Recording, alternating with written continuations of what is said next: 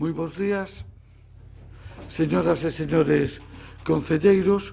Imos a dar comenzo á sesión plenaria ordinaria convocada para o día de hoxe.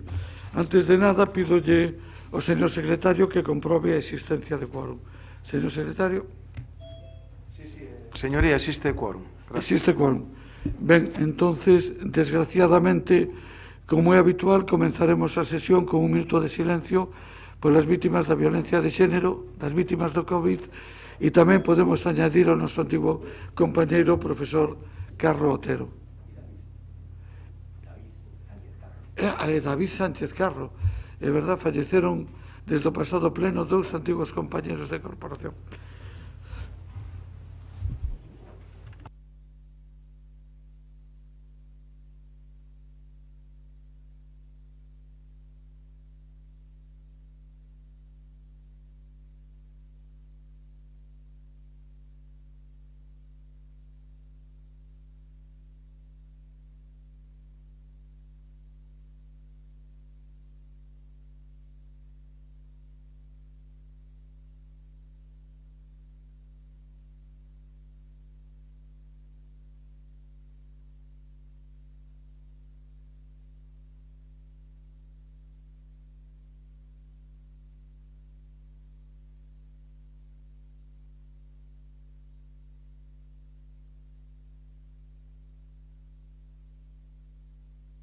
Moitas grazas a todos e a todos. Se lles parece ben, podemos constar na ata da sesión. Perdón, Presidencia. Non decirse ao contrario, se entende que todos os señores e señores concelleiros están en territorio español. Gracias. Moitas grazas, señor secretario. Se lles parece a todos ben, facemos constar en ata e lle facemos chegar ás familias tanto do profesor Carro Otero como de David Sánchez Carro o pésame unánime da corporación polo seu pasamento. Ben, temos dúas solicitudes de intervención, unha formulada por doña María Teresa Vázquez Vázquez en representación dos veciños afectados pola construción do Imelgas. E doña María Teresa é tan amable de pasar.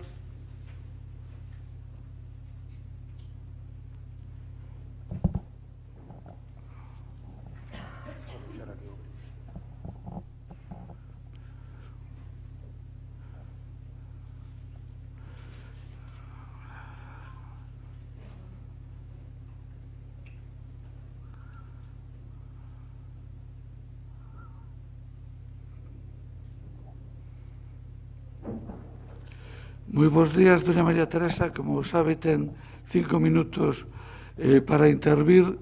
Moitas grazas por estar hoxe aquí. Cando vostede queira, pode comenzar. Bo día, señor alcalde. Bo día, señoras concelleiras e concelleiros. En primer lugar, agradecer que poida intervir neste pleno en nome dos veciños e veciñas de Fontiñas afectados pola decisión de instalar a sede do Imelga no barrio. Permítanme amosar a nosa sorpresa e contrariedade pola actuación do señor alcalde da Comisión de Goberno á hora de adoptar pola vía da urxencia unha decisión deste calado, a sabendas de que tal decisión sería rexeitada pola veciñanza e sen sequera agardar o pleno doxe. Ao noso entender, esta decisión non ten a suficiente legitimidade democrática.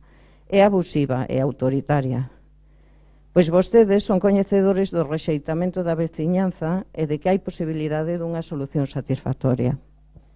O democrático, señor alcalde, sería entablar un diálogo e negociación cos veciños e veciñas das Fontiñas, co obxectivo de encontrar a mellor saída do conflito. Temos o convencemento, así o demostran as actuacións da alcaldía, que se obrou no tema que nos ocupa de costas a unha parte da corporación, sen ningunha transparencia, con ocultamento, con alevosía e sen ningunha interlocución coa veciñanza. Os veciños e veciñas estamos moi doídos porque se faltou a verdade e se desacreditou a nosa opinión. Todo para compracer a Xunta de Galicia cando, na nosa humilde opinión, vostede debe preocuparse polo benestar presente e futuro da veciñanza. Como vostedes saben, as Fontiñas é un barrio populoso, con miles de veciñas e veciños. A cesión desta parcela privará o barrio dunha das dúas únicas parcelas que quedan nas Fontiñas para a dotación de servicios á veciñanza. Xa non somos un barrio de xente moza e necesitamos de infraestructuras comunitarias como un centro para os nosos maiores, unha praza pública e espazos para desenvolver actividade social e cultural.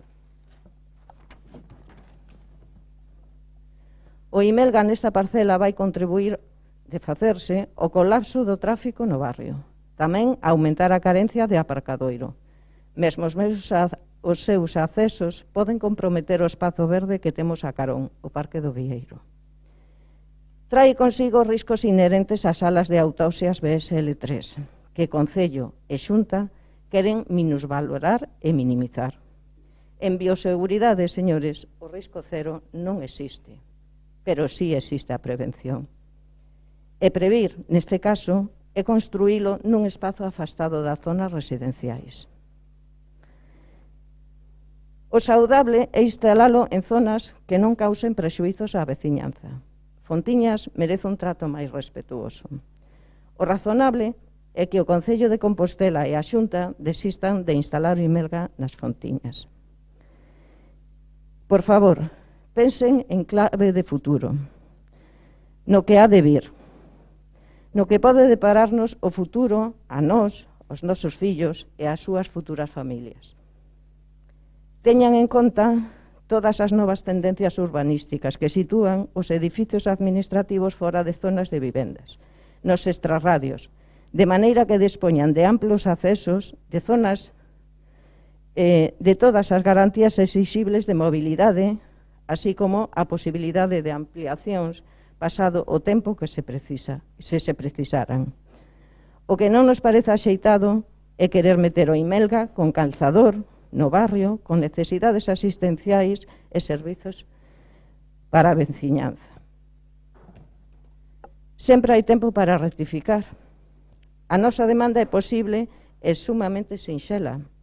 Con vontade, a solución é doada. Trátase únicamente de buscarlle outra parcela ao Imelga. O señor alcalde, xa en pleno, explicitou que dispoñía de outras alternativas de parcelas, non ubicadas en zonas residenciais. Hai tamén outras propostas abertas, outras vías, propostas por outros grupos municipais. Non nos move o confrontamento, senón a loita por unha causa xusta. Onte a veciñanza saiu á rúa, exixindo e agardando que se rectifique a decisión tomada pola Comisión de Goberno. Atendan o clamor de que o Imelga non se instale nas Fontiñas nin noutra zona residencial. Agardamos que sexan posibles a nosa xusta e sensata demanda. Moitas grazas. Moitas grazas a vostede, doña María Teresa, pola súa presenza. Temos outra solicitude de intervención. Moitas grazas e bons días. Temos outra solicitude de intervención formulada por don Roberto Almuiña Díaz en representación da Asociación de Veciños da Cidade Histórica Fonseca. Don Roberto, cando vostede queira, tamén 5 minutos, como xa coñece. Bos días a todos. Señor alcalde, señores concelleiros, dende a Asociación de Veciños da Cidade Histórica Fonseca, de novo temos que dicir alto e claro que os tempos son chegados para rematar a peonalización da cidade histórica iniciada hai 30 anos. Queremos salientar e agradecer a decisión da Concellaría de Mobilidade que ao restringir a circulación de vehículos polas tardes ten conseguido acadar unha reducción do tráfico rodado e, polo tanto, da contaminación asociada na área Universidade de Mazarelos en máis dun 80%. A substitución dos volardos polos xardiñeiras iniciada esta semana supón unha evidente mellora daquel ámbito, pero de ningún xeito podemos quedarnos aí. Está na nosa identidade como asociación que para facer cidade é necesario contar coa colaboración de todas as partes implicadas e tratar de facer sempre aportacións positivas. E por elo entendemos que a proposta da que nos deron traslado a señora Lois e o señor Duro de Compostela Aberta fai uns días e que hoxe se presenta neste pleno resolve de xeito satisfactorio para todas as partes os inconvenientes que se puideran derivar da peonalización da área de Mazarelos.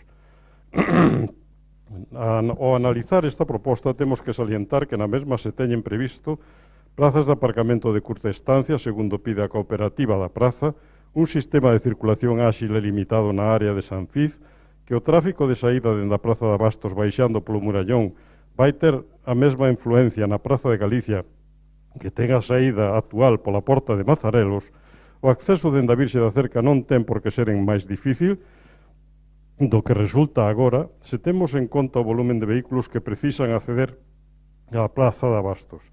Tamén se ten contemplado o traslado do paso de peóns diante do Colexio de Ensinanza para mellorar a súa seguridade e un sistema de control de ocupación das plazas de aparcamento para evitar tráfico parásito.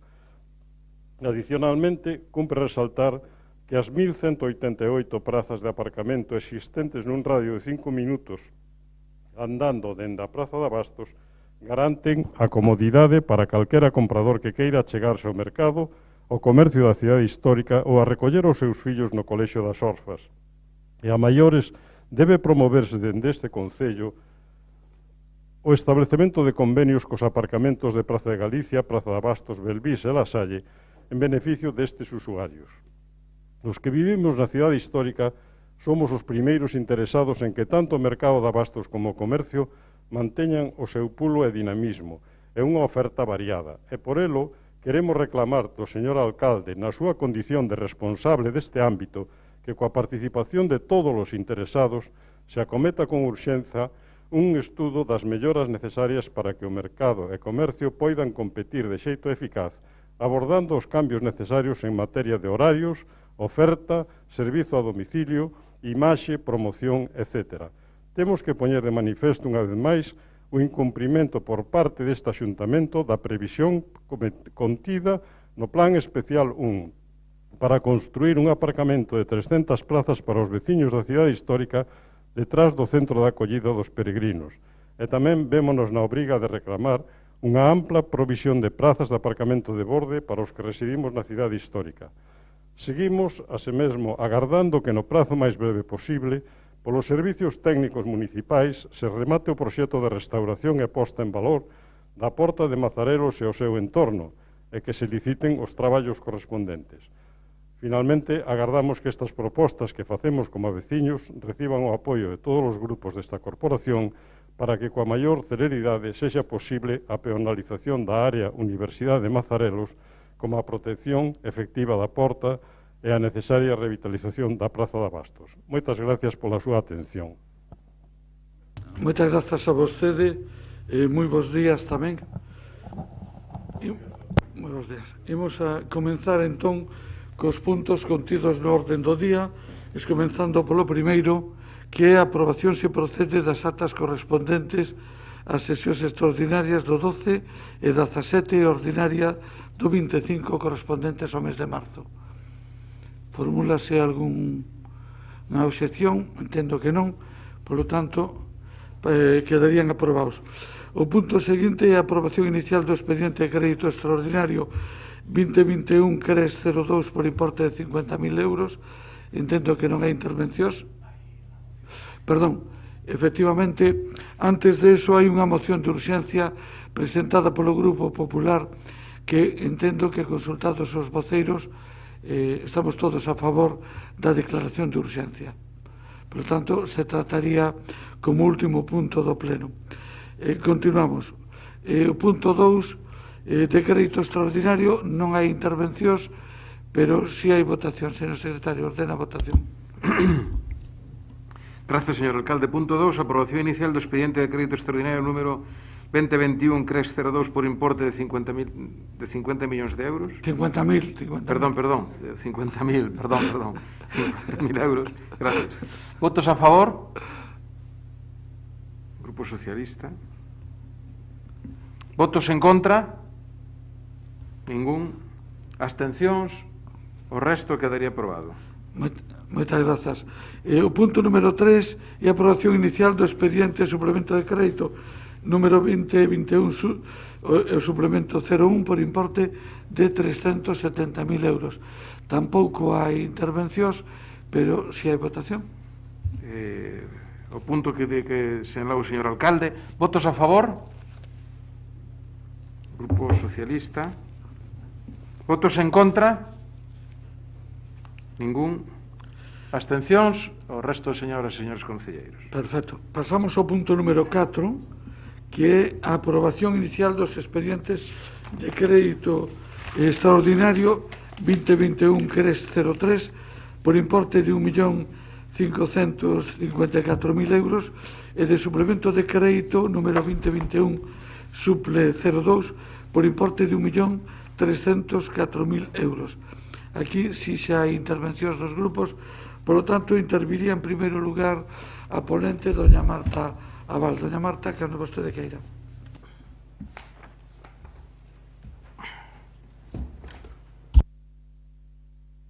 Doña Marta Aval. Sí, un momentiño, alcalde. Sí, bueno, pois como tuvestedes ocasión de comprobar, pois sometese a consideración do Pleno un crédito extraordinario por importe de 1.554.000 euros que está financiado, por un lado, por baixas de anulación do orzamento por importe de 400.000 euros e, por outro lado, con remanente líquido de tesorería por importe de, por importe de 1.154.000 euros, 150.000 euros. Como podedes ver, este crédito extraordinario está, por unha banda, pois destinado ao financiamento de actividades de promoción directa, de actividades de promoción da actividade comercial por parte do Concello de Santiago por importe de 150.000 euros para axudas destinadas ao mantemento da actividade económica e do emprego do comercio local por importe de 1.404.000 euros e, por outro lado, para axudas para o fomento do comercio, do consumo e do comercio na hostalería. Este é o crédito extraordinario. En relación co suplemento de crédito, este ascende a 1.304.000 euros. Está destinado, por un lado, para o fomento do consumo e no comercio na hostalería local por importe de 300.000 euros e, por outro lado, para o financiamento de gastos correntes na hostelería local por importe de 1.004.000 euros. Con este modificativo de crédito, pois xa estaremos en condicións de convocar as axudas que viñemos anunciando, tanto para o comercio como a hostelería e, como non, tamén as axudas para a cultura, tendo en conta os importes que están pendentes de convocar dos remanentes do ano pasado, dando así cumprimento a un dos obxectivos marcados por este goberno no marco da pandemia que, por desgracia, estamos a vivir, da COVID-19, e poñendo de manifesto unha vez máis que, como non podía ser de outra maneira, os sectores afectados pola COVID-19, o comercio, a hostelería e tamén a cultura, que non é obxecto deste modificativo de crédito, é prioridade para este grupo municipal. Nada máis pola miña parte, alcalde. Moitas grazas, doña Marta. Abrimos turnos de intervencións. Doña Goretti, cando vostede queira. Sí, bo día. Saúdo a Teresa e a Roberto, que viñeron a falarnos ao inicio do pleno das reivindicacións da veciñanza e a respecto deste apartado do que de maneira así máis coloquial, habitualmente xa acabamos como referirnos como remanentes. O Bloque Nacionalista Galego vai facilitar a aprobación destas cantidades para hostelería, para comercio, agardando a ver o que acontece cas axudas de cultura, mais non vai votar a favor, non? Por unha serie de cuestións, pero primeiro quero deixar constancia de que imos facilitar esa aprobación a través dunha abstención e non votar en contra, como fixemos tamén nos remanentes de 2020, a pesar de que o alcalde tentase confundir a poboación en distintas ocasións dicindo que votábamos en contra e tal, e que tivese que rectificar. Entón, por que non votamos a favor dunhas axudas, non? Que iso sí que se fai moi ben, está claro que é publicitalas, anuncialas, informalas, pero que teñen, desde a nosa perspectiva, que son insuficientes, que non consideran as mesmas prioridades que poríamos desde o Bloque Nacionalista Galego e que, ademais, coas que se xogou cun procedimento realmente confuso e equívoco, xogando ao engano, non? En primeiro lugar, non votamos a favor porque non foi atendida a petición de realizar unha convocatoria extraordinaria para os comerciantes que ficaron fora da primeira. Máis do 60% que ficaron fora desa primeira e que deberían de ter preferencia, deberían de ter prioridade nunha liña de axudas, e iso a pesar de se aprobar no pleno esta iniciativa, a pesar de que foi aprobada por todos os grupos da oposición a instancias do BNG, esa iniciativa non foi atendida. En segundo lugar, porque se xogou desde o goberno local a negociar pois nuns bailes de cifras, non? En que primeiro viuse obrigado o alcalde a decidir pois dedicar 3,5 millóns de euros a axudas, nunha publicitación que se fixo desde o propio Concello, cando foi, neste caso, unha cuestión posta por todos os grupos da oposición, tamén polo BNG, de 3,5 millóns de euros para axudas, que foron publicitadas, e logo, de repente, dice que non é posible facer esas cantidades, e claro, todo por non chegar a acordos coa oposición, e tamén por non formular unha toma en consideración conxunta dos recursos económicos do Concello, algo que nós xa dixemos cando debatemos os orzamentos. Deberíase ter falado naquel momento dos orzamentos de 2021, os remanentes de 2020, consideralos como un todo, porque ao final o que pasa é que o alcalde falta a verdade cando di que non hai máis diñeiro, falta a verdade, porque tal e como consta no informe de intervención, hai 9 millóns de euros para gastar libremente, non hai esas regras fiscais que outras veces que facían que imposibilitaban iso, e polo tanto poderían. Que pasa? Por que non se pode gastar? Por que non se dedica todo isto a axudas? Por que se decide facer así?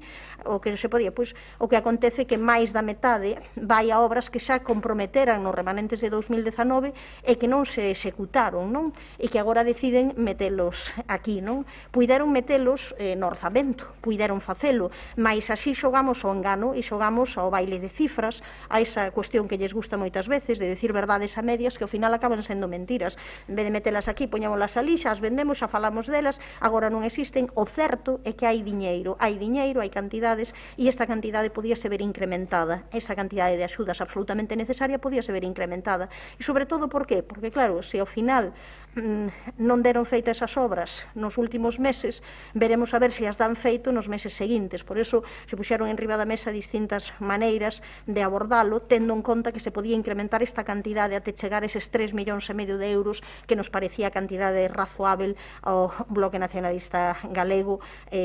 Entón, bueno, temos un problema que ven derivado de que aquí non se é capaz de executar, de que só invisten 22 euros de cada 100 que teñen, e ese é o resultado da liquidación de 2020 da que imos dar conta aquí neste pleno, igual que en 2020 diminuiu o gasto por habitante, pasando de 1.194 euros a 1.058, así que en época de crise, menos cartos por habitante, seguimos cun grau de execución baixísima, e para iso era mellor metelo en axudas. E, por último, xa non está claro a que van dedicar as axudas das próximas convocatorias, algo que tamén debería de quedar claro desde este momento. Van seguir o modelo destas axudas directas ou van volver ás da anterior con convocatorias onde pensan máis en investimentos que nestes momentos os sectores non están en disposición de abordar?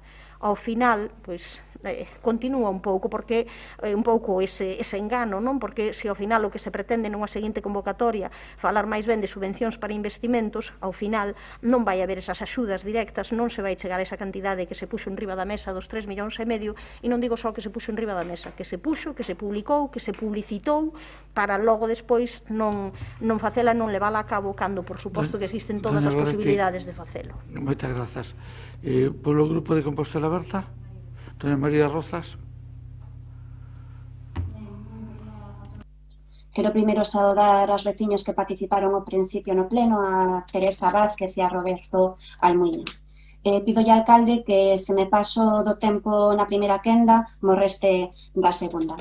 Hoxe é día 29 de abril, pasaron 47 días dende que o goberno municipal, dende que o alcalde comezou a falar dos remanentes do 2020. E comezaron a falar deses remanentes nunha data que non era casual, non? Comezaron a falar un 12 de marzo, o alcalde dou nese momento unha cifra, 5 millóns de euros disponibles, e fixo, pois, sabémolo todas, con unha intención, que era relegar a un segundo plano o debate sobre eses orzamentos que non quixeron negociar.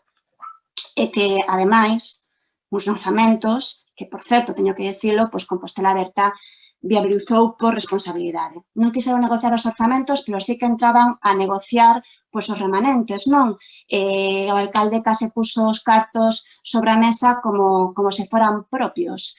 Menos mal que dende a oposición pois actuamos con responsabilidade e non lle entramos no releo, señor alcalde, porque senón como estaríamos agora, visto como evolucionaron as cousas. Comezou, como decía, o alcalde o 12 de marzo a intentar trasladar tamén esa idea de que se había un retraso nas axudas directas, na convocatoria das axudas directas, esta era responsabilidade da oposición. Comezou xa a facelo o 12 de marzo.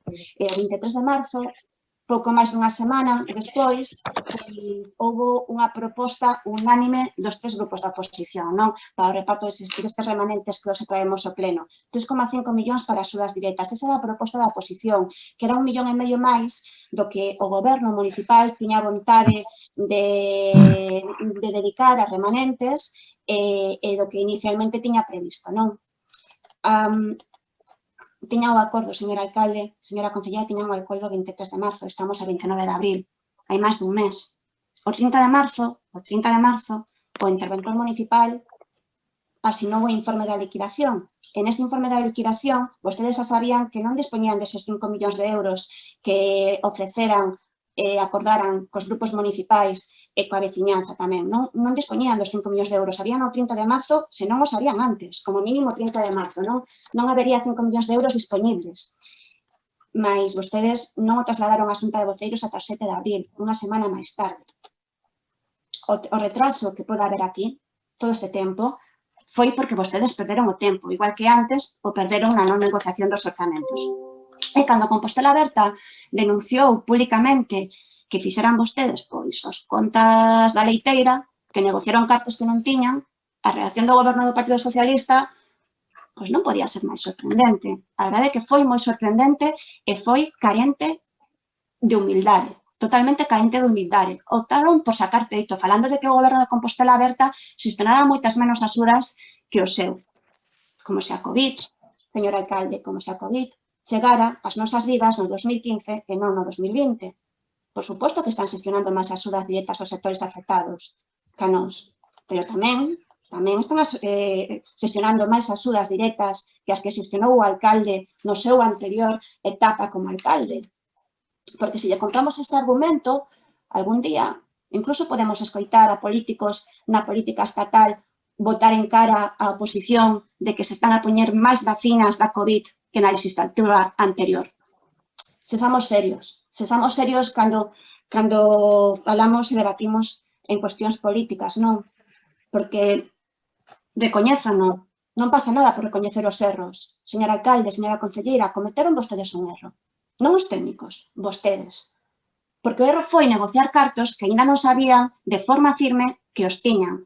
Cometeron vostedes o erro polo que simplemente deberían poñerse colorados e pedir desculpas e non pasaba nada. Mas non o fixeron, porque está claro que a forma de gobernar é outra, non? Prometeron o que non tiñan, prometeron antes de tempo para ocultar outro fracaso, o dos orzamentos. E acabou sendo, pois, un fracaso dobremente. E hai que recoñecer algo que xa dicía a voceira do Bloque Nacionalista Galego. Son vostedes uns mestres no trilerismo. Teñen moito arte, señor alcalde, dende logo. Porque creo que actualmente a todas nos custa entender cantas axudas e cantos cartos hai. Onde está a boliña? Xa non sabemos onde está a boliña. Prometeu vostede tantas axudas e tantas veces que parece que está repartindo centos e centos de millóns de euros. Publicitou os fondos municipais, publicitou os fondos da Deputación como se foran do Concello, publicitou unha convocatoria e logo outra convocatoria con fondos non gastados na primeira, como se foran fondos novos. E que onde está a boliña? Vostede di Digo onde dixo Diego un par de veces por semana sin ruborizarse. Ten o seu mérito, ten o seu mérito. E non quiso negociar os orzamentos coa oposición porque non había marxe para facelo, dicía, e despois vemos na liquidación que hai toda a marxe do mundo. Dinos que vai haber 5 millóns de euros de remanentes e despois dinos que serán 2,5. Ainda que a realidade son 9 millóns, pero vostedes negocian o que queren negociar. E o que non, pois vai a golpe de decreto. E finalmente son 2 millóns de euros. Porque o que ian pagar, ademais, por outro lado, as facturas pendentes do ano 2020, finalmente teñen o que pagar cos remanentes. Eu volvo a repetir, onde está a boliña? Resérvome o seguinte para a seguinte intervención. Gracias. Moitas grazas a vostede, quedanlle para a seguinte 2 minutos e 3 segundos, un pouco máis se lle fai falta. Polo Grupo de Popular, don Ramón Quiroga. Don Ramón, cando vostede queira. Sí, bos días. Tamén saudamos aos intervintes veciñais que interviron anteriormente e tamén solicito ao alcalde que, bueno, se me excedo algúns segundos, pois tamén o desconte do turno de réplica. O primeiro que imos decir é que, aínda que o punto do orde do día se nomea crédito extraordinario e suplemento de crédito, realmente o que estamos a debater e decidir hoxe o uso e destino do superávit para o Concello para o ano 2021. Esta non é a cuestión menor, xa que logo, como despois veremos, o presente, en parte o futuro máis inmediato de sectores colapsados pola pandemia e a crise financeira, como é o comercio, a hostelería e a cultura, dependen en boa medida do que hoxe aquí decidamos. Con carácter previo temos que remarcar que, como todos sabemos, o superávit é unha magnitude financeira que deriva da liquidación. E nese sentido é necesario pôr de manifesto inicial e novamente a falla de transparencia do goberno local coa posta a dispor do expediente da liquidación aos grupos da oposición, xa que logo é evidente ou elocuente que o goberno local coñecía e tiña a seu dispor antes de aprobar o orzamento o día 12 de marzo o resultado da mesma, e por iso non orzamentou as obras que agora atribúe ao superávit, evitando esa crítica sobre a repetición de obras dun ano para outro, porque non ser deste xeito, cando mínimo sería inentendible. Como todos sabemos, a liquidación ten que estar aprobada o 1 de marzo e estamos a finais de abril. E, en consecuencia, pedir a este Concello que aprobe os instrumentos económicos en prazo, pois simplemente é imposible porque non aprobou ningún desde que se iniciou a legislatura. En definitiva, temos claro que na elaboración e aprobación do orzamento xogaronse en a debida transparencia. Pero volvendo ao punto sustantivo do pleno, é preciso que os veciños e contribuintes saiban de onde saen os cartos a destinar hoxe, porque o que realmente estamos a debater novamente é como repartir un novo récord histórico de beneficios do Concello. En 2019 recibiron unha herdanza de 17,1 millóns de euros de superávit. En 2020 tuveron un beneficio de 12,1 millóns de euros. En total levaban acumulados 30 millóns de euros, a que agora se lle engaden 9,4 millóns de euros novamente de beneficio. En total, preto de 40 millóns de euros de beneficio acumulado en 2 anos de legislatura. Pero existe un récord, desde logo, na historia do Concello, tamén o é os 45 millóns de euros en depósitos bancarios que tiña o Concello a 31 de decembro, é dicir, prácticamente o 50% do orzamento sen executar en depósitos bancarios. E a pregunta que temos que facernos é que supón este beneficio desproporcionado para os veciños. Pois é unha boa noticia para os bancos e unha mala noticia para a cidade, porque supón os contribuintes soportan unha carga fiscal completamente desproporcionada á execución que fai o Concello dos impostos, que non se están a facer os investimentos necesarios, que non se aporta a capacidade necesaria para que os sectores máis desfavorecidos poidan continuar ca súa actividade, reflite que non se están a renovar os servicios como transporte, a basura e auga e un descontrol total da planificación en general da cidade. E tamén supón que as propostas que falla o Grupo Municipal Popular, como de máis axudas, máis investimentos estratégicos, como son os parkings, etc., e a innecesariedade de políticas recaudatorias agresivas, como son os radares e os multamóviles. Depois de 2 anos de mandato, os resultados falan por sí e é evidente que nunca houve tanto para repartir se executaran os orzamentos. Así o pon de manifesto os informes técnicos que constan no expediente. Pero se é difícil de explicar os 40 millóns de euros de beneficio acumulados e os 45 en depósitos bancarios, máis o é o reparto que fan dos 9 millóns dos remanentes, porque imos aprobar vía silencio político-administrativo porque non o traen no expediente, como se volven a gastar 4,6 millóns de euros en obras que xa estaban aprobadas o ano pasado, ou como se volven a gastar 1,4 millóns de euros en axudas que tamén estaban aprobadas e financiadas o ano pasado. E finalmente o que temos é que dos 2,8 millóns de euros que teremos hoxe, 400.000 tamén corresponden ao ano anterior. En definitiva, toda unha moviola de repetición dos remanentes do ano anterior. Pero dito todo isto, o que realmente importa ahora é como se axudan os colectivos máis necesitados. En ese senso, temos que remarcar que desde que se iniciou a pandemia, o Grupo Municipal Popular foi quen liderou, impulsou e incentivou que o Concello se implicase nas axudas. E así o empezamos a pedir o ano pasado, en abril, cando reclamamos os 5 millóns de euros en axudas directas para os colectivos máis necesitados. Agora o que traemos ao pleno son cantidades que evidentemente benvidas sexan, pero claramente insuficientes para 2021. Insuficientes porque do total dos remanentes o 50%, prácticamente dos millóns, 1,4 xa son do ano anterior. E insuficientes porque tamén dos 2,8, 400.000 corresponden ao ano anterior, polo que o escenario das axudas é moi básico para este ano. E dicimos tamén que son insuficientes porque o Concello pode e debe implicarse máis. Pode porque o resultado dos verdadeiros anos acumula preto de 40 millóns de euros en superávit. Pode porque a 31 de decembro tiñan depósitos bancarios 45 millóns de euros, o cual representa o 50% do orzamento que tiña prácticamente sen executar. Pode porque acaba de aprobar un orzamento en abril de 125 millóns de euros que é máis que evidente depois dos anos de legislatura que non vai executar. E debe porque non pode abandonar os sectores máis representativos da cidade como é o comercio local e a hostelería. O noso compromiso neste pleno, señor alcalde, será que tamén se comprometa a incrementar o montante total de axudas no segundo semestre nese 1,5 millóns de euros. Nada máis, grazas. Moitas grazas, don Ramón. Turno de réplica, doña Marta Abal. Moitas grazas, alcalde. Bueno, simplemente, vou a tratar de contestar aos grupos de oposición e, como non, tamén a todos os presentes e intentar aclarar un pouco toda esta situación. En primeiro lugar, creo que a preocupación deste Goberno municipal por todos os sectores máis afectados pola pandemia é evidente. E para mostra, o importe das axudas mobilizadas non só no ano 2020, sino tamén no ano 21, no que me atrevo a decir será o maior importe mobilizado en comparación coas 6 grandes cidades galegas e tendo en conta os datos que conocemos ata o de agora.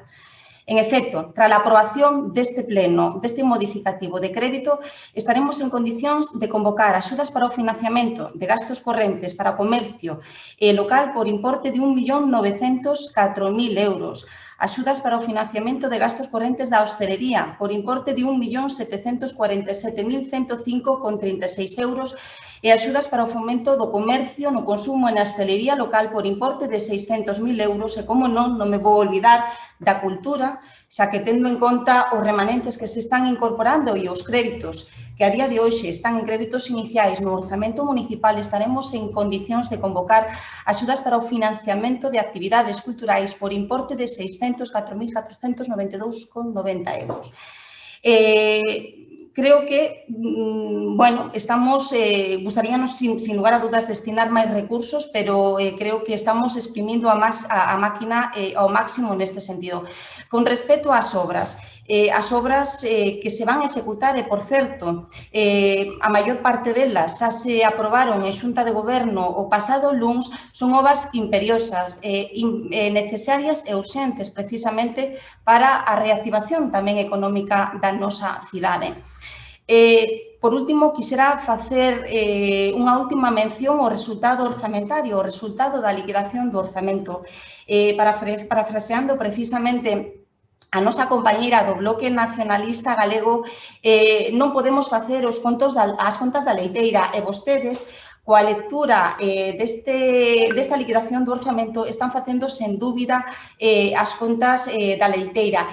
En primeiro lugar, este Goberno municipal tivo total transparencia en canto á información que se trasladou aos grupos municipais sobre os datos co que contábamos do remanente líquido de tesorería.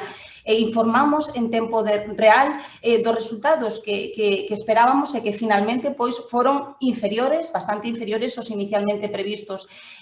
Dada a situación complicada que estábamos a vivir, consideramos oportunos trasladar esta información en tempo real. En ningún momento ocultamos información. En segundo lugar, facer unha breve referencia aos indicadores de execución do orzamento. Simplemente dúas cousas. O gasto por investimento non só foi maior no ano e por habitante, non só foi maior con respecto ao ano 2019, sino tamén con respecto ao ano 2018. E querolles recordar que as obras estuveron paralizadas a consecuencia da pandemia e os prazos de licitación estiveron paralizados.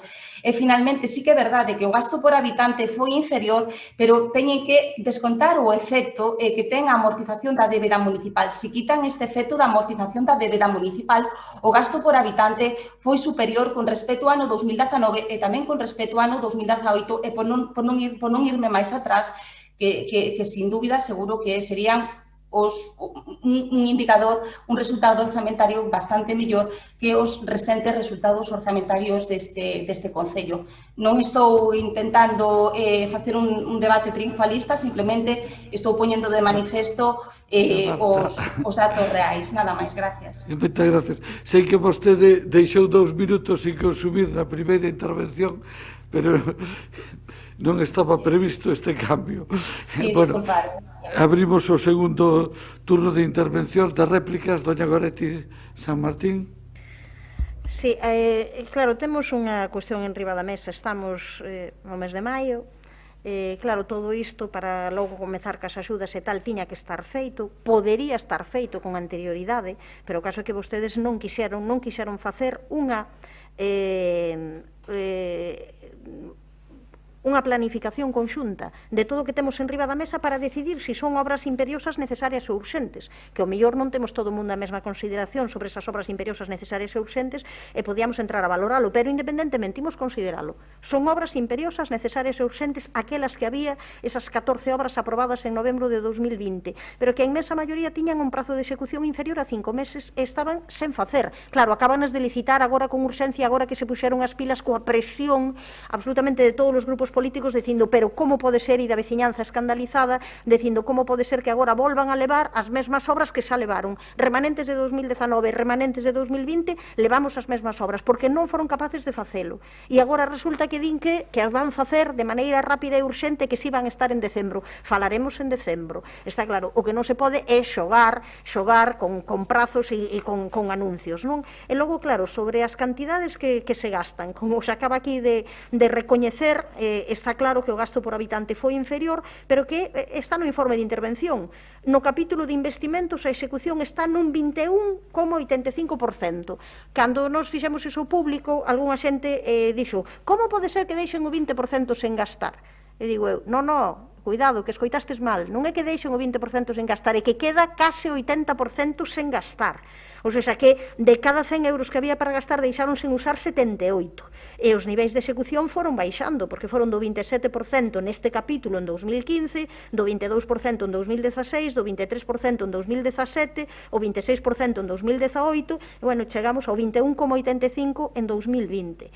Entón, claro, eu creo que esa autocrítica tiña que ser unha autocrítica de cambiar de procedimento. Cal é a transparencia? A transparencia sería sentarse e dicir, estes son os recursos que temos, imos ter máis ou menos estes remanentes, imos ter, pode ser aproximado, non sabemos a cantidade exacta, pero máis ou menos sabémolo, temos estas obras pendentes, que consideramos facer cos orzamentos, que imos facer cos remanentes, que cuestións priorizamos. E claro, cando non se ten capacidade de executar, e desde logo nestes momentos non se axilizou a execución do Concello, todo o contrario, foise a peor, pois ao final é mellor que isto todo sexa ao final en axudas directas, porque insisto, veremos, por moito que agora que as obras estean aí, veremos se son capaces de executalas cando non foron capaces de facelo antes.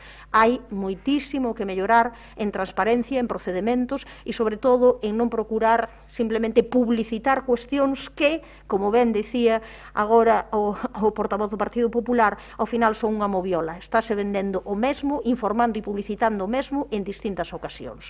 Isto non ten xeito ningún. Moitas grazas, doña Goretti.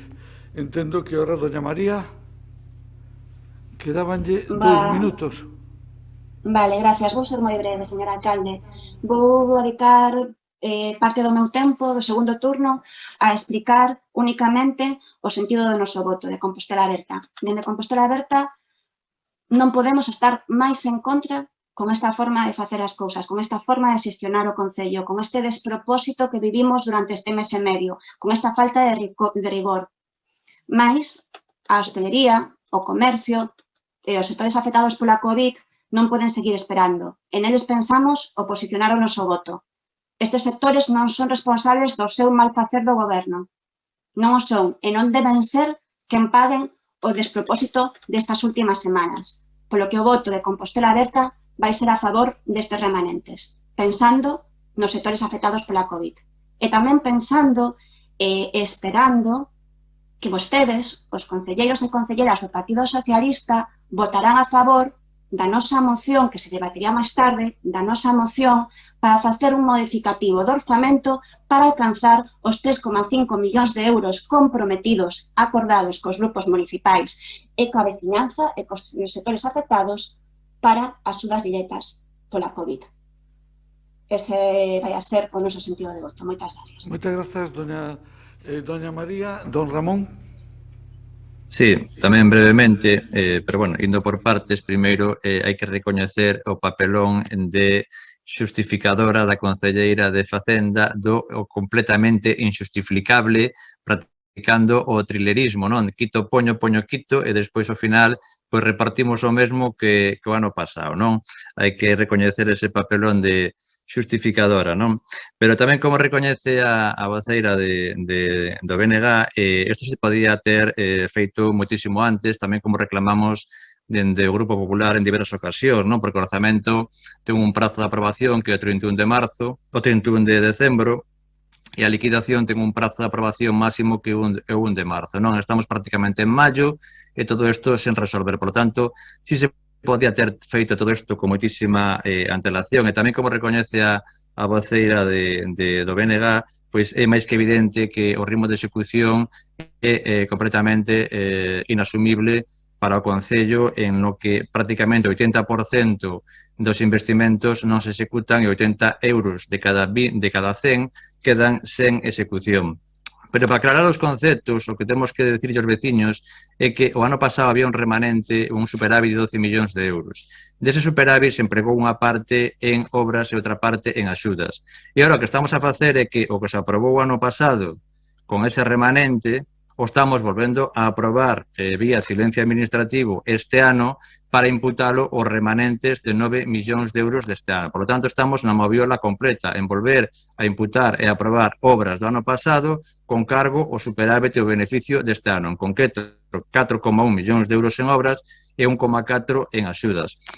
Por lo tanto, na situación deste Concello, con 40 millóns de euros de beneficio acumulado e 45 millóns de euros en depósitos bancarios a 31 de decembro, que é prácticamente o 50% ordinario do Concello, si se pode facer moito máis polos sectores desfavorecidos e polos sectores máis representativos da cidade como o comercio, a hostelería e a cultura. E, por tanto, volvemos a insistir nesa necesidade que para o segundo semestre haxa unha convocatoria extraordinaria e se suplemente con ese 1,5 millóns de euros que reclamamos. Gracias.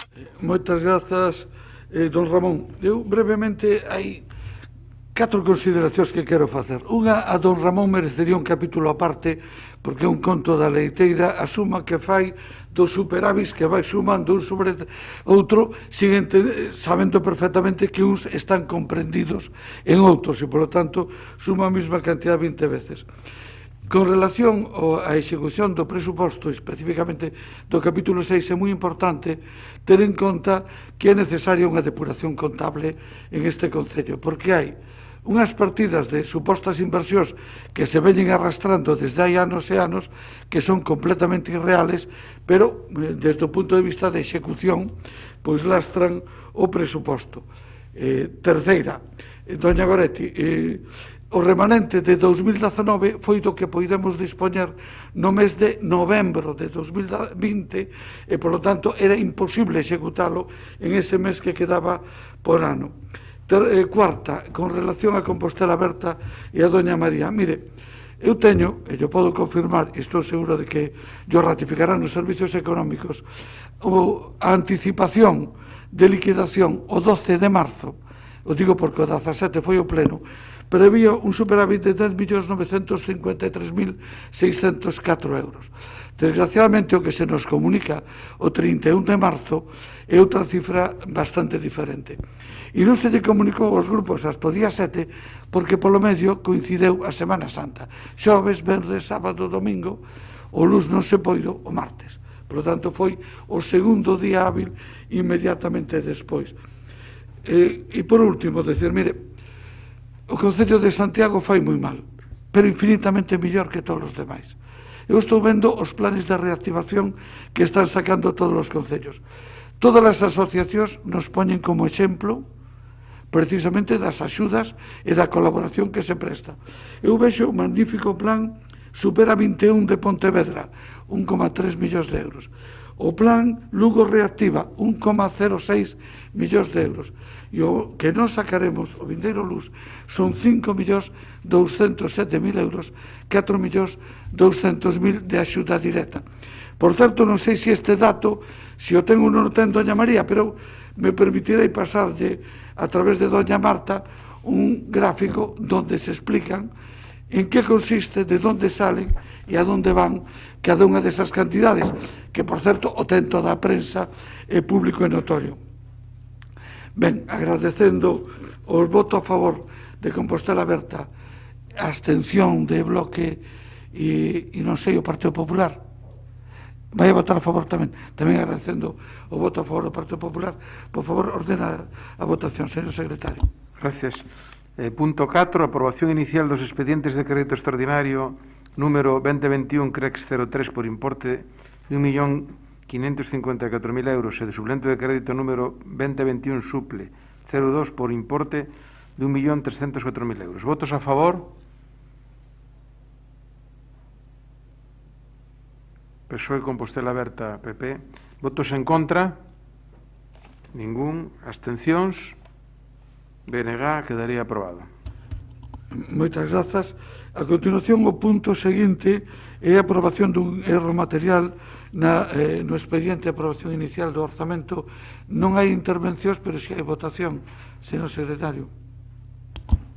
Gracias. Punto 5, aprobación da corrección de erro material no expediente de aprobación inicial do orzamento xeral do Concello Cadro de Persoal por ano 2020-21. Votos a favor? Por socialista. Votos en contra? Ningún. Abstencións? Resto de grupos? PP, Compostela Aberta, BNG, quedaría aprobada a corrección. Moitas grazas a todas e a todos.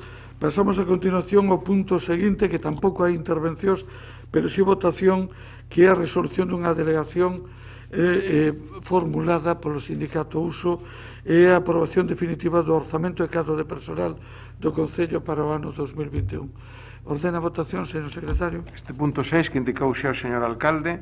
Votos a favor?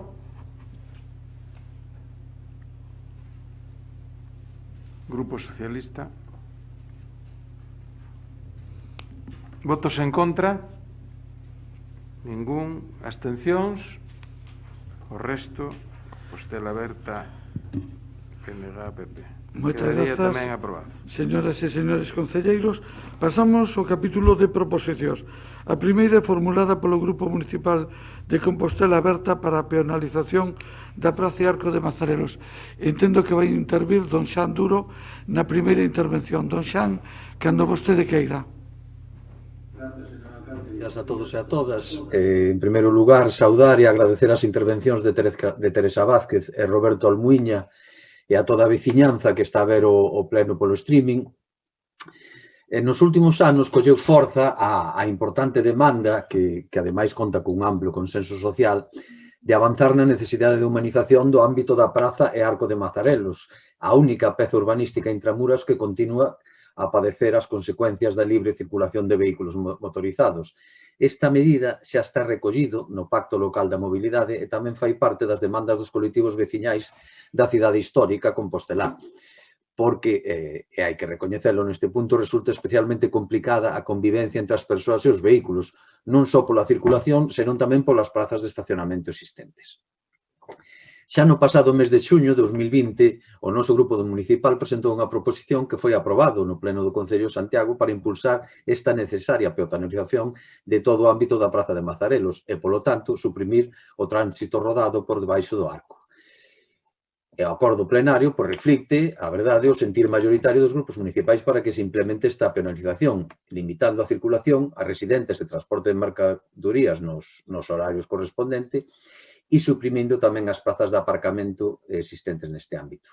Pero tamén temos que ter en conta que a praza de abastos é un elemento chave neste proceso. Mudanzas tan importantes como estas, pois xeran temores, xeran inseguridades, incertezas entre o colectivo de comerciantes do mercado de abastes. Temores lóxicos e entendibles nun sector que non sempre foi apoiado como debería ter sido pola institución local. e que, ademais, é un dos piares máis fráxiles do noso ecosistema comercial de proximidade. Por iso, presentamos esta proposta para debate, acompañado do anexo que teñen todas, na que procuramos organizar o uso do vehículo privado en horario de mercado ao tempo que propomos ampliar as zonas de estacionamento residencial fora deste horario. O obxectivo, aínda que nesta explicación non me parece, é eliminar o tránsito rodado na Praza de Mazarelos, pero permitindo a circulación e estacionamento na contorna máis inmediata da Praza de Abastos para non perxudicar a súa actividade.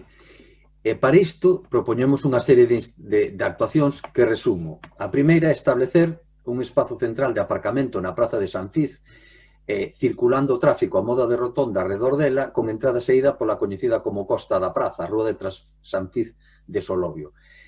Estas prazas sumaríanse as que se podan manter dentro dese espazo de circulación na propia travesa da Universidade e serían todas elas con tarifa hora de curta duración entre as 7 e as 3 da tarde. Para isto, pois, evidentemente, habría que eliminar os estacionamentos de Tras San Cis para permitir este doble sentido de circulación de acceso e saída por Vicente Cerca. Tamén pódense complementar estas prazas ca recuperación do espazo de aparcamento para automóvil fronte á Escola de Arte e Superior de Diseño Mestre Mateo e trasladar o aparcadoiro de motos que este goberno puxo aí, non sei moi ben baseándose en que criterio, trasladar, como digo, os aparcadoiro de motos á Rúa de Mazarelos, á saída do Arco e tamén accedendo e saindo pola propia Vicente Cerca para, evidentemente, respetar a penalización do Arco de Mazarelos. Esta proposta é facilmente executable, é moi barata, tan só require actuacións menores como a eliminación do mobiliario urbano na zona central do Prazo de San Cis, iso sí, respectando tanto as árbores como o cruceiro, instalación de espellos en 2 puntos para facilitar os xiros, sustitución dos volardos móviles do acceso a San Cis ou a instalación de volardos de protección para delimitar a circulación peonil e protexer o lateral da igrexa de San Cis. De igual maneira, tal como tamén mencionou o señor Almuiña na súa intervención, convinte trasladar o paso de peóns 10 ou 20 metros máis en dirección á Porta do Camiño, o paso de peóns que está xusto a saída da costa da praza, pois para facilitar a incorporación de tráfico e evitar posibles situacións de conflicto peón-vehículo neste caso. En total, habilitaríanse alrededor de 25 prazas de aparcamento nesta zona de hora duración. Saben todos os concelleiros e concelleiras que a curta duración só permite aparcar 1 hora nese tempo, xa que habría que multiplicar estas 25 prazas realmente polo número de horas que están disponibles nese horario, e que podrían ser transformadas en praza de residentes pois nas horas que non seña praza de abasto, incluído todo fin de semana e horario nocturno. Creo que con iso tamén se facilita ou se atende parcialmente unha das demandas insistentes que todos os que pasamos por a sección de tráfico do Concello recibimos do casco histórico, que é a demanda de poñer máis plazas de aparcamento. Moi importante nesta proposta para que realmente faga a función que se precisa é a sensorización desas plazas de aparcamento na Praza de San Cis, que permite ofrecer información en tempo real, seña no medio que seña. Eu creo que con un par de pantallas en Vicente Cerca é suficiente, pero bueno, aí deixo a criterio dos técnicos, pois ofrecer datos reais que se hai espazo disponible, que espazo disponible hai, para evitar todo o tráfico parásito que se non estaría pois dando voltas pola plaza buscando como aparcar. Esta proposta de estacionamento de alta rotación para o mercado abaste únese a outras anteriores que tamén realizamos e iniciativas que levamos adiante cando éramos goberno para promover a actividade da abaste. Disculpe, alcalde. Que cando pode ir rematando, porque se non te consume o tempo a súa compañeira. Simplemente indicar que, bueno, eso complementado cas plazas de abono aparcamento e con estudo detallado e pormenorizado que permita realmente coñecer os perfis de compra que hai na Praza de Abastos, que creemos que faltan moitos datos para saber realmente as necesidades da praza, pois é unha proposta global que serviría tanto para solucionar o problema do Arco de Mazarelos como, evidentemente, para defender o funcionamento da Praza de Abastos. Grazas. Moitas grazas, don Xoán. Polo bloque, quen intervén? Doña Goretti. Si, ben, saúdo novamente a Roberto Almuiña que falaba concretamente deste punto, non? Un punto que nos parece ben, sobre o que sempre hai que reflexionar e que non é a primeira vez que ven a este pleno. De feito, como acaba de lembrar o concelleiro de Compostela Aberta, isto veu o pleno no pasado mes de xuño de 2020, xa aí ao final foi aprobada a proposta cunha incorporación dunha emenda do Partido Popular onde facía referencia a que todo este proceso de peonalización había que facelo con informes previos que ponderasen pois, os problemas e que desen alternativas, e ese é o problema que estivo en riba da mesa, as alternativas. E, de feito, o Bloque Nacionalista Galego trouxo este tema, moi concretamente esta proposta que agora desenvolve Compostela Aberta, que non é orixinal, desa xa se ven falando desde hai tempo, e, nese caso, como se viña falando desde hai tempo entre as xentes da praza desta posibilidade de alternativa, nos trouxémolo en formato de pregunta ao pleno do mes de decembro, onde poñíamos exactamente pois, que unha das queixas recibidas polo BNG é sobre a penalización de Mazarelos sen antes dar alternativa, que era no que se quedara, en facelo, pero sempre dando alternativa para ese estacionamento de vehículos de carga e descarga, para esa cuestión concreta. Entón, aí definíamos que se podería estudar como alternativa unha reordenación do tráfico na subida desde a Virxe da Cerca a San Fiz, de xeito que se converta en dobre circulación e permita dar un xiro para a descarga de paso e parada, para poderen desenvolver o seu traballo a diario, ademais de recoller as mercadorías, as persoas usuarias deste mercado. Por tanto, xa digo, non é a primeira vez que ven esta cuestión, non é unha cuestión orixinal, o BNG recolleu unha xa como opción, o caso é que, bueno, o que acontece é que nós sabemos que non estamos no goberno, non nos corresponde elaborar os proxectos e a responsabilidade das decisións que se tomen é do PSOE, que é evidente que non tomou en consideración esta cuestión que puxemos en riba da mesa no mes de decembro. Que existe un problema, sabémolo, en toda a contorna, que nós temos que, sobre todo, salvagardar dentro dese proxecto de peonalizar a zona histórica, sobre todo temos que salvar o arco de Mazarelos, de conseguir que por aí se reduza o paso de vehículos.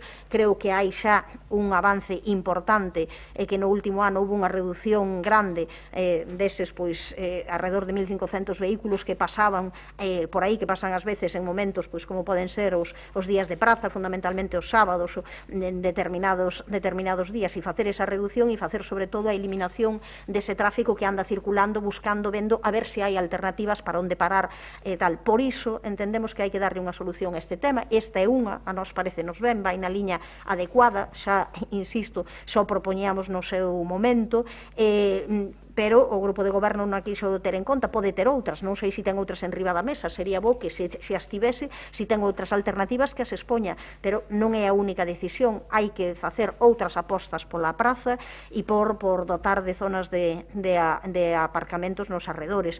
Entre elas, había unha en riba da mesa que era o de facer o estudo de detalle para ver se é posible ese aparcamento soterrado de Belvís, previsto no plan especial de Belvís, e que levamos anos e anos e anos tamén dicindo que se vai facer, e nin sequera temos feito ese estudo de detalle para ver se iso é posible. Sería un complemento, non é o único. Hai que apoiar moito a praza, hai que non ter medo de intervir para mellorala, para mellorar xustamente a súa situación e para que a praza continúe sendo pois ese pulmón necesario de produto verde, de produto fresco, de produto de proximidade que ten que estar, eu creo que na nosa vontade.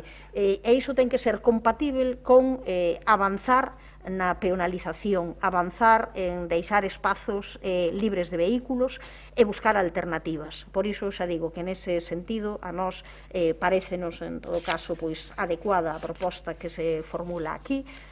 Creemos que é unha que é factível, en ese caso non nos anunciamos que imos votar a favor desta proposta, pero entendemos que o goberno ás veces ten que ser máis proactivo, porque o único que fai é estar non actuando e logo, claro, cando hai propostas en riba da mesa, insisto, que nós xa tiñamos aquí desde hai meses, non se pronuncia, non di nada, pasa o tempo e non sabemos cal é a súa alternativa. Igual hai outra, porque desbotou esta.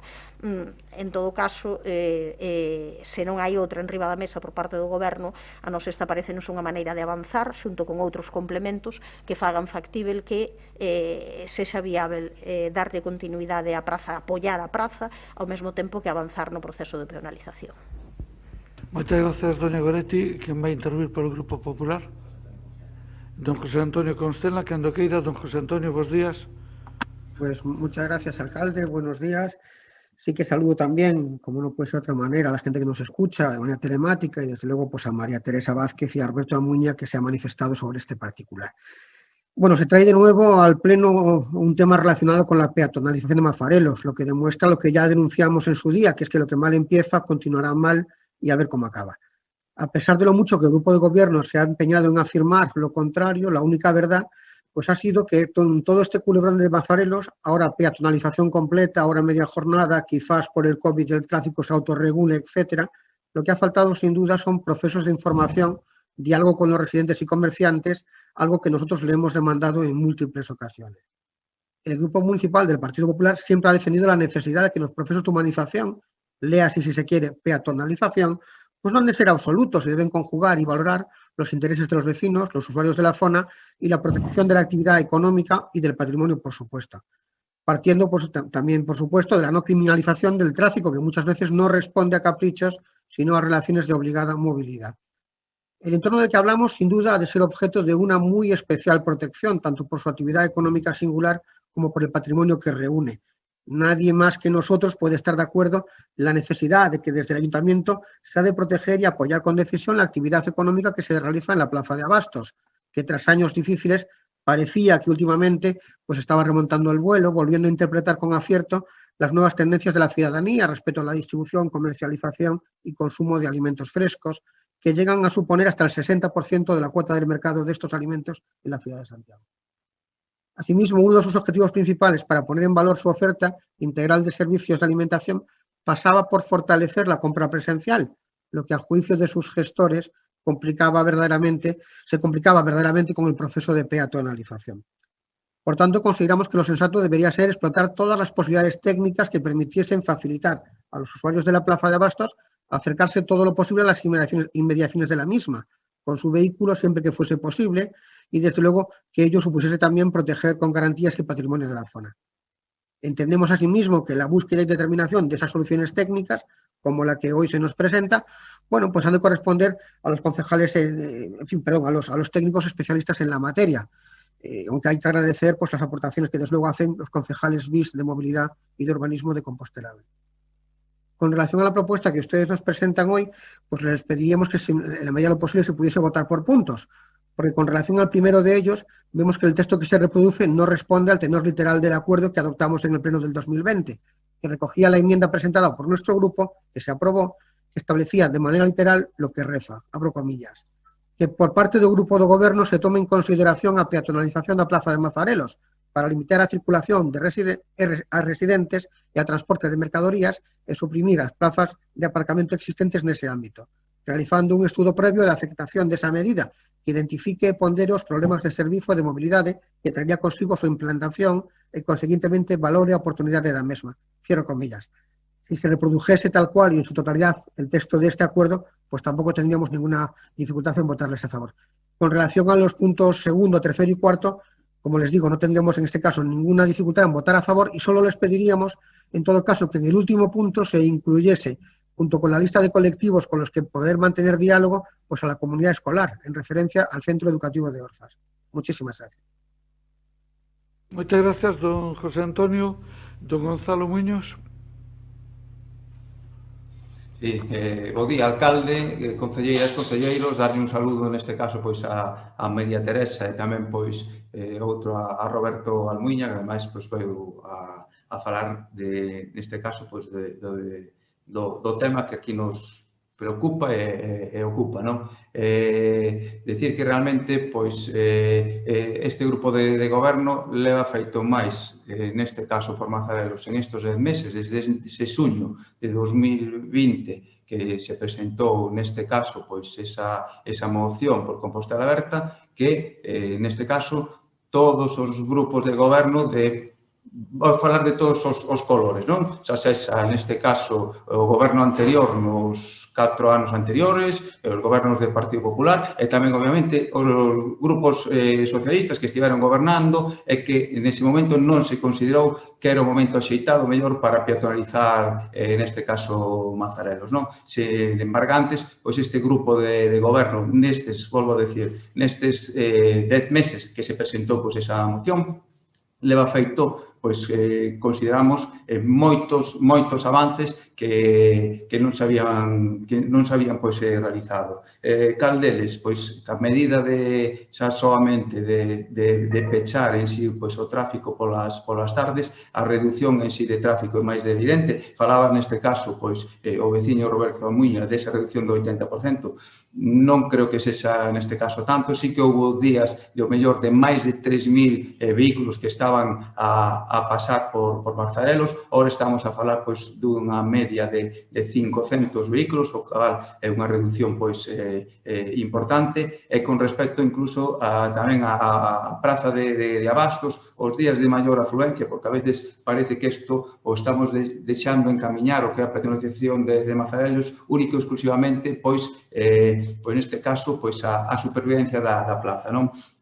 En si, pois, por certos datos pois que temos do aforador, os días de maior afluencia na plaza, todos sabemos que son os sábados, non? E nos intervalos, o mellor, desde as 9 a 1 da tarde, estamos a falar de 150 vehículos que realmente pois están pasando por Mazarelos. O cal non quere dicir que esos 50 vehículos sexan todos clientes da plaza, e o mellor incluso tamén que é xente pois que está ese tráfico rodado que está dando voltas para topar onde aparcar, non? Que sí que son, obviamente, importantes e máis nos tempos de agora, pois esas 150 posibles clientes do entorno da Praza de Abastos, pero tamén é importante dicir que neste caso, pois, máis unha media de 1.000 viaxeiros pois están empregando, neste caso, o transporte público nesa parada da praza da Virxe da Cerca e tamén pois está vendo unha grande afluencia, neste caso, no aparcadoiro de Belvís. Estamos a falar dun aparcadoiro de Belvís que debe estar a 150 metros, estamos a falar doutros aparcamentos, neste caso, privados que están a 300 e 500 metros, como pode ser Praza de Galicia e a Salle. Con respecto en sí, xa ir máis, neste caso, por a proposta, neste caso, de Compostela Aberta, vamos a seguir, obviamente, estudando e tamén dicir, neste caso, certos temas en sí técnicos que o vemos complicado, sobre todo utilizar a subida esta da rampa da Praza de Abastos de dobre dirección. Coidamos que a anchura da vía actual, estamos falando de 5,73 metros na parte máis ancha no comenzo abaixo, 5,50 na metade da rampa e 4,80 metros no alto, antes de facer o xiro cara San Fiz, co cal habría que facer, pois, obviamente, obras de acondicionamento para que sexe unha plataforma única, xa non só a eliminación de volardos e beirarrúas, había que desaparecer, obviamente, esa protección, que si realmente é unha plataforma única para que pudieran, neste caso, convivir os vehículos e os peóns. E logo, obviamente, vemos outra dificultade, que os vehículos que acceden de entrada, todos os terían que facer vindo da Praza de Galicia, dirección Porta do Camiño, debido a que sería moi forzado, neste caso, o xiro a dereita vindo dende outra dirección. Neste caso, a xente que viría da Porta do Camiño para facer ese radio de xiro, sería obviamente complicado e non poderían compaxinar. E con respecto ás motos, o problema da situación de un emprazamento que decía neste caso Xanduro de poñer as motos detrás do arco, obviamente, que a situación actual tería que compaxinar con vehículos incluso de residentes que pasarían polo arco de Mazarelos, o cal poderían vir en direccións opostas e incluso donde di o emprazamento que di estaría en costa e podería surdir problemas, pero de todos os xeitos nós imos seguir estudando máis técnicamente a ver se hai algún tipo de posibilidades. Nos o que vamos a seguir foi un acordo que chegamos neste caso ca Praza de Abastos, que mentras seguíramos nesta situación actual de crise e máis tamén neste caso que obviamente hai certas restriccións a hostelería e non teñen ese movimento o mellor dos restaurantes para as súas mercadorías, que vamos a seguir con esta situación actual e seguir dando estes pasos como estamos facendo ca retirada. Ten que rematar, don Gonzalo. Deixe algo para a segunda intervención. Gracias. Segundo turno. Por Compostela Aberta intervén doña Marta Lois. Si, moi bo día a todos e todas. En primeiro lugar tamén quero aproveitar para saudar as dúas persoas que interviron no pleno, tanto a Teresa Vázquez da Plataforma Veciñal de Fontiñas como a Roberto Almuiño da Asociación Veciñal Fonseca.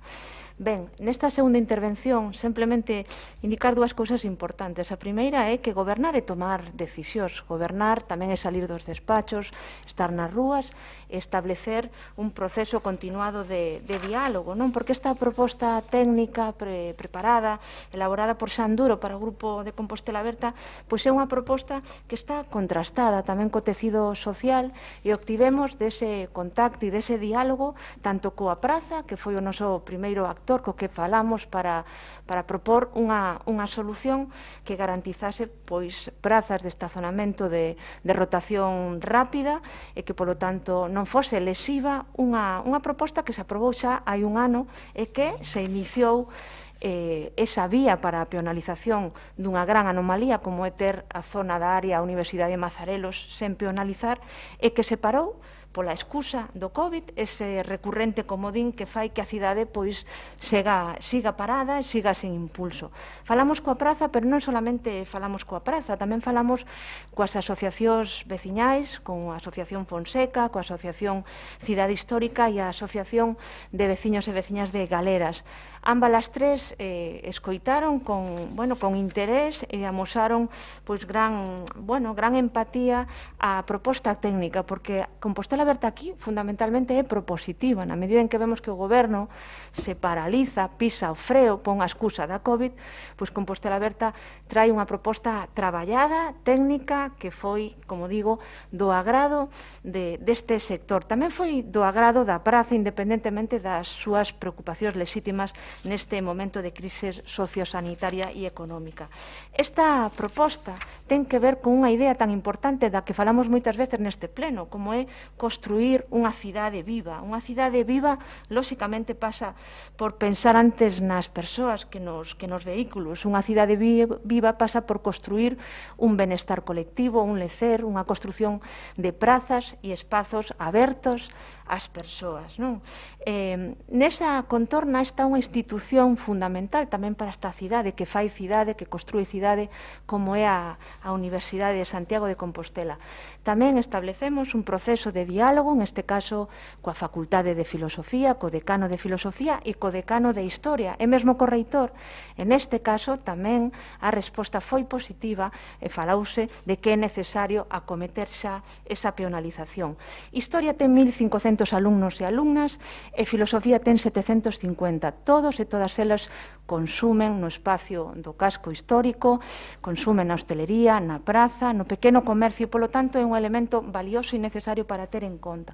O que non pode ser, e vou rematando, señor alcalde, é que a día de hoxe, cando fomos a falar a Facultade de Filosofía, podamos atopar nunha cidade patrimonio da humanidade como Compostela este conxunto de vehículos invadindo toda unha praza como a de Mazarelos.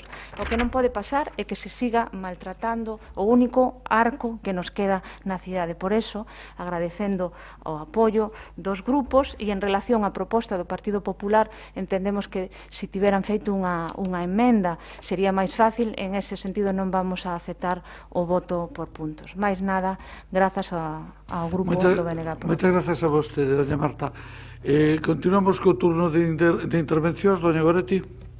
Sí, ben, pois eu vou comenzar por isto último que deixou Marta aquí facendo unha emenda in voce. Aquí sempre se favoreceron que puidese haber emendas in voce e eu xa comentei desde o inicio que me parecía que o que aprobáramos era pois un texto onde se incluían unha serie de cuestións máis que tiñan que ver con ponderar cales eran os efectos que isto podía ter e intentar facer alternativas. Entón, en vez de facer iso, hai unha forma máis fácil de facelo: cumprir e executar o acordo plenario de xuño de 2020 a este respecto. Punto. E xa todo o mundo sabemos a que acordo plenario que nos referimos. Pero aquí hai unha proposta técnica, Goretti, tamén.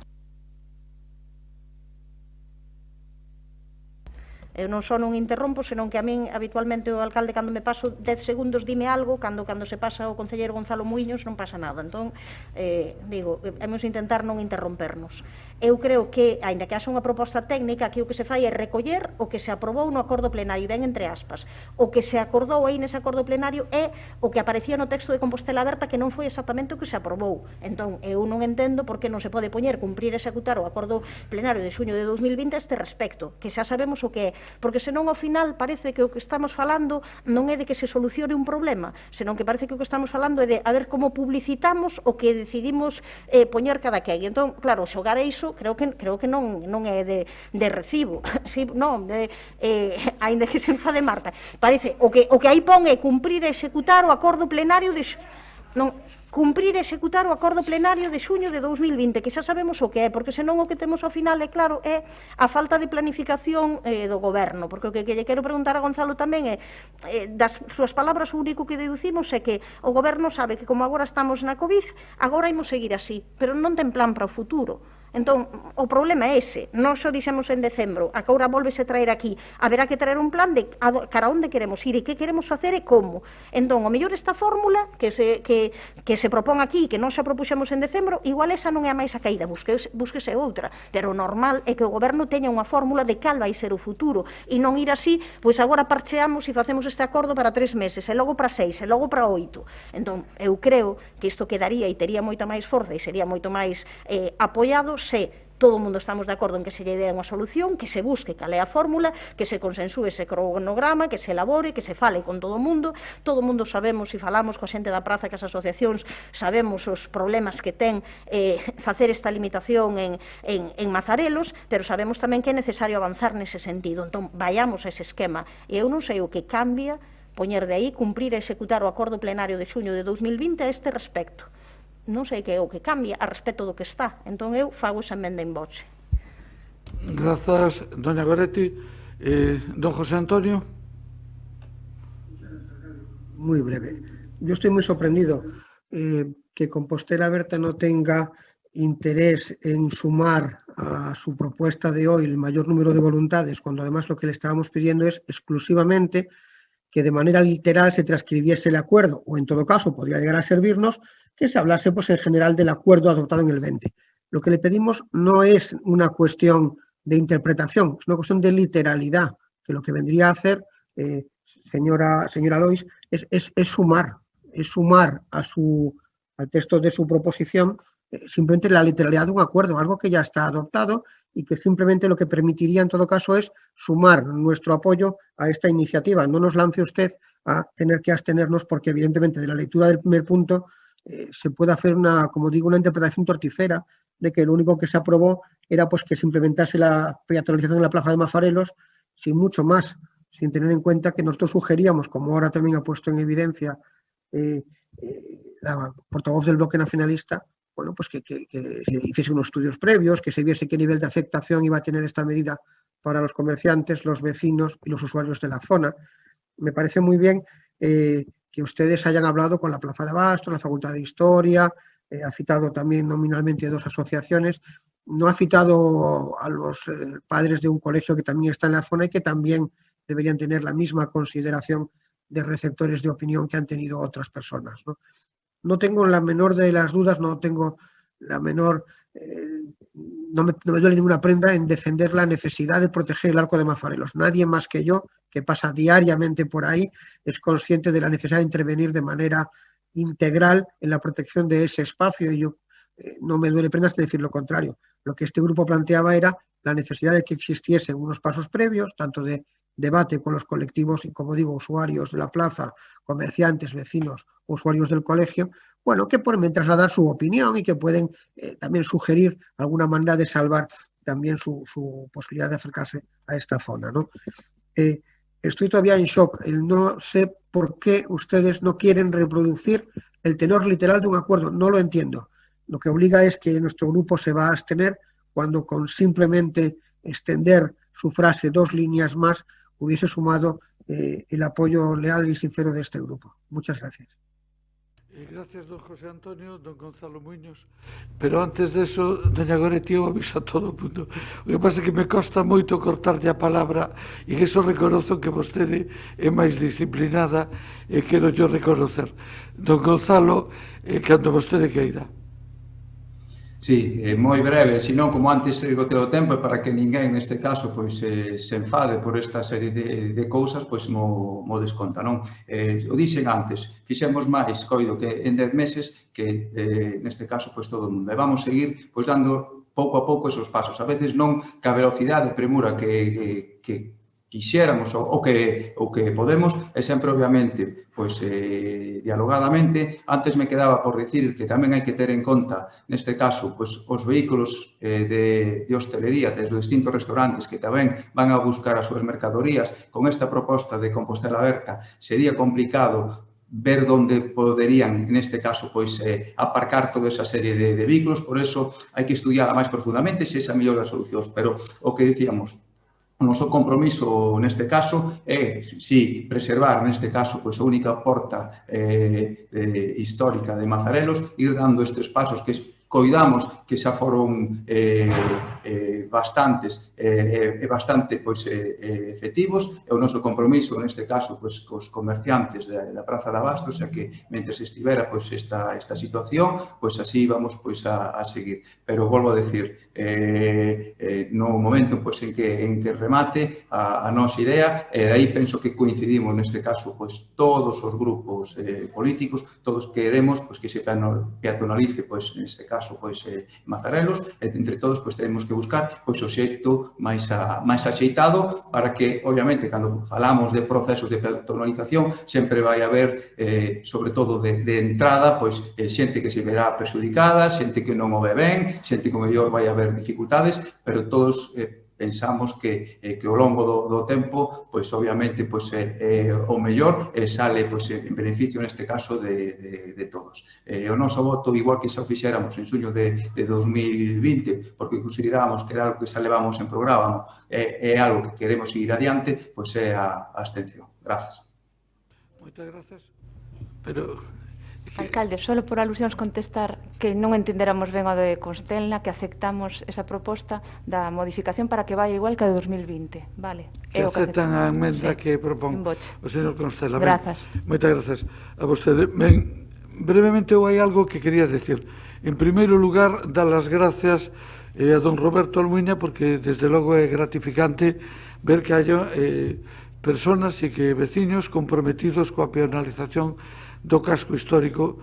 Eso me parece moi importante, porque hai 30 anos non o había. Eso é un paso importante. Tamén agradecer a don Xanduro a súa preocupación por buscar solucións.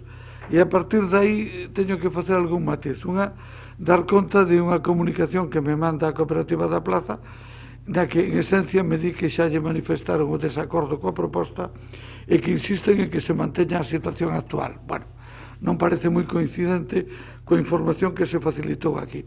E logo dúas reflexións finales. Unha, relativas a que convertir de doble dirección a rampa da plaza, se obliga a suprimir as beiras rúas, temos un problema. Temos un problema.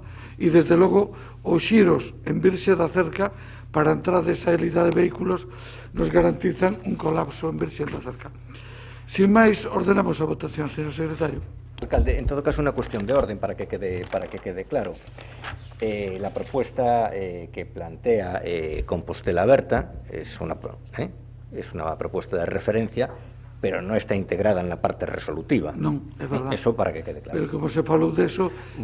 Bueno, pero es una solución, o sea, la rotación se puede hacer mediante ese sistema o mediante otra fórmula. Es decir, en todo caso... Entonces nosotros vamos a votar a favor, pero dejando eso claro, nada más. Vale, nos abstemos e como xa anunciamos e como fixemos na primeira vez, señor secretario. Entendo que se admite a votación por puntos, pero non se me deu nada se cambia algún tipo dos puntos. No, yo creo que ahora ya podemos votar a favor de todo porque se integra el texto que se había aprobado en el 2020. Concretamente a... Pasan yo despois, señor secretario. Ordena a votación para non alargarnos moito neste problema.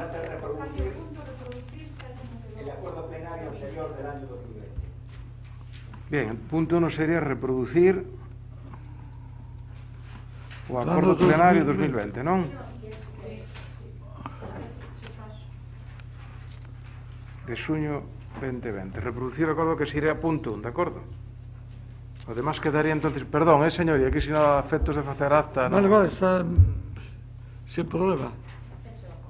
É importante saber que o que se vota realmente. De acordo. Moi ben, pois entonces...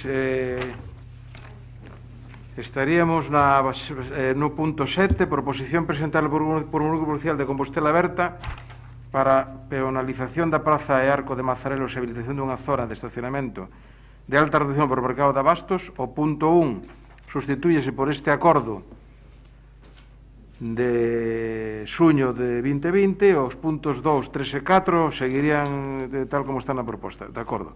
Votos a favor? Compostela Berta, PP e BNG. Votos en contra? Ningún. Abstencións? Por favor, Grupo Socialista. Quedaría aprobado. Sí, sí. Pasaríamos ao punto 8, que é a proposición presentada por Compostela Berta para a futura sede do IMERGA. Quen vai intervir? Doña Marta.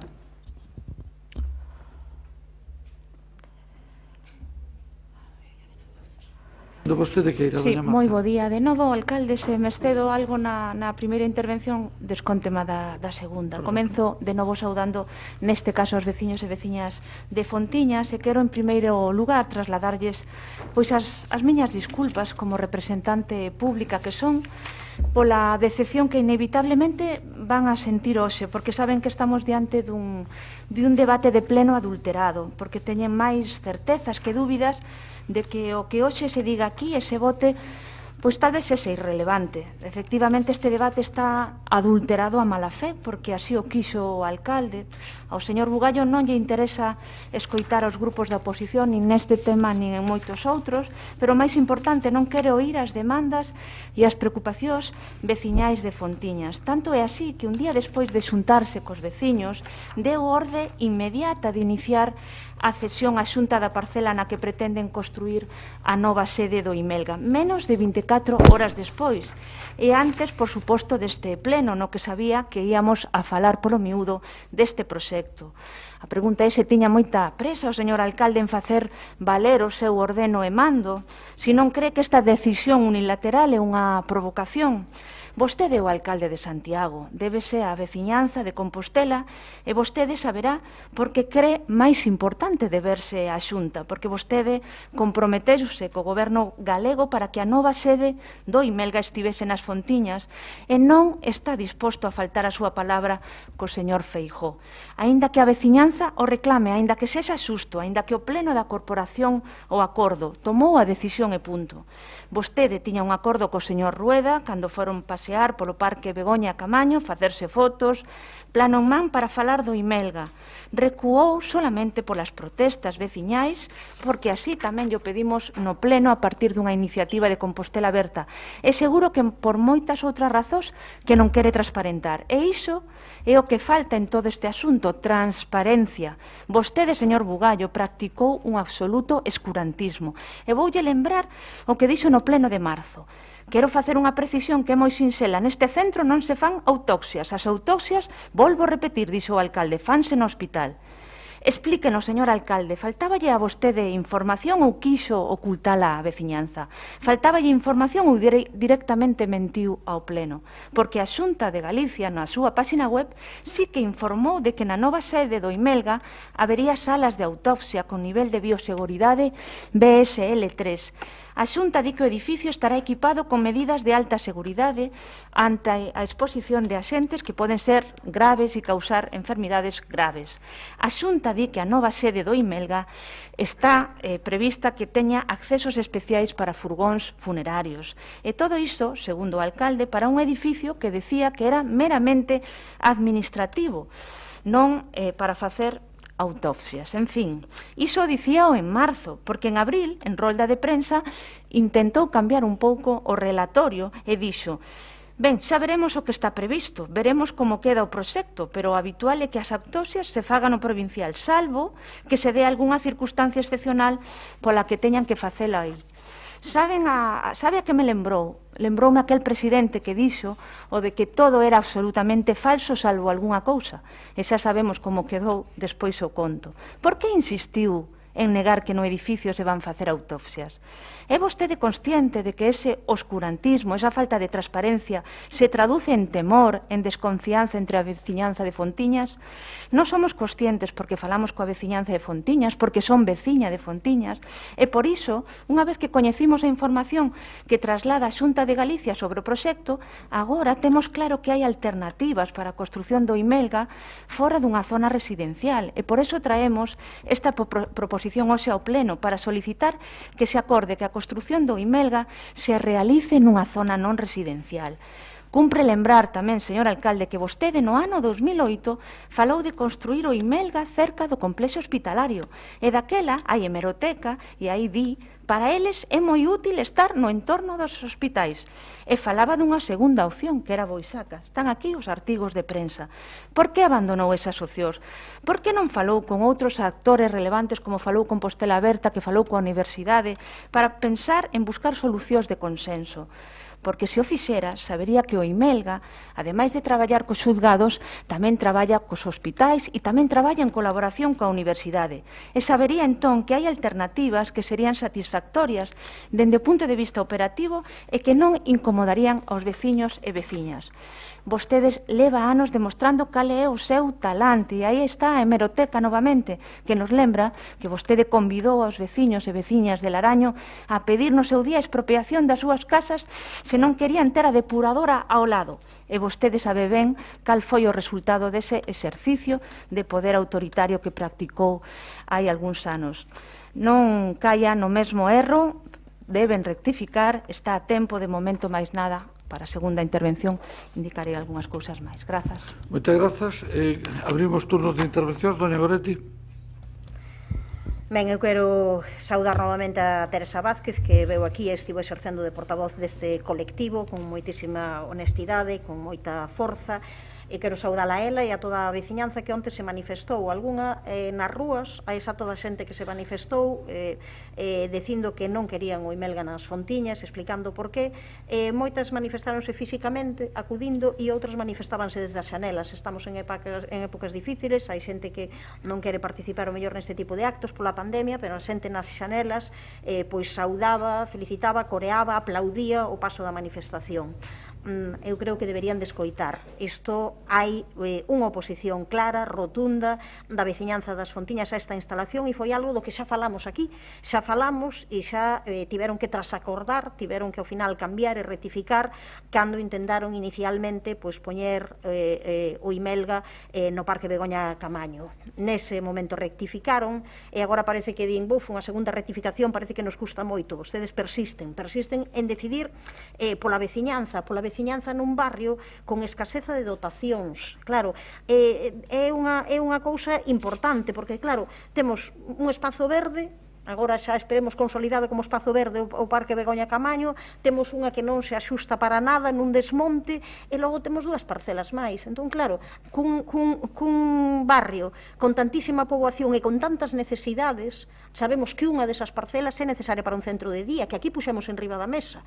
Claro, resulta que ese centro de día, senón, onde se vai facer? Necesítanse outros espazos dotacionais. Imos hipotecar a única parcela que vai haber, en vez de darlle a un barrio moi avellentado, a un barrio con moitos problemas, poder dotalos de outras infraestructuras. E claro, facémolo cando non se fai nada a cambio de algo, porque se ainda houvese, pois, non, é que estamos nunha negociación e nós cedemos nisto que o queren nas Fontiñas a cambio de outra cousa, pero é que nin siquiera iso. No propio informe que se fai para ceder a parcela, fálase da correspondencia entre administracións, e a propia técnica di, que pasa aquí? Porque, non en tanto da gratuidade das cesións entre administracións admitida pola legislación, a xuízo da que suscribe a técnica, resulta recomendable, e así se fai constar, acadar unha reciprocidade nas relacións patrimoniais entre administracións. Fronte a iso, nós estamos vendo, está claro, que o alcalde está actuando de delegado da Xunta no Concello. Ao final, pois, non vemos que estea utilizando as mesmas ganas que ten de intervir públicamente dicindo o Imelga ten que ser nas Fontiñas, en decir, o centro de día que sexa nas Fontiñas, a ver se solucionamos o tema da ampliación do conservatorio, de que logo falaremos, ou a petición da Conservatorio de Danza, que hoxe é o Día Internacional da Danza, ou, claro, non estamos vendo que estean utilizando mesmo. E logo, outra cuestión que está enriba da mesa que eu creo que é unha decepción para unha parte grande da veciñanza, que é pois eses enganos, esas cuestións de decir medias verdades, de non decir, como aquí xa se afirmou, primeiro decir que non había autopsias, que non había perigo, primeiro decir que o Parque Begoña Camaño non era o sitio escollido, decir que suxerir que podía haber outro espazo alternativo que sería mellor, que sería en fronte do tanatorio, en Boisaca, que esa podía ser a mellor opción. Entón, claro, despois de tantas cuestións ditas e non ditas, claro, parece aquilo de Pedro e o Lobo, non? Ao final acaba un desacreditándose e a xente xa non cree na súa palabra, non cree. Entón, claro, tampouco cree na súa palabra cando que se pon en riba da mesa que se trata a veciñanza de inmadura, deixando caer, a veciñanza está así porque parece que hai unha manipulación e tal, como se a xente non tivese criterio, como se a xente a estas alturas non fose madura, non tivese capacidade para pensar, para opinar, e sobre todo que pensase unha cousa en que o Bloque Nacionalista Galego coincidimos. A xente non está para votar cada 4 anos e logo que se faga o que se queira, e menos un goberno en minoría. Levámolo dicindo por activa e por pasiva. Un goberno en minoría non pode facer iso, non? Neste tema, nós non agardamos moito hoxe do Partido Socialista. Por iso, a novidade vai ser o que diga o Partido Popular, porque existen outras posibilidades que tamén están na mesa do Partido Popular.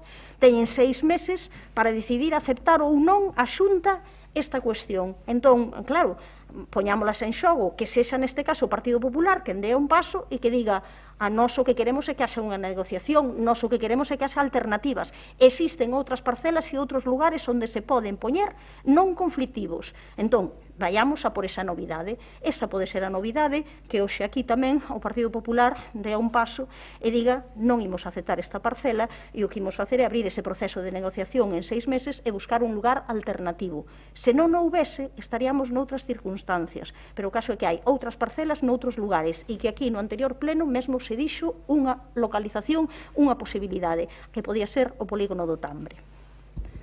Moitas grazas, doña Goretti. Don Alejandro, creo que lle toca. Sí, gracias, alcalde. Buenos días, concelleiras, concelleiros. Lo primero, tengo que decir que ahora sí soy yo el que estoy en shock, porque decía José Antonio Constela antes que había quedado en shock. José Antonio, quedo yo ahora cuando escucho a doña Goretti decir que los miembros del Partido Popular en esta institución pues tenemos 6 meses para aceptar la parcela. Yo tenía entendido, leyendo el informe del Departamento de Urbanismo que firma la técnico y que firma también doña Mercedes Rosón, tenía entendido que quien tiene que aceptar la parcela en 6 meses es la Xunta de Galicia, y yo tenía entendido que en una sociedad democrática hay que ser muy escrupuloso distinguiendo los partidos políticos de las instituciones públicas. Por lo tanto, yo no tengo ni 6 meses, ni 2 días, ni 6 años para aceptar ninguna parcela, ni mi grupo tampoco. Cada uno asume su responsabilidad. Bien, saludamos lógicamente, supongo que nos está siguiendo, a doña Teresa, que ha expresado su preocupación o su malestar por la cesión de una parcela de Fontiñas para construir en ella la nueva sede del Instituto de Medicina Legal de Galicia.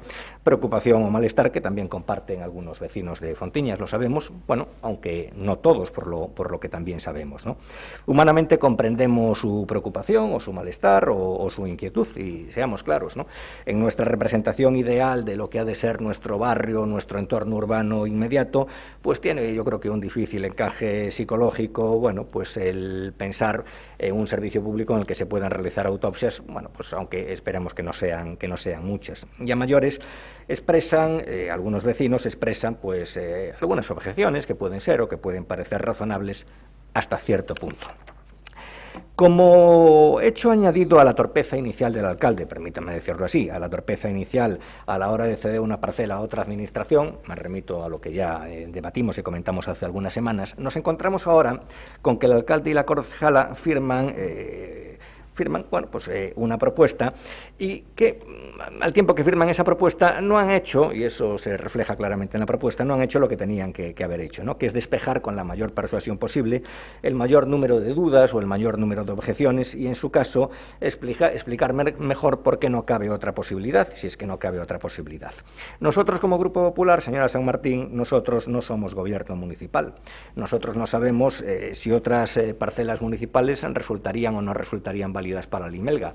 Parece ser que el IMELGA, o más exactamente la Administración Autonómica, lo que ha pedido es cercanía, pero nosotros desconocemos cuál es la intensidad o cuál es la justificación o la necesidad de esa cercanía, porque las relaciones de interlocución con la Administración Autonómica, nosotros como grupo de oposición no somos quienes las mantenemos. No disponemos de otros datos o de otras informaciones para hacer un juicio de ponderación sobre la mayor oportunidad o inoportunidad de ubicar en Fontiñas el Instituto de Medicina Legal, o no disponemos de otras informaciones o de otros datos, bueno, pues para calibrar o para ponderar cuál es el peso que se le debe otorgar al legítimo interés, pues, de unos particulares y cuál es el peso que debe tener, digamos, el interés público de ubicar concretamente en esa parcela el Instituto de Medicina Legal de Galicia. Es el Gobierno municipal quien debe hacer ese juicio y quien debe motivar su decisión. Pero yo he de ser sincero, ¿no? He de ser sincero y he de decir que en mi grupo pues no tenemos claro qué temores son fundados y expresados de buena fe por algunos vecinos y qué temores son infundados e infundidos de mala fe por algunas organizaciones políticas.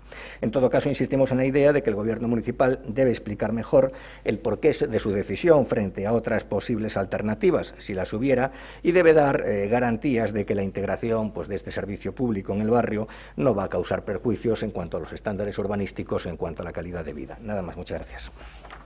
Moitas grazas. Ten a palabra don Sindo Guinarte en representación do Grupo Socialista e do Goberno Municipal. Moitas grazas, señor alcalde. Bos días a todos e a todas. O pasado día 12, ás 7 da tarde, tivo lugar unha reunión aquí no Pazo de Raxoi, unha reunión na que estiveron presentes representantes da plataforma que se opón a instalación do IMELGA nas Fontiñas, 3 representantes desa plataforma. Estivo tamén o director xeral de Xustiza da Xunta de Galicia, estuvo tamén a actual directora do IMELGA, estuvo o anterior director do IMELGA. Ambos os dous son funcionarios públicos e, en fin, recoñecidos patólogos forenses. A reunión foi longa e nela informouse polo miúdo do contido do que se pretende facer na sede central do IMELGA. Foron clarificadas, aclaradas e contestadas todas as dúbidas que aí se plantexaron. Eu creo que nese sentido non se pode decir que non haxa información suficiente, porque hai información suficiente, ademais dada por as persoas competentes, non de parte, respecto ao que se pretende que aí se instale. Que é o IMELGA? O IMELGA é un órgano da Administración de Xusticia que ten por misión prestarlle asistencia técnica aos tribunais, ás fiscalías e aos xulgados en materia forense. En que consiste esa asistencia técnica? Pois en actuacións moi variadas. Por exemplo, control periódico da evolución das lesións e valoración dos danos corporais que sexan obxecto de actuacións procesais, asistencia e vixiancia facultativa das persoas detidas, tamén pericias médicas, psicolóxicas ou de traballo social que demanden os xuíces tribunais e a Fiscalía, pois, por exemplo, en valoración integral da violencia de xénero, en valoración das víctimas de violencia sexual, en pericia psicosocial en materia de familia, por exemplo, o que ten que ver con menores, nos casos de litixios de separación ou divorcio contenciosos, nos que están presentes menores, cuestións do rexistro civil, que ten que ver con determinación da idade de persoas, en fin, incapacitacións judiciais, e, efectivamente, tamén autopsias, tamén o que ten que ver coa patoloxía forense de mortos.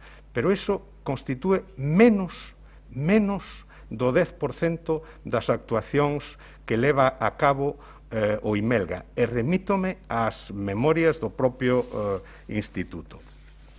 O IMELGA, ademais, é un órgano descentralizado que ten sedes nas 7 cidades de Galicia.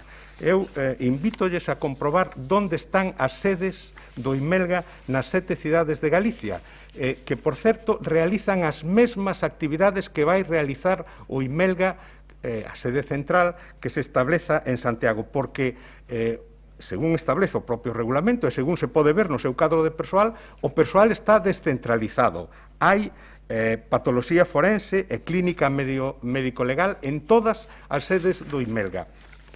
Eu convidolles a que comproben en que rúas están as sedes do IMELGA nas 7 cidades de Galicia. En rúas, en todos os casos, céntricas, rodeadas de ámbito residencial.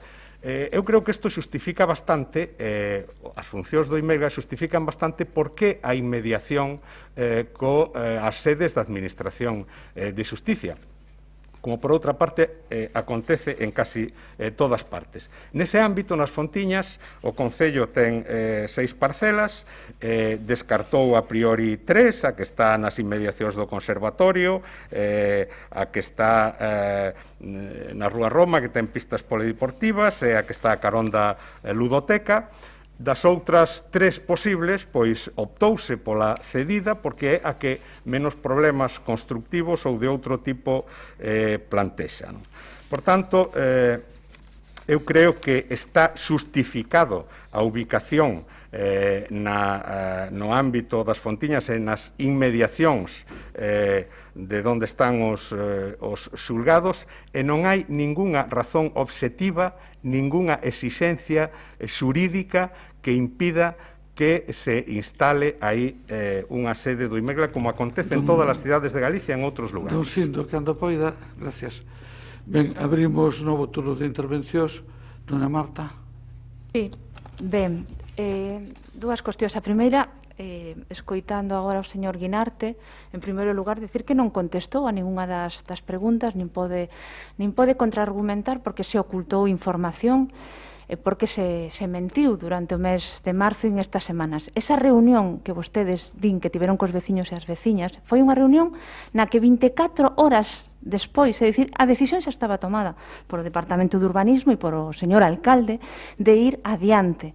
Esas son formas de gobernar nas que non se conta coa xente, que non se conta coas veciños e veciñas, e, polo tanto, son as formas de gobernar do ordeno e mando. Porque a pregunta que trasladamos aquí é por que non se pode buscar un sitio que conte co consenso, e que non sexa lesivo, en este caso, para as demandas dos veciños de Fontiñas.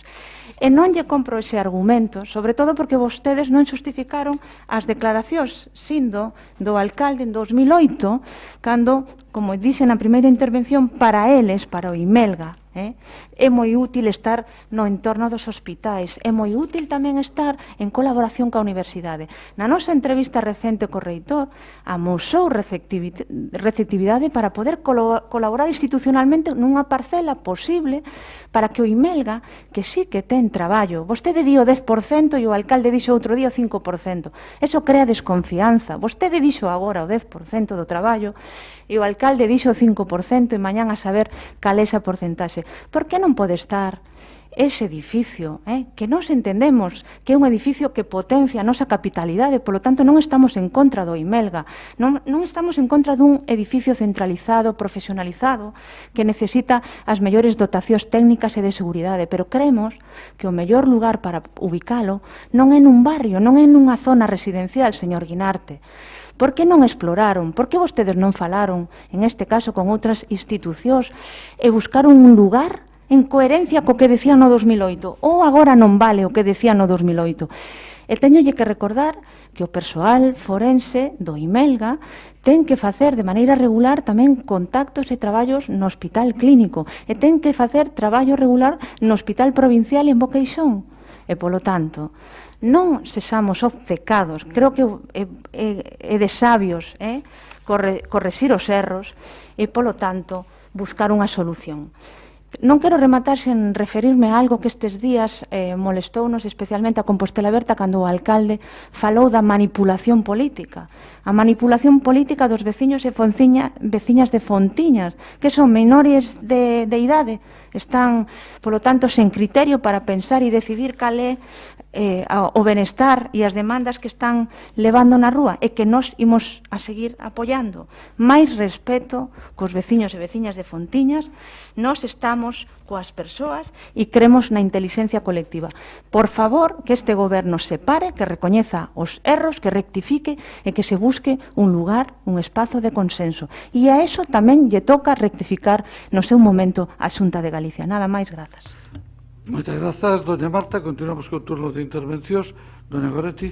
Sí, tres cuestións, non? A primeira, eu ben distingo, non, o Grupo Municipal do Partido Popular da Xunta de Galiza, o caso que a Xunta de Galiza está sustentada por un partido político, o Partido Popular, que xa sei que ás veces tamén vota unha cousa aquí en Galiza, outras cousas en Madrid, xa sei, pero eu entendo que cun problema desta envergadura e coa demais, coa disponibilidade que houve no primeiro momento, cando foi no Parque Begoña Camaño por parte do Partido Popular, entendo que se porían en contacto, non me cabe outra. Eu se teño, non, algún representante nunha institución que está involucrada nun tema que pode causar un prexuízo, polo menos que así o considera unha parte da veciñanza, o menos que fago é pois falar co vicepresidente da Xunta, decirlle, aclarar, saber todas esas dúbidas que hai, pero ainda por riba poñer en riba da mesa. Pois, e se hai algunha outra opción, eu o que digo é, hai 6 meses para que a Xunta acepte esa parcela.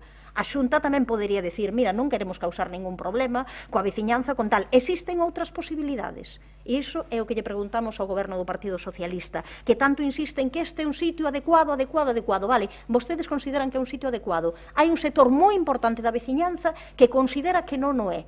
Entón, non existen outras parcelas, non existen outros lugares alternativos. A cuestión é que aquí xa se afirmou que sí. Aquí o señor alcalde xa dixo no pleno anterior que había outros lugares posíveis fora do ámbito das Fontiñas que poden ser. Daquela, claro, iso que se dice por dicir, para quedar ben, porque xa estaba todo decidido. Claro, ao final é o que parece, ao final é o de sempre, o das medios verdades ou dos enganos, xa estaba todo decidido e non había outra. Entón, claro, non se pode ir a unha reunión, xa está todo decidido. Vimos aquí a convencervos de que o que decimos nós é o único que vale. Teñen que aprender un pouco cando se escoita, alguén se ten que mover. Entón, a min, poderíamos estar nesta situación e podería entenderse se é que esta é a única parcela municipal que temos. Pero non é verdade.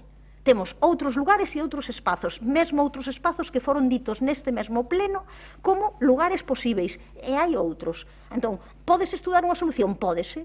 E o Partido Popular pode tamén facer unha xestión, preocuparse, falar coa xente, co partido que sustenta o goberno e dicir, igual isto ten outra posible solución, e temos 6 meses para facelo. E agora, dirixido aos dous grupos, claro, porque aquí xa parece que hai unha especie de pinza para falar da intoxicación, non? Entón, tanto o Partido Popular como o Partido Socialista levan días dicindo como que isto non é unha cuestión que pense a veciñanza. Isto é unha cuestión xurdida da veciñanza que se opuxo ao Parque Begoña Camaño, a que aí fose a localización do Imelga, que non ten nada en contra de que o Imelga estea en Santiago de Compostela, como non o ten o Bloque Nacionalista Galego, pero que considera que hai outras localizacións que son máis acaídas, e o que quere e o que se pronuncia é a favor diso. Eu insisto, escoiten e falen coa xente e miren tamén e teñan en conta, porque eu non entendo esa negativa a non hai outra solución, ten que ser así porque sí, porque nos empeñamos. Existen outras opcións. Grazas, doña Goretti. Don Alejandro.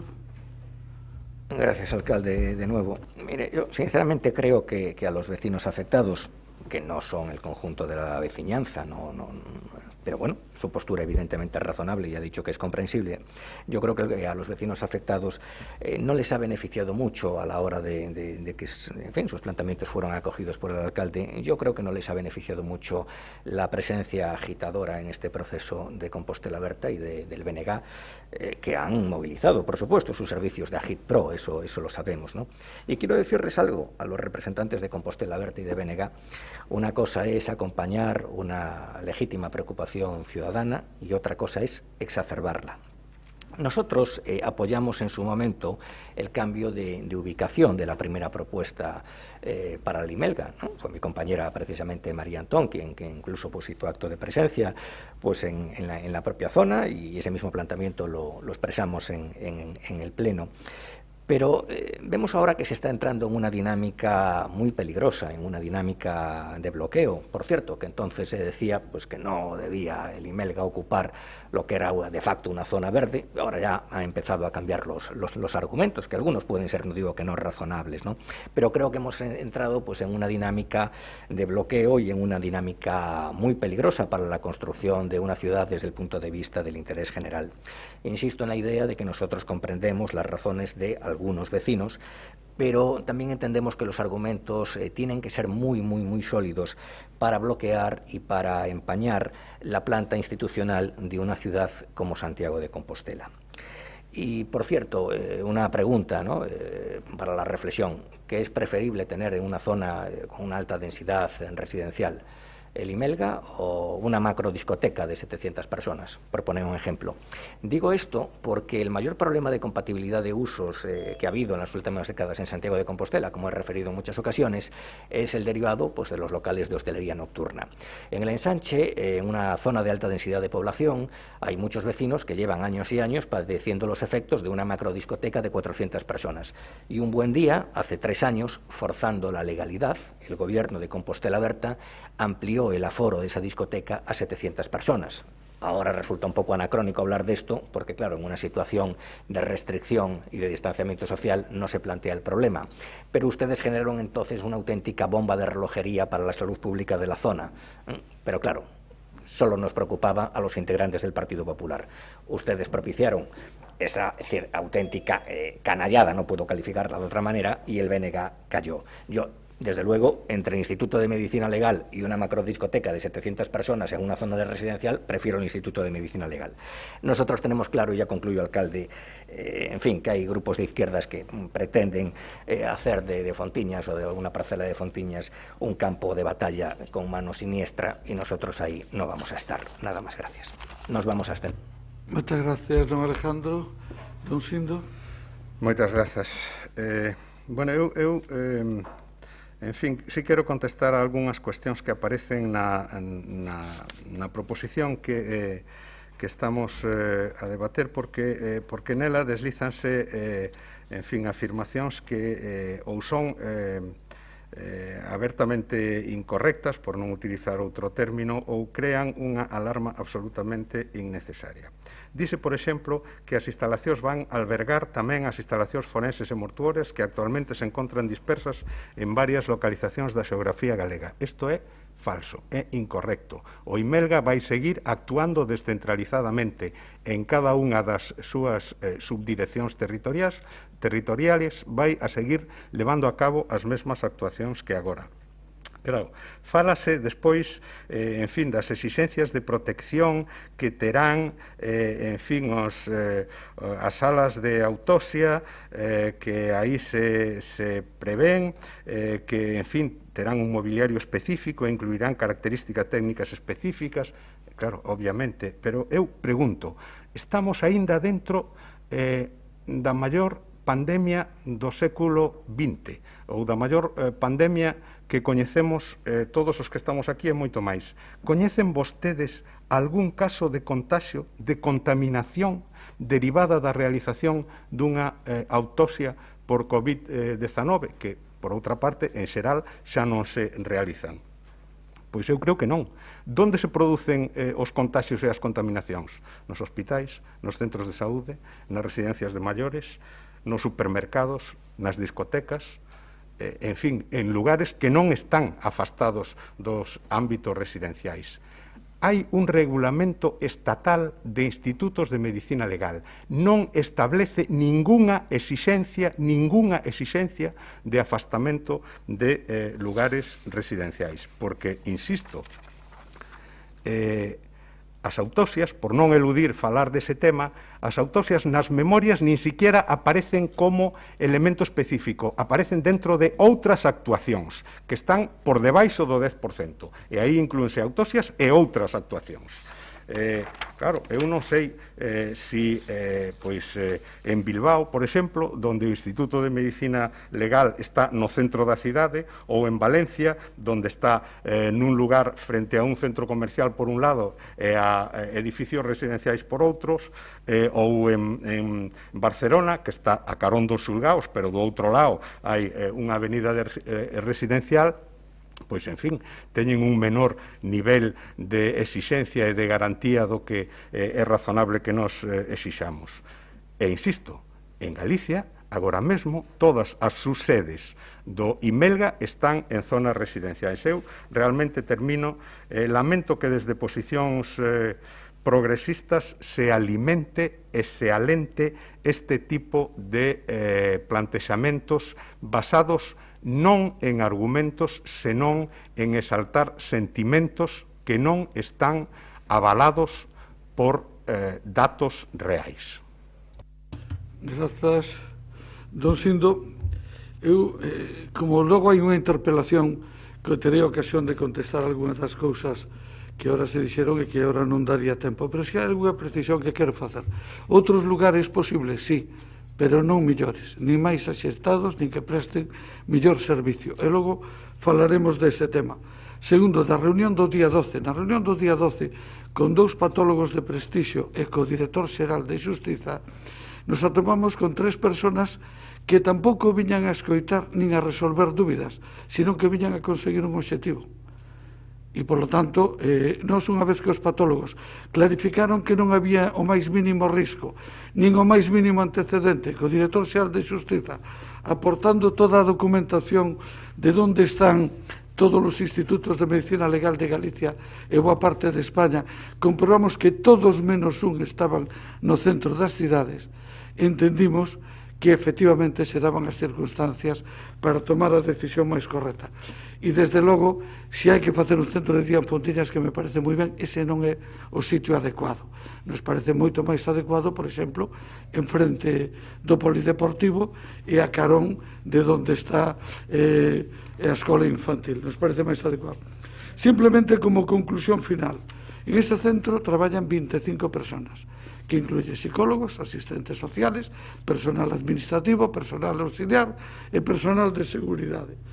É un servicio público que o dato que a nós se nos facilitou na reunión xestionou 5.000 casos o ano pasado, dos cales 4.700 máis ou menos eran casos que non tiñan nada que ver con fallecimentos. Por lo tanto, eu saquei a conclusión do 95% e don Sindo, que non estaba na reunión, di menos do 10%.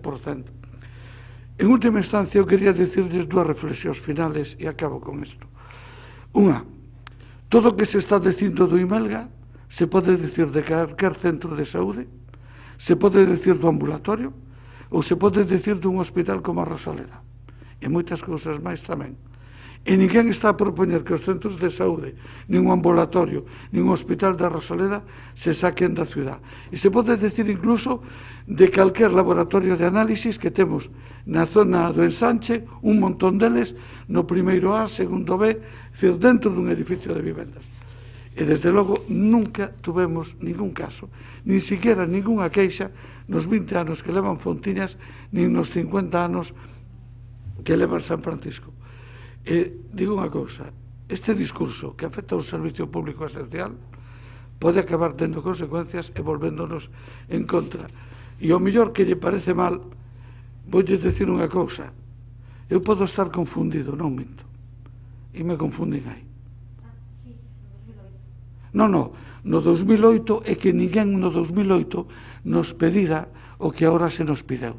No 2008 simplemente se nos pideu unha parcela que logo non se materializou a petición, e o que se nos pideu é unha parcela de unhas características concretas, con unha edificabilidade de 2.600 metros cuadrados e o máis cerca posible dos xulgados, porque se entendía que tiña que ser un servicio relacionado cos xulgados.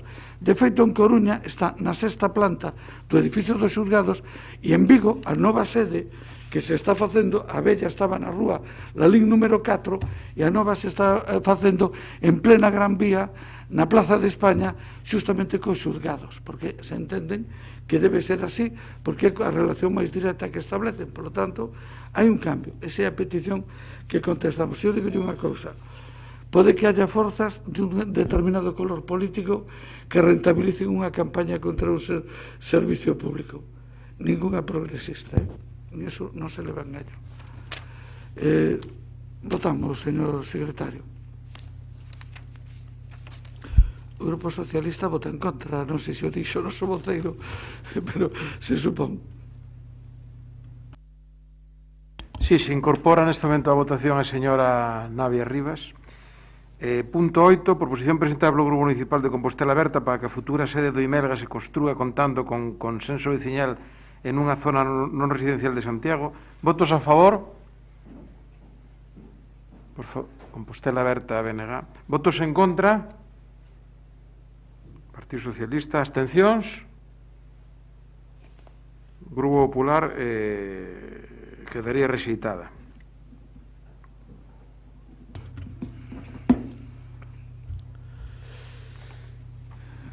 Grazas. Pasamos a proposición seguinte sobre o Día das Letras Galegas e a recuperación do convenio da Biblioteca Compostela. Quen a vai defender, doña Goretti? Doña Goretti, vostede ten a palabra. Ben, pois traemos aquí unha proposición para celebrar dunha maneira que nos parece útil, que nos parece boa, o Día das Letras Galegas no noso Concello. Xustamente unir o nome de Xela Arias, a figura que se dedica ás letras galegas este ano e que tivo vinculación con Santiago de Compostela, ao que é ese proxecto de recuperar a Biblioteca Compostela para poder ofrecer máis obras en lingua galega, máis obras da literatura contemporánea nestes momentos en lingua galega. Creemos que isto é especialmente útil e necesario nun momento en que acaban de saberse uns datos moi preocupantes para o galego. Xa non é os datos que constan tamén e que todo o mundo pode ver na proposición sobre a perda, a cada vez reducción de publicación de libros en galego nos últimos anos e os problemas que isto está a ter, senón tamén eses datos que falan de que o 35% do alumnado castelán falante remata eso cunha escasa competencia en galego. En parte porque se necesitan moitos máis espazos, moitos máis lugares onde se poidan tamén facer cunha competencia universal feita a través da nosa lingua. E por iso houve unha preocupación histórica desde hai anos, e teñen sobrados exemplos na proposición de persoas que se comprometeron con que houvese traducións en lingua galega de literatura universal. Lembramos aí o caso máis famoso de Ramón Otero Pedrallo e esas traducións de Ulises de Joyce, pero hai moitísimas máis persoas na contemporaneidade dedicadas a iso, e Xela Arias é un exemplo desas persoas que desenvolveron ese papel, que quixeron tamén que houvese literatura universal publicada en galego. No caso do Concello de Santiago de Compostela, todo o mundo coñecemos ese premio de novela europea que convoca o Casino de Santiago desde o ano 2003 e que en outubro de 2006 justamente se fixo ese convenio de colaboración para crear a Biblioteca Compostela de narrativa europea, facendo que cada ano se traducisen un mínimo de 4 obras de autores e autoras da contemporaneidade ao galego. Unha colaboración naquele momento entre a Concellaría de Cultura de Santiago de Compostela e Editorial Galaxia mediante ese convenio que asinaron no seu momento Néstor Rego e Víctor Freixáns. O certo é que iso fixo que se publicasen entre 2006 e 2012 28 obras novas en galego ao beiro deste convenio, que se difundisen, e realmente o que tiña que facer o Concello era, eu creo que ben pouca cousa para un Concello da entidade de Santiago de Compostela. Editábanse 2006 exemplares de cada un dos libros e o Concello que facía era adquirir 300 exemplares da primeira edición de cada título editado. Hai aí unha referencia aos distintos títulos proxectos que se fixeron, e nós entendemos que estas letras galegas deben representar esa oportunidade para avanzar neste ámbito, para unir a figura de Xela á traducción e, ademais, a un premio e a posibilidade dunha biblioteca que tivo unha importancia na nosa cidade, que se pode recuperar, e, ademais, facelo para difundir ese labor de Xela Arias, sen esquecer que quedaramos tamén de que este ano 2021 debe ser a de continuar lembrando a obra de Ricardo Carballo Calero, de fortísima vinculación a Santiago de Compostela e que ficou justamente con problemas debido á pandemia. Por iso a nosa proposta de resolución é moi simple. Primeiro, propoñer recuperar ese convenio para a Biblioteca Compostela en colaboración cunha editorial e a organización dese Premio Novela Europea do Casino para a publicación anual de obras contemporáneas traducidas á lingua galega, ser capaces de avanzar neste terreo, pero ao mesmo tempo tamén nos solicitamos que esa programación propia sobre a figura de Xela Arias, que estamos seguras de que vai haber algunha como todos os anos, pero que vaya incluído, enmarcado dentro desta aposta pola traducción, pero tamén cunha campaña específica en colaboración cos centros de ensino, porque entendemos que os centros de ensino o ano pasado xa tiveron que non tiveron oportunidade de meterse, de mergullarse de cheo na obra de Ricardo Carballo Calero. Neste caso deben de continuar con iso, e tamén coa figura de Xela Arias, que é unha persoa moi rebelde, moi inconformista, e que ten desde logo un discurso moi apropiado, queremos, para entrar coa súa poesía moi rupturista e de grande forza e intensidade nos sectores da mocidade. Máis nada. Sí. Moitas grazas. Abrimos turno de intervencións por Doña Marta. Dona Branca, cando queira. Moi ben. Pois, non sei, pediríamos unha votación por puntos, porque consideramos que é interesante que o goberno estude, non, se quere recuperar ese convenio. Nos no mandato anterior estudamos e decidimos non recuperar ese convenio, inda que valoramos o proxecto, como non pode ser de outra forma, todos gozamos con esos libros, mas nos consideramos nese momento que un convenio nominativo, que pensamos que ten que ir a través dun convenio nominativo para que se visibilice un apoio, neste caso, o que sería editorial Galaxia, que ten os dereitos,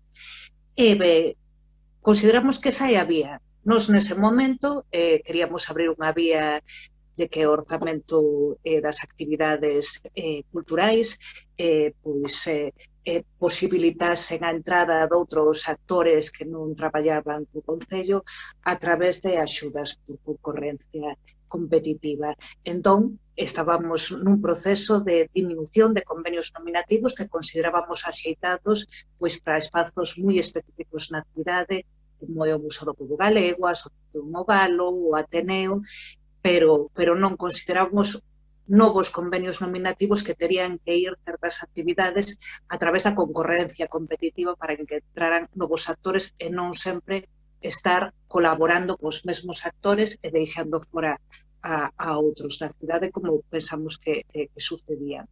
Ben, sobre o segundo punto, non podemos estar máis a favor de que este ano as letras galegas se celebren excepcionalmente nos centros educativos. Estamos moi preocupados polos datos continuados que pensamos que o goberno galego non ten en conta e realmente é un momento de urxencia e de atención. Entón queremos que se celebre a figura e a obra de Xela Arias nos nosos centros de ensino. Valoramos moi positivamente este punto, entón imos a votar a favor. O primeiro, abstémonos tamén en consonancia co que nos fixemos durante o mandato que estivemos no goberno. Gracias. Grazas, doña Branca, polo Grupo Popular. Señor alcalde, gracias. Vostede mesmo. Sí, buenos días de nuevo. Sin entrar en el fondo de la cuestión, el Grupo Popular se va a abstener, no nos vamos a oponer, pero tampoco vamos a apoyar expresamente esta iniciativa, ya digo, no tanto por una cuestión de fondo como por una cuestión digamos, competencial, ¿no? Y es que entendemos que se lanza pues, un mensaje con esta iniciativa que yo creo que no es un mensaje bueno, que es un mensaje a favor de las competencias municipales impropias que lastran y que han lastrado durante tantos años el municipalismo. Unas competencias municipales impropias, bueno, pues que, en fin, dificultan la eficiencia del gasto público. El municipalismo español, como apuntaba, está lastrado por un viejo principio de competencia general que poco a poco pues, se ha ido superando. Hace muchísimos años se entendía que los ayuntamientos pues, podían hacer competencialmente de todo. Claro, esto a qué llevaba y a qué ha llevado y a qué sigue llevando en algunos casos, a que se redupliquen pues, acciones y sobre una misma materia pues, estén actuando de manera descoordinada administraciones públicas diversas. Ese principio de competencia general se fue atenuando poco a poco y bueno, pues el último gran paso para corregirlo fue en el 2013 la Ley de Racionalidad y de Sostenibilidad de las Administraciones locales. Hay que recordar que las competencias municipales son competencias que se autocalifican de atribución legal, esto es, las competencias municipales no son, como se suele decir, aquellas que se mencionan en el artículo 25 y 26 de la Ley de Base, sino que las competencias municipales son sobre esas materias enumeradas o enunciadas en el 25 y el 26 de la Ley de Bases, son aquellas que la legislación sectorial de la comunidad autónoma o la legislación sectorial del Estado le atribuye expresamente a la corporación local. Y es ahí donde yo creo que tenemos que centrar nuestros esfuerzos, ¿no? Por eso digo que puede estar muy bien traducir pues, obras foráneas al gallego, me parece decir que eso pues, muy loable, siempre y cuando, hombre, no insistamos mucho en traducir innecesariamente a Valle Inclán, pero fuera de ese caso me parece muy bien que se traduzca al gallego, pero esa es una función que acomete la Xunta de Galicia y además yo creo que la acomete con solvencia y estupendamente y tiene unas cantidades de dinero reservadas para ello. Yo lo que no veo muy lógico es que dediquemos el dinero municipal a traducir obras al gallego. Si dijésemos, bueno, es que las obras presentan una singularidad propia de Santiago, pues vamos a traducir pues 2666 de Bolaño, pues porque citan Santiago de Compostela y Follas Novas. Bueno, pues puede tener una razón de ser. Ahora, traducir indiscriminadamente obras al gallego con cargo a los fondos públicos locales, sinceramente no parece muy racional. Ya digo, no es tanto una cuestión de cuestionar el fondo, que me parece bien, y eso lo hace la Xunta de Galicia, como que tengamos que ser nosotros quienes asumamos ese coste. Otra cosa es que se dijera, bueno, pues vamos a apoyar el premio europeo que organiza el casino. Eso es una cuestión distinta, pero pagar las traducciones pues no tiene mucha lógica, ¿no? Y algo parecido pues se puede decir del segundo punto. A nosotros pues nos parece muy bien, lógicamente, que se conmemore la figura de Sela Arias. Lo que sucede que plantear programaciones locales específicas yo creo que puede tener lógica cuando se trata de homenajeados pues que han tenido un vínculo especial pues con la ciudad de Santiago. Pues ha sido el caso de Carballo Calero o ha sido pues por supuesto el caso de don Antonio Fraguas. Ahora bien, que también que tengamos que asumir decir, un coste y una programación especial cuando no haya una singularidad local, pues nos plantea alguna duda. Pero ya digo, no hay por nuestra parte mayor oposición, pero tampoco mayor, digamos, entusiasmo, y por una cuestión de coherencia competencial, pues nos vamos a abstener. Nada más, gracias. Muchas gracias, don Alejandro. Doña Mercedes Rosón.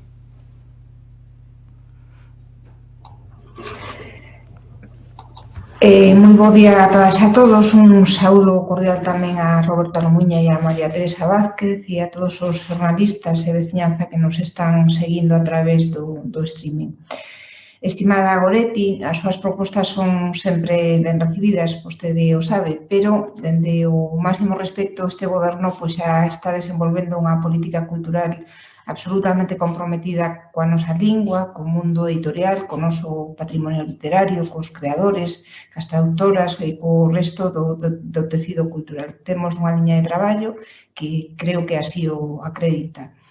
Desde o Concello de Santiago xa estamos apostando pola traducción de obras en galego. Dende o Departamento de Acción Cultural este ano imos convocar de novo o Premio Realia de Traducción para obras internacionais vertidas ao galego. Este premio pretende aportar propostas novas de autoras e autores que aínda non teñen presenza no sistema literario galego. A obra premiada será publicada pola editorial Emunin de Santiago de Compostela.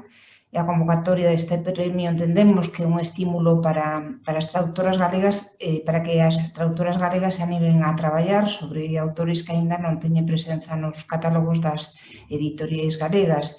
Sobre o primeiro punto da súa proposta, decir que, de acordo coa Organización do Premio Nobel da Europea Casino de Santiago, traduciremos ao galego e publicaremos a novela gañadora da convocatoria deste ano 21 e das súas sucesivas convocatorias. E sobre o tema das letras galegas e do día 17 de maio, pois temos, como tivemos o ano pasado, o ano de Carballo Calero, pois unha programación propia. Na Consellería de Acción Cultural e no Auditorio de Galicia, en colaboración tamén con outros departamentos, pois elaboramos unha programación para conmemorar ou celebrar o Día das Letras Galegas 21 e entre as accións pois programadas figura o deseño dun roteiro alrededor da figura de Sela Arias que se desenvolverá no mes de maio, unha exposición con imaxes e poemas da autora titulada Sela Arias, a poesía do retrato, que abriremos ao público o 17 de maio. Esta mostra que se poderá ver ata o mes de xullo inaugurará o novo espazo C de Información e Acción Cultural no antigo Concello da Praza de Cervantes. Editaremos tamén un catálogo desta exposición. Esta mostra recompila unha colección de poemas de Sela Arias xunto aos retratos realizados polo fotógrafo Xulio Xil nos anos 80 e 90. E tamén o día seguinte, o día 18, no Teatro Principal, representarase Vencerse a cousa de se tratar.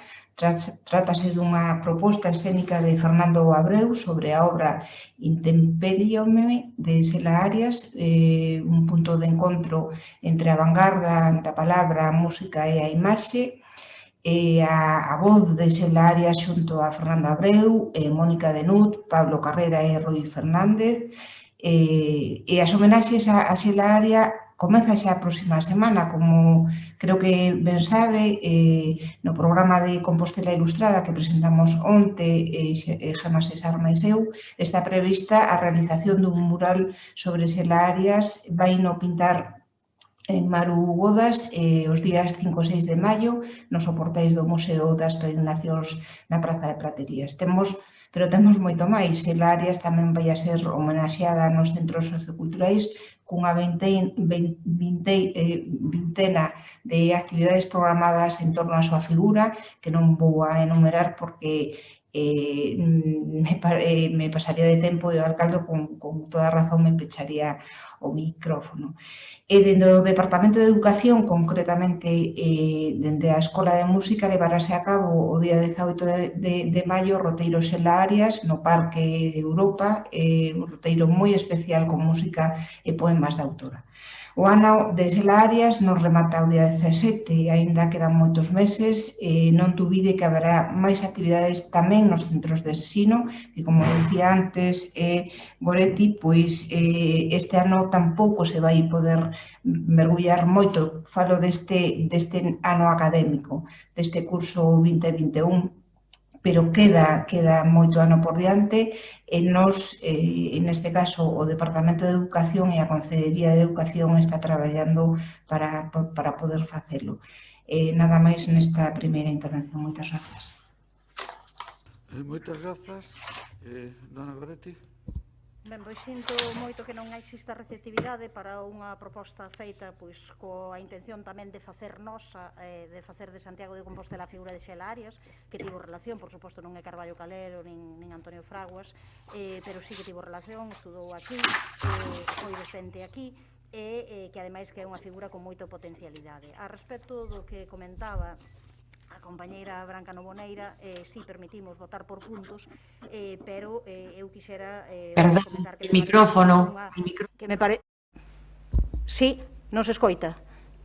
A respecto do que dicía a compañeira Branca Novoneira, creo que parece unha disculpa o de poñer por diante o tema de que non se estea a favor de unha subvención nominativa, porque é certo que concretamente no que se refire ao ámbito cultural, na etapa de Compostela Aberta houve unha reducción das subvencións nominativas e unha aposta pola concorrencia competitiva con que eu coincido, pero noutros ámbitos incrementáronse, e creo que neste caso esta aposta, sería menor. Estamos falando de cantidades realmente pequenas, dunha forma fórmula que funcionou, que esta fórmula xa se puxo en marcha, funcionou, foi boa e foi positiva.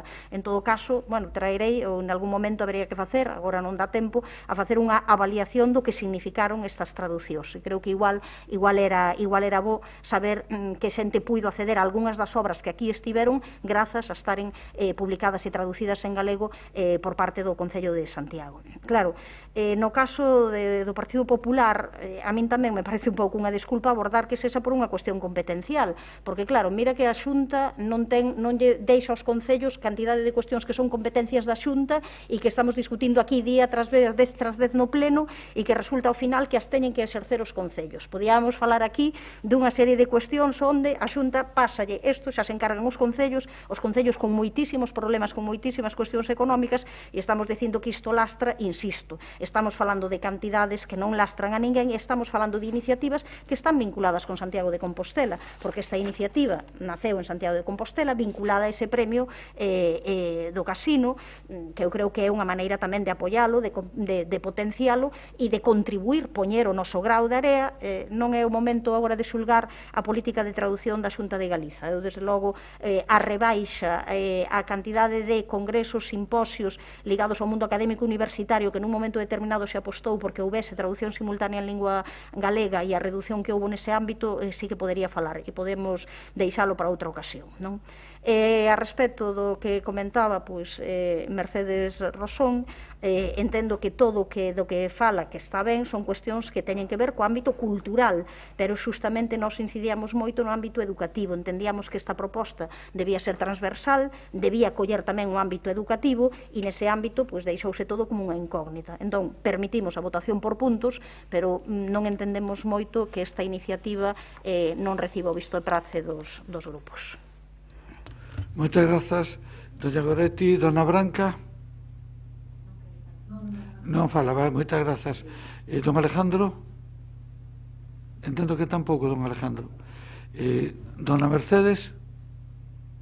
Sí, nada, nuestra...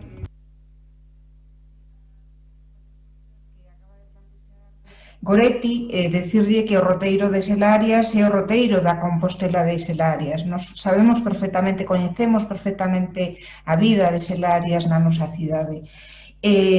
Por suposto, nos seguiremos apoiando o casino como fixemos sempre.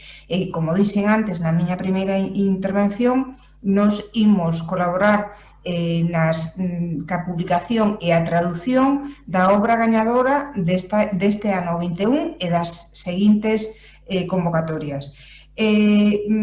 Esta proposta que fai o Goberno Municipal que lle estamos contando e que todavía non está pechada porque, como dixen antes, o ano e o Día das Letras Galegas non se reduce o 17 de maio e como a situación condicionada polo que estamos vivindo afecta moitísimo aos centros de ensino e vostede o dixo na súa primeira intervención, estes centros están mergullados nunha situación complexa. Nos estamos traballando para que antes de que remate este ano cun novo ano escolar se poda celebrar como merece esta importante figura das nosas letras e da nosa historia cultural que é Selarias.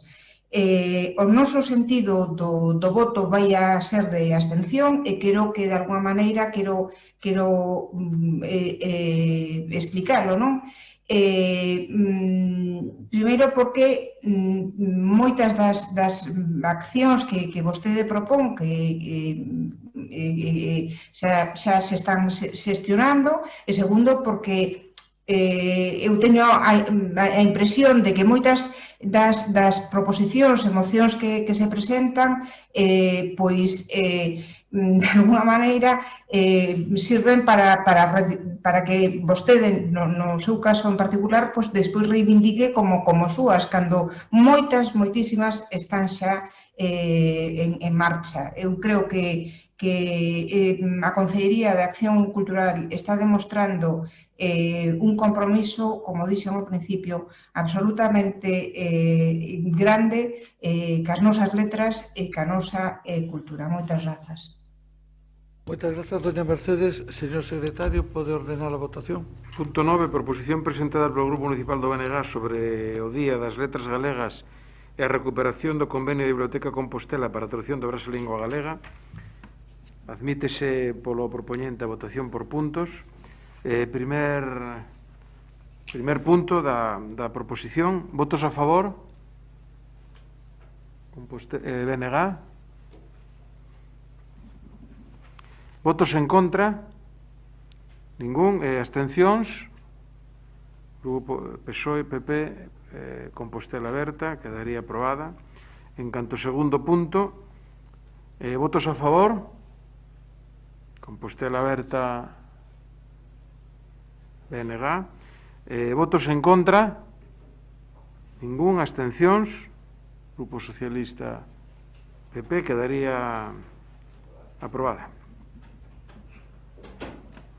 Ben, imos a facer un descanso de 10 minutos. Continuaremos, polo tanto, aproximadamente a 1:45.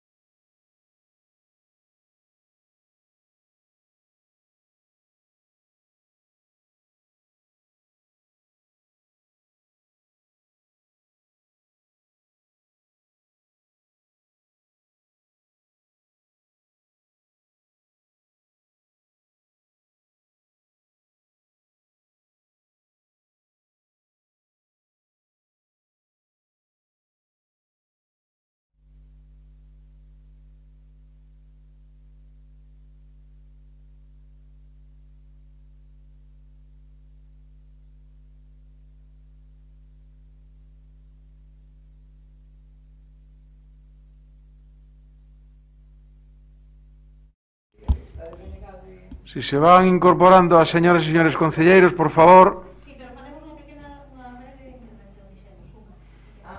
Sí, pero unha rolda. Sí, unha rolda. Estaba preguntando precisamente eso ahora mismo. ¿Quién va a intervenir? Por lo que por eso interven por si é que está aí. Os que faltan, por favor, e pregolles que cando voten os que están na televisión, por favor, poñan o signo de votación diante da cámara, porque a veces é difícil. Se sei que é un tema formal, pero é fundamental. Gracias. Rubén xa está aí en pantalla. Faltan Pichel, el interventor que nos fai falta, se non quere vir, e Ramón Quiroga.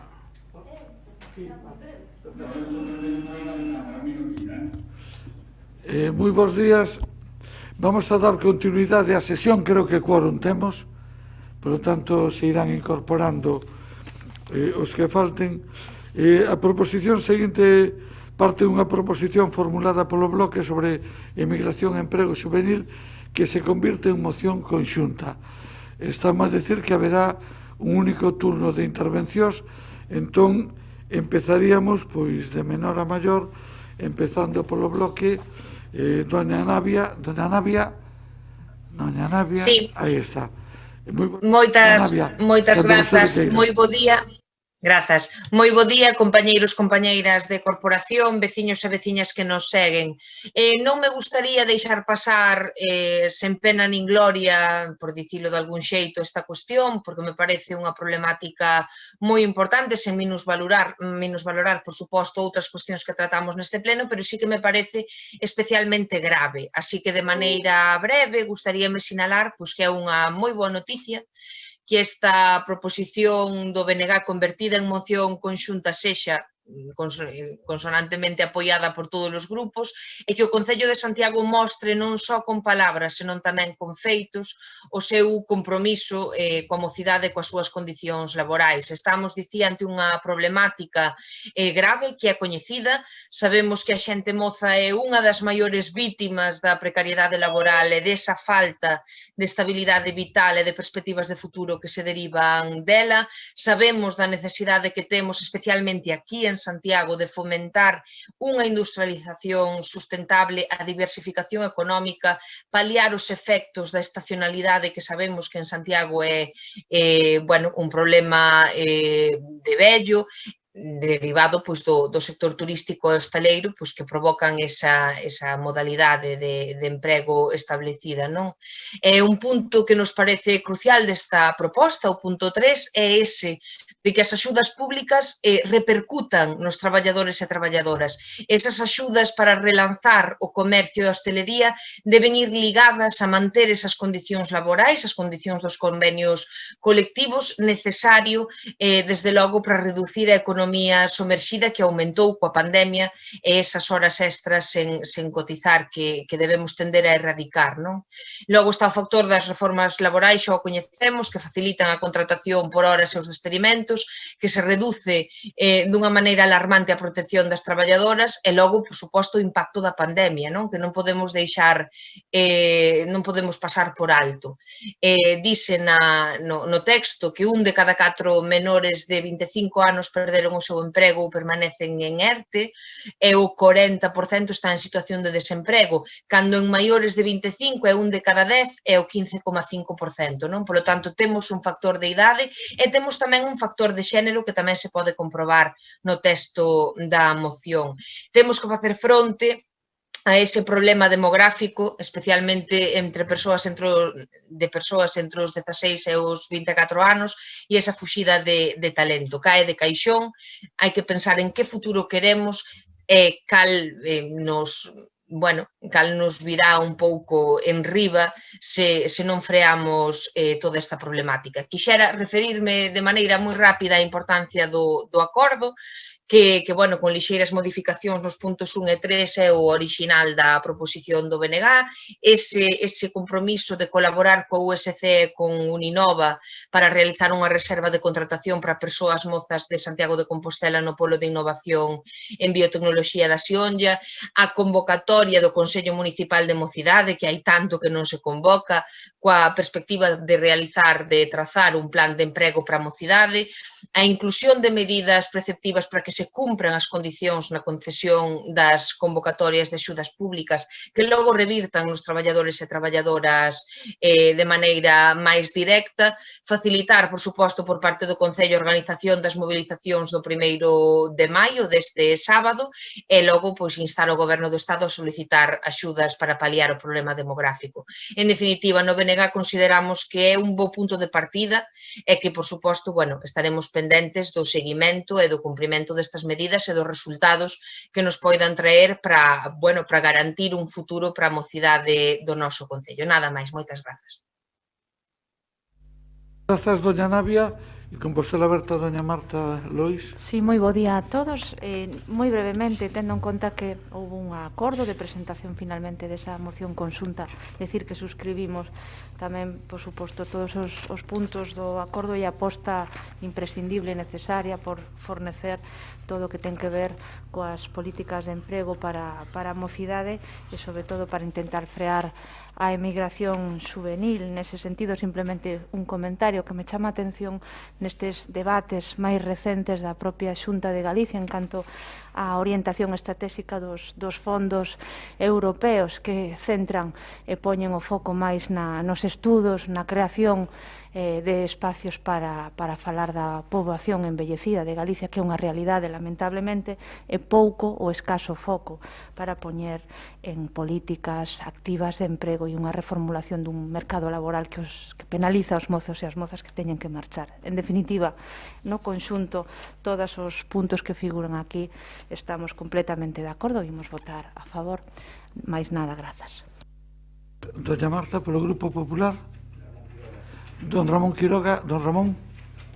Sí, pois, grazas, alcalde. Bueno, a verdade que nos apoiamos esta moción, como habíamos xa anticipado, pero, bueno, non tiña pensado facer intervención, pero, bueno, como se fai unha alusión á Xunta de Galicia, pois, sí que é necesario, pois, decir que a Xunta de Galicia leva investidos máis de 315 millóns de euros en políticas activas de emprego para menores de 30 anos, o que supón unha media de máis de 39 millóns de euros por ano e de máis de 250.000 mozos e mozas beneficiarios, en o que se refire á última legislatura, investir máis de 130 millóns de euros nas mesmas, 43,6 millóns por ano de media. Que existen programas en marcha como o Plan de Emprego e Xuventude, os obradoiros de emprego para menores de 30 anos, dos cuales se benefician 7 millóns de euros e actualmente 300 personas mozas, os programas integrados ou os obradoiros duais de emprego, a Axenda de Emprego, o programa APROL de Economía Social, a Rede Eusumo, etc. Por tanto, a Xunta ten un paquete moi importante de programas para a xuventude e tamén recalcar que, en canto a datos estadísticos do desemprego en menores de 30 anos, con respecto a abril de 2009, primeira legislatura, registráronse 27.000 parados menos, un menos 53,12%, e 26.186 menos con respecto á segunda legislatura, é dicir, un 52% menos, e 3.119 con respecto á terceira, un menos 11,56%. É dicir, dende o ano 2016 conseguiuse reducir o número de parados menores de 30 anos en 3.000 persoas, o que supón unha disminución do 11%. Por tanto, a Xunta de Galicia si está a cometer programas moi importantes de investimento para a xuventude, e se conta cun programa completo autonómico de formación investigadora, dividido en 3 fases e ata 8 anos de duración. E, por tanto, si a Xunta de Galicia está facendo un esforzo moi importante en toda esta política. Non obstante, como hemos dito anteriormente, nos vamos a apoiar esta moción por consenso. Gracias. Gracias, don Rubén Prol. Moitas grazas, alcalde.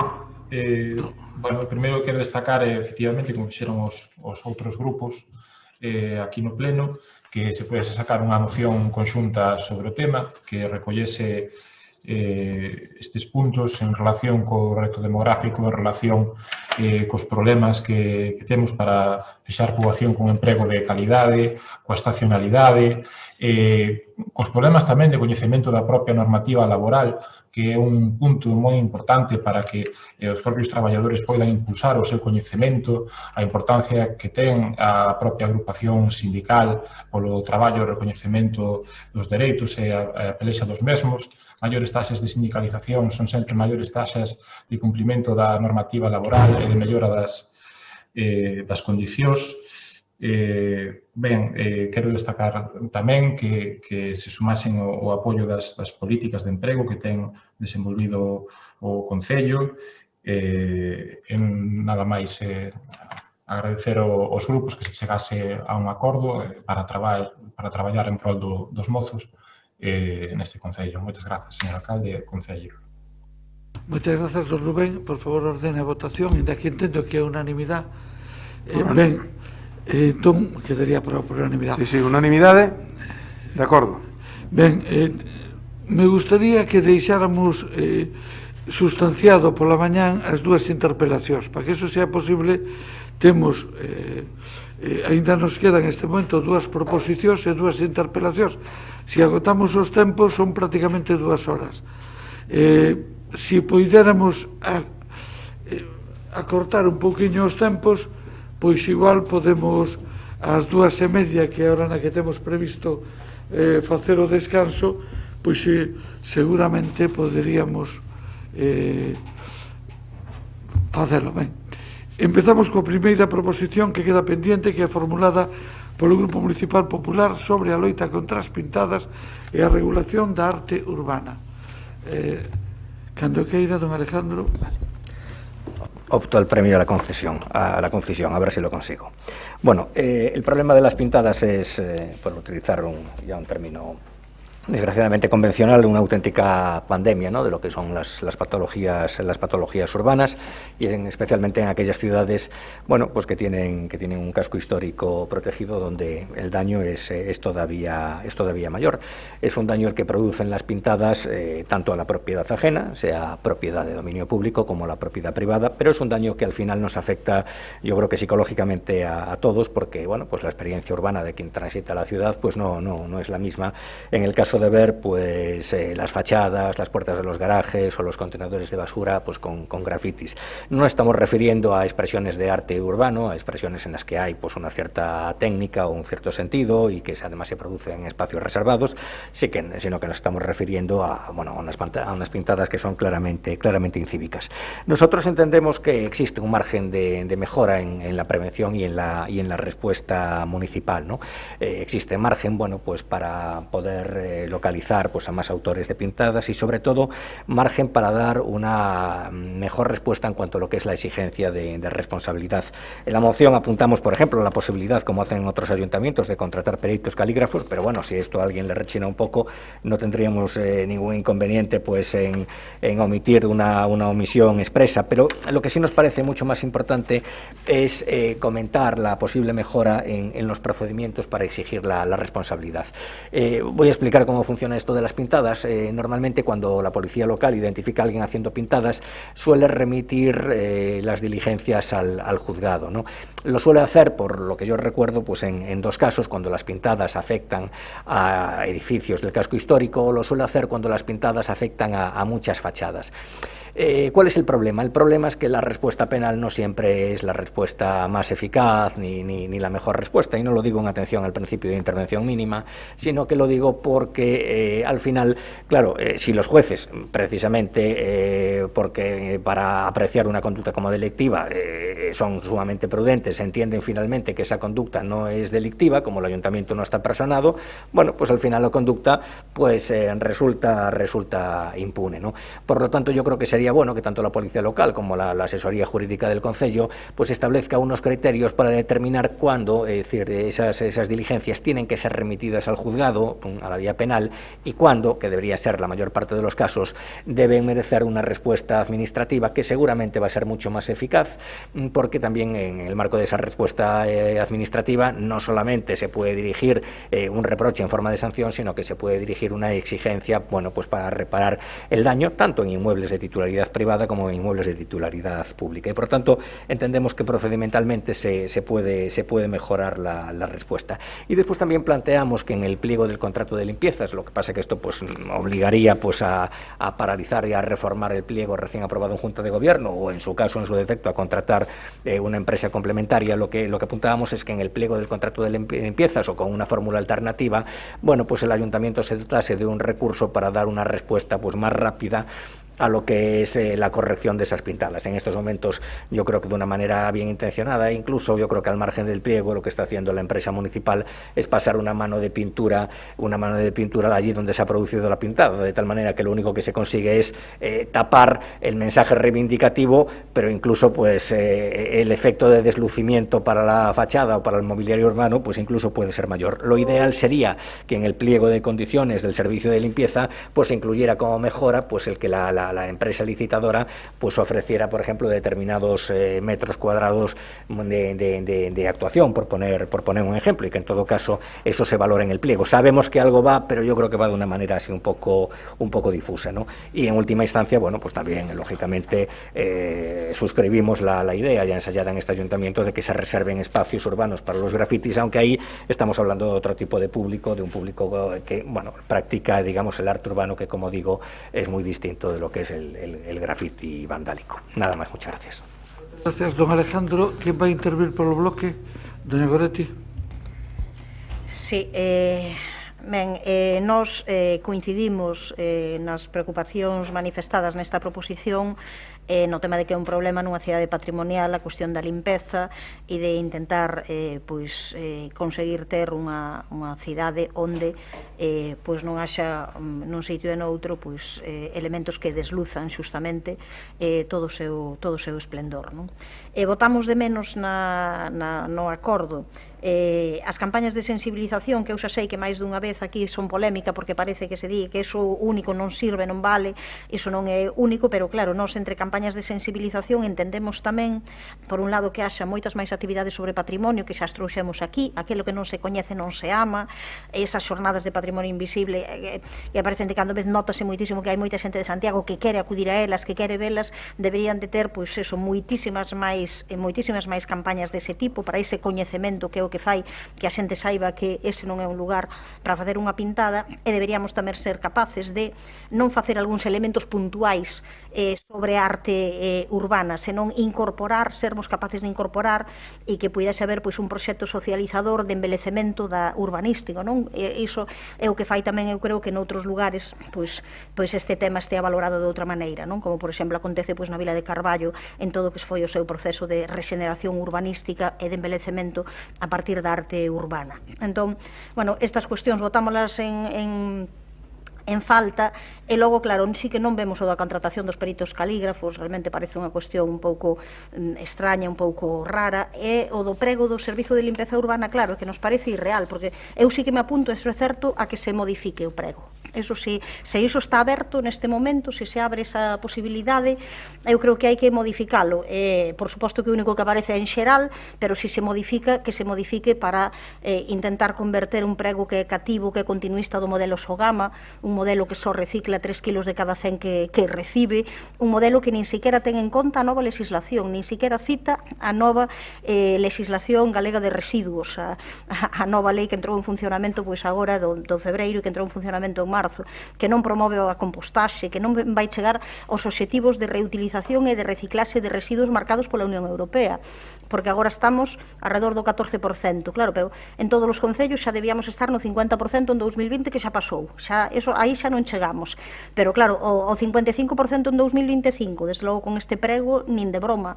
Entón, se abre esa posibilidade e están dispostos a, imos aparcar de momento este prego, e imos escoitar un pouquiño, que tampouco está de máis, o que teñen que decir o resto dos grupos e tamén a sociedade ecoloxista sobre esta cuestión, igual se pode incluir algo que a min sí que me parece do mellor que aparece no acordo, ese tema de que se poida ofrecer a prezos accesibles a eliminación das pintadas en espazos privados, porque iso é un problema para moita xente. Eu creo que iso é unha cuestión boa, pero, claro, se é que se fai isto, ou unha de dúas, ou ben iso acaba sendo algo que se pon, pero non se vai facer efectivo, porque o prego xa está en marcha, e xa tira para diante, como está facendo este goberno en todo, ou se non é así, se abre esa posibilidade, aproveitemos para cambiar un cambio de modelo, porque este modelo realmente deste prego non está á altura da vanguarda que debería de ser Santiago de Compostela en política de residuos, e tamén debería de ser vanguarda en potenciar a arte urbana, potenciar o que é a expresión artística a partir de espazos que se busquen que sexan os mellores, ou mesmo espazos que poidan embelecer espazos que están digamos, en situación de feísmo urbano. Entón, ese sería máis ben o lugar por onde nos transitaríamos, moito máis, por tanto, non nos opoñemos ao que aparece na moción e nos acordos, pero entendemos que non soluciona o problema tal e como está aquí considerado no acordo. Moitas gracias, Dona Goretti. Dona Branca. Moi ben, pois, tal como avanzou Alejandro, penso que sería bon que deixase votar por puntos. Nos, no primeiro punto dos peritos, pois, imos votar en contra. Pensamos que Alejandro, como sempre ten sempre o delito na cabeza, e que quere comenzar a casa polo tellado identificando os vándalos. Pero, bueno, o que queremos apuntar é que a meirande parte das pinturas urbanas non son actos vandálicos. Os actos vandálicos son exclusivamente en propiedade Vico ou en propiedades de carácter patrimonial e histórico. A meirande parte das pintadas ilegais son faltas de empobrecemento, non son delitos de danos, xa que, bueno, a diferencia é que son susceptibles de limparse con auga en aresto, faise en moitas cidades nos que pensamos que hai unha maior problemática neste senso e non en Compostela. Entendemos que hai que atender efectivamente o noso espazo monumental, pero non hai que perder de vista que realmente que é unha pintada ilegal, que é un acto vandálico. E para iso, nos penso que comenzaríamos por elaborar un catálogo de arte urbana de Compostela para decidir cales son os grafitis que queremos conservar e catalogar e cales son os que, como arte efémero que é, pois teñen que desaparecer e hai que limpar, non? No sobre o segundo e o terceiro punto imos absternos, supoñemos que o goberno está traballando nesa liña, que valora a mellor forma de limpar as pinturas como sucede noutras cidades, ademais de pintar, as pinturas desaparecen a través de mecanismos de limpeza de auga e area, a presión, e o que nos queremos centrar é no positivo, non? Nos valoramos moi positivamente o cuarto punto, que é a habilitación de espazos autorizados, e o que pedimos é precisamente o que piden a maior parte dos artistas de Compostela e de arte urbana e os compostelanos e os de outras cidades, que máis espazos para intervir legalmente e unha valoración do seu traballo e por iso pois apuntamos que sería bo comenzar a traballar na catalogación da nosa arte urbana. Nada máis, gracias. Gracias a vostede, doña Branca. Don Sino Guinarte. Moitas grazas. Bueno, este é un tema que eu creo que é complexo. Eu creo que todos podemos estar de acordo en que no que ten que ver coas pintadas estamos diante dun problema e creo que tamén todos podemos estar de acordo en que a solución non é doada e non é fácil. Eu creo que de todos os xeitos habería que comenzar por diferenciar claramente e non misturar, en fin, non estou dicindo que a proposición o faga entre pintadas e arte urbana, non? Porque evidentemente as pintadas son algo que deteriora o espazo público, o arte urbano é unha forma de manifestación artística, en fin, recente relativamente, e no medio quizás está o que chamamos grafitis, que por unha parte pode incluir, en fin, eso que son simplemente unha especie de firmas ou elementos identificadores do grafitero que non ten ningún contido artístico, pero tamén, en fin, Banksy chámase a ese mesmo grafitero e, por desgraza, pois non veo a facernos ningún a Compostela. Entón, claro, o problema, evidentemente, son as pintadas e ese tipo de grafitis. Por outra parte, en fin, curiosamente non é un problema reciente, porque parece ser que xa no Imperio Romano, na época romana, se facían grabacións sobre a pedra, que de aí ven o tema de que se facían con grafito e por eso se chaman grafitis na actualidade. Como abordar o problema? Evidentemente, nós pensamos que o máis importante é a prevención. É máis importante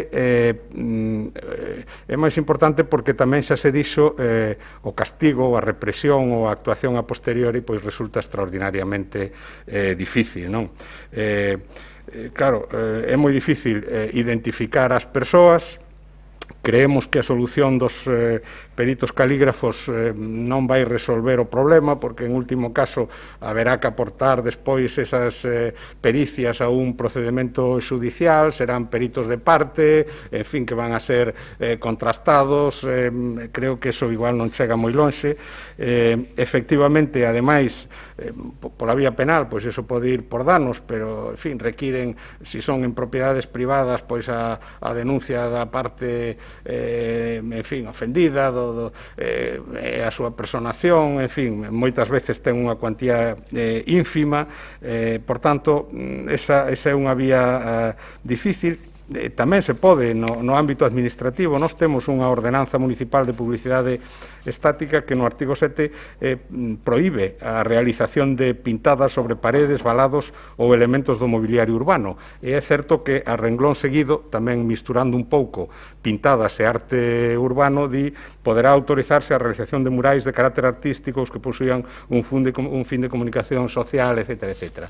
E prevé a posibilidade de sancionar as pintadas pois como infraccións de diversa índole, pero moi raramente poderán ser consideradas graves ou moi graves, non? O prego actual do servizo de limpeza prevé algunhas posibilidades ao respecto, di que a limpeza efectuarase en todos os edificios, muros, paredes, etc., en xeral, onde sexan ordenados polos servizos do Concello por razóns de especial interese, obviamente nos de titularidade pública, e tamén di que as persoas físicas ou xurídicas poderán solicitar ao Concello a limpeza de pintadas en edificios privados, sempre cando os mesmos acepten previamente por escrito o resultado final e abonen os gastos, etc.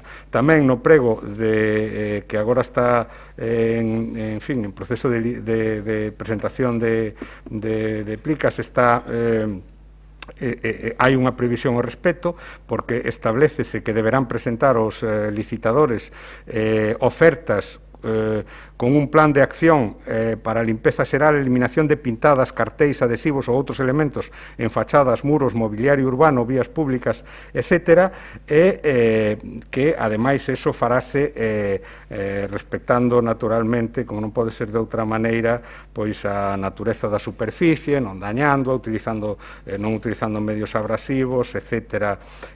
Non é que tamén, por razóns de especial interese, se podrán solicitar polo Concello actuacións e intervención sobre elementos de titularidade non pública.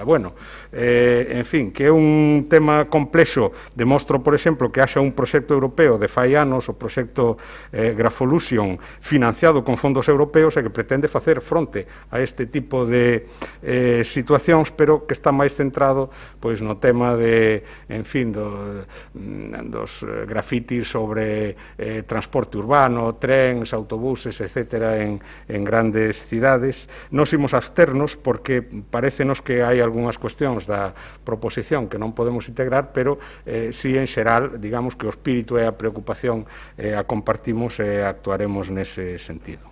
Moitas grazas, don Sindo. Bueno, de momento, escaso éxito no recorte, pero don Alejandro, vamos. Bueno, en todo caso, agradeceríamos que, más allá de tener en cuenta el espíritu de la moción, pudieran acoger algunos aspectos de la moción que sean acogibles, ¿no? Ya digo que para nosotros lo más relevante no es la contratación de los peritos calígrafos, que podrían ser un elemento de investigación de apoyo. Lo más relevante, don Gumersindo, es mejorar la respuesta administrativa. Doña Branca, yo he sido el primero en decir que la vía penal no es la más adecuada, pero el hecho de que una pintada no sea constitutiva de delito no quiere decir que no sea constitutiva de una infracción administrativa y que exija, por una parte, un resarcimiento de daños a quien le han chafado una fachada, y por otra parte merezca lógicamente pues una, digamos, retribución sancionadora a los efectos de disuadir a quienes quieran realizar la misma práctica. Y nos parece especialmente importante, aparte de la mejora de los procedimientos de respuesta en cuanto a resarcimiento de daños y en cuanto a exigencia de responsabilidad, nos parece también muy importante el que pudieran ustedes acoger, si no es en el pliego, que parece que no va a ser, pues a lo mejor con alguna fórmula alternativa, el que, bueno, pues se le pueda ofrecer a los titulares de inmuebles privados unos precios asequibles, bueno, pues para reponer sus fachadas al estado original, aunque lo ideal, ya digo, sería que en el pliego como mejora se incluyese eso, se incluyesen incluso determinados metros cuadrados gratuitos como mejoras. Yo creo que no avanzamos nada si hacemos una votación por puntos y por lo tanto vamos a mantener el global de la proposición, nada más. Moitas gracias, don Alejandro, doña Goretti. Moitas gracias, doña Goretti. Doña Marta, tampouco, don Sindo. Pois votación, entón, señor secretario. Punto 11, proposición presentada polo Grupo Inicial do BB para a loita contra as pintadas e a regulación da arte urbana. Votos a favor? O Grupo Popular, voto a favor. Votos en contra? Ningún. Abstencións? O resto dos grupos da corporación quedaría aprobada. Moitas grazas. A seguinte proposición é tamén do Grupo Popular relativo a actuacións de urxencia na Alameda. Entendo que vai ser doña María Castelao, tal vez. Doña María, cando vostede queira. Moi bons días. Grazas, señor alcalde. Bons días a todas e a todos. A importancia que para os santiagueses ten a Alameda pois non se reflicte só no seu nome, non só se trata dun parque. A Alameda constitúe un elemento singular da cidade, non só para os que vivimos e desfrutamos dela, tamén para os foráneos que teñen a Alameda como lugar de referencia cando nos visitan. É evidente que ao lado da catedral pouco hai que se lle asemelle, pero se cadra a Alameda pode ser un dos elementos da cidade máis próximos en canto á súa importancia como elemento vertebrador para os composteláns, ademais, obviamente, do seu valor natural e histórico. Foi creada no século XVI e desde ese momento a vida da cidade xirou ao seu arredor, mesmo incluso unha vez que se trasladou á Feira de Gando. Non é só un espazo de paseo, de deporte, de cultura, de conversa, de xuntanzas, de festas. O seu incalculable valor como espazo de uso para a cidade require que lle prestemos especial atención.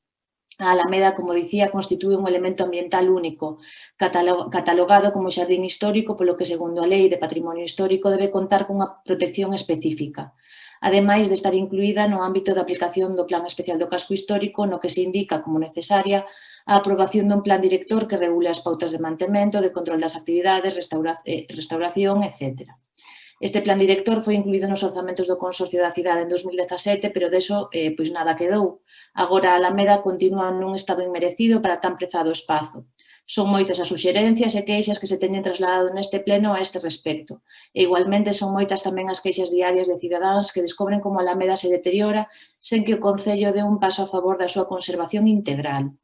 Esas queixas estou segura que non responden ao magnífico traballo que desenvolve o Departamento de Parques e Xardíns, xa que cos medios dos que dispoñen demostran sempre unha querencia especial polos espazos verdes da nosa cidade, e non iba a ser de outro xeito coa Alameda. A Alameda require dunha maior vixiancia e tamén dun maior investimento. Desde o Partido Popular apostamos sempre por mellorar a situación do parque. Foi durante o noso goberno cando se levaron a cabo diversas actuacións que melloraron moito o estado de conservación do mesmo. En primeiro lugar, e creemos que fundamental foi a eliminación do botellón deste espazo cando durante o goberno do anterior alcalde Bugallo todas as semanas milleiros de rapaces se xuntaban nese espazo que supuñía un importante problema de saúde pública respecto ao consumo de alcohol, especialmente cando se trataba de menores, como tamén de limpeza e conservación. Eran toneladas as que tiñan que recoller o día seguinte os servizos de limpeza. A vontade política, xunto ao traballo da Policía, do Departamento de Obras e dos Servicios Sociais, atallaron esta cuestión que deixou de ser unha preocupación para a cidade. Levamos a cabo tamén unha actuación fundamental coa dignificación do espazo de vestiario e maquinaria para o persoal de parques, eliminamos as antigas churrerías, unha delas abandonada por completo durante anos, e trasladamos o Centro de Interpretación de Parques e Xardíns ao Parque de Belvís, e licitamos a contratación e construción dunha nova cafetería cun proxecto perfectamente integrado no espazo e grazas ao cal os composteláns puideron volver a desfrutar de tomar un café no seu parque central. Fixemos tamén reparación nos baños, que agora de novo hai que actuar sobre eles e cadra porque esta última legislatura estiveron abandonados. Retirouse a pantalla electrónica instalada na entrada do parque, que afeaba sen dúbida esa magnífica entrada desde Porta Faxeira, o mesmo que fan agora, por certo, as pancartas instaladas de xeito permanente nese espazo. Levamos a cabo un investimento de máis de 100.000 euros no estanque, voltaron os patos e dignificouse o espazo eliminando o vallado, actuando sobre os estanques, cos chorros de auga, renovando as especies vexetais. Gracias a iso, hoxe todas as nenas e nenos de Santiago poden desfrutar dese maravilloso espazo no que as súas nais e pais desfrutamos de novos. Ademais da restauración das fontes, que sabemos que vostedes xa tamén traballan nese ámbito, e moitas outras cuestións. Sei que vostedes me contarán as actuacións que levaron a cabo durante estes meses, pero está claro que a solución non pasa por darlle unha abordaxe puntual aos problemas. Sabemos que moitos son reiterados ao longo dos anos, polo que entendo que esta iniciativa a defenderá a señora Mila Castro, fágase caso a vostede mesma, cando a finais do ano 19 falaba xa da necesidade dese plan director, precisamente recordando o que nos facemos hoxe, recordando o presupostado no orzamento do Consorcio en 2017.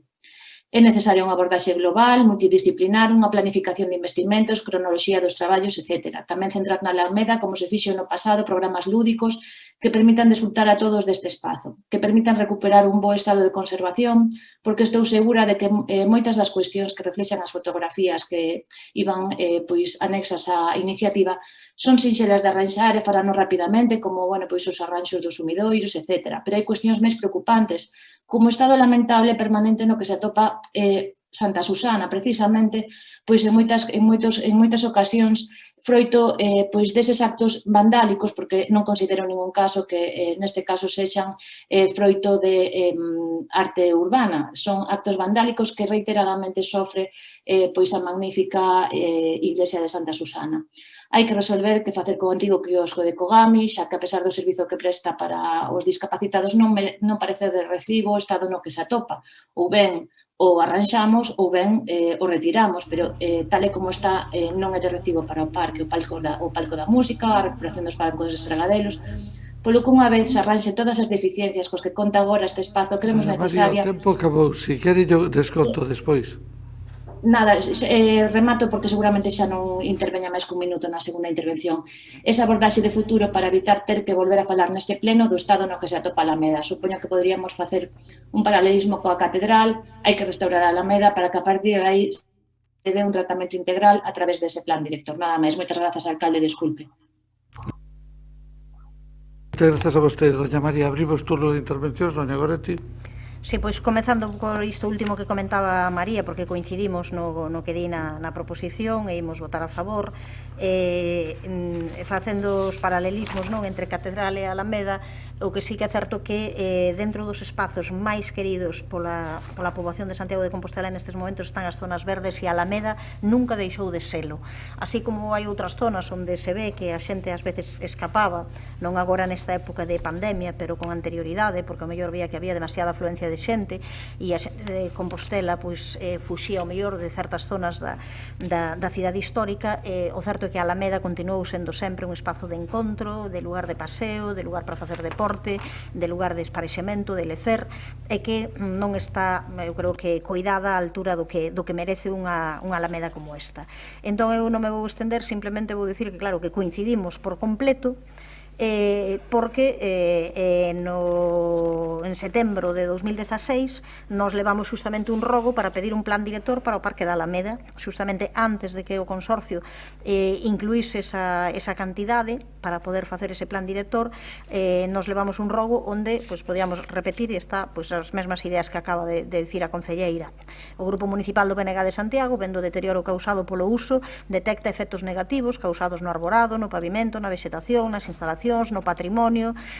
Temos que buscar un equilibrio entre os usos do parque e a conservación de todo o seu patrimonio vegetal, monumental e histórico, e por iso é urxente e necesario o seu documento base para definir o futuro e ordenamento de usos e mellora do parque. E pedía daquela que se fixese un plan director do Parque da Alameda.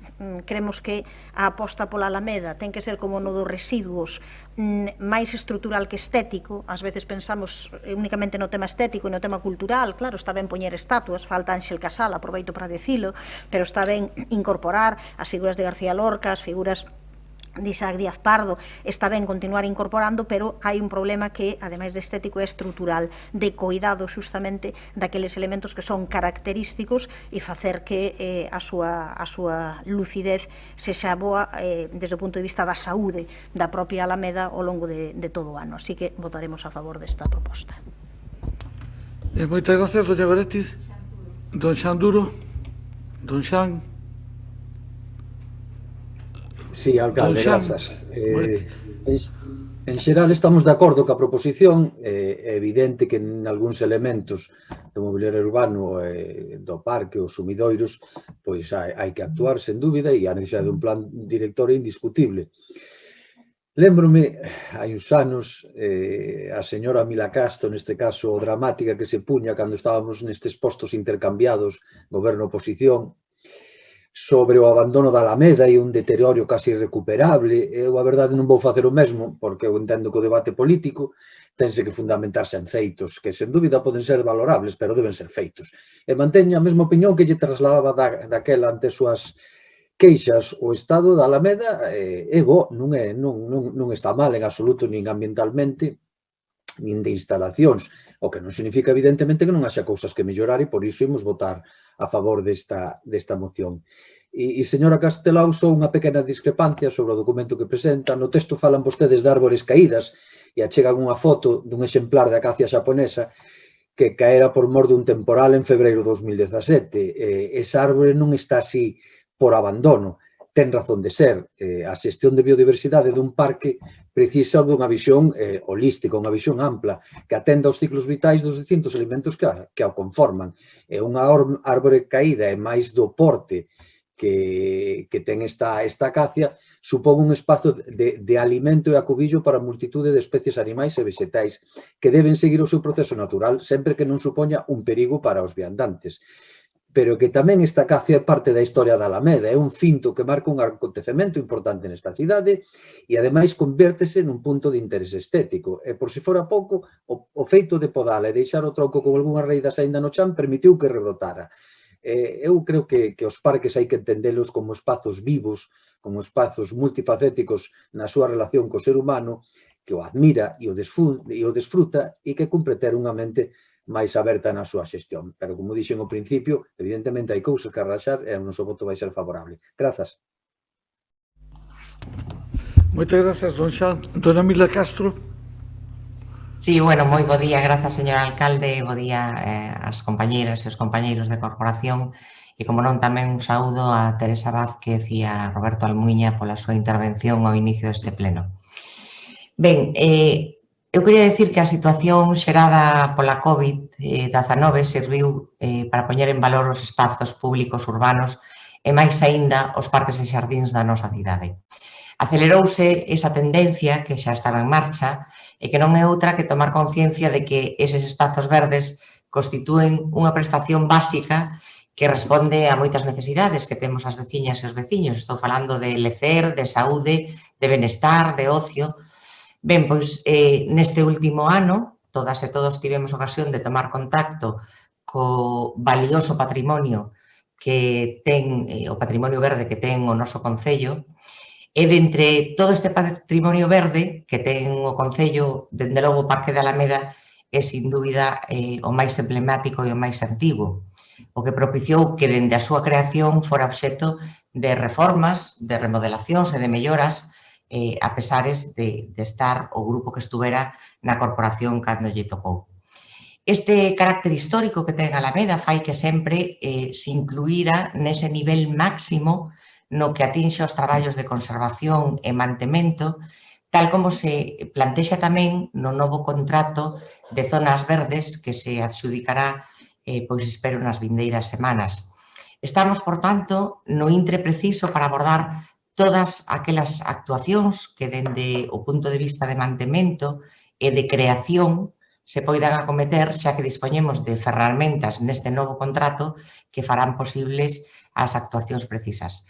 As empresas licitadoras xa presentaron na súa oferta técnica unha diagnose da situación actual de todos os espazos verdes, con propostas e con actuacións concretas e, como non podía ser de outro xeito, neste estudo inclúese o Parque da Alameda.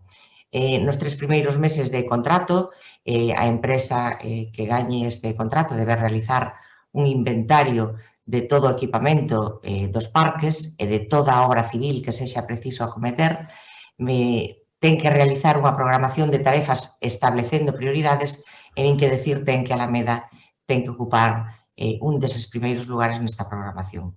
De acordo con isto, estamos en condicións de abordar a curto plazo eses pequenos traballos de reparación de todos aqueles danos que resultan perceptibles por calquera de nós ao pasear e que se citan nesta proposición presentada hoxe no pleno. Problemas funcionais e estruturais aos que fai referencia a proposición na súa exposición de motivos que son os que temos que acometer. Pero tamén penso que non son impedimento eses que faltan por facer para recoñecer, e así se fixo, vin agora por los señores e señoras concelleiras que o fixeron, para recoñecer esas actuacións que fixo este goberno no período de tempo que levamos e que, por incidir no aspecto ornamental e decorativo, coido que non son nada despreciables. A rehabilitación e posta en marcha das fontes, a colocación de novas esculturas, aunque non poden estar todas neste momento, seguirán estando, ou o traballo de mantemento levado a cabo nos xardíns e parterres son mostras dun cambio non pequeno do seu aspecto. Aínda así, é certo, en eso estamos de acordo, a señora Castelao, que actuacións máis ambiciosas nun parque destas características a realizar a curto ou medio prazo exixen unha análise previa dos documentos xa existentes e unha abordaxe que involucre a un equipo multidisciplinar. Efectivamente, na proposta de orzamento para o Consorcio da Cidade de Santiago do ano 2017, recóllese a redacción dun plan director da Alameda, en colaboración co Concello, tiña un coste estimado de uns 50.000 euros para o apoio externo, ademais do persoal da Oficina Técnica do Consorcio. Foi unha proposta de orzamento que se levou á sesión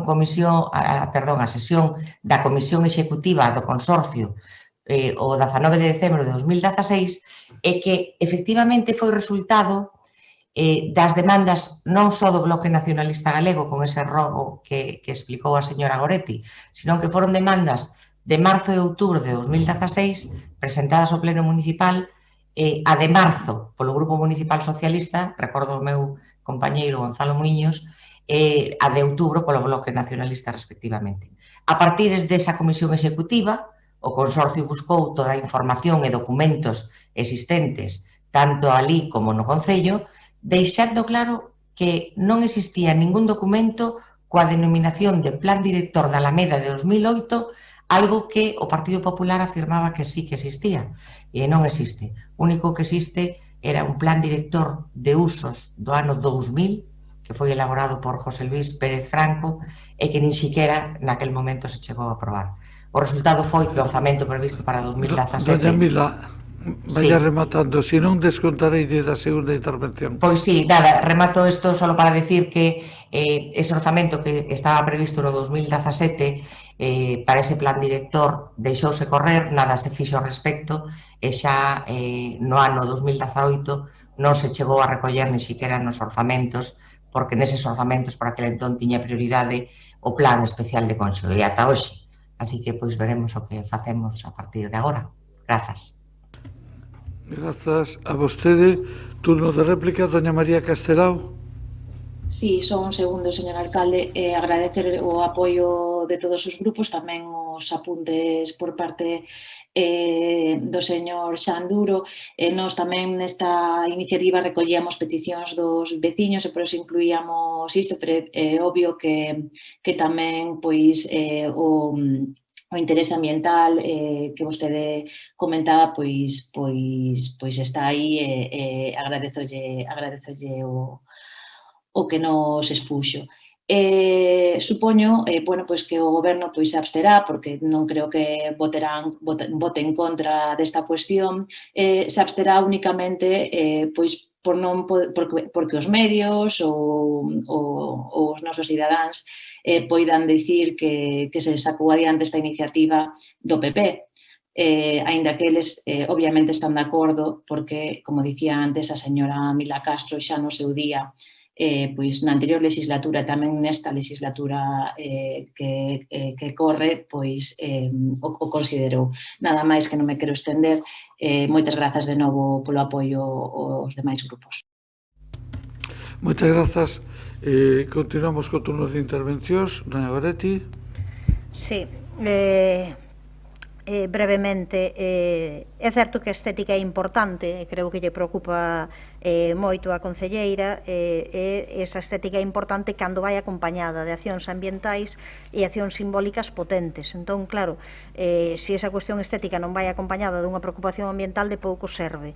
Igual que simbólicamente, digo, porque fixo referencia que non poden estar todas esas esculturas, eu quero lembrar que o tema de Ángel Casal, que se opuxeron, que o Partido Socialista se opuxo o Goberno a incluílo no orzamento. Parece que, non sei, que lles dá algo ter unha estatua en homenaxe a Ángel Casal, alcalde asasinado, aparecido nunha gavia en Cacheiras no 36, e que non queren, e din, bueno, xa se fará, pero o certo é que unha cantidade mínima e tal que non quixeron meter, non? Claro, logo presumen de Comisión de Memoria Histórica, logo salen, parece, non? Unha Comisión de Memoria Histórica que impulsou o BNG, bueno, como no tema das estatuas, non? Como se non estivesen de brazos cruzados esperando o recurso de casación da sentenza, que sabemos como ia acabar, cando decidimos activar desde o BNG dicindo hai que activar este tema, hai que conseguir facer algo, hai que facer informes novos porque hai nova documentación e isto hai que activalo, igual que a Comisión de Memoria Histórica. Entón, claro, non vale dicir agora xa chegarán. O problema é que o de Ángel Casal estivo en riba da mesa,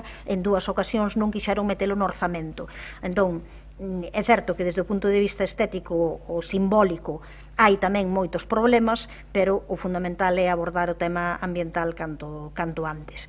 E nese sentido, pois claro, se están de acordo e se naquel momento o Partido Socialista presentou xunto co BNG no seu día pois unha iniciativa para que houvese un plan director da Alameda, pois non hai ningunha cuestión que agora faga que nestes momentos o voto non teña que ser positivo a esta proposta. Moitas grazas. Don Xan? Don Xan Duro? Non gracias, alcalde, non vou intervir. Ben, moitas grazas, don Xan. Non vai intervir. Entonces, doña Mila? Sí, bueno, a ver, moi brevemente, é que ás veces unha quere decir tantas cousas ten pouco tempo e entonces o mellor non se me entendeu ben na primeira intervención. Dígolle a señora San Martín, decía que efectivamente o tema estético e de ornato non pode pasar desapercibido, tense que facer, pero na primeira intervención tamén dixen que coido que é un momento oportuno para plantexar unha actuación multidisciplinar para evaluar e acometer esas actuacións que precisan este espazo emblemático da cidade e que se recollen na proposición. Por que nos imos abster? E efectivamente nos imos abster. Non é porque isto salea sea unha proposición do Partido Popular ou do BNG. A min gustaríame, sobre todo pola xente que nos está vendo e escoitando sempre nos plenos, a min gustaríame que cando hai unha cousa interesante para a cidade que dá igual que o faga Xan que Pericán, pero non, temos que... Entonces, a nosa abstención non vai ser por eso. Nos ímonos abster nesta proposición plantexada polo Partido Popular en primeiro termo, porque como goberno local xa estamos programando e acometendo melloras, que é unha cousa das que se pide nesta proposición. Lembrolle novamente que acabo de dicir que aí está a próxima adxudicación do novo contrato de Parques e Xardín e tamén xustifica a nosa abstención que non imos redactar un plan director novo para ordenar os usos da Alameda. Non imos facer un plan director novo. O que sí imos facer e comprometémonos como grupo de goberno, desde aquí, e como vostedes recollen sempre moi ben as miñas palabras, é facer, contando co consorcio, esta vez espero que sí, definitivamente, unha actualización e revisión dese documento do que falei do ano 2000, denominado Plan Director de Usos, que nunca chegou a aprobarse. Aproveitaremos o traballo xa feito nese documento, xa digo, actualizando, revisando e completando todo o que sexa necesario para que se cumpran os estándares de calidade, de sostenibilidade e protección que desde logo merece este espazo emblemático da nosa cidade. Por lo tanto, esa é a explicación da nosa abstención. Moitas grazas. Moitas grazas. Bueno, a mí me gustaría decir unha cousa tamén, con relación ao plan director de Xosé Luis Pérez Franco, claro, a causa da interrupción foi o seu fallecimento. E iso, o certo é que logo non continuou coa tramitación. Non creo que ahora mesmo sea posible recuperar e darlle unha gran validez a un documento de casi 20 anos. O que si é posible, e estamos no consorcio, a lo menos, pois, 4 dos 5 que estamos aquí sentados, o que si é posible é plantexar con relación aos presupostos do próximo ano a eventualidade da recuperación, da actualización dese documento, lógicamente con outro equipo, porque outro é imposible. En fin, ese tema podemoslo falar e pola nosa parte non haberá ningún tipo de inconveniente, ademais nos parece ben. Señor secretario, ordena a votación. Sí, proposición presentada polo Grupo Municipal do PP para actuacións de urxencia na Alameda para elaborar un plan director para o seu cuidado e mantemento futuros. E votos a favor? Representantes de PP, Benega, Compostela Berta. Votos en contra? Ningún. Abstencións? Grupo Socialista quedaría aprobado. Por tanto, non sei se se dixo ou me despistei eu. O que está en licitación agora é o acondicionamento dos baños, que é unha das actuacións, que era unha das actuacións incluídas justamente con cargos remanentes. E está en licitación, saleu o lunes pasado. Bueno, entramos no capítulo de interpelacións. Perdón, señoría, habría que dar conta formal de o punto 12, 13, 14, 15, 16 e 17. Sí, que a impaciencia me pode... e me estou saltando todo isto. Efectivamente. Moitas gracias por lembralo. Punto 13, dar conta da resolución de liquidación do orzamento correspondente ao ano 2020, queda dada. 14, dar conta do informe de intervención en relación cos resultados obtidos do control das contas a xustificar anticipos de caixa a fixa, exercicio económico 2020. e pagamentos realizados nos anos 2015 a 2018. Punto 15, dar conta do informe anual de intervención de resolucións adoptadas contrarias aos repalos, resumen das anomalías detectadas en materia de ingresos e expedientes de omisión da función interventora. Punto 16, dar conta do informe de intervención relativo á avaliación do obxectivo de estabilidade orzamentaria. Punto 17, dar conta de resolucións da Alcaldía, das Concellalías Delegadas e acordos da Xunta de Goberno Local. Vamos a ver. Temos a continuación rogos, preguntas e interpelacións. Empezamos por interpelación, a primeira presentada polo Grupo Municipal do Partido Popular sobre a pasarela que conecta a Plaza do Matadoiro e, en realidad, sobre todo o relativo con un tema tan querido por don Alejandro como a Casa da Xuventude. Don Alejandro. Gracias, alcalde, de nuevo, efectivamente. Sabemos que se van a rodar nuevos episodios de esa exitosa serie que es La Casa da Xuventude, La Casa de los Horrores, una serie de un enorme éxito de audiencia, con sus componentes a veces grotescos, a veces absurdos, a veces tétricos. Y bueno, no queremos que el gobierno municipal nos haga un spoiler. Bueno, primero no puedo hacerlo porque el gobierno municipal ni siquiera sabe lo que va a acontecer con la casa. Y en segundo lugar porque tampoco sería bueno, oye, pues desbaratar el suspense y la intriga. Pero bueno, sí sería oportuno que nos adelantaran algo y sobre todo también que explicaran pues algún episodio reciente. Y a esos efectos pues presentamos una interpelación con varias preguntas. En primer lugar, aunque en el texto aparece como tercera pregunta, lo que pediríamos es bueno, pues explicaciones sobre lo que ha sucedido con la casa o en la casa durante estos últimos casi 2 años de gobierno municipal. Es decir, cuál ha sido la supervisión por parte del gobierno municipal de un bien de dominio público, cuál ha sido el régimen autorizatorio, ¿no?, que han establecido, en todo caso que han mantenido. Esa sería, en términos genéricos, la primera pregunta. Y ya como preguntas proyectadas hacia el futuro, pues formularíamos una segunda pregunta consistente pues en preguntar bueno, cuáles van a ser los siguientes trámites administrativos relacionados con la posible instalación de una pasarela, sobre todo teniendo en cuenta que el informe de la Comisión Asesora del Casco Histórico advierte que sería ilegal porque no cumpliría con la ley de accesibilidad. Preguntamos también, es decir, cuáles son las otras actuaciones materiales que tiene el gobierno municipal previstas tanto en la casa, de reforma de la casa, como en el contorno de la casa, porque parece que la de la pasarela no sería la única solución. Y por último, bueno, pues preguntaríamos por los usos de la casa pues en un futuro más o menos inmediato, si va a quedar adscrita a la red de centros socioculturales o si tendrá otro tipo de régimen de uso. Nada más. Ben, moitas gracias, don Alejandro. Ten o turno de intervención de contestación don Rubén Prol, 7 minutos. Moi ben, moitas grazas, señor alcalde.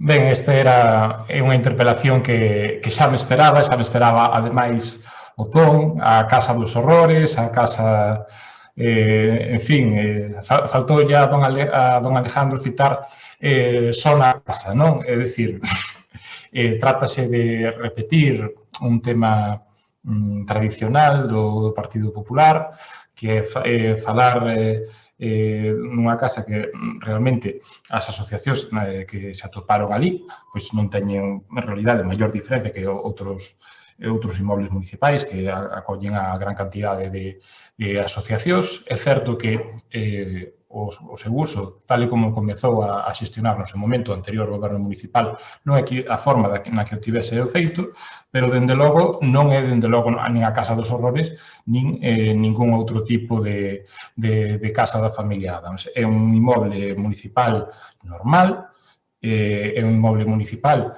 que ven de ser ocupado pola Xunta de Galicia ata o ano 2016, que estivo varias décadas en funcionamento e durante as cales a Xunta de Galicia nunca lle proporcionou ningún tipo de mantemento, o que implicou que se entregase ao Concello de Santiago nun estado de mantemento que, desde logo, dista de ser óptimo e que, polo tanto, implica por parte do do Concello prever unha futura remodelación que en ningún caso vai implicar o que pretende o Partido Popular, que é impulsar un derribo do patrimonio público.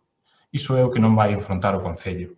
E por iso, un proxecto como é o da pasarela, que redunda na accesibilidade, que está en proceso de execución, ten orzamento, ten financiación europea, está en fase de proxección.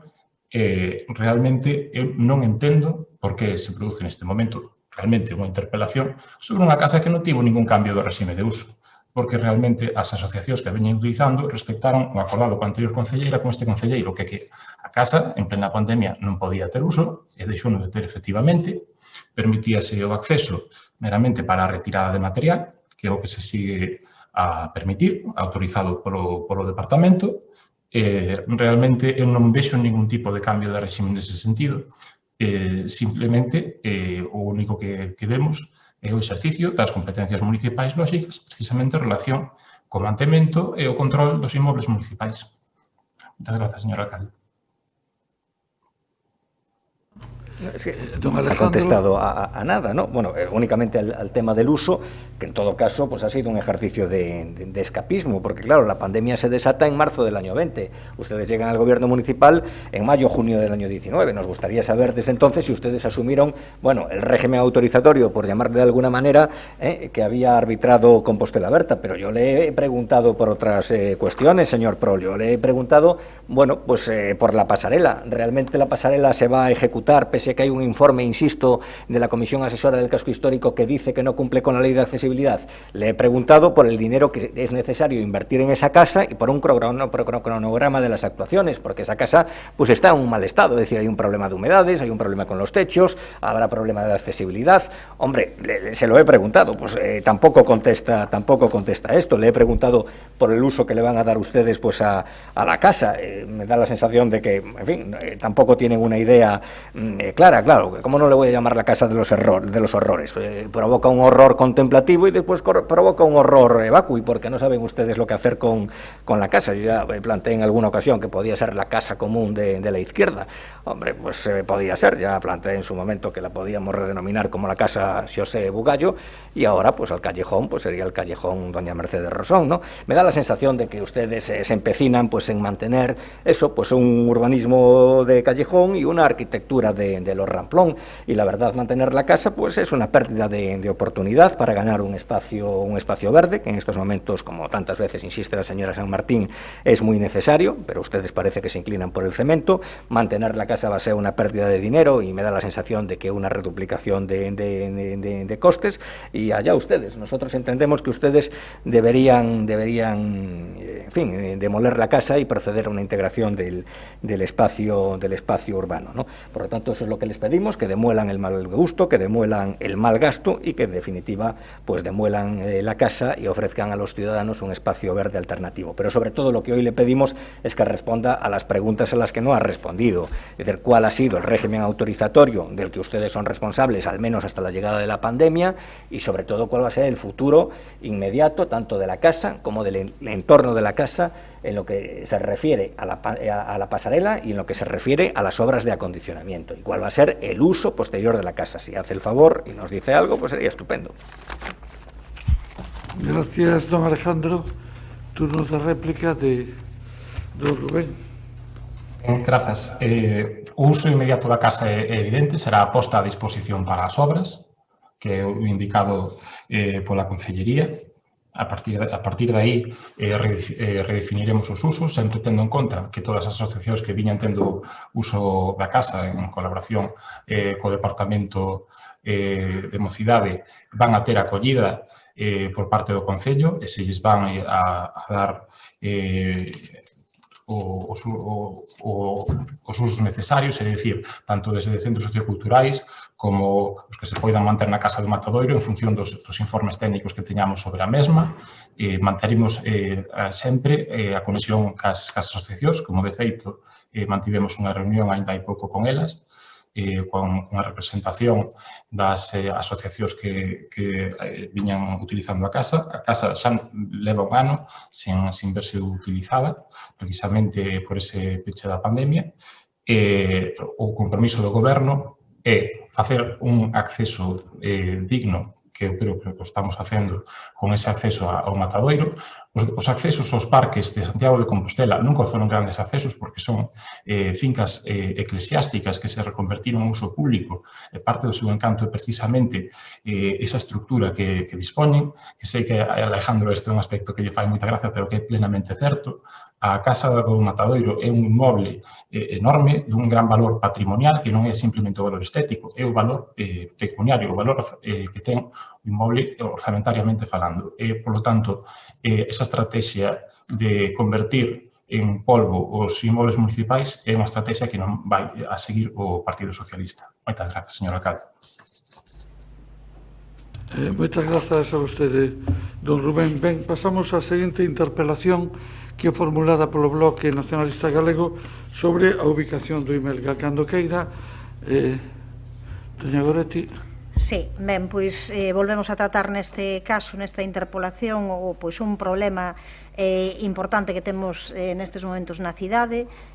Como é sabido, por resumir as cuestións que aparecen aí na exposición de motivos, o movemento veciñal das Fontiñas gañou unha batalla na súa loita contra a localización do Imelga nas Fontiñas, no tema do Parque Begoña Camaño, pero de repente pois aparece outra localización no mesmo barrio das Fontiñas e neste caso a Xunta de Goberno local decide o día antes dunha asamblea na zona e antes do debate deste pleno, onde xa era sabido que había distintos grupos que queríamos poñer en riba da mesa o que se estaba a facer, actúan pola súa conta e deciden pois traballar con feitos consumados, romper as negociacións, porque as negociacións non é unha reunión de información, senón que as negociacións requiren un feedback e non esperan nin siquiera que se celebre esa asamblea, senón que xa sen máis deciden facer esa cesión. Quero dicir antes de nada, porque logo despois xa vexo como se manipula e como se tersiversan as palabras, que non se pon en dúbida a necesidade de localizar o Imelga en Santiago. Non o puxo en dúbida este movemento veciñal en ningún momento e está recollido na nosa interpelación tamén. Compre ter en conta que o Imelga, sobre o que non se pon en dúbida a súa necesidade de posuir unha localización en Santiago de Compostela, unha localización que nestes momentos está claro que se está facendo na Rúa Viena a efectos administrativos, a parte administrativa do Imelga que está ali.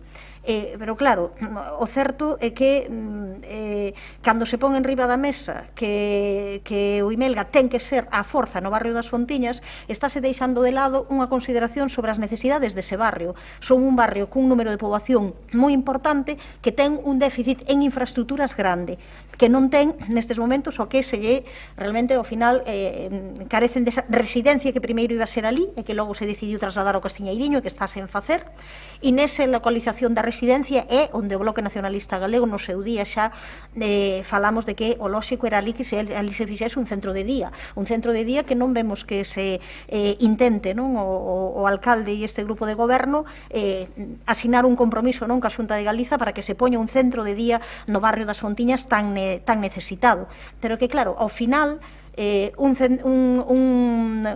barrio onde o centro sociocultural é escaso, non lle chegan as aulas, hai cantidade de actividades que non poden facer por iso, onde non hai prazas públicas, cunha serie de necesidades e onde ao final, pois claro, acaban quedando dúas parcelas. Como comentei antes, claro, se das dúas parcelas que nos quedan, deixando as zonas verdes e as zonas inaccesibles, pois logo temos dúas parcelas, unha é lógico que sexa centro de día e temos outra, e esa outra resulta que nos pregamos á Xunta de Galiza ao que nos diga, porque claro, cando se di que antes a Xunta non nos dixo nada de que tiña que ser próximo aos xulgados. Falar de proximidade aquí un pouco en Santiago de Compostela é un pouco unha broma, porque a ver se non hai proximidade entre as Fontiñas e o polígono do Tambre, por favor, e que cales son as distancias que hai en Santiago. Eso é unha proximidade total, se vai en calquera unha cidade grande, é que iso non ten ningún sentido, non? Falar desa proximidade. Pode facerse perfectamente, os informes do Imelga levan semanas facelos, os suizos meses, non creo claro que esa necesidade de agora ir físicamente ali ao lugar sexa que teña que estar exactamente no mesmo sitio pegado. A verdade que non se entende e creemos que son disculpas. Aquí o que hai é pois unha actuación, o Concello de Santiago ponse a disposición do que diga a Xunta de Galiza. Entón, claro, nós presentamos unha interpelación onde preguntamos o seguinte: as primeiras dúas poden obviarse a contestar. Vai o Goberno local atender a petición da veciñanza das Fontiñas para buscar un emprazamento afastado da zona residencial para a construción do Imelga? Xa contestaron, non. Vai paralizar a cesión da parcela a S19 a Xunta de Galicia para a construción do Imelga? Non. Pero contesten o resto, claro. O Goberno local vai ir por unha vía de convocar o Consello de Relacións Veciñais e dialogar, e negociar e chegar a acordos? Ou non considera máis lóxico que un espazo dotacional asistencial das Fontiñas sexa destinado á veciñanza dun barrio con tantas deficiencias e carencias de servizo? Non é máis lóxico reservalo para iso? Ou é factível a posibilidade de instalar o Imelga na parcela situada nas inmediacións do cemiterio de Boisaca? Pode facerse aí? Por que non o intentan? Puxo o alcalde esta posibilidade de construir o Imelga no polígono do Tambre a disposición da Xunta? Existen outras opcións. Por non entrar xa, creo que xa non paga a pena discutilo, se é certo, como repetiu o alcalde públicamente en diversas ocasións, que no Imelga non se realizan autopsias. Non, claro, non é certo. Pero centrémonos no que eu creo que é máis importante para agora. É factível poñer o Imelga noutro lugar? Sí. Existen eses outros lugares? Son parcelas municipais? Sí. Puxo o alcalde, queremos saber esta posibilidade a disposición da Xunta de Galiza? Está disposta a facer esa negociación? Remata. Moitas gracias, doña Goretti. Eu casi lle vou a dar as gracias pola oportunidade que me dá de explicar algunhas cousas no pleno. Por iso vou atender esta interpelación eu personalmente. O primeiro que quería empezar era cunha precisión previa.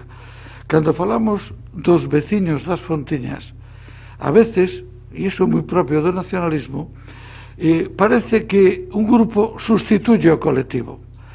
Hai veciños das Fontiñas de moi diferente tipo de condición e con moi diferentes ideas.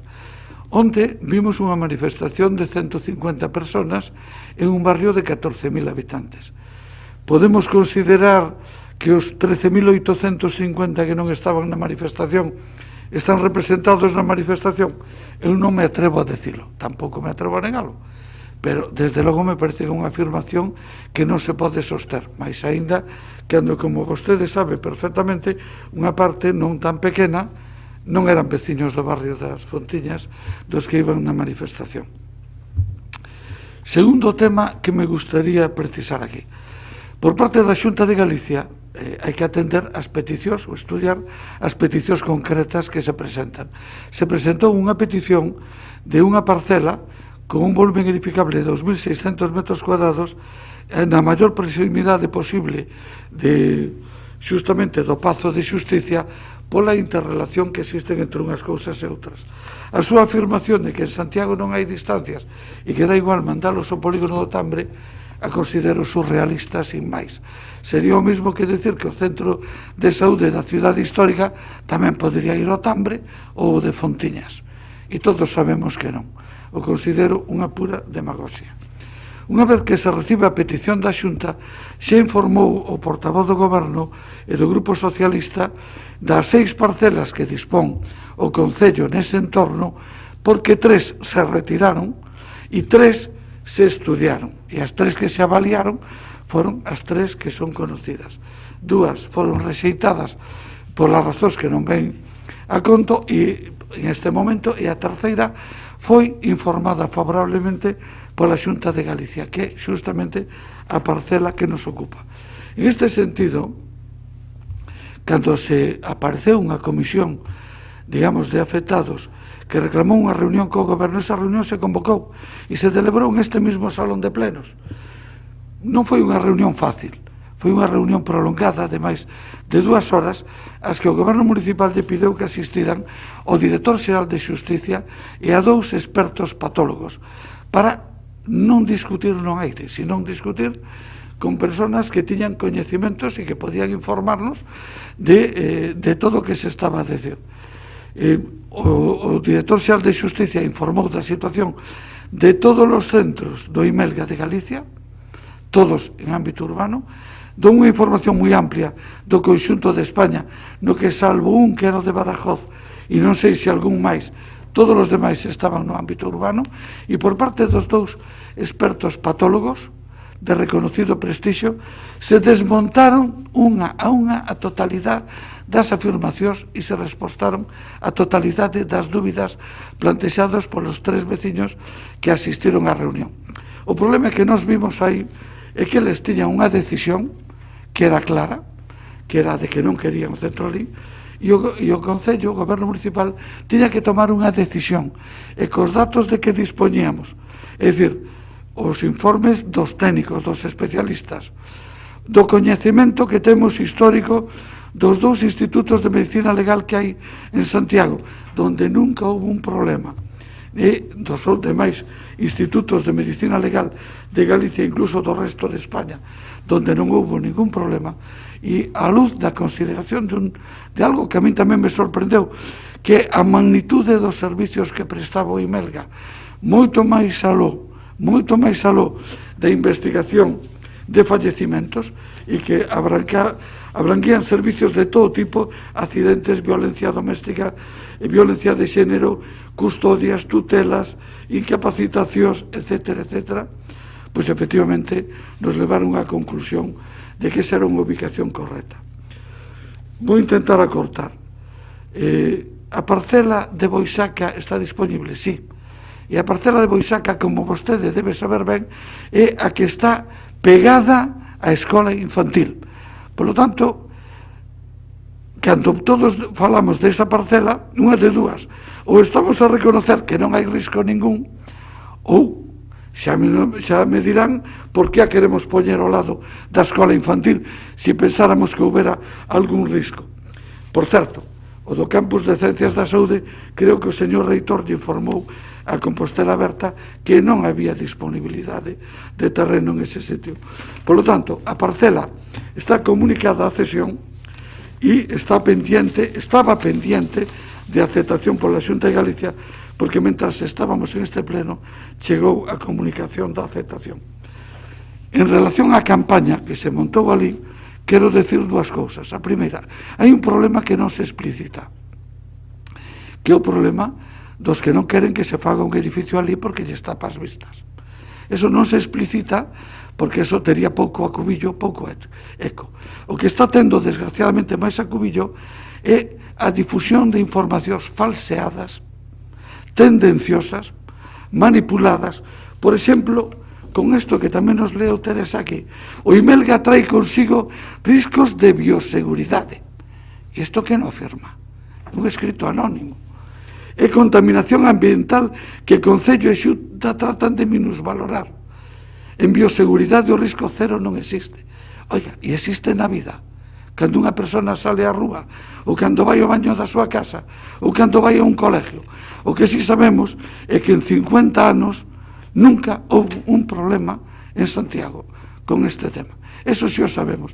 E isto sí é unha manipulación tendenciosa que foi completamente desmontada polos patólogos que asistiron á reunión. E eu podolles decir, e xa remato con eso, das parcelas de titularidade municipal que conservamos, a máis axeitada con 3.000 metros cuadrados e a que está en frente do polideportivo, que ten aínda en esos 3.000 metros para moitos servicios. Se retirou a residencia da terceira edad porque simplemente aí non cabía e necesitaba 5.000 metros e aí non nos sabía que solamente había 3.000. Nos queda tamén a parcela que está na Rúa Roma con 7.500 metros cuadrados de edificabilidade. Por lo tanto, 7.500 metros cuadrados de edificabilidade. Nos queda a parcela que fai esquina na Rúa Berlín e, por certo, no parque temos que decir que a calificación urbanística sigue sendo a que era, é un dotacional, non un parque, e, por certo, teño dúbidas de que se poida cambiar porque non se houbera podido dar a licencia de esas vivendas sin ese dotacional. Vostedes saben que é obligatorio pola lei do solo de Galicia ter unhas dotacións, unhos equipamentos e unhos estándares que non se houberan cumplido. Por lo tanto, as licencias desas vivendas, dos que ahora protestan, estaban condicionadas a que eso fora dotacional. Paseime un minuto, mo desconto na miña intervención final. turno de réplica cando queira, doña Goretti. Ben, únicamente respondeu a unha das miñas preguntas, que é a única, non? Que sí que se podía facer na parcela do cemiterio de Boisaca, nesa zona. É o único, que tal, foi vostede quen falou desa parcela, foi vostede quen a introduciu no debate, pero o resto non. Non me contesta se non considera máis lóxico que un espazo dotacional asistencial nas Fontiñas sexa destinado a veciñanza de barrio que ten moitas carencias. Se resulta que xa temos tantísimo, porque claro, agora imos volver a ter a parcela do Parque Begoña Camaño, claro, polo que di, até esa xa parecía que tiñamos unha batalla conseguida e agora vostede te quere retrotraer que até temos esa, se queremos, para facelo. A ver, parece mentira, non? Que ese sexa o lugar. Agora volvémonos atrás. O que tiñan vostedes é unha decisión tomada de antemán, unha decisión tomada que, claro, implica agora acelerar, vamos a meter a sexta, facemos esta reunión, que é unha reunión, claro, é que negociar a participación cidadá non é recibir a alguén e darlle información. Claro, eu xa sei como fixeron con outras cuestións. Collen vostedes, reúnen a xente e dinlle tomamos esta decisión, punto. Está baseado aquí, aquí, aquí, estas son as miñas razóns. Estás convencido? Se non estás convencido, amólaste. Claro, esas non son maneiras de facer participación cidadá. A participación cidadá será negociar, esperar, agardar, falar, chegar. E, sobre todo, claro, estamos diante dun barrio abandonado, dun barrio onde hai unha deficiencia infraestructural de servizos, levamos aquí poñendo plans para Fontiñas, propoñendo os distintos grupos desde hai tempo, con necesidades básicas. E entón, claro, non sería máis lóxico justamente que os espacios dotacionais que existen ali sexan para iso? A iso non me respondeu. Tampouco me respondeu a si puxo esa posibilidade de construir o Imelga no polígono do Tambre a disposición da Xunta. Tampouco me respondeu. Claro, exactamente igual que non responde si vai a facer participación cidadá convocando o Consello Galego de Relacións Veciñais. Claro, o Goberno xa tomara esta decisión. E logo, por favor, claro, non nos falen agora de que resulta que os veciños das Fontiñas, claro, un grupo sustitúe ao colectivo e comecen a facer esa manipulación perversa que están facendo. Ben sabemos que hai moita xente que pode non sair, e máis neste tempos de pandemia. Non había 150 persoas, senón que había máis, casi o dobre, podo asegurar que había, pero había moitas persoas desde as xanelas, que aplaudían, moitas persoas que durante estes días nos estiveron chamando veciñas das Fontiñas que están de acordo, moitísimas persoas coreando e dicindo, claro, por suposto que pode haber sectores que estean a favor, ninguén o nega, pero, como sempre, en todo o conflito veciñal hai que escoitar e saber pulsar. Existe unha opinión moi mayoritaria nas Fontiñas en contra da localización ali da Imelga? A mí non me cabe ninguna dúbida e creo que a vostedes tampouco. Justamente por iso queren apurar tanto, porque se soubesen que a oposición era menor, se soubesen iso, probablemente agardarían, intentarían razoar, como saben que a oposición é moi grande, queren pechalo, porque o único que lles interesa nestes momentos é situarse nestes momentos como delegado da Xunta de Galiza e non defendendo os intereses da veciñanza de Santiago. Moitas grazas. Bueno, é evidente que vostede non ten argumentos. É evidente que cando, fíjese, como saltamos de un lado a outro como se fóramos saltimbanquis. Primeiro o problema era o risco medioambiental, pero ahora nos parece ben que se coloque ao lado dunha escola infantil. É certo que os meniños non votan, eso o podemos entender calquera de nós. En segundo lugar, é importante, o medo é libre. Vivimos en tempos nos que, desgraciadamente, o medo se pode facer circular moi facilmente. Se vostede fai circular unha hipótesis por un barrio, por calquer sitio, dicindo, isto é un risco terrible, pode haber un problema de contaminación que acabemos todos infectados, pode ser, eso coalla moi facilmente. O Bloque ten unha certa experiencia nas movilizacións con este tipo de historias que logo despois a realidade desmente.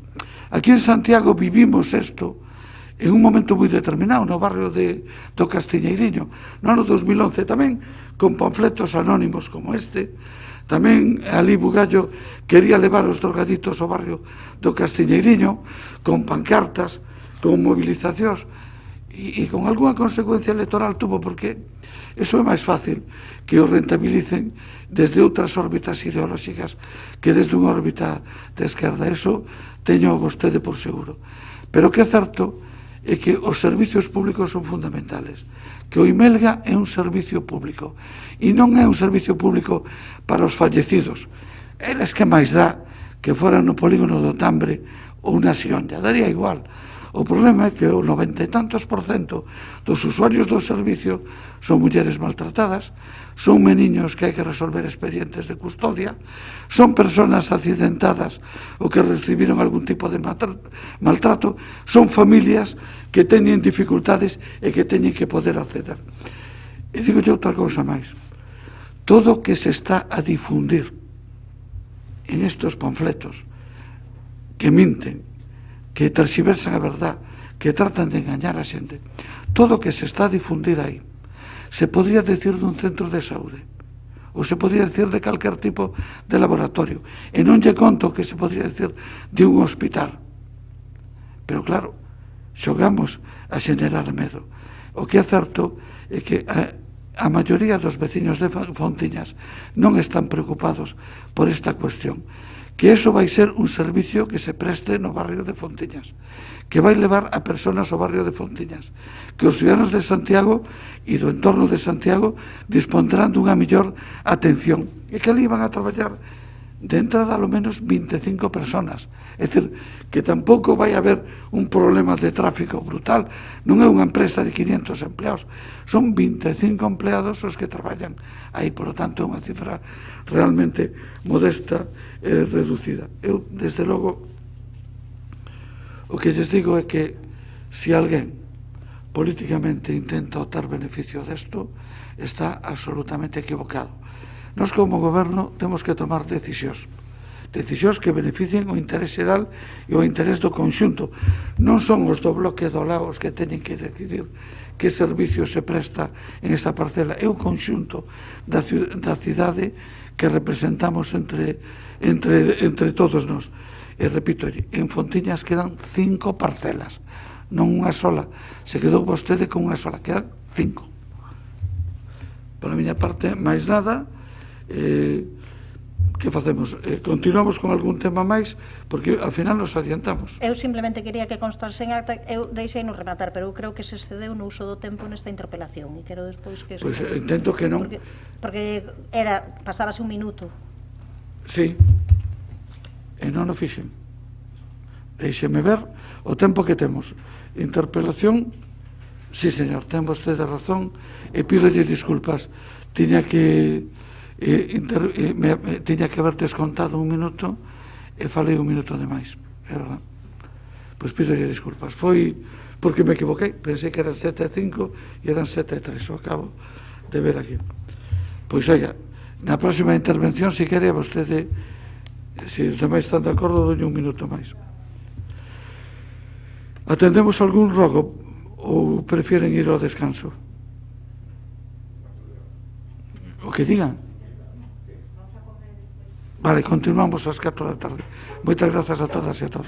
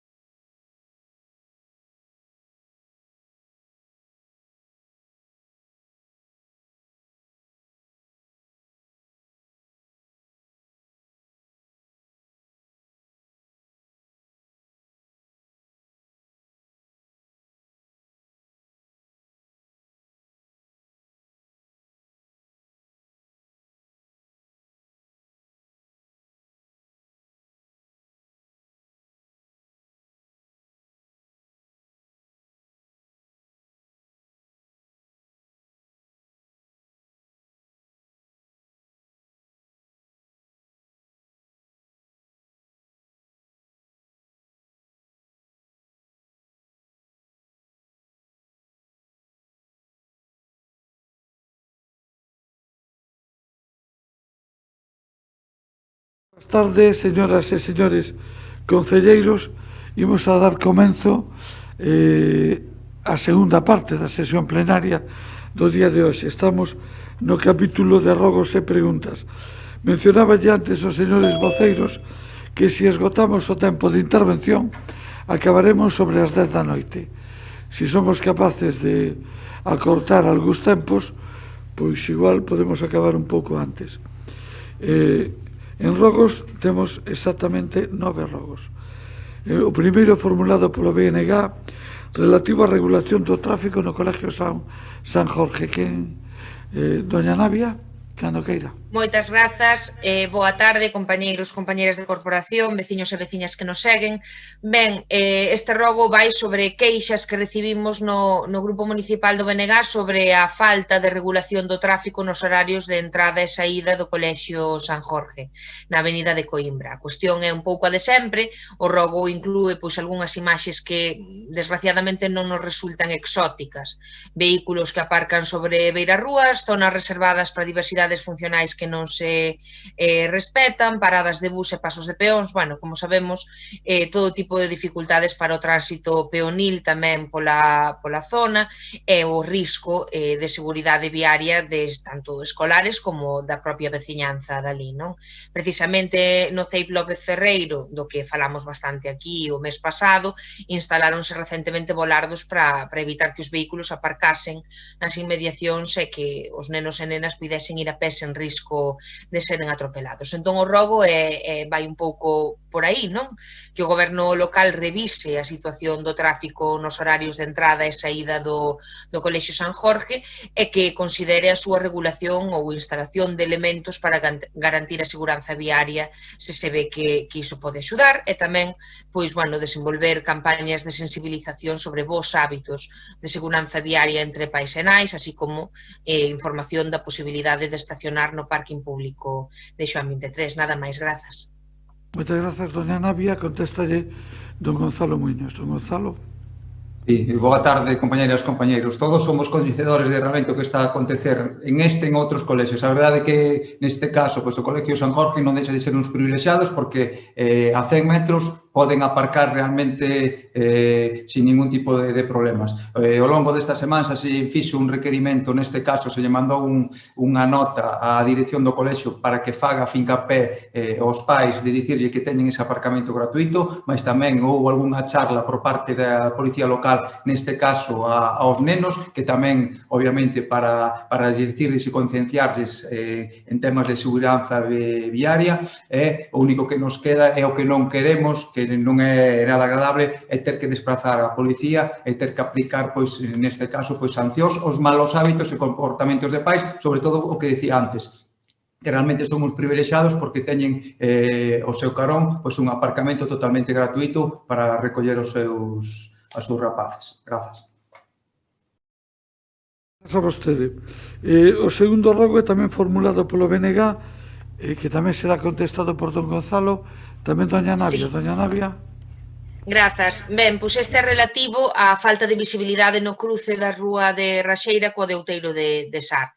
Que, bueno, esta falta de visibilidade débese á desaparición dun espello e, bueno, comentannos que está habendo dificultades para o tránsito porque non se ve directamente. Para poder incorporarse ao cruce hai que achegar o coche á propia vía, entón, bueno, pois iso ten a problemática de seguridade que xa coñecemos. E tamén está a problemática da proximidade dun paso de peóns, polo que, bueno, hai sensación de inseguranza elevada entre a veciñanza dali, non? Entre as persoas que transitan a pé pola zona.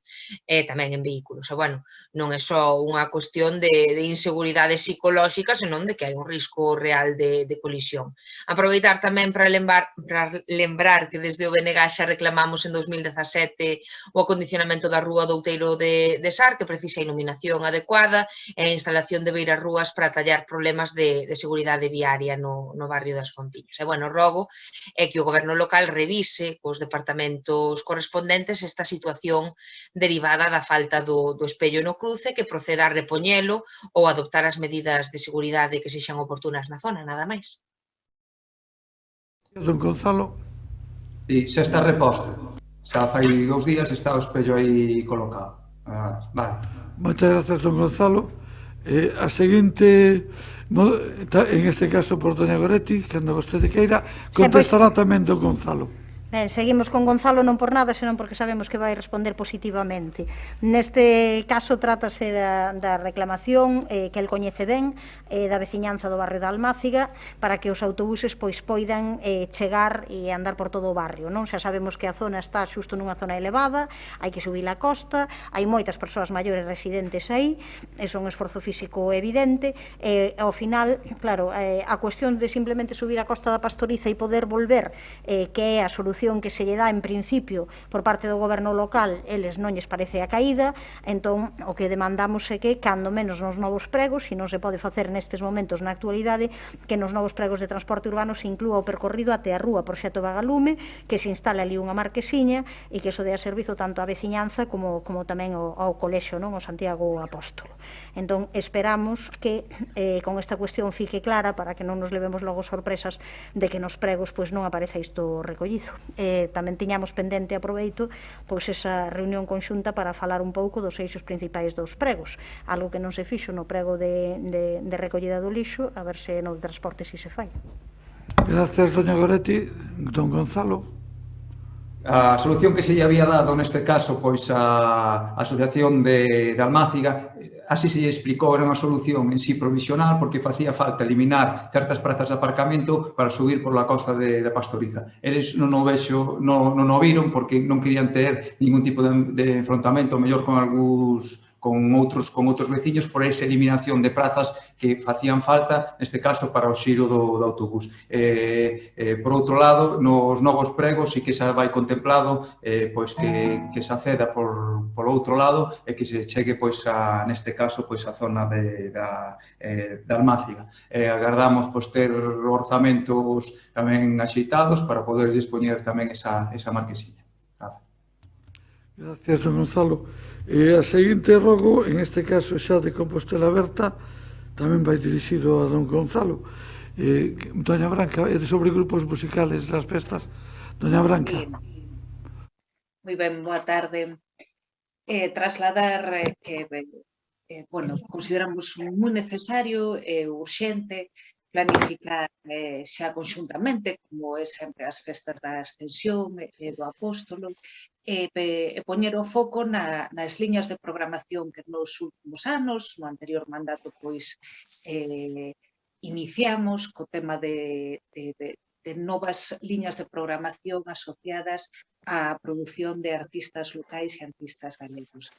Ben, en relación á situación actual, a situación dos traballadores e traballadoras culturais da cidade, o que solicitamos é que o goberno local implemente un plan de contratación de música e cultura ao vivo de polo menos 250.000 euros da partida de festas para contratación directa de grupos de Compostela no ciclo das festas da cidade. Referímonos as dúas festas, non só unha, sempre, como non pode ser de outra forma, respetando as recomendacións sanitarias vixentes en cada momento. Gracias. Gracias, pois, don Gonzalo. Contestamos pois no pleno anterior, o fai dos plenos, non? A idea, obviamente, pois é tentar chegar pois a esa cifra, tamén dicir que son da cidade, pois todas as empresas de produción. Sí? Algún problema? Non, pensei que non se escoitaba. Non, que tamén tamén son da cidade distintas empresas de produción que tamén contan, obviamente, para que poidan traballar neste caso os artistas, e que comentar que exactamente no primeiro imos superar 50.000 euros, sobre todo en artistas locais, e xa na ascensión pois levamos sobre tamén os 48-50.000 euros, e ainda nos queda, pois neste caso, tamén o que é as festas do Apóstolo. Grazas, don Gonzalo. A seguinte logo tamén é para don Gonzalo, casualmente, e é DCA sobre a atención presencial nos aparcadoiros públicos. Don Jorge Duarte. Ola, moi boas tardes a todos e a todas. Este rogo ten que ver sobre a atención presencial nos aparcadoiros públicos, xa que na nosa cidade existen diversos aparcamentos de titularidade privada, de titularidade pública, que funcionan xestionados por empresas privadas en régimen de concesión. A atención presencial nestes aparcamentos é unha garantía de servicio e de seguridade para as persoas usuarias, tal e como debe exixirse nunha instalación pública como estas. Desde hai algún tempo, o aparcamento do Hórreo, situado xunto ao Parlamento, non conta con atención nocturna, o que ten ocasionado diferentes incidencias. Ten ocurrido algún problema, como un veciño que sufriu un desvanecemento en frente ao control e estuvo ali inconsciente bastante tempo. Tendo claro que esta reducción de atención presencial débese a motivos económicos, para reducir custos e maximizar os lucros, entendemos que o Concello debe garantir que non existe unha rebaixa na calidad do servizo previsto no momento da concesión e que só pode pasar por demandar atención presencial continuada. Os artigos 45 e 46 do prego de cláusulas administrativas do contrato de construcción e xestión destes estacionamentos públicos recolle a capacidade de inspección de explotación, así como a obriga da concesionaria de suministrar a información ao Concello. Por iso, desde o Grupo Municipal de Compostela Aberta solicitamos que se fan as xestións necesarias coas distintas empresas concesionarias para manter a atención presencial nos mesmos.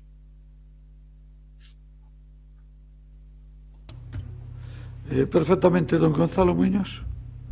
Sí, vostede fala neste caso do artigo 45 e 46. O artigo 40.3 do pliego establece a obriga de que o aparcamento este en servicio as 24 horas do día, pero non ca atención presencial. En embargante, sobre todo, vendo estes sucesos que, como ben dixo antes, lle faremos, neste caso, requerimentos ás empresas para que en maior ou menor medida, neste caso en maior medida, teñan esa atención presencial, sobre todo para que non acontezan feitos como que antes comentou. De aí que lle faremos un requerimento para que en maior medida estén pendientes, sobre todo despois de acontecer esta serie de sucesos. Tamén por maior seguranza, neste caso, da xente que vai ao aparcamento para que non suceda outro tipo de feitos. Moitas grazas, don Gonzalo. A seguinte rogo son xa para doña Marta. O primeiro formula o Partido Popular sobre o período medio de pago. Entendo que don Ramón. Sí, boa tarde, compañeros, señor alcalde. Este rogo vai dirixido a un clásico xa que empeza a ser no Concello de Santiago, que é o incumprimento de pagamento a proveedores. Si isto cobra, nunca mellor dito, importancia en todos os momentos da vida dun empresario, dun comerciante, dun hosteleiro, especialmente ahora en momentos de pandemia e de crise financeira, no que a falta de pagamento pode levar consigo incluso o peche de determinados negocios. Se supera de maneira constante o período máximo establecido na lei de 30 días. De feito, o goberno local, desde que iniciou o mandato, só cumpriu 5 meses o período de pago. Non é que incumprise só 5 meses, sino que só cumpriu en 2 anos 5 meses o período de pago, e na maior parte dos casos sempre o límite. Se chegou incluso no mes de agosto e setembro de 2020 a pagar en 100 días e realmente o ano pasado, salvo 2 meses, todos os demais incumpriron o prazo, chegando incluso a pagar en 50 días. Pero se incumpre tamén na Auditoría de Galicia, se incumpre en Incolsa, do Refuxio de Animais xa nin falar, porque incluso se chega aos 260 días de período de pago. En ese sentido, facemos o rogo que por parte do correspondente órgano de goberno municipal se prioricen os pagamentos a proveedores conforme ao que marca a lei e que se manteñan actualizados e completos os correspondentes índices dos PMP mensuais, posto que na página web municipal únicamente figuran os datos hasta setembro de 2020. E na página do Ministerio de Facenda non se inclúe o PMP do Concello de Santiago referido ao mes de outubro de 2020. Grazas. Grazas, doña Marta Val. Sí, hola, boa tarde a todas e a todos. Bueno, simplemente decir que como non podería ser de outra maneira, entendemos e compartimos o rogo planteado polo Partido Popular. Como ben saben, todos os que estamos aquí, o pago a proveedores sempre foi un mal endémico deste Concello, un mal que tamén tiña o goberno do Partido Popular, como se demostra nas medias dos períodos de pago que se reflicten nas contas xerais. Sí, señor Quiroga, as contas están aí. En calquera caso, insisto, é un problema que estamos intentando solucionar, é un problema derivado de problemas estruturales e, neste sentido, pois estamos traballando por unha banda, como xa saben, nunha correcta ordenación dos recursos humanos e, por outro lado, tamén lles avanzo que estamos intentando adoptar medidas no ámbito da digitalización, é dicir, neste sentido, temos valorado diferentes alternativas de cara á implantación de sistemas automáticos de xestión de facturas que faciliten non só un control efectivo do cumprimento do período medio de pago por parte do Goberno municipal, sino tamén lles permita aos provedores e saber en que situación exacta se atopa a súa factura. En relación coa publicación do PMP de outubro, efectivamente, houve problemas técnicos relacionados coa firma que impediron a súa publicación. Xa estamos en contacto co Ministerio para acadar unha solución e, en canto eso se resolva, pois publicaremos no portal de transparencia o resto dos PMPs que están sin publicar, pero que, sin embargo, sí que están publicados na página web do Ministerio de Facenda. Nada máis, gracias. Moitas grazas, doña Marta. A seguinte pregunta do Grupo Municipal Popular é para a ordenación, indexación e albergue das videoatas plenarias. Don Alejandro. Sí, simplemente un ruego, alcalde. Efectivamente, la transición del papel a lo digital, bueno, está ofreciendo más problemas de los pensados y plantea en muchas ocasiones problemas de accesibilidad, ¿no? Es cierto que con las videoactas, obtenemos algunas ventajas y sobre todo hemos liberado a una funcionaria municipal del penoso trabajo de tener que transcribir pleno a pleno todo lo que aquí decíamos, pero lo cierto es que nos encontramos con dificultades en ocasiones pues para revisar determinados posicionamientos en el pleno. En ocasiones es difícil encontrar un pleno, en otras ocasiones uno busca un pleno y se acaba encontrando, yo que sé, un vídeo musical de Shakira, y en otras ocasiones en un pleno pues de 7 horas es muy difícil encontrar el momento de la intervención que uno busca, ¿no? Y es por ello por lo que pedimos que se arbitre algún mecanismo de indexación o de ordenación o de búsqueda conforme a determinados criterios temáticos o de autor, tal y como sucede en otras asambleas. En un tiempo en el que, bueno, el dominio del tuit es muy simplón por naturaleza, es evidente, sería muy oportuno potenciar otras plataformas en las que, más allá de emitir consignas, pues emiten razones, que es lo que procuramos hacer en este salón de plenos, y de ahí la lógica del ruego, que se extiende también a la necesidad de que todas estas videoactas estén soportadas en un servidor público, porque el día menos pensado pues tendremos problemas de acceso pues por algún otro motivo. Nada más, muchas gracias. Gracias, don Alejandro. Contéstalle doña Marta Val. Sí, bueno, nada, moi breve. En efecto, evidentemente, a día de hoxe o que existe é un sistema de audioactas, que non de videoactas, que xa se albergan, por certo, nos servidores públicos, nos propios nosos servidores. Son, en concreto, gárdanse nun programa denominado videoacta e instalado nos nosos servidores que non nada ten que ver coa grabación que se ve en YouTube. É verdade que o sistema actual non é moi útil para a consulta porque ten grabación de son sin ningún tipo de marcas que permitan ir directamente aos puntos concretos. Non obstante, decirlles que compartimos o rogo formulado polo Partido Popular en este sentido, informarlles que estamos a traballar na licitación dos servicios de xestión e licitación dos servicios plenarios que inclúa a transcripción, subtitulado e xeración de vídeo, acta de plenos municipais que inclúa, entre outras prestacións, o recoñecemento automático da fala e a extracción de entidades semánticas. Sen dúbida, estas prestacións contribuirán en última instancia a garantir a organización e busca daquelas cuestións que resulten de interese para sen ter que visualizar toda a grabación, toda a sesión. Nada máis, gracias. Grazas, doña Marta. A continuación, a seguinte pregunta é formulada polo Grupo Municipal Popular sobre a situación de supervisión das escaleiras. Doña María Castelá, un rogo, efectivamente. A todos.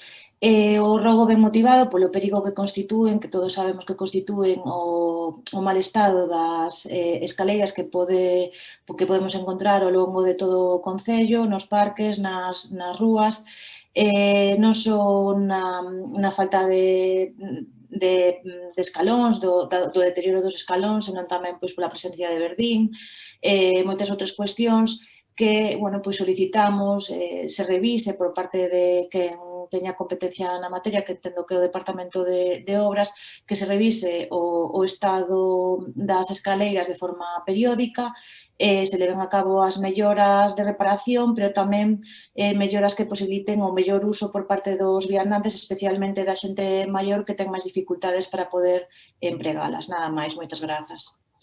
Moitas grazas a vostede. Contéstalle don Javier Fernández. Don Javier. Boas tardes, compañeiros. Nada, quería tamén facer mención a tanto a Roberto como a Teresa que tuveron pola mañán con nós. Bueno, quería facer esa mención. Bueno, en primeiro lugar, María, quería sinalar que lamentamos profundamente o accidente ocurrido hai uns días, porque faz mención aquí, pero lado o meu pesar á familia, como non podría ser de outra maneira. Dito isto, claro que no Departamento de Obras non tivemos constancia en ningún momento, pois nin de que houvese problemas coas escaleiras, e asegurolle que de ter constancia unha mínima queixa sobre eso, pois hubiéramos trasladado a administración competente para o seu arranxo.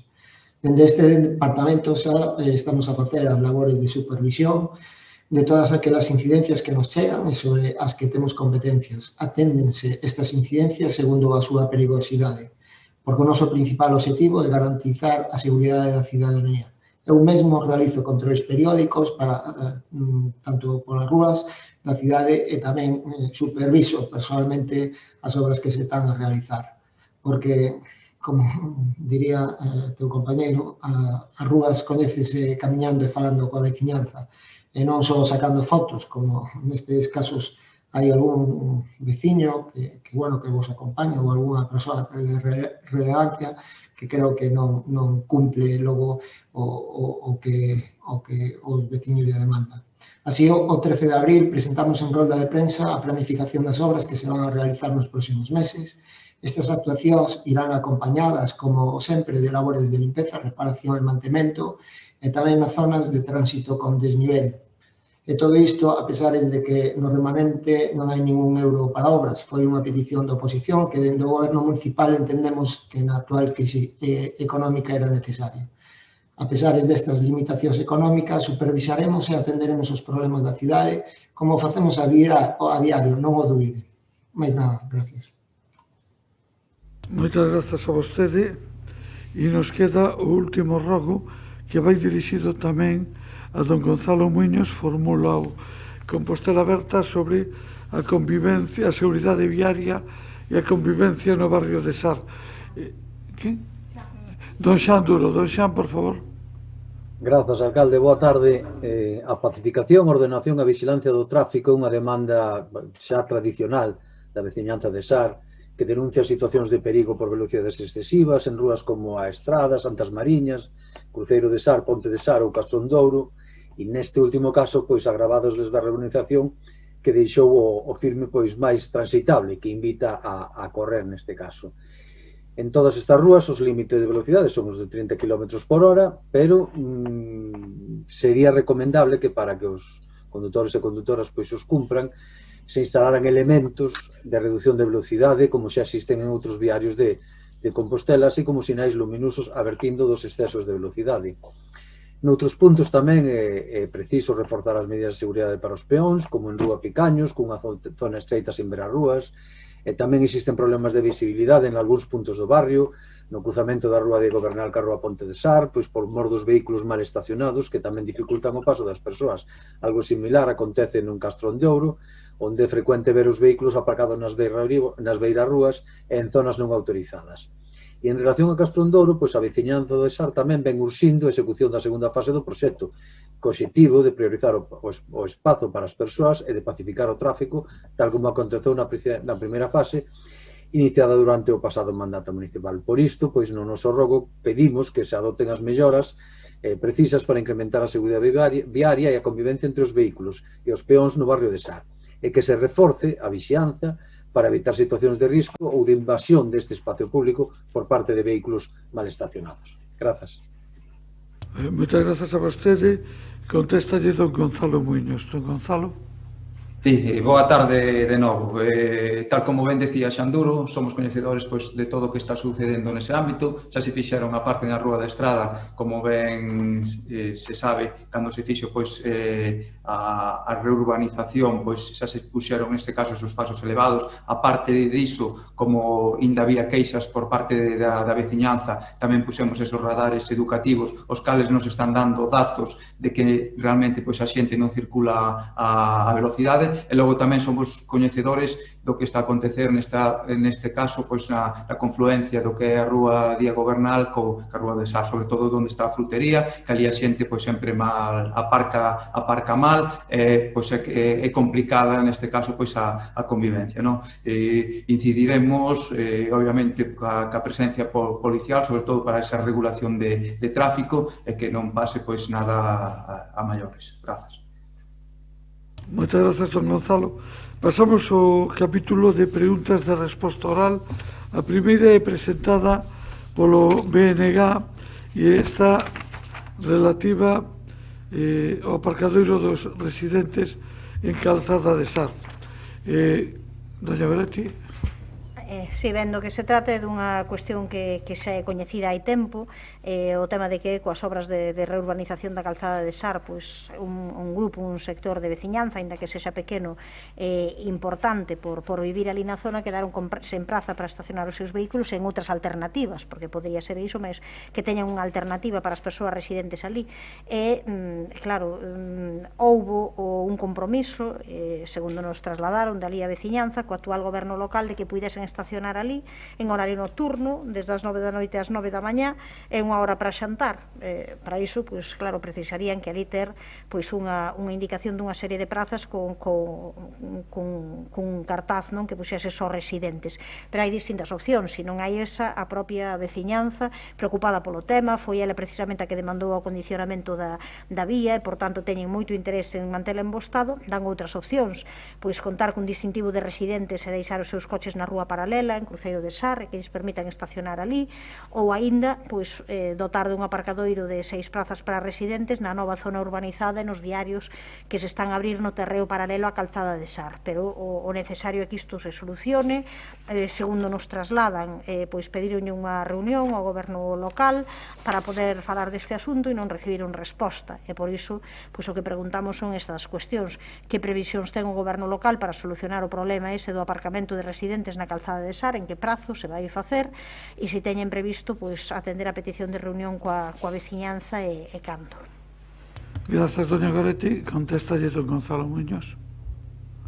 Sí, aquí chegounos a petición en sí de xuntanza o día 21 de abril. Por eso, obviamente, cando presentaron isto, nós non sabíamos nada, como falaban desa petición de xuntanza, a pesar de que xa habíamos estado reunidos, efectivamente, se había falado con eles, o que sí hai que deixar claro que, obviamente, eles, a súa intención é que ter o coche aparcado diante da súa casa, neste caso, da Calzada de Sar, pero nos dicíamos que, obviamente, non podíamos facer que senón todo o mundo estaríamos facendo un agravio comparativo, non? Poño un exemplo, zona de San Pedro, que é unha zona grande, o que vive na Rúa da Meixaga a veces non ten espazo na Rúa da Meixaga, que é realmente onde ten a súa vivenda, e ten que aparcar en Quiroga Palacio. Neste caso sería o mesmo, non? Si que houve o compromiso de habilitarles, obviamente, a zona de residentes, a zona de Sar, pero co risco que tamén podría ter, que o mellor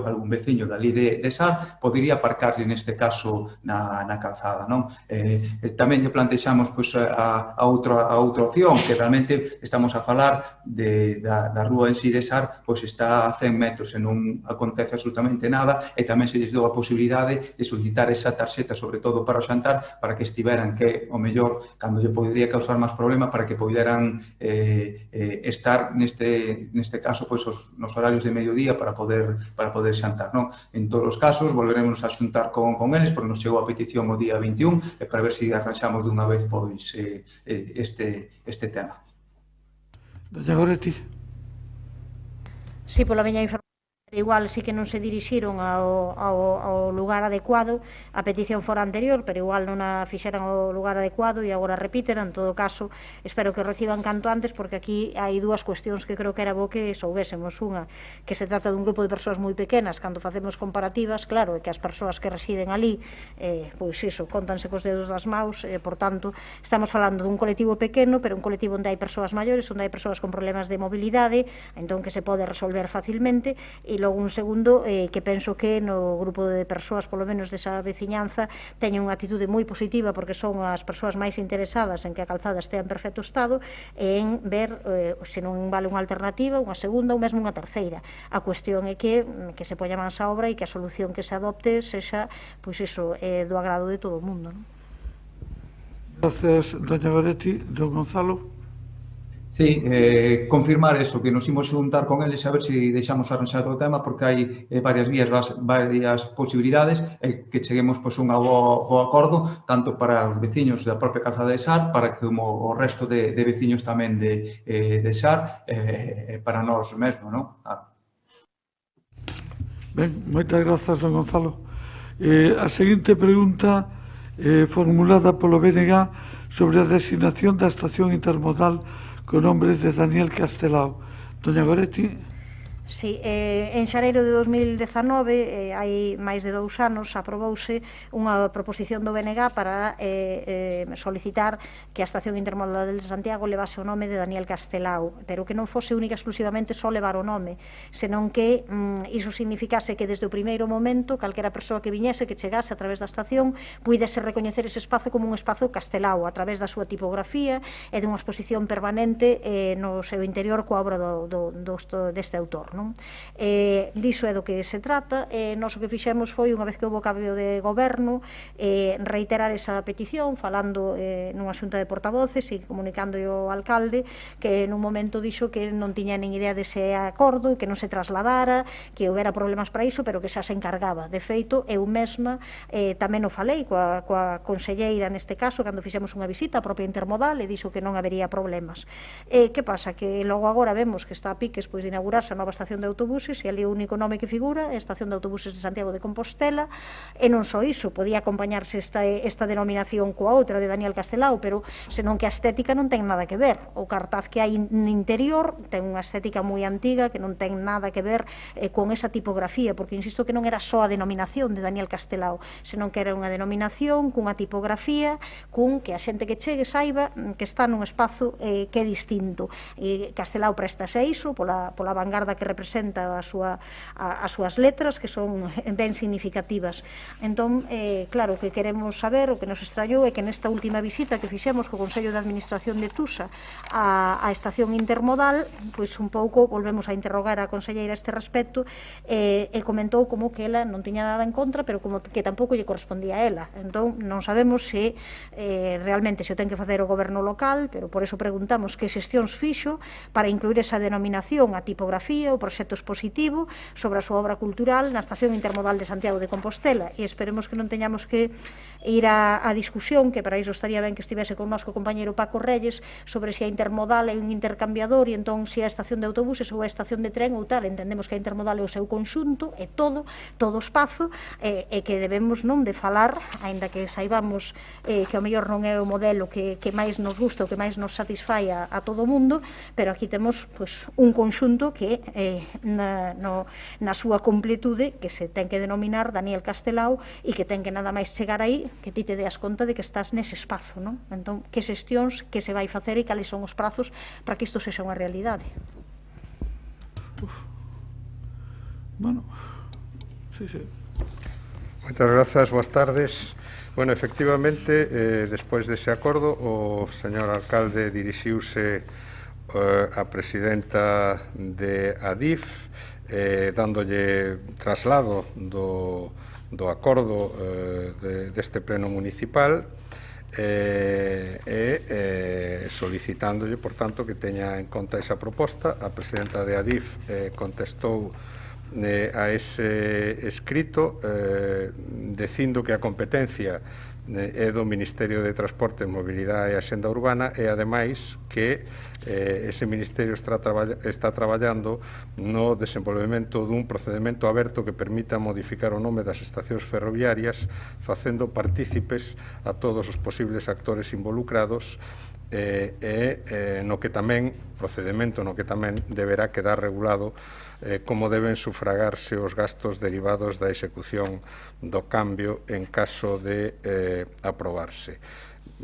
Recibida esa comunicación, o señor alcalde dirixiuse obviamente ao Ministerio para trasladarlle esa mesma solicitude. Efectivamente, o acordo fala da estación intermodal e a realidade é que de momento non temos estación intermodal, temos unha parte da estación intermodal que é a estación de autobuses, pero a outra parte é a que resta por facer para convertila nunha verdadeira intermodal, pero é verdade que hasta agora tiñamos unha barreira que eran os 3,5 millóns de pasaxeiros para poder levala a cabo. Agora temos 3,5 millóns, pero non de pasaxeiros, sino de euros no orzamento do Estado deste ano para iniciar a súa execución e 33 millóns e medio de euros para a súa realización total. Por tanto, continuarase, obviamente, con o cumprimento deste acordo municipal que obviamente deberá referirse ao conxunto da estación intermodal, tanto a parte ferroviaria como a parte de transportes de viaxeiros por carretera. Vale, eu solicitaría se me pode enviar esa correspondencia para coñecela, para tela, pero creo que falta esa outra parte sin facer, ainda que fixemos oralmente coa conselleira, e insisto, claro, non parece que non ten moito sentido que agora vayamos a estrear unha estación de autobuses e que nela apareza o rótulo que logo non vai ser e que dentro tamén se aproveiten para facer, porque non é só o cartaz exterior, é que dentro aparecen repetidas ocasións. O normal era xa aproveitar o momento e que a propia estación de autobuses xa fose, xa recollese ese elemento tipográfico e positivo. Estamos nunha primeira fase, pero que probablemente vai durar bastante tempo até que teñamos a fase definitiva. Non se entende moito, eu creo que moita da nosa veciñanza non entende que ás veces que se faga unha cousa sabendo que dentro de 24 meses ou de tal e tal tempo imos ter que cambiala, que mudala. Entón, eu pediría que tamén houvese ese mesmo diálogo coa Xunta de Galiza para que se fixese neste caso e neste momento a dotación correspondente ao cambio de denominación. É o momento. Sí, bueno, respecto á parte da estación de autobuses, en fin, está a piques de ser asumida a súa xestión por parte do propio Concello, por tanto, corresponderános a nós levar adiante seguramente esta tarefa. Hasta agora foi a Xunta de Galicia que desenvolveu o proxecto no seu conxunto coa súa propia iconografía e tipografía, pero eu creo que o espírito do acordo era que ese nome fose referido ao conxunto da estación intermodal e, por tanto, eu creo que estamos a tempo de dar pleno cumprimento cando realmente teñamos unha estación intermodal. Creo que tampouco, non sei se ten moito sentido facer unha aplicación parcial a unha parte da estación en tanto en canto non teñamos a outra e non podamos definir o conxunto para os obxectivos do propio acordo do pleno. Bueno, eu, se me permite unha cousa, que eu vexo unha complicación. A nova estación de autobuses está feita, rematada, pechada, e ímos a recepcionar o día 22 de maio.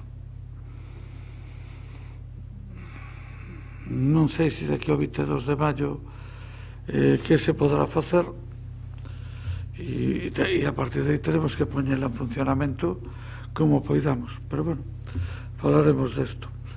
Seguinte pregunta é formulada, perdón que me liei aquí, é a número 3 por Compostela Aberta, sobre a Casa das Mulleres Xoana Torres.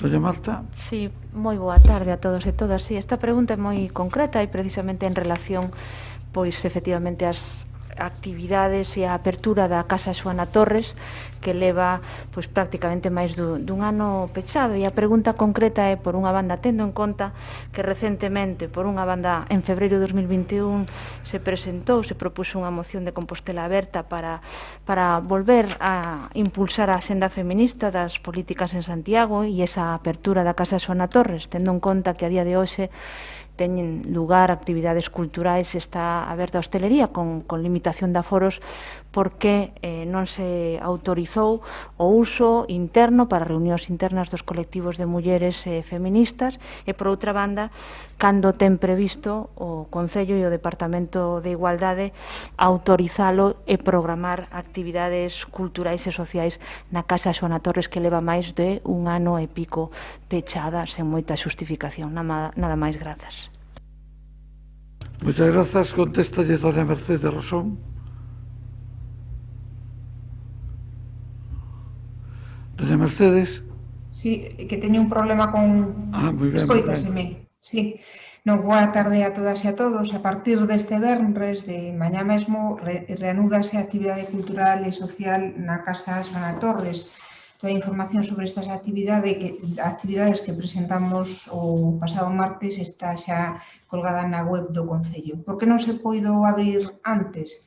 Pois, dende o Servizo de Igualdade, hai xa moitos meses que elaboramos un protocolo COVID para poder utilizar os espazos da casa para actividades de pouco aforo. Pero, para ter todas as garantías de seguridade, no seu momento tamén solicitamos un informe ao Departamento de Prevención de Riscos Laborais, e de bandito informe concluíu que o local de Xoana Torres, todos coñecemos o local, un local dunha escala cativa, compartimentado, pois o que concluíu ese informe o que di que case non dispoñía de ventilación natural. Só hai unha porta, a única do local ao exterior, que non permite renovar e facer circular o aire das salas e recintos. Ningún dos seus cristais, das súas ventanas, mamparas e paramentos acristalados das tres fachadas exteriores do local se poden abrir para facer unha corrente cruzada de aire natural entre fiestras e porta.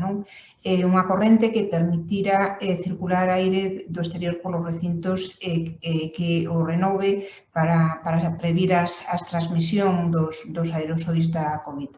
Unha vez coñecidas as deficiencias que foron detectadas por este servicio, pois procedemos á súa subsanación de cara a permitir unha futura apertura en condicións de seguridade e con garantías de que non haberá contagios pola COVID-19, porque creo que en todas as áreas e o noso principal obxectivo deste goberno municipal é garantir a seguridade para as persoas asistentes ás actividades ou reunións, ou mesmo entre o persoal municipal e as persoas usuarias da Casa Xoana Torres.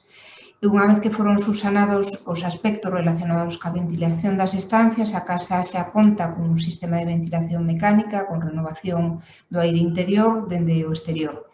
Ademais, fíxose unha limpeza de todas as parrillas dos filtros, retirando a acumulación de pó e materia.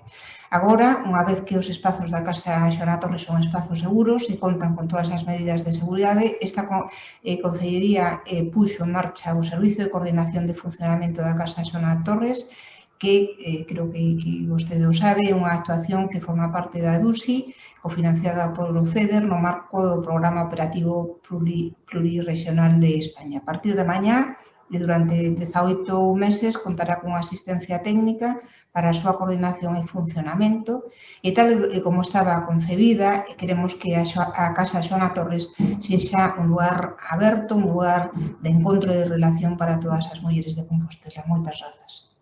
Gracias. O tempo... Ben, Moi brevemente, alégrome de que subsanasen os problemas de tipo sanitario e se lle entendín ben, entendo que mañán xa hai programación o propio venres na Casa Xoana Torres, que se conta con asistencia técnica. Simplemente debo lembrarlle que tamén no proxecto da Casa Xoana Torres estaba moi avanzado o proxecto da creación dunha propia asociación da Casa Xoana Torres de coxestión co propio Concello para que esa asociación das mulleres asociadas á casa puderan ter recursos e facer programación propia. Nada máis, grazas pola información. Moitas grazas a vostedes, doña Mercedes. Sí, únicamente quero decir o que dixen antes de onte na rolda de prensa. Ese espazo se ten que construir entre todas e, por lo tanto, por suposto que traballaremos de forma intensa con todos os colectivos. Mañá se abren as portas, non hai programación, pero se abren as portas para empezar a deseñar toda unha estrategia que xa está bastante definida e que queremos, como me repito, pero quero repetir que esa estrategia será construída con todas as mulleres da nosa cidade. Moitas grazas. Moitas grazas a vostede, doña Mercedes. Temos outra pregunta de Compostela Aberta sobre o programa de conciliación. O vai a doña María Rozas. Doña María, cando queira. Gracias, alcalde. Boa tarde a todos. Presentamos esta pregunta ante a incertidumbre do que vai acontecer co Servizo Municipal de Conciliación durante o período de vacacións do verán, non? Sobre todo tendo en conta o acontecido nas edicións anteriores, como en Semana Santa, que, como todos sabemos, non se celebrou, tampouco no Antroido ou no Nadal, que se incrementaron os prezos de forma inasumible para a maior parte das familias santiaguesas. Estamos a poucas semanas de que debera abrirse o prazo de inscripción para este servizo. Normalmente o prazo de inscripción abríase sobre a segunda quincena de maio, en algún ano, en ocasións anteriores, incluso un pouco antes. Antes de todo eso, hai todo un expediente administrativo que facer, non? E, ademais, estamos a ver como os concellos limítrofes a Santiago están a sacar os seus prazos de inscripción para os seus servizos de conciliación municipal. E por iso presentamos esta pregunta, sobre todo tamén porque as familias empezan a procurar alternativas. Hai diferentes queixas que pasaron a través da Comisión de Xestión de Queixas sobre a falta de conciliación do Servizo de Conciliación Municipal e as familias comezan a procurar as súas alternativas para poder conciliar vida laboral e familiar, non? O concelleiro contestou de forma parcial en diferentes medios de comunicación estes días, dicindo que a resposta terá máis adiante ou que no caso de facerse, que espero que sí que se faga, espero que así non lo diga agora no pleno, pero que no caso de facerse non será tan ambicioso como outros anos, non? O cal, nos queremos refresar a nosa preocupación con esa resposta. Espero que agora na súa resposta non lo aclare, que non sexa realmente así, porque, como todas sabemos, a conciliación sigue sendo igual de necesaria que en edicións anteriores, senón case máis, non? Incluso, non? Porque xa son diferentes estudos que demostran que a conciliación en tempos de pandemia é máis complicada ca nunca. Entón, queríamos que nos respondera que plans ten o Goberno municipal cara ao verán para o Servizo de Conciliación Municipal. Gracias. Grazas a vostede. Contéstalle do Rubén Prol. Gracias, señor alcalde. Estamos traballando no tema das distintas actividades de conciliación para este verán. Temos previsto presentar o programa para a próxima semana. A partir de aí, haberase un prazo de inscripción nas distintas actividades que se desenvolverán. Unha das características vai ser que se vai a adoptar un enfoque transversal a través dos distintos servizos. É dicir, non vai ser exclusivamente o Departamento de Educación, senón que imos a abordar tanto desde o Departamento de Educación como desde o Departamento de Centros Socioculturais como o Departamento de Mocidade, cubrindo, por unha banda, tanto a oferta de conciliación como a oferta de actividades de verán, tanto desde o punto de vista infantil como juvenil, é dicir, de 3 a 17 anos.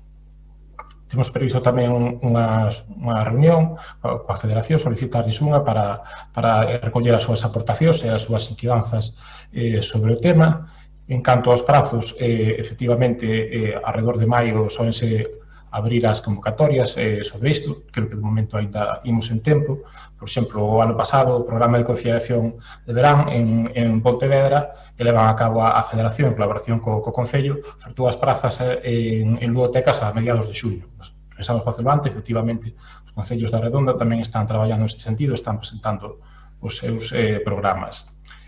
Hai tamén, será interesante coñecer tamén cal vai ser a posición da Xunta sobre os protocolos de actividades de tempo libre. No verán pasado foi unha relación de monitores de 2 a 15, é dicir, 2 monitores por cada 15 nenos. Os protocolos vixentes son máis restrictivos, compre tamén coñecer cal vai ser a evolución destes protocolos que, segundo a información, o tipo informal que dispoño, están a ser traballados neste momento pola Xunta de Galicia. En definitiva, imos ofrecer un programa desde distintos departamentos, a través dos distintos servizos, e intentaremos consensuar na maior parte do posible cos distintos colectivos implicados. Moitas grazas, María. Grazas. Réplica? Sí, de forma moi breve, non? Porque di o concelleiro que vai a traballar de forma transversal cos diferentes departamentos para ofrecer actividades de conciliación, o Departamento de Educación, o Departamento de Centros Socioculturais e o Departamento de Mocidade, pareceu-me entender, pero isto é o habitual, sempre se fixo así, non sei se hai algunha novidade, pero sempre houve actividades en centros socioculturais e sempre houve propostas de actividades en mocidade. E aínda así, había un servizo dirixido polo Departamento de Educación, que é o que a min realmente me interesa, porque foi o que se cancelou en edicións anteriores. Hai un servizo de conciliación municipal cun horario similar ao horario escolar que hai durante o período lectivo, que me gustaría saber se teñen en mente pois manter ou van a variar, non? Porque, aínda que entendo a prudencia e coñecer o protocolo que saque a Xunta, a realidade é que nos outros concellos estásen abrindo os prazos de inscripción. Entón, gustaríame saber, as familias santiaguesas, gustaríalle saber que situación vai haber no Concello de Santiago. Gracias. Don Rubén. Ben, efectivamente, vai ser os programas de conciliación, para de conciliación de actividades, a conciliación terá un horario semellante, ou dependendo do caso, pero terá un horario semellante ao que ofrecen os centros, que esa é a idea, non? Cubrir ese horario independentemente do servizo que oferte a actividade concreta. Moitas grazas, María.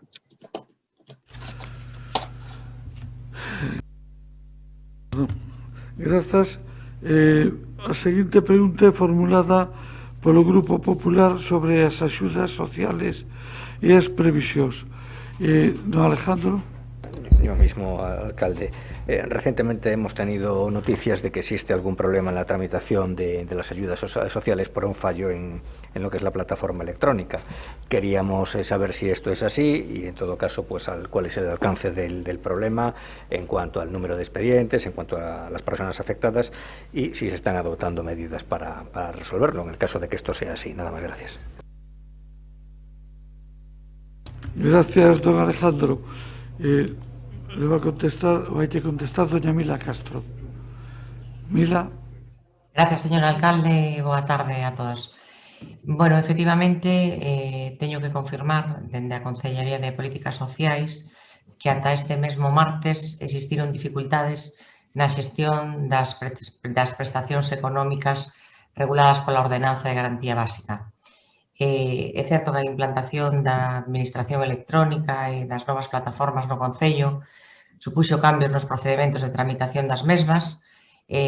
Bueno, isto exixiu o personal municipal tanto do propio Departamento de Servicios Sociais como dos departamentos económicos de xestión municipal. Estamos intentando, entre todos os departamentos implicados nesto, solventar esta situación a maior brevidade posible, situación que afecta as persoas que cursaron a súa solicitude ao longo do ano 2021, xa que as tiñan tramitadas e concedidas dende o ano anterior as seguen cobrando con normalidade e non pasou nada. E ao fío da pregunta que me fai dos expedientes, informar que o número de expedientes da Ordenanza de Garantía Básica Cidadá activos durante estes meses ascenden ata data a 140 expedientes, que ahora mismo atopanse na seguinte situación. Expedientes tramitados ao longo do ano anterior que remataron a súa percepción no ano 2021 son 30 expedientes. Expedientes tramitados ao longo do ano anterior que están resoltos favorablemente e están ao cobro 56. Expedientes en trámite pendentes de resolución hai 53. Aí teño que suliñar que dentro desta cifra, ademais daqueles que sofren as demoras sinaladas con anterioridade, hai expedientes que se atopan pendentes de completar a súa documentación por parte da veciñanza por estar incompleta. E, finalmente, tan só hai un expediente que está arquivado por desestimento da persoa. Ben, eu só teño que resaltar que desde o Departamento de Servicios Sociais se tenta recorrer a todas aquelas prestacións, a todos aqueles recursos que temos na cidade para tentar dar cobertura ás necesidades básicas, pero que, efectivamente, lamentamos en plural e lamento personalmente en singular profundamente esta situación, vaya por diante o noso compromiso, o meu compromiso de resolvela o máis axiña posible, compromiso que é compartido, como non pode ser de outra maneira, entre todas as concellerías implicadas neste tema. Gracias.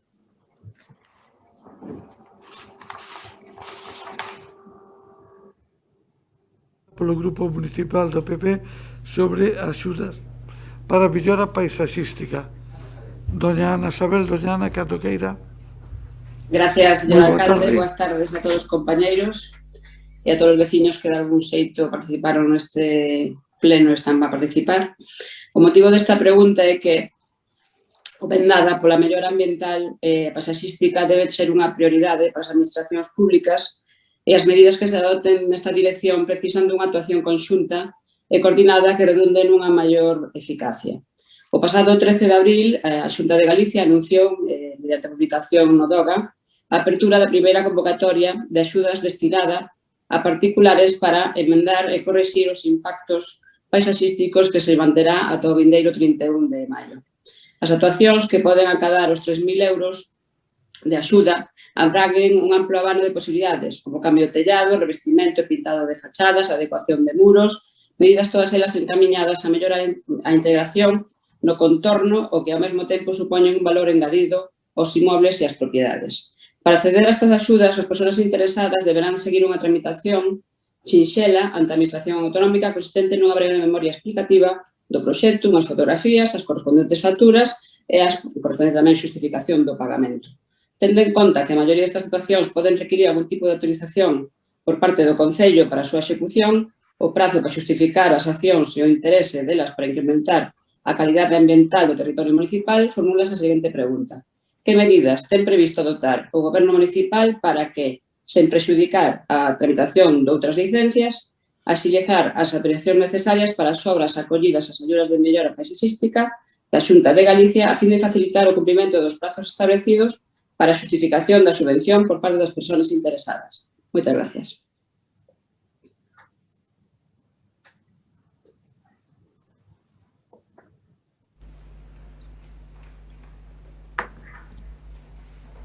Dona Mercedes.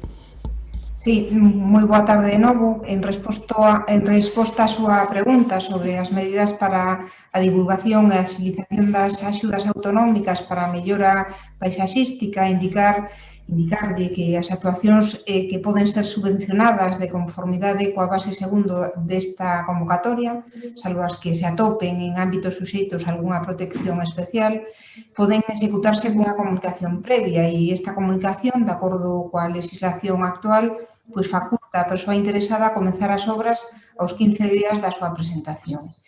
Segundo tamén o establecido no apartado terceiro da base terceira desta convocatoria, na fase da solicitude de subvención bastará con que a persoa interesada acredite ter comunicada a actuación. Ademais, a totalidade das comunicacións previas, esta e todas, teñen prioridade precisamente porque estas habilitacións previas, precisamente por ser habilitacións previas no servizo de licencias. No caso das comunicacións previas e das licencias suxeitas a calquera tipo de protección, sempre que a persoa interesada solicite coa necesaria antelación, considerarase que na tramitación pois debe terse unha especial sensibilidade para a súa concesión en prazo. Por lo tanto, creo que debemos de estar tranquilos a este nivel porque serán atendidas áxilmente todas estas solicitudes. Moitas grazas.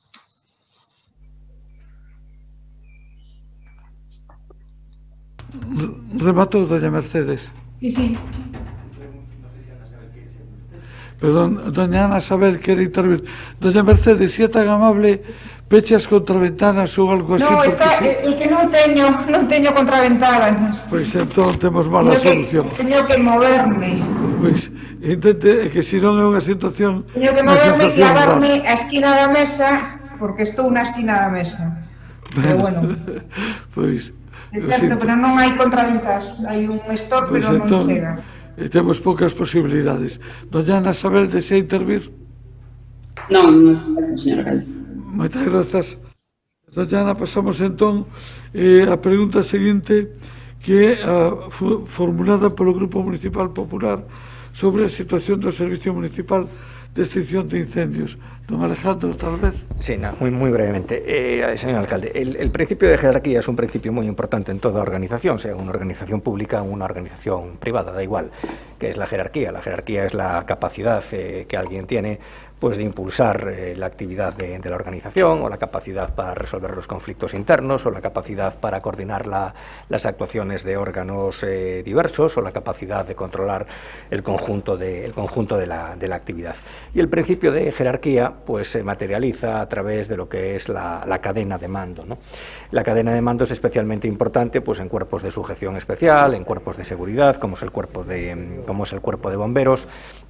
Y tenemos, la verdad es que ciertas dudas sobre que la cadena de mando y sus eslabones, bueno, estén siendo tratados quizás con la consideración debida. En el marco de esta duda o de esta reflexión, hacemos una pregunta, ¿no? Y queremos saber si la interlocución que habitualmente se realiza entre el Cuerpo de Bomberos y determinados servicios administrativos del Concello de Santiago es una interlocución, digamos, personificada o ejercitada por la jefatura del servicio o, en su defecto, por los mandos intermedios, o, sí, de una manera pues un poquito más sorprendente o anómala, esa interlocución pues recae pues en algún otro miembro del servicio, y si fuese así, pues lógicamente tendría que explicarse. Nada más, muchas gracias. Moitas grazas. Contéstalle don Gonzalo Muñoz.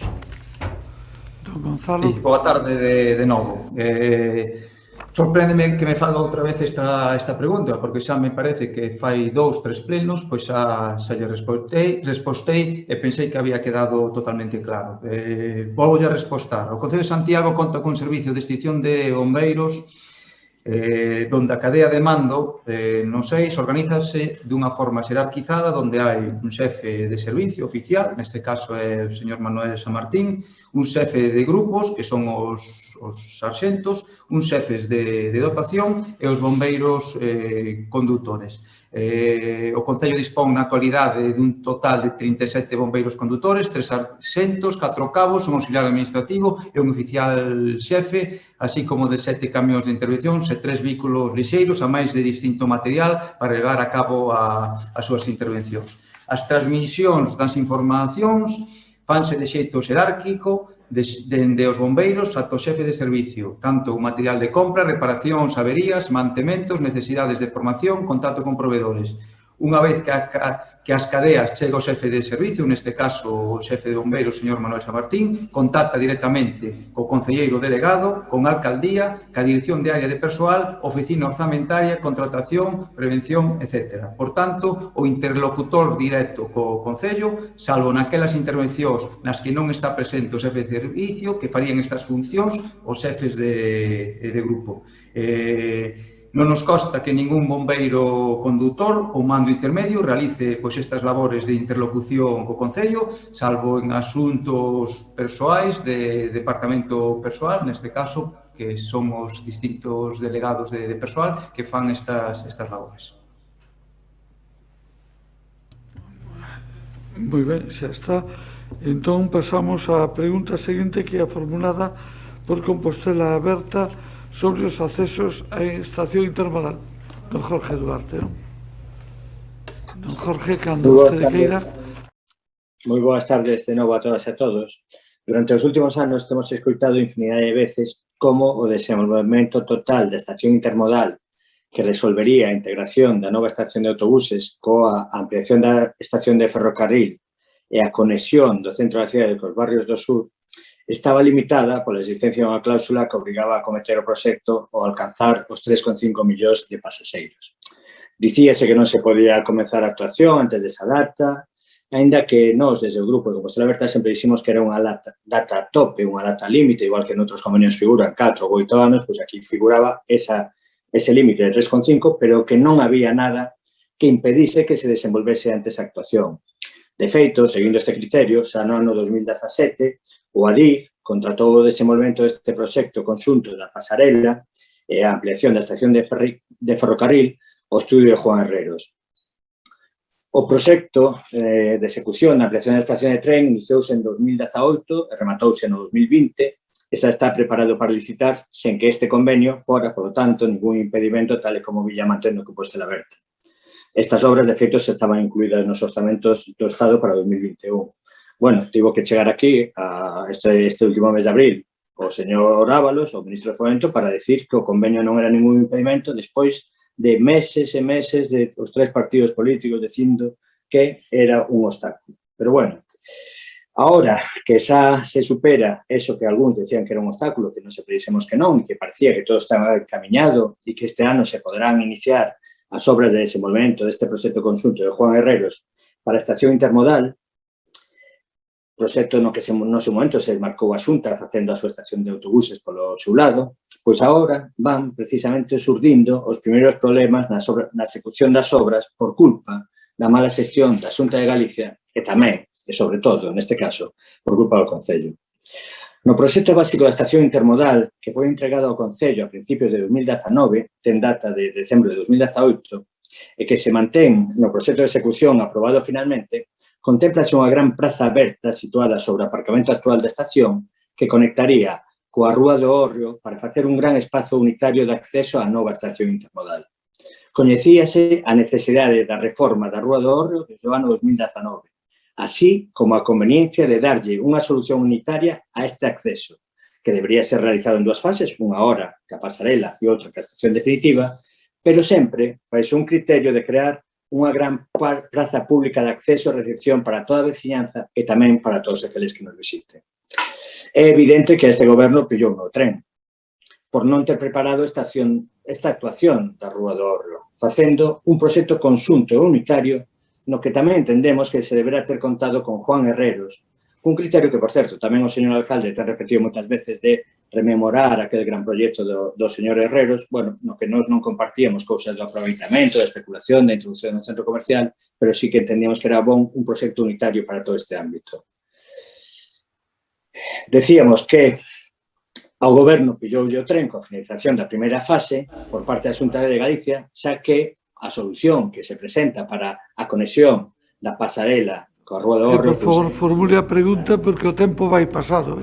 Sí, bueno, despois non contestarei. Xa que realmente é unha solución moi chapucera. O triste é que no proxecto de 2018 estaba prevista a solución e a solución que se fai é unha solución que realmente non convence nin satisfai a ninguén. Por eso a pregunta é por que non se ten actuado con previsión, por que non se ten feito a proposta que xa estaba contemplada no proxecto básico de facer pois esa modificación do Hórreo, ainda que fora nunha primeira fase e o paso de peóns en frente, e, sobre todo, por que non se ten contado para esta actuación con Juan Herreros, que xa no seu proxecto básico de 2018 daba a solución e agora, sin embargo, temos que decir de quen é culpa esta chapuza que vemos outro día, si da Xunta do Concello, bueno, era moi fácil, facer o que estaba no proxecto de 2018. A pregunta é, por que non se contou con él e por que se fixo esa chapuza sin facer o que estaba no proxecto? Jorge leva 1 minuto e medio de máis na formulación da pregunta. Moitas grazas. Contestalle doña Mercedes Rosón. No, alcalde, vou a contestar. Don Javier. Perdón, don Javier. Boas tardes, señores concelleiros. Bueno, unha vez máis me toca con Jorge Duarte. Bueno, como ben dixo, el di que nos pillamos o tren, pero pillamos ese tren do avance e do progreso. Vostedes non. Continúan sendo a antítese da xestión. Nin fan, nin queren deixar facer. Afortunadamente, a intermodal avanza igual que outras actuacións. Nestes 2 anos de mandato rematamos máis de 23 actuacións por importe de 4.630.731. Cantas fixeron vostedes? Sabe cantas fixeron nos 4 anos? Dígolle, o mellor ano foi o 2018, prefiro non decilas. Recórdolle que nunha situación de pandemia e con máis de 3 meses sen poder licitar, fomos quen de levar a cabo máis de 23 actuacións e a veciñanza é coñecedora. E lembrolle que a rúa Clara Campoamor estivo rematada en plazo, como así se comprometeu o noso alcalde. En relación ao proxecto da intermodal e a pasarela, debemos de ser claros e dicirlle a verdade á veciñanza. O proxecto que vostede asinou, este goberno non o asinaría. Renunciou a que a cidade tivera unha intermodal de verdade, cun aparcadoiro de máis de 1.200 plazas, e como saben, o mantemento da intermodal vai no ter que asumir a veciñanza. Eso hai no que decir moi claro, a conta de que vostedes fixeron ese acordo. Con estes datos na man, a miña opinión é que non estiveron á altura do que se merece esta cidade e que a negociación que se levaron a cabo foi nefasta. Feitas estas aclaracións, voulle responder á pregunta, ainda que penso que xa fun claro ao respecto. Reafírmome no que dixen e no que recolleron os medios de comunicación. A obra das escaleiras é da Xunta, as decisións e a execución é da Xunta, e o escalón fixo a Xunta. Este goberno defende, como non podría ser de outra maneira, que a cidade teña unha saída digna, unha accesibilidade universal e que as entidades sociais lle den o visto bo. Nestes momentos, a Xunta está a traballar para darlle unha solución. Teño a sensación de que neste tema se aliñan coa postura da Xunta, alá vostedes, pero eu recomendaríalle que para poder pillar o próximo tren que non venda os argumentos da dereita. Fala de falta de iniciativa do Concello, un argumento construído baixo a premisa da desinformación. Estamos a facer un control sobre a obra e temos proxecto. De feito, a Xunta de Goberno Local do día 28 de decembro de 2020 deu luz verde ao proxecto de reurbanización da Rúa Hórreo, que permitirá conectar a nova estación intermodal co ensanche compostelán. Consulte vostede a web do Concello de Santiago. Está explicado con planos e todo. De aí a nosa transparencia, que é moi importante. Precisamente está previsto que nos próximos días o proxecto de reurbanización do Hórreo saia a licitación. Anunciei-no na rolda de prensa do 13 de abril, na que realizamos un balance das obras do 2020 e unha previsión do plan de obras do 2021. Bueno, quedo para a seguinte. Moitas gracias, don Javier. Turno de réplica. É dicir, non sei se vostedes escoita cando fala, non sei a que ven o das actuacións. Eu só lle digo que se a Xunta fixo esa actuación e o Goberno Municipal deixoulle facer o que lle tiña que decir, aquí está o plano do ano 2018, como tiña que resolver cunha rampa para que ese desembarco estuvera ben, eliminar a zona sardinada e facer o paso de peóns elevado diante. Era elemental. Se a Xunta o fixo mal, será porque o Concello non lle dixo que en actuación solo público ten que actuar según os criterios do Concello, non según os criterios da Xunta. Pero iso é moi claro. Neste goberno, por desgracia, no goberno do señor Bugallo, parece que hai que estar o dictado da Xunta e dá igual se queren poñer a parcela de Imelga en Fontiñas en contra da veciñanza, dá igual se a Xunta quere facer unhas escaleiras estúpidas na Rúa do Hórreo, que este goberno do señor Bugallo e de Javier como concelleiro de obras, dá igual que se fan as chapuzas que eles sempre van a decir que están traballando desde o minuto cero. E non, isto é unha chapuza. Xa estaba no proxecto de 2018 a solución e, sin embargo, imos a abrir con esa chapuza feita. Por moito que vostede diga cousas, a estación intermodal está avanzando, había proxecto e vai haber estación intermodal. Por desgraza, desde que está este goberno é unha chapuza. Clara Campoamor é unha chapuza e esta solución é unha... Moitas gracias, don Jorge. Don Javier... Así, do 2018 e 2019, pois pudeche de saber deixado feito. Pero o plano. Como sempre, non se deixan feitas as cousas. Non sei que vamos a facer. Mira, porque este goberno é previsor e fai o seu traballo, en menos dun ano aprobamos o proxecto do Hórreo e sacámoslo a licitación. Vostedes en 4 anos non foron quen de reparar os muros de Fonteñas. Nós faremos a recepción da obra nos próximos días. Vostedes, como dicen, son a antítesis da xestión. Sobre por que non se contou coa colaboración de Herrero no proxecto? Pois a decisión de coller ao redactor dos proxectos é técnica e non imos a estar dándolle voltas e voltas de sin contar con uns ou con outros. Nós estamos aquí para decidir e, sobre todo, o que nos plantexaron os técnicos e actuar diligentemente como estamos facendo. Para que as obras se poidan licitar e executar en tempo e plazo. Non se preocupe, traballaremos arreo para que esta obra poida estar executada a final de ano. Pero non vou indagar a poñer a veciñanza, é un obxectivo, teño que decirle a veciñanza, engañalos non o vou a dicir porque os prazos son xustos. Vostede enfádese, vostede pode dicir o que queira, pero mentras vostedes continúan enredados en debates estériles, este goberno vai seguir avanzando nese Javier, ahora ten que rematar vostede. Moitas gracias. Vexo que os dous desapasiona moito, pero, en fin, vamos a seguir. A seguinte pregunta oral é formulada polo Grupo Municipal do BNG sobre a Casa da Xuventude, doña Navia. Ben, volve a cuestión da Casa do Matadoiro, pero volve de outra maneira porque a pregunta non vai sobre o edificio, senón que vai sobre os colectivos que nela teñen ou tiñan actividade, non? Segundo nos trasladaron o grupo do BNG o pasado venres 16 de abril, un anaco antes dunha concentración pola tentativa de suicidio dun menor trans vítima de acoso, pois diversos colectivos, daqueles que usaban a Casa do Matadoiro, atoparon que a pechadura fora cambiada sen previo aviso. Sí que houve unha reunión, pero foi despois, por iso digo sen previo aviso, deixando sen acceso ao material que tiñan ali, as pancartas, bandeiras e outro material do que precisaban tanto para a propia concentración como para outro tipo de actividade, non?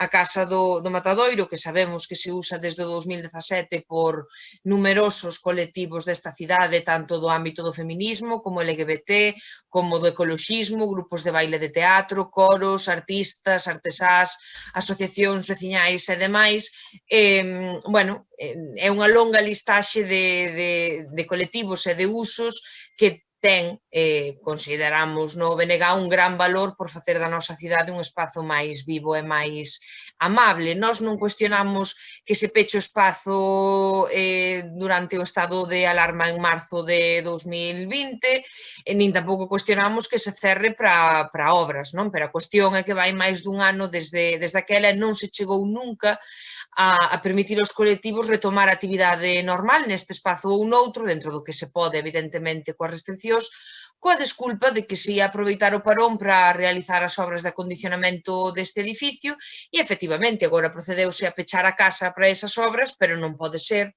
que non se teña falado cos colectivos previamente, insisto, e que non se lles chegara a ofrecer unha localización alternativa. Entón, a pregunta é cando ten previsto o goberno local atender estas demandas do tecido asociativo da cidade para habilitarlle un espazo adecuado a estes colectivos que usaban a Casa do Matadoiro que agora, evidentemente, non poden facer.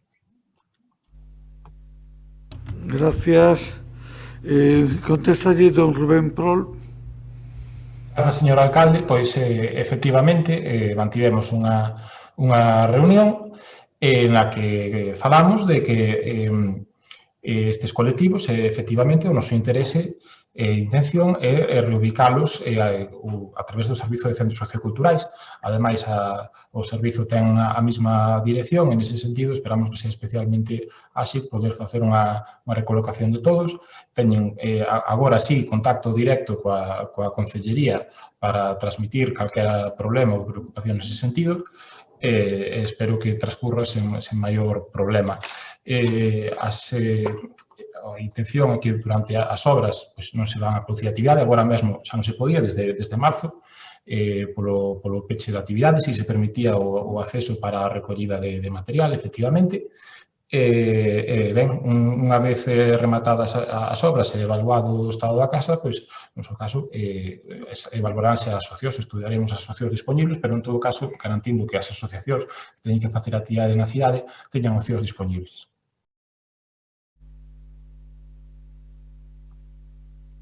Grazas, don Rubén. Bueno, vamos a ver.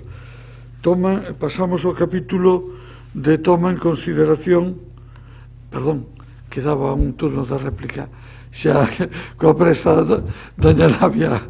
Simplemente Grazas. Simplemente ia dicir que me alegro de que xa haxa unha comunicación fluida cos colectivos, pero pasou un ano, é dicir, a cousa vai tarde, é unha cuestión tamén de respeto e de acompañamento dos colectivos que utilizaban ata que se pechou agora a casa do Matadoiro, non é? Que non se teñan reubicado un ano despois, bueno, non deixa de ser preocupante e non deixa de falar un pouco pois tamén de como están funcionando as cousas no que ven sendo a comunicación directa cos colectivos. De todas formas, aínda así, esperamos que se reubiquen estes colectivos pronto e que poidan desenvolver dentro das limitacións que agora temos, por suposto, a súa actividade, nada máis. Moitas grazas, don Rubén. Nese sentido, a ver, é que os centros socioculturais, polo mesmo motivo, a pandemia que a Casa do Matadoiro, tampouco tiveron unha actividade desmesurada. Nese sentido, tampouco tive ningún contacto solicitándome ou solicitándolle a centros socioculturais, polo que teño constancia, novos espazos para celebrar, ou en todo caso non en conexión directa coa celebración das actividades na Casa do Matadoiro. É un tema que xurde a raíz de que aproximase ao final da pandemia, moitas desas asociacións que deberán volver a ter actividade e, polo tanto, temos que buscar un espazo e, nese sentido, esperamos que sexa así e que non ter máis problema nese sentido. Moitas grazas. Moitas grazas a vostede. Ben, agora sí, entramos nas mocións. Temos, en principio, 10 mocións. Hai dúas que son mocións conxuntas e que se poidan sustanciar sen debate e outras dúas que se agrupan en unha. Por lo tanto, teríamos 7 mocións en principio para debatir que, se se mantén o horario, pois serían 168 minutos, por lo tanto, bueno, podríamos acabar ás 8 e algo. O digo por si alguén se anima a abreviar algo, se non, pois seguiremos así. A primeira moción é presentada por Compostela Aberta sobre a recuperación do servicio de pediatría no Centro de Saúde de Conxo. Doña María Rozas, cando queira, doña María. Boa tarde a todos de novo. Eu tentarei ser breve, a prol de que todos saíamos a unha hora prudente. O Centro de Saúde de Conso ven sendo noticia dende hai anos por varios motivos, non? Sobre todo polo incumprimento da Xunta de Galicia do seu compromiso de construir un novo edificio que sustitúa as actuais instalacións que, dende logo, son insuficientes, non? Foron inauguradas no ano 93, e nestes 30 anos, pois, apenas se teñen feito reformas ou actuacións que son moi necesarias. Pero máis alá deste incumprimento en relación ao edificio, a veciñanza de Conso ve agora con moita preocupación pois o desleixo que hai dende a Xunta de Galicia cara a atención que se presta no centro de saúde, en concreto cara ao servizo de pediatría. Tal como denunciou a Asociación de Pacientes e Usuarios do CHUS, dentro do 26 de marzo, o Centro de Saúde de Conso carecía de pediatra presencial para a atención de poboación infantil de 0 a 14 anos. Dende que registramos esta moción ata o pleno de hoxe, sí que se recuperou parte da atención de pediatría, agora mesmo están a 2 días por semana, 2 días presenciales por semana, no que están a ter atención de pediatría presencial, non?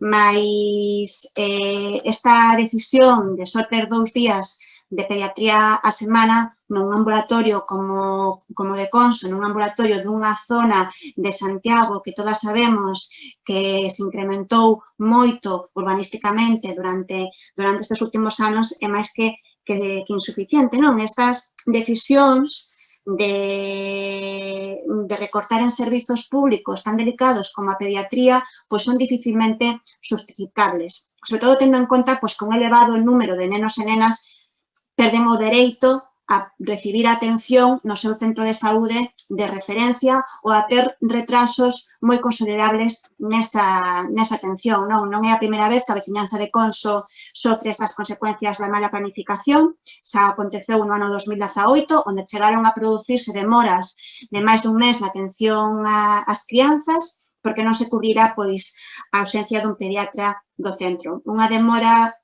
na atención sanitaria que é moi preocupante, sobre todo porque falamos pois, de bebés, de nenos que teñen as súas revisións por idade, que teñen as súas vacinas e que teñen que ser feitas en prazos establecidos e que en determinadas idades nos bebés é moi importante que eses prazos se cumplan, non? Unha demora dun mes pois é inaceptable. Entón, presentamos esta moción, na que, como dicía antes, houve novidades e agora hai 2 días de atención de pediatría no centro de saúde, mas presentámola pensando tamén non só no centro de saúde de Conso, senón nunha situación que non é unha excepción en Galicia. Hai máis de 184 concellos na Galicia que non teñen pediatra asignado nos seus centros de saúde e as queixas son numerosas por toda Galicia.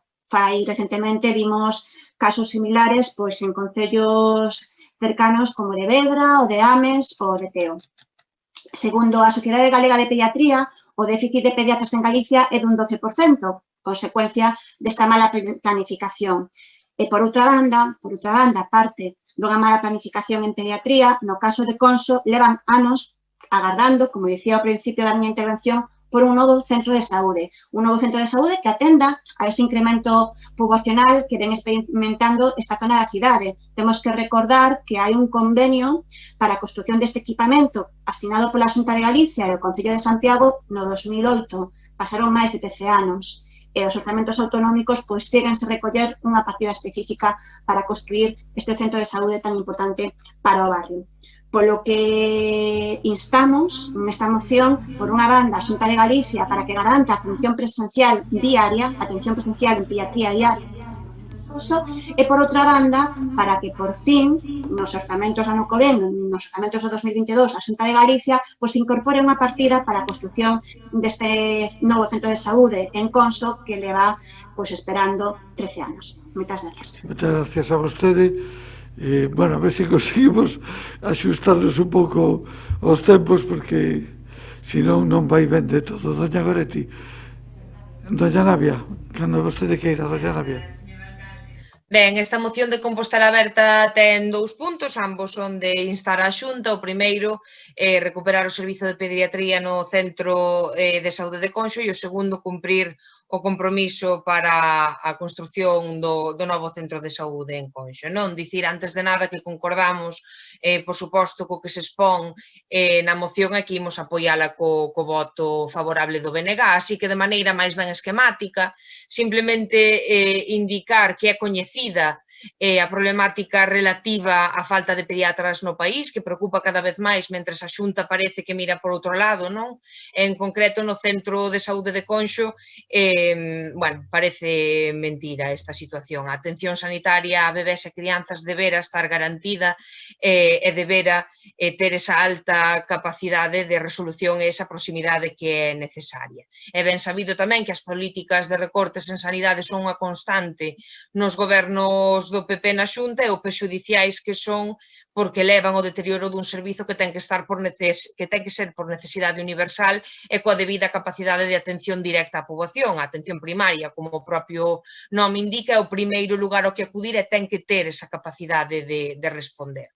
A proposta de instar desde o Concello de Santiago a Xunta a licitación dun novo centro de saúde en Conxo é unha proposta que non é nova, que xa ademais trouxo o Grupo Socialista a pleno en novembro do 17, e, bueno, trátase dun barrio que medra en poboación e os servizos públicos deberan acompañar ese proceso. En fin, tras moitos tumbos, xa sabemos como foi esta historia, a situación, pois, a día de hoxe segue igual que hai 3-4 anos. Quero dicir con isto que tampouco é un tema novo, mas, en definitiva, apoiamos esta moción, que faltaría máis, e estaremos, como non podía ser de outra maneira, onde sexa necesario na loita por unha sanidade pública digna e de calidade para as nosas veciñas e veciños, e nada máis.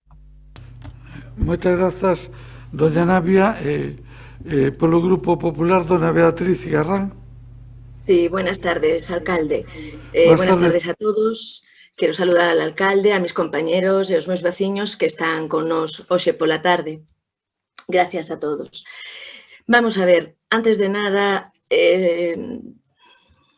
María, que fuiste la que trajiste la moción al pleno, sempre manejáis recortes, desmantelamiento, de verdad, non politicedes, en primeiro lugar, coa sanidade, porque pola sensación que eu teño non tendes datos, traedes a moción e nada máis. Vou explicar, nesta primeira parte vou a falar do Centro de Saúde de Conxo e na seguinte parte vou a falar do tema da pediatra. Así vou repartir. No primeiro caso, sí que é certo que, como ben sinalades, Compostela Aberta, o Centro de Saúde de Conxo, xa ven do 93, colo cal foron 3 décadas nas que non se fixeron obras, nin renovación, nin actualización, nin melloras na accesibilidade, nin na habitabilidade. Tendes toda a razón en esa parte. Pero estas melloras, a mellora destas instalacións foi unha demanda constante da veciñanza que xa foi recollida por varios grupos políticos ao longo deste tempo, incluso chegaron a ser compromisos electorais en distintas eleccións. O propio Concello chegou a reservar no seu día unha parcela que xa non existe, María, por eso non sei onde vades, onde queredes poñer o novo centro de saúde, pero sí que se tivo unha parcela para a construción dun novo edificio fora do recinto do hospital psiquiátrico, parcela que no mandato anterior se acordou destiñar a un aparcamento público, de acordo por las demandas da zona, levando a cabo traballos de pavimentación, sinalización, incorporación do sistema da hora con instalación de parquímetros. Todos somos conscientes da necesidade de actuar e mellorar o centro de saúde de Conxo, despois de 3 décadas de uso, e tamén o é a Consellería de Sanidade. Por iso, e conforme as necesidades detectadas e con fin de darlle a mellor cobertura sanitaria, a Xunta de Galicia contratou a redacción dun proxecto edificio que alberga o centro de saúde e consignou no vixente orzamento de 2021 case 1 millón de euros, 937.500, coa intención de licitar as obras para poder iniciar as reformas e os traballos para unha mellora adecuación do centro asistencial. As obras van dirixidas a independizar os servicios, de forma que na planta baixa este o centro de saúde e na segunda planta se atope o centro de salud mental, que o normal é que estén separados.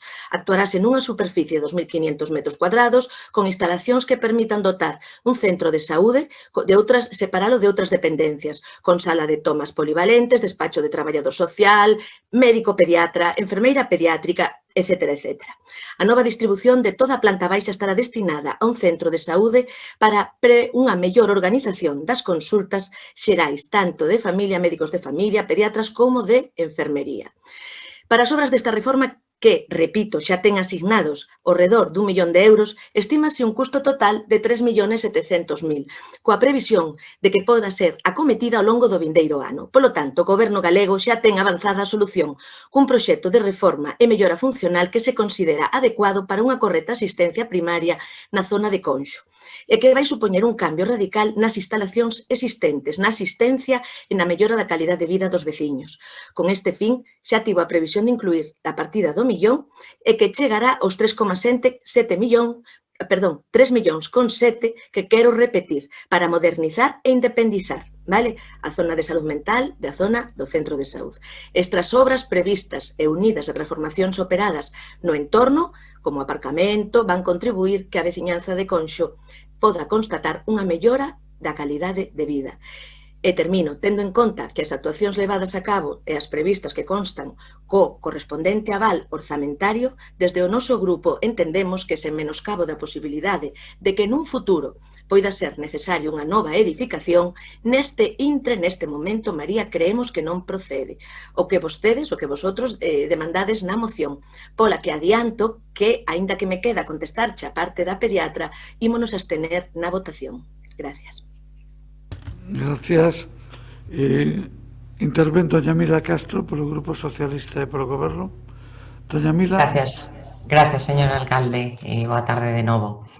Bueno, son xa moitas as veces que neste pleno tratamos temas relacionados coa sanidade e máis nomeadamente pois temas que teñen que ver coa atención primaria, con esa atención primaria e con eses centros de saúde que, como ben decía a concelleira Navia Castro, e que eu mesma teño repetido aquí moitas veces, son esa primeira porta de entrada dos pacientes para o seu achegamento ao sistema sanitario.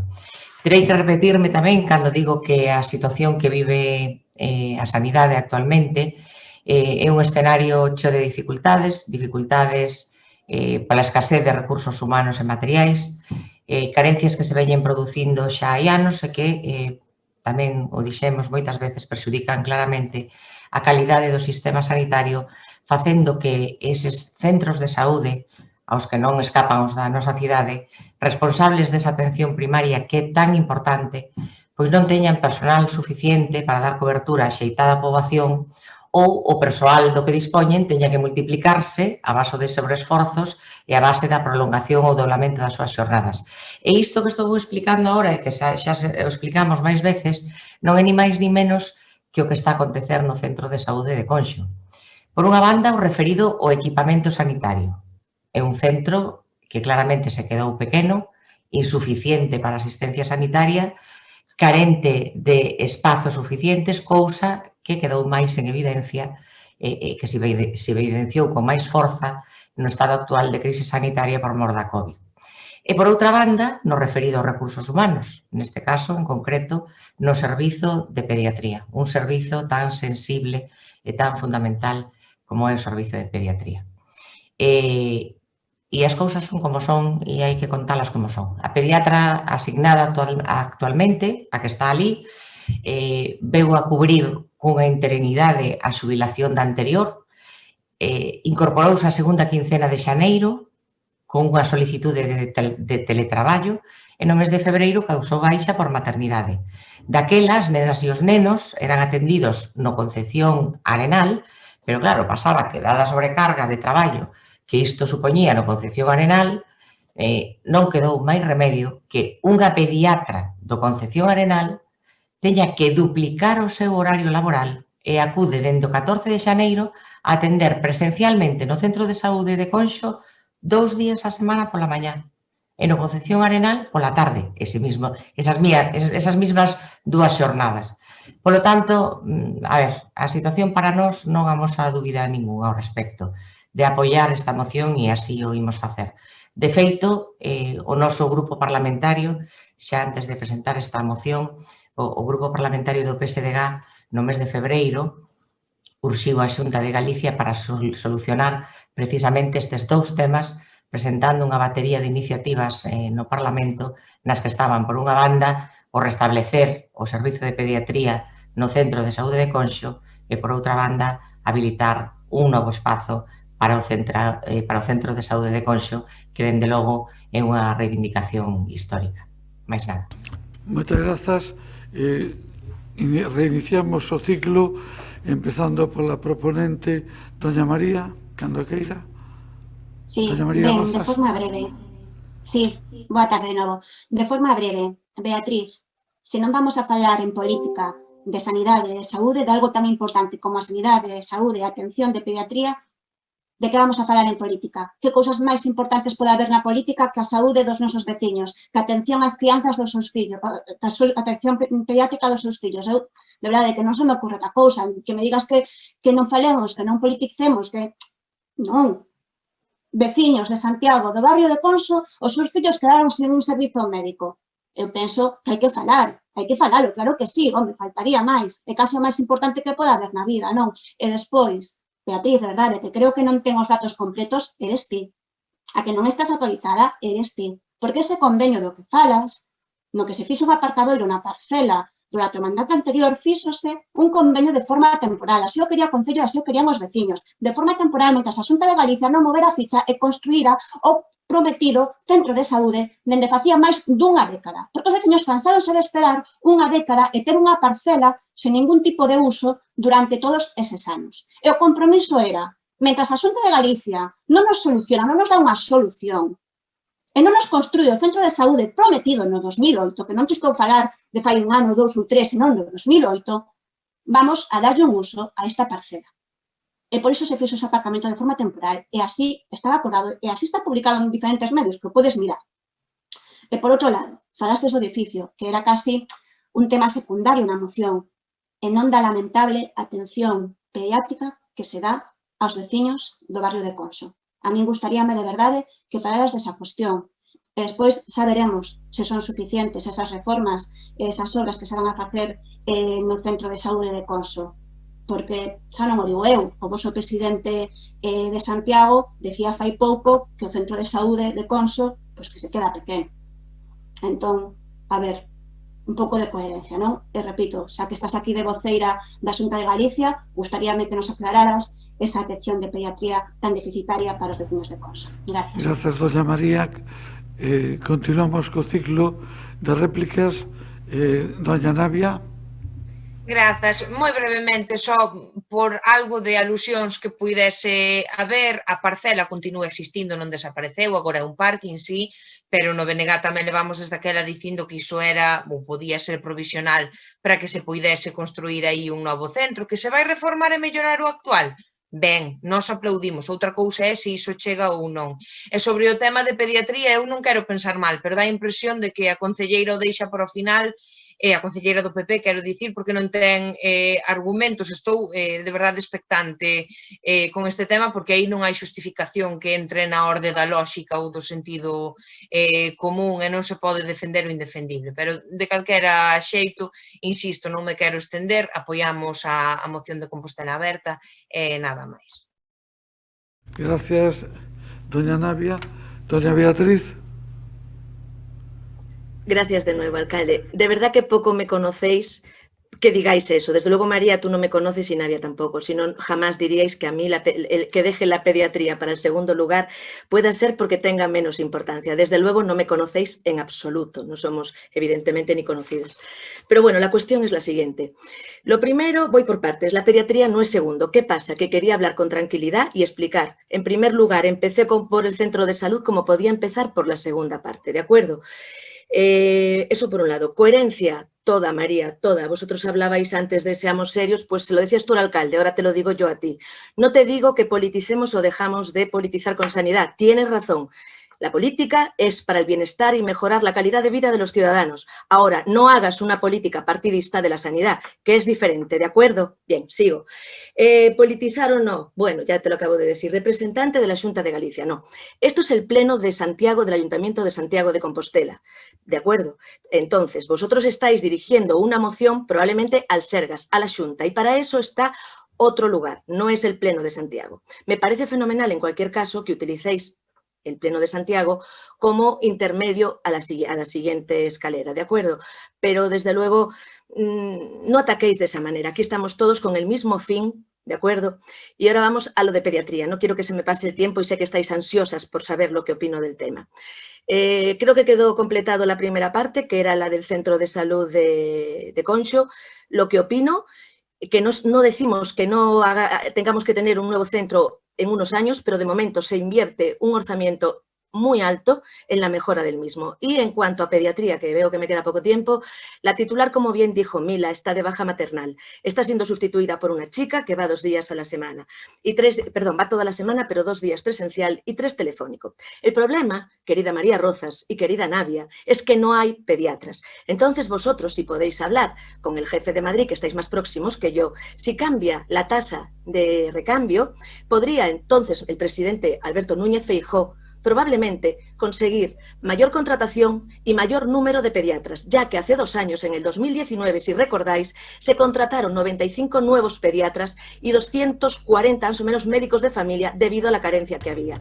Ahora bien, si nuestro presidente se salta la tasa condicionada por el gobierno central, diríais, es ilegal y volveríais a saltarnos a la yugular. Entonces, hagamos lo que hagamos, siempre se politiza, es lo que os quiero decir. Es decir, si vosotros encontráis pediatras debajo de las piedras o conseguís que el gobierno central cambie la tasa, sí, seguro que estará... Este é un tema apasionante, pero debo preocuparme polos tempos. Doña Beatriz. Perdóneme, está todo, eu creo que está todo explicado a súa posición. Doña Mila, por favor. Sí, gracias.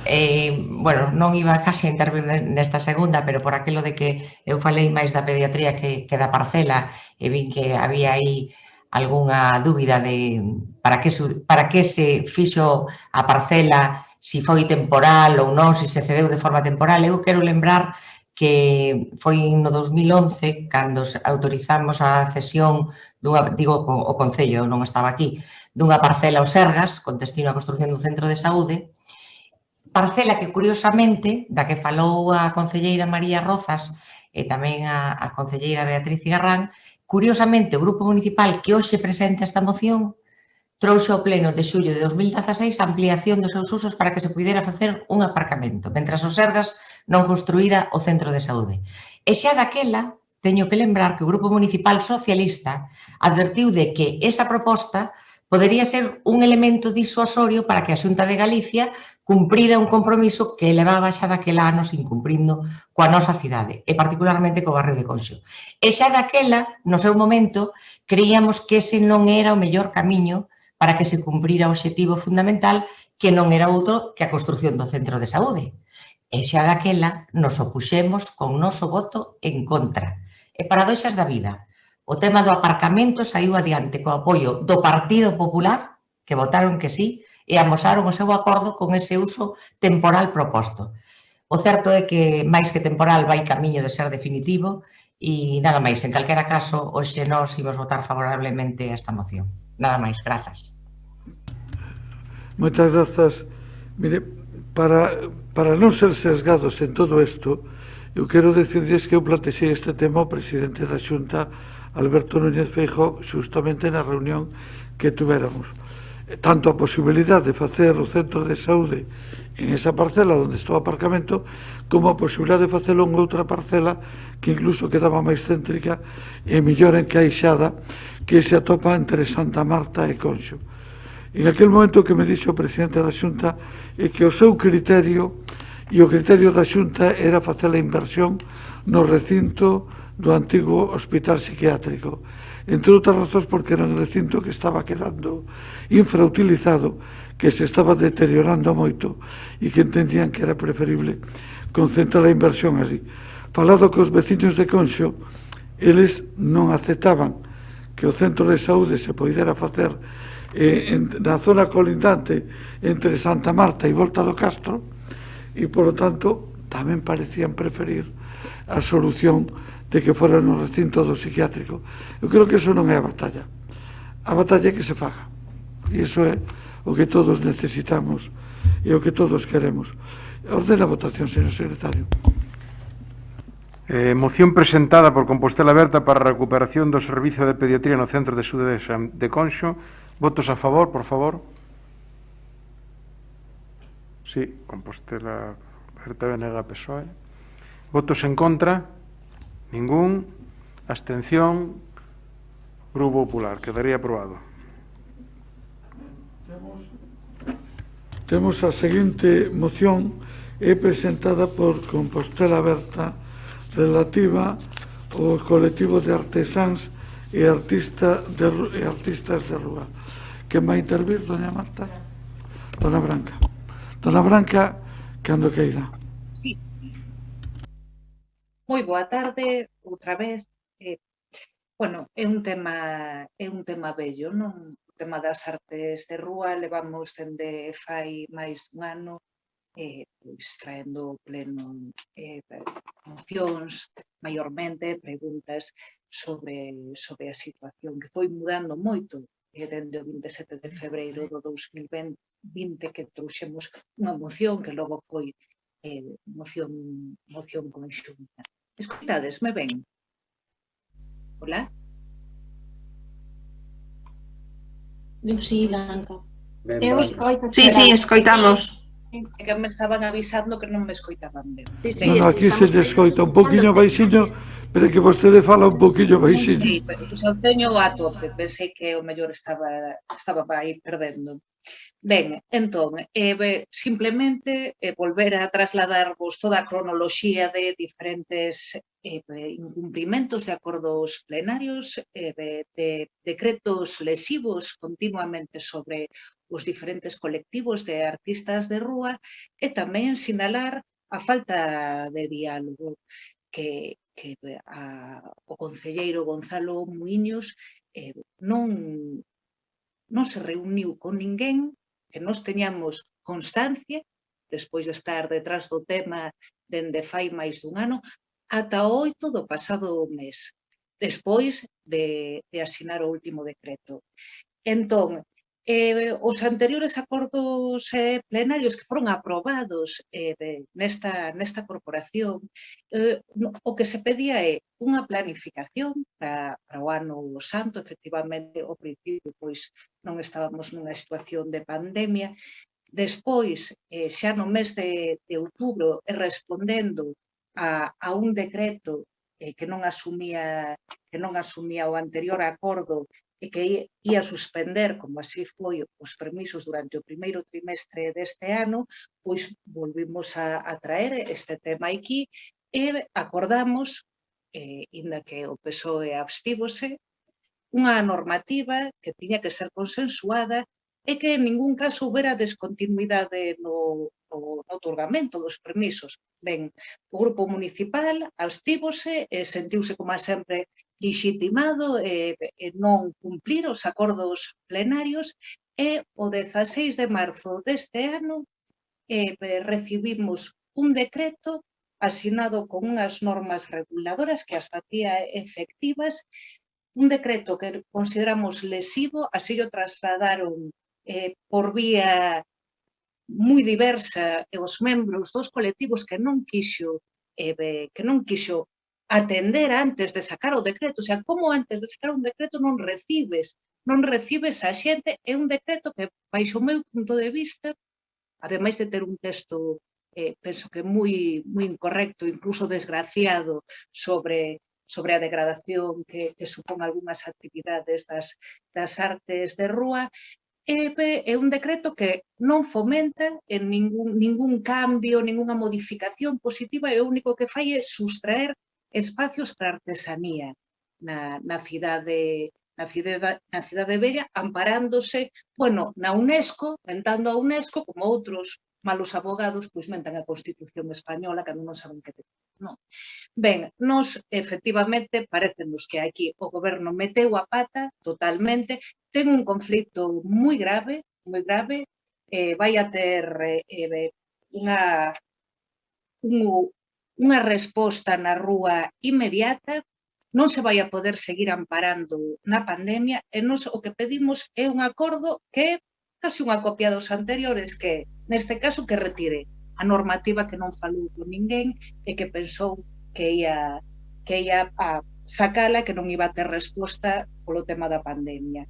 E logo, o que queremos é que elabore unha nova normativa, como xa lle pedimos en outubro, e como xa lle pedimos o ano pasado en febreiro, consensuada co colectivo dos artistas de rúa, que son moitos, que son diversos, que hai que atendelos. Incluso, pareceme increíble, non? Porque son xente, moita dela, que vostede, Gonzalo Muiñoz e Paco Reyes, no anterior mandato, amparábanse neles para trasladar... Doña Branca, leva casi un minuto máis. Perfecto.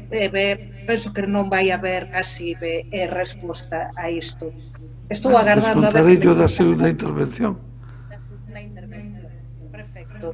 Entón, retirar as normas e elaborar unha nova normativa consensuada, a ver se esta vez logramos que dialoguen e consensúen cos artistas de rúa da cidade. Gracias. Ben, abrimos o turno de intervencións, doña Goretti. Sí, ben, nos concordamos coa maioría das cuestións que se comentan na moción.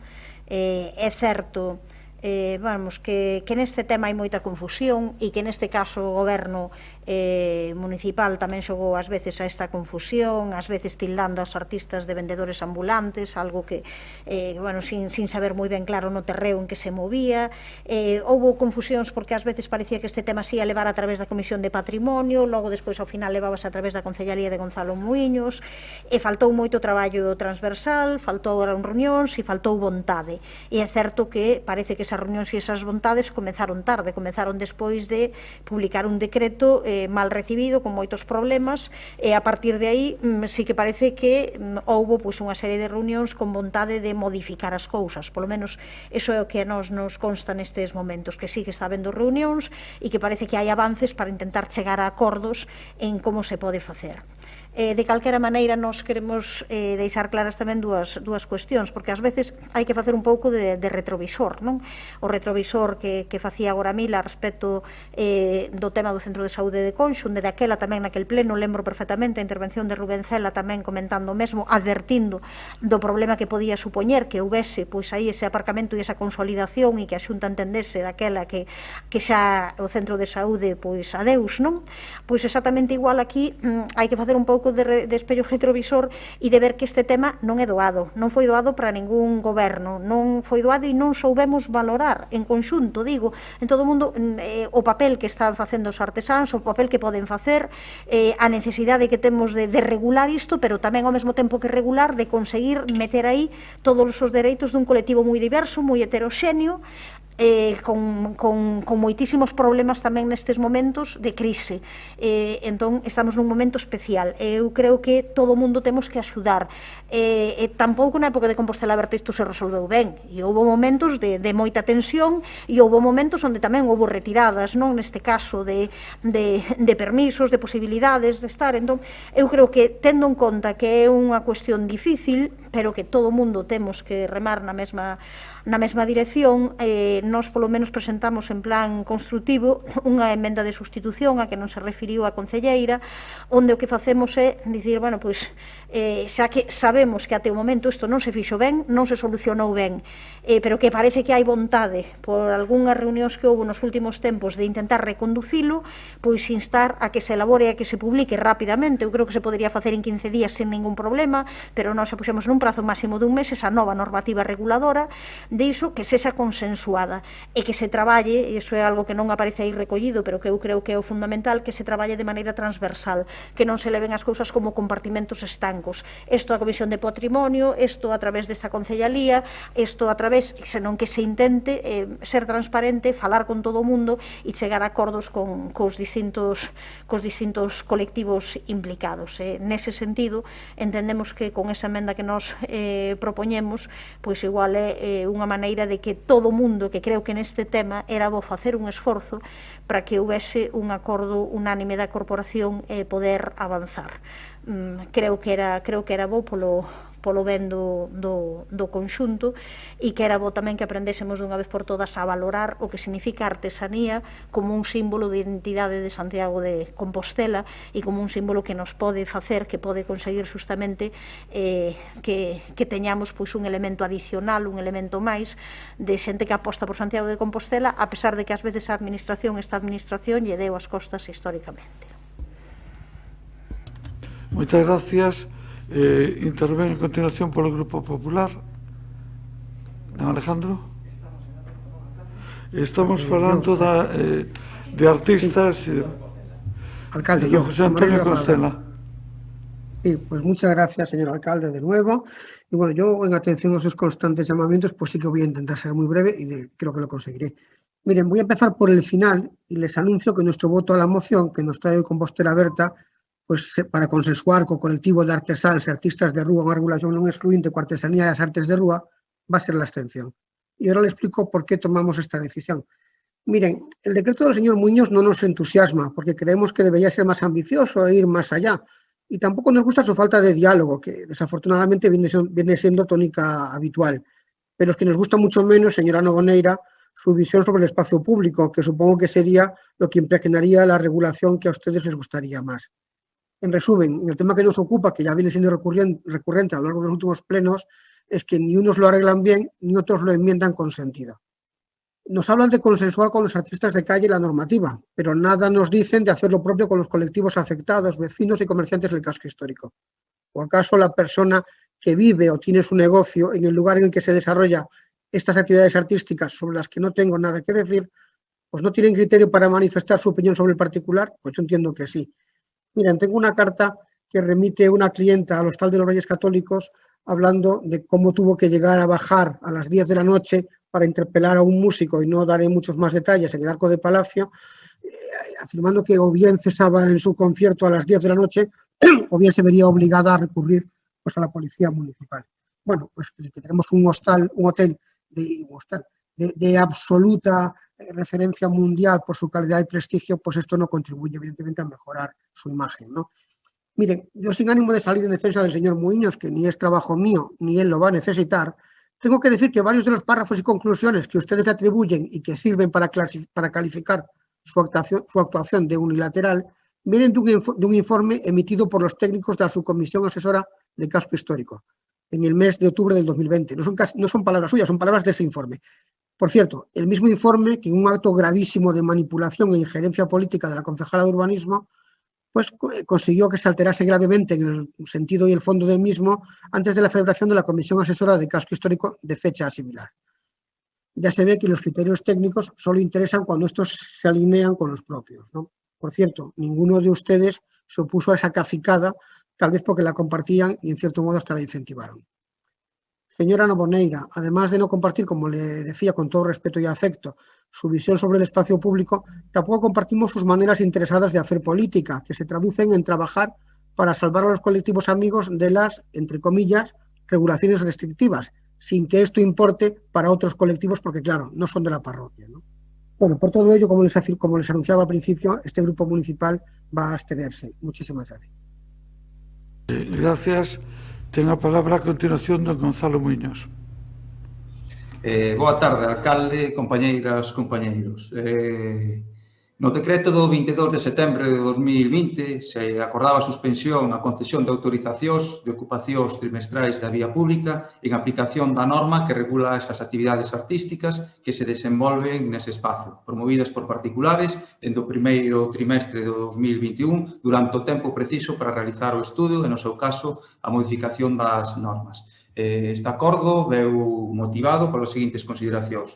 Se pensaba, pois, é importante a afluencia que o Serano Santo de peregrinos, o incremento de xeito considerable do número de actividades a desenvolver na vía pública, todo elo sumado á demanda formulada polos colectivos de artistas de regulación deste tipo de actividades de xeito distinto como se produce na normativa que daquela estaba vixente, o que supuso a necesidade dun replanteamento destas actividades. Por outra banda, con independencia do manifestado, a situación de crise sanitaria que estamos a vivir e que determinará, aínda que consigamos superala no vindeiro ano, un cambio nos hábitos de comportamento social de cautela e protección nos espazos públicos. Determina tamén pois, esa necesidade de revisar a normativa aplicable a este tipo de actividades cun carácter de certa permanencia na vía pública. En derradeiro lugar, a constatación de que as condicións das autorizacións concedidas non se estaban a cumprir por parte dos autorizados, de xeito que non se estaban a respetar as quendas, non se estaban a respetar os horarios, a localización espacial e o que é máis preocupante, a concepción conceptual do que se autoriza, pois estás a tratar dunha ocupación de uso común especial do dominio público que non supón un exercicio dunha actividade mercantil directa, nin a prestación lucrativa de ningún servizo.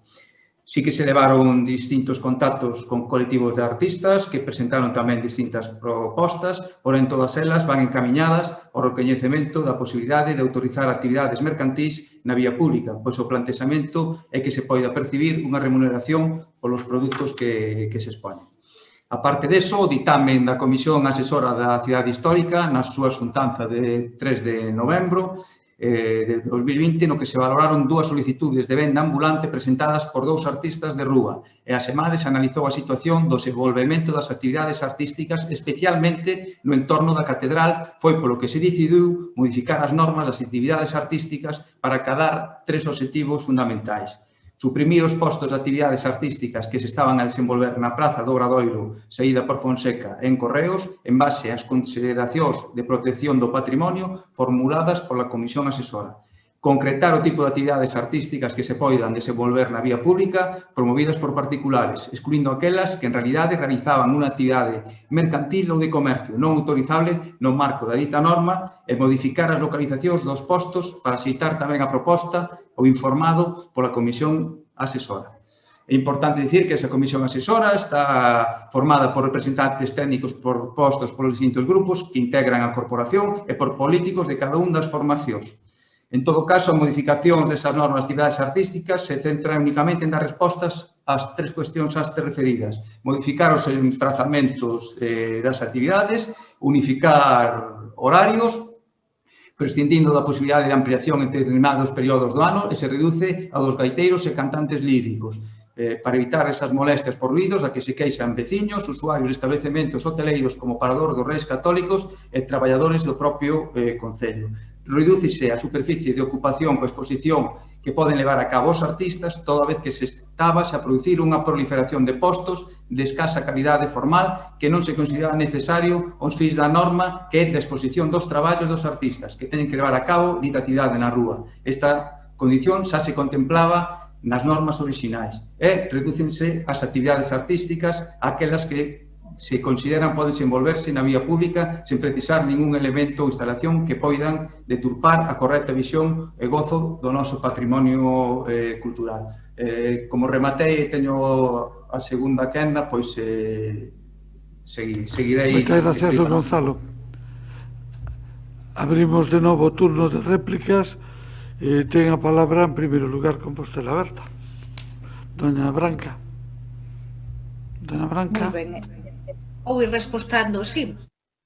Espero que me escoitedes ben.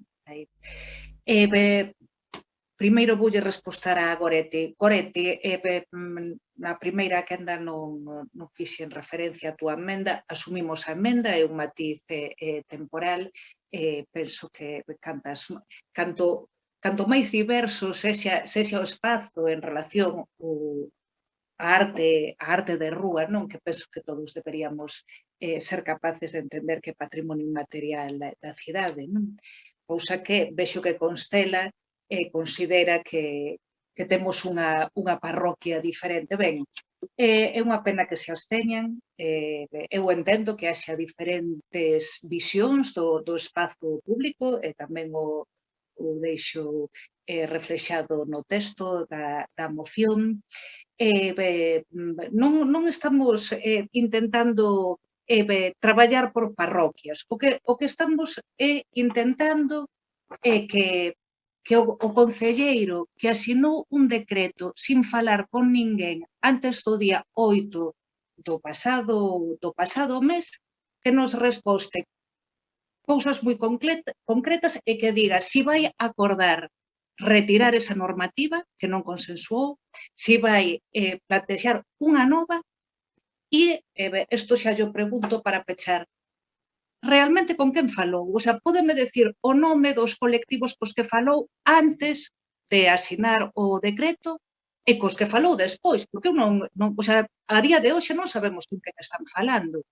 O texto da normativa é pobre, pouco ambicioso, sin visión de futuro e, bueno, a utilización do texto da Comisión Asesora que acompaña o texto da normativa, bueno, pareceme dun desacerto e dunha pobreza en relación ao traballo da xente, que, bueno, espero que non volva a suceder, amparándose na UNESCO. Bueno, é increíble. Nada máis, gracias.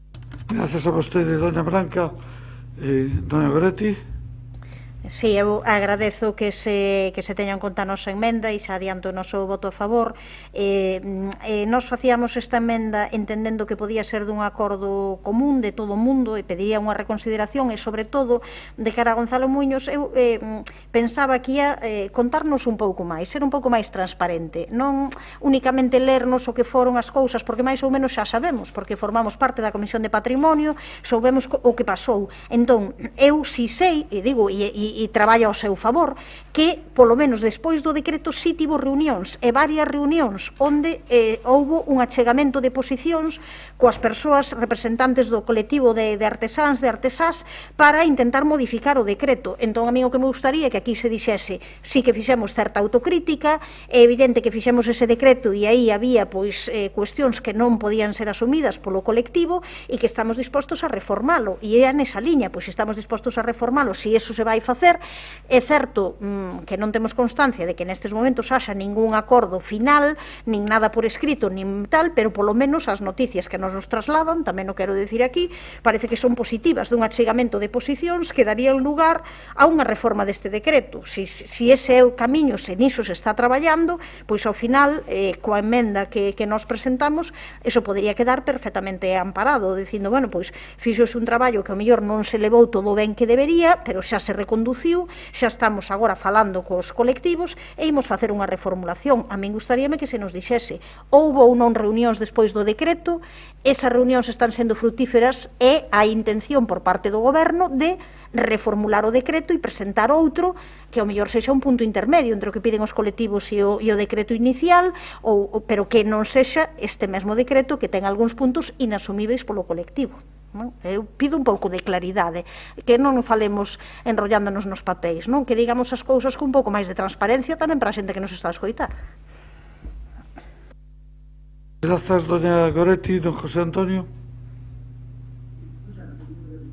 Doña Blanca, yo tengo una duda. O sea, usted no menosprecia el trabajo de los técnicos cuando este dice cosas distintas a las que a usted le gustaría que dijese. Una sociedad, digamos que democrática y desde luego que valore el trabajo de las personas que constituyen una comisión, habrá que aceptar que ellas digan con total honestidad algo que yo creo que muchas más personas comparten, que existe una cierta saturación en torno a la Catedral de Santiago, tanto sus plazas inmediatas, anexas, como en el texto en la zona más inmediata, y que esto ha de ser regulado. Y después el tema de la manifestación artística, ¿por qué no ha de ser valorable que esa actuación tenga lugar en una zona un poco más apartada? Yo creo que es igual de digno que vayan a otra plaza distinta, que no sea exactamente el entorno más inmediato de la catedral. Yo creo que no existe en este sentido un menosprecio de la actividad artística y de ese patrimonio que usted reivindica siempre inmaterial de nuestra ciudad. Bueno, yo no quiero entrar porque estaríamos 2 horas hablando sobre lo que realmente es el concepto de un artesano. Un artesano es una persona que pone en valor su talento, que es absolutamente admirable, y no lo es aquel que vende unas pulseritas manufacturadas en China. Esto no es un artesano, esto es un vendedor, y debe estar en donde corresponde a los vendedores. En cualquier caso, como digo que eso no es el objeto de la intervención, no quiero entrar. Sí que quiero entrar en una cosa muy breve, que es el tema de a qué colectivos han escuchado. Oiga, es que hablamos todo el rato de escuchar al colectivo. ¿Por qué no hablamos de escuchar a los vecinos? ¿Por qué no hablamos de escuchar pues, a los hosteleros que tienen ahí sus negocios y han de sufrir a veces esas quejas de los, supongo que quejas infundadas, no sé, de sus clientes que les llaman la atención sobre el hecho de que a las 4 de la tarde no puedan echarse la siesta o a las 10 de la noche no puedan dormir y usar de su sano descanso porque es imposible por el volumen de música que les acompaña, ¿no? Mire, hay gente que le gusta dormir contando ovejitas, pero a otros no les gusta dormir contando gaiteiros. Esta es la realidad más inmediata. En cualquier caso, vamos a trabajar en mejorar la ordenanza, que como antes le decía, tampoco es la que a nosotros nos gustaría. Hay que trabajar en el ornato y defensa del patrimonio, que tengan todos los que venden en la calle un concepto, una materialidad parecida, que no se utilicen elementos propagandísticos, etcétera, ¿no? De propaganda me refiero, ¿no? En cualquier caso, vamos a mejorarla, pero oiga, usted no se olvide de que tiene que opinar en esencia son los ciudadanos, ¿no? Gracias. Muchas gracias, don José Antonio. Don Gonzalo Muñoz.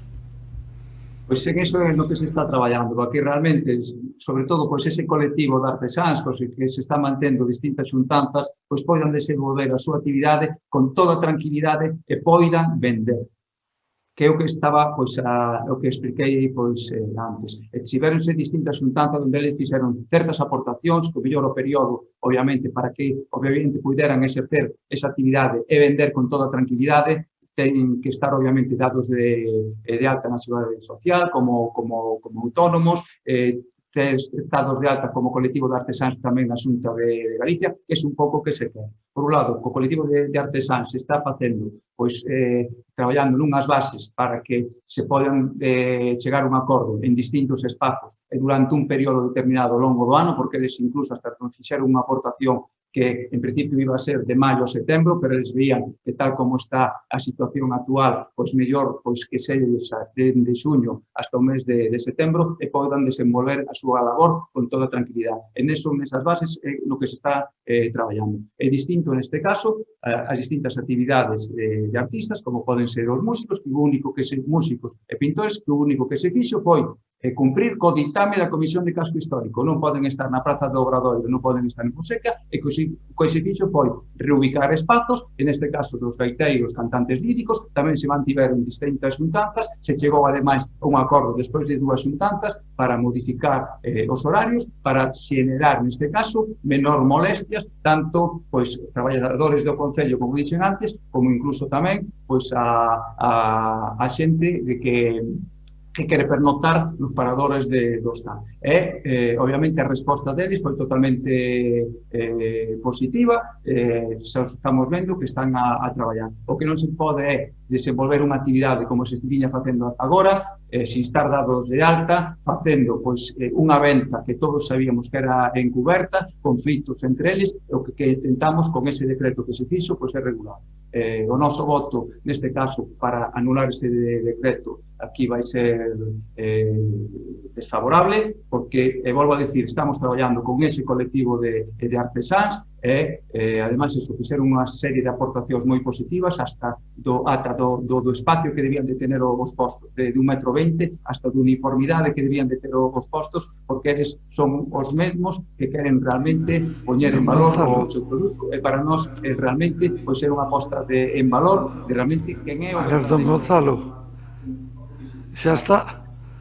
Gracias pola súa intervención. A mí me gustaría decirles 3 cousas. Unha, que se caes un debate deste tema é preferible leválo nunha comisión, porque permite falar con menos limitacións de tempo, falar de outra maneira e non estar tan pendiente da transmisión pública que vai a ter, senón do que realmente queremos falar, do que nos ocupa e nos preocupa.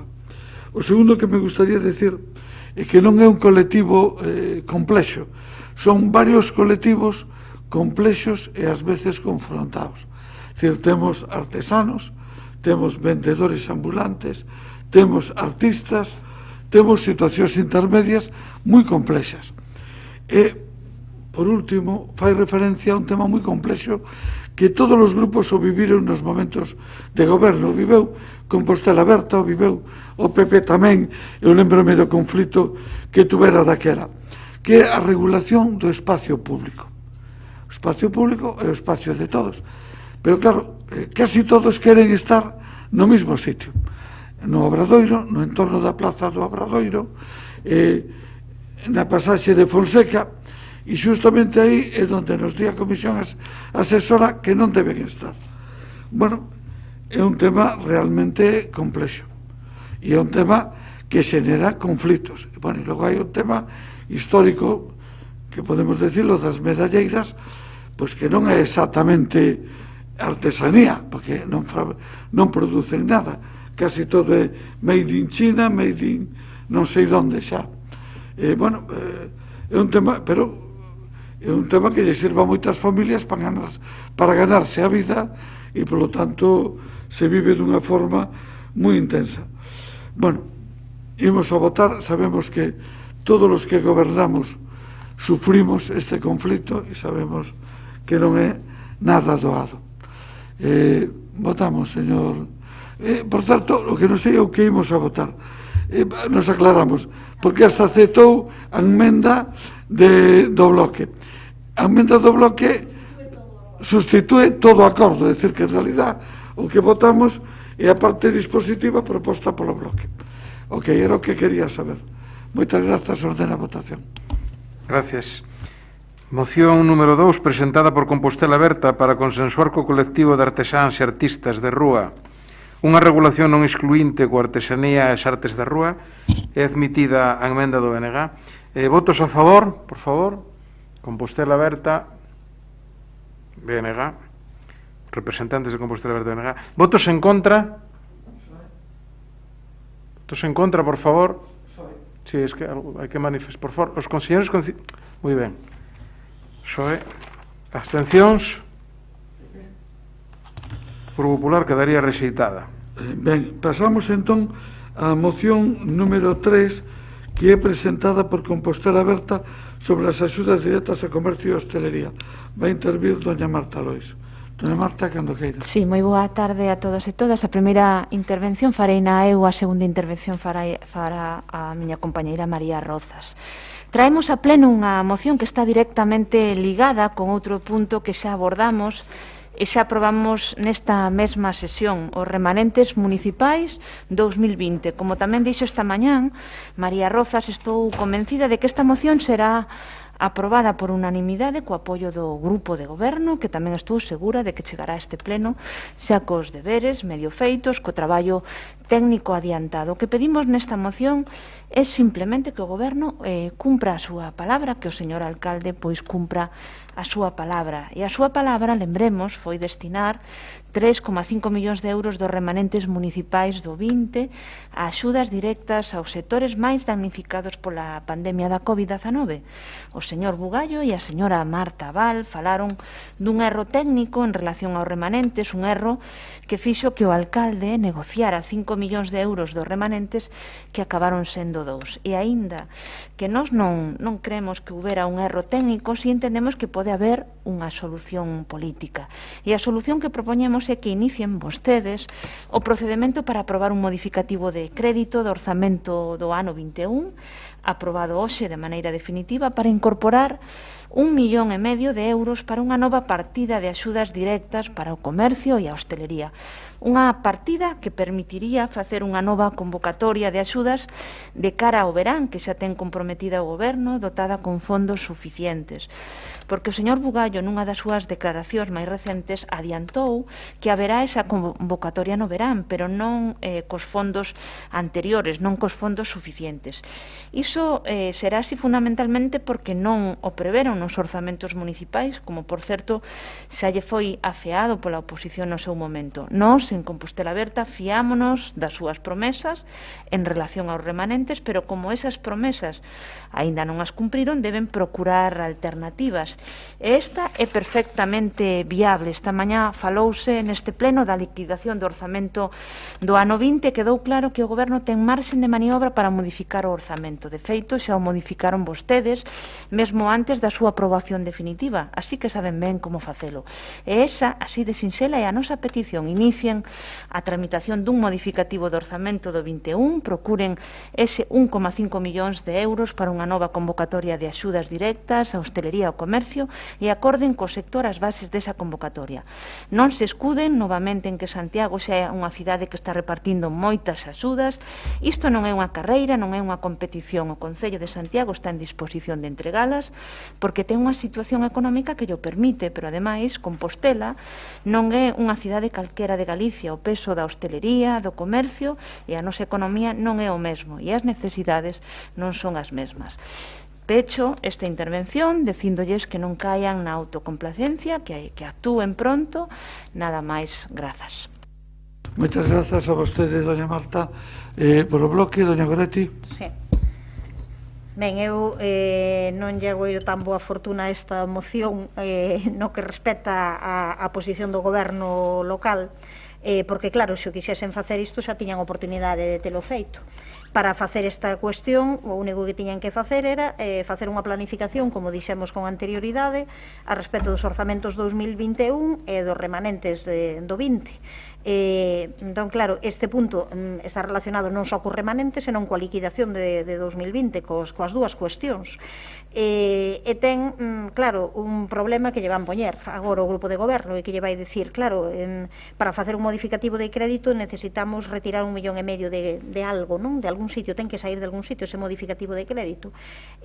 Claro, a vontade xa se demostrou que non había. Xa se demostrou que non había porque esta cuestión puido se poñer en riba da mesa cando estivemos negociando, non chegamos a acordo e por iso votamos en contra dos orzamentos presentados e por iso tamén nos, como BNG, non aprobamos os remanentes cun voto a favor, únicamente facilitación cunha abstención, pero porque entendemos que hai cuestións que non se poñen de maneira clara en riba da mesa.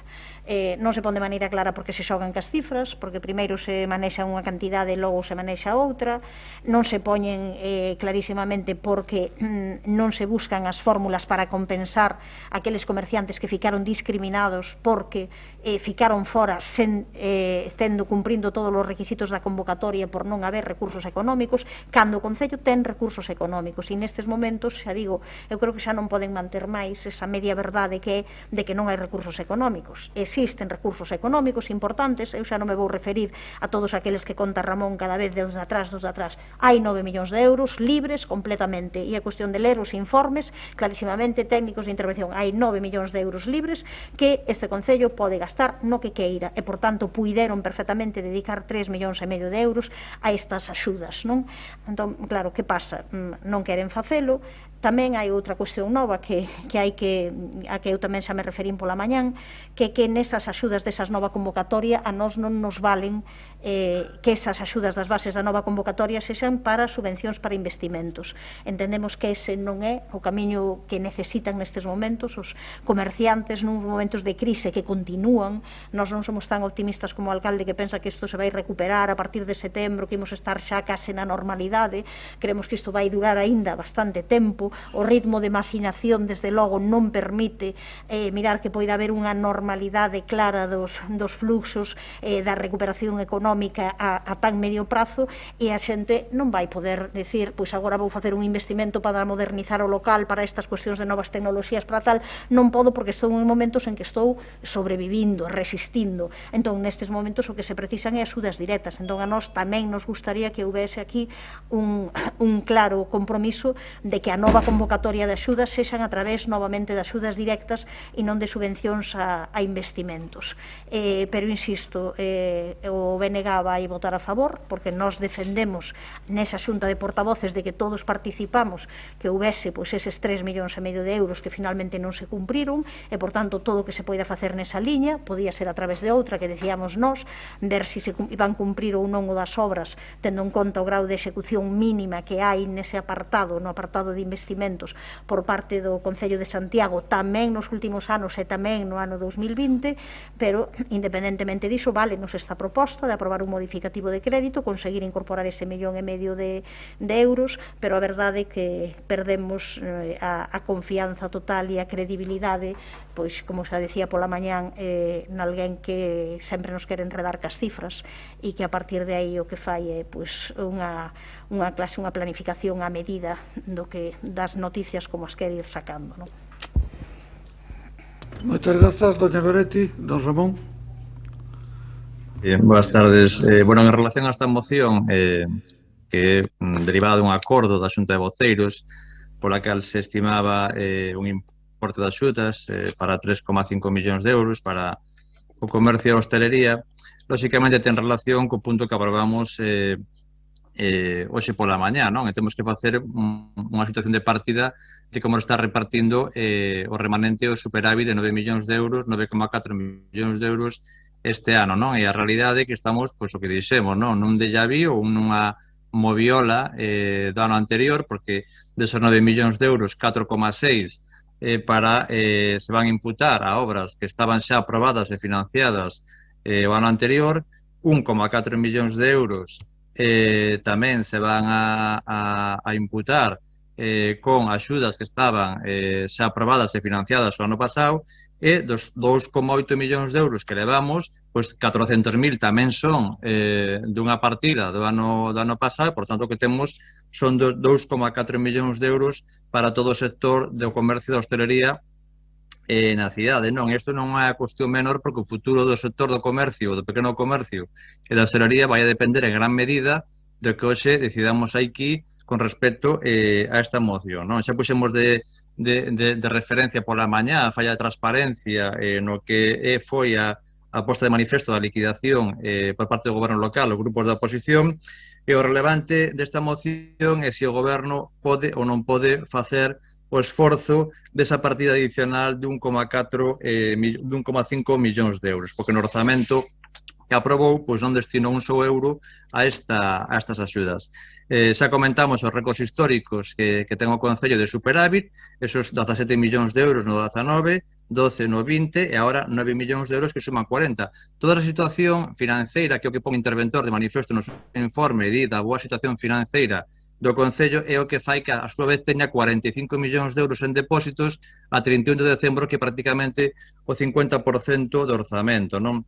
Se sumamos todas estas situacións e sumamos que ademais o Concello vai a recadar máis porque está poñendo radares para recadar máis políticas contributivas agresivas e tamén vai instalar os multamóviles, dende logo que o noso análise que o Concello si pode facer este esforzo, non? Este esforzo que veu pedindo tamén o Grupo Popular dende abril do ano pasado, cando liderou a petición de que se fixeran axudas directas aos colectivos por un importe de máis de 5 millóns de euros, e se conseguiu aprobar o ano anterior as axudas aos colectivos desfavorecidos de cultura, de comercio e tamén de hostelería. Entón, a conclusión, a resposta do análise da situación financiera do Concello é que o Concello sí que pode facer este esforzo, que os colectivos de comercio e hostelería o merecen na capital de Galicia, non? Porque, como dixemos, acumula 40 millóns de euros de superávit, 45 en depósitos bancarios, ten un orzamento de 125 millóns de euros aprobado en abril que non vai a executar, como non executou o ano pasado os investimentos, que de cada 100 euros, 80 quedaron sin executar, e, por lo tanto, nós vamos a votar a favor desta moción e vamos a pedir que se fagase modificativo de crédito por 1,5 millóns de euros. E, ademais, tamén solicitamos de maneira expresa que se apliquen principios básicos nas bases, non? Da accesibilidade digital para evitar problemas aos usuarios, de seguridade xurídica nas bases, evitando correccións e posteriores interpretacións, e agilidade, sobre todo, na tramitación e no libramento das axudas. Mais nada, grazas. Moitas grazas. Doña Marta Val. Doña Marta. Sí, disculpaden. Hola, moi boas tardes a todos e a todas. Boas tardes. Nada, volver a reiterar de novo, novamente, a preocupación deste goberno municipal polos sectores máis afectados pola pandemia da COVID-19. É evidente, para mostra o importe das axudas mobilizadas, e que vamos a volver, e que vamos de novo o importe das novas axudas que vamos a mobilizar, é que tras a aprobación do modificativo de crédito que o Pleno Municipal acordou hoxe, pois estaremos en condicións de convocar. Xa fixemos referencia a este importe das axudas, pero vamos a volver a facer referencia ao importe das axudas para poñer de manifesto pois a aposta que o Goberno municipal está facendo pois para contribuir ao sustemento destes sectores económicos. Axudas para o financiamento de gastos do comercio, de gastos correntes do comercio. Mobilizaránse 1.904.000 euros. Todo destinado ao financiamento de gastos correntes. Digo polo comentario que fixo a voceira do Bloque Nacionalista Galego. Axudas para o financiamento de gastos correntes na hostelería. Mobilizaránse 1.077.105,36 euros. Axudas para o fomento do consumo no comercio e na hostelería. Mobilizaránse 600.000 euros. Volvo a reiterar os 604.492,90 euros que, tendo en conta o remanente líquido de tesorería e os créditos iniciais existentes no orzamento, se mobilizarán para a realización de actividades para o financiamento de actividades culturais. En relación coas obras, xa viron vostedes que, bueno, creo que, tendo en conta que a meirande parte xa están licitadas, consideramos que as poderemos executar pois daqui a final de ano. Dito isto, e como viñamos anunciando, e sendo, volvo a decir, unha das prioridades deste goberno atender os sectores máis afectados pola pandemia da COVID-19, durante o exercicio orzamentario analizaremos exhaustivamente o nivel de execución de ingresos e o nivel de execución de gastos para determinar así o importe que, atendendo a criterios de prudencia, é posible mobilizar para unha nova convocatoria de axudas no segundo semestre do ano 21. Todo isto, como non podía ser de outra maneira, en consenso co resto dos grupos municipais. E isto debemos facelo así porque as decisións que se adopten deben ter en consideración a suficiencia financeira do Concello no medio prazo e non só no curto prazo. E non podemos negar que, á vista da liquidación do orzamento, os ingresos municipais derivados dos impostos directos e dos impostos indirectos, que son os que en maior medida permiten facer previsións a medio prazo, diminuíron no ano 21 preto dos 2 millóns de euros. Se consideramos a diminución que se produce no capítulo 3 de tasas e precios públicos, a diminución que se produce nos capítulos 1, 2 e 3 ascende a máis de 4 millóns de euros.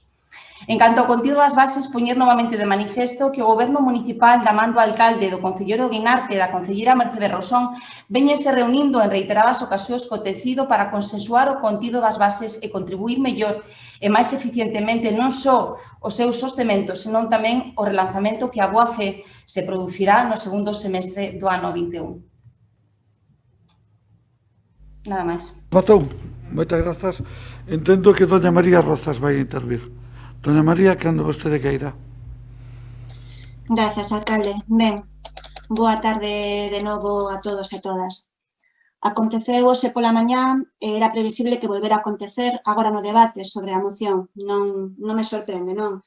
Como lles dicía na súa intervención a nosa portavoz, Marta Lois, por favor, non se limiten a sacar peito continuamente polas axudas que teñen repartidas. Non se limiten a compararse con outras cidades, porque as características de Compostela son únicas e porque a situación das arcas municipais tampouco son coincidentes con de outras cidades. Así que, por favor, céntrense en Santiago. Eu voume centrar na situación que temos en Santiago. Compostela Aberta presenta esta moción dende a responsabilidade.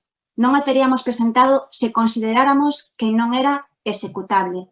Non a teríamos presentado se consideráramos que non hai marxe nos orzamentos. Presentámola porque sabemos que hai marxe, e vostedes tamén o saben. Presentámola e temos que citar unha vez máis a liquidación do ano 2020, como xa pasou antes da intervención dos remanentes, que deixou en evidencia pois certo descoñecemento das contas, non? Descoñecemento ou faltar a verdade. Non hai outra opción. Digo isto porque durante a non negociación dos orzamentos do 2021, o Goberno, o alcalde, a Consellería de Facenda reiteraron unha vez e outra vez que non había marxe para cambios nas contas, que non había marxe para encaixar peticións dos grupos da oposición de miles de euros. Ni sequera nada, ningún. Miles de euros non había marxe para modificar nada. Mais os informes da liquidación do ano 2020 dignos que só executaron o 21% dos investimentos.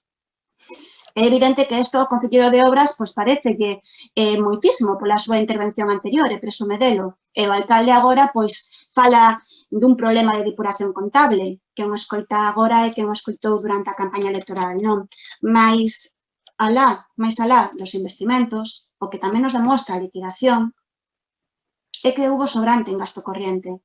E falaba a concelleira Marta Val agora de que houve unha reducción de 4 millóns de euros en ingresos, que non son tantos, pero bueno, falaba de 4 millóns de euros de reducción en ingresos, pero que sobrou en gasto corriente foi 15 millóns de euros.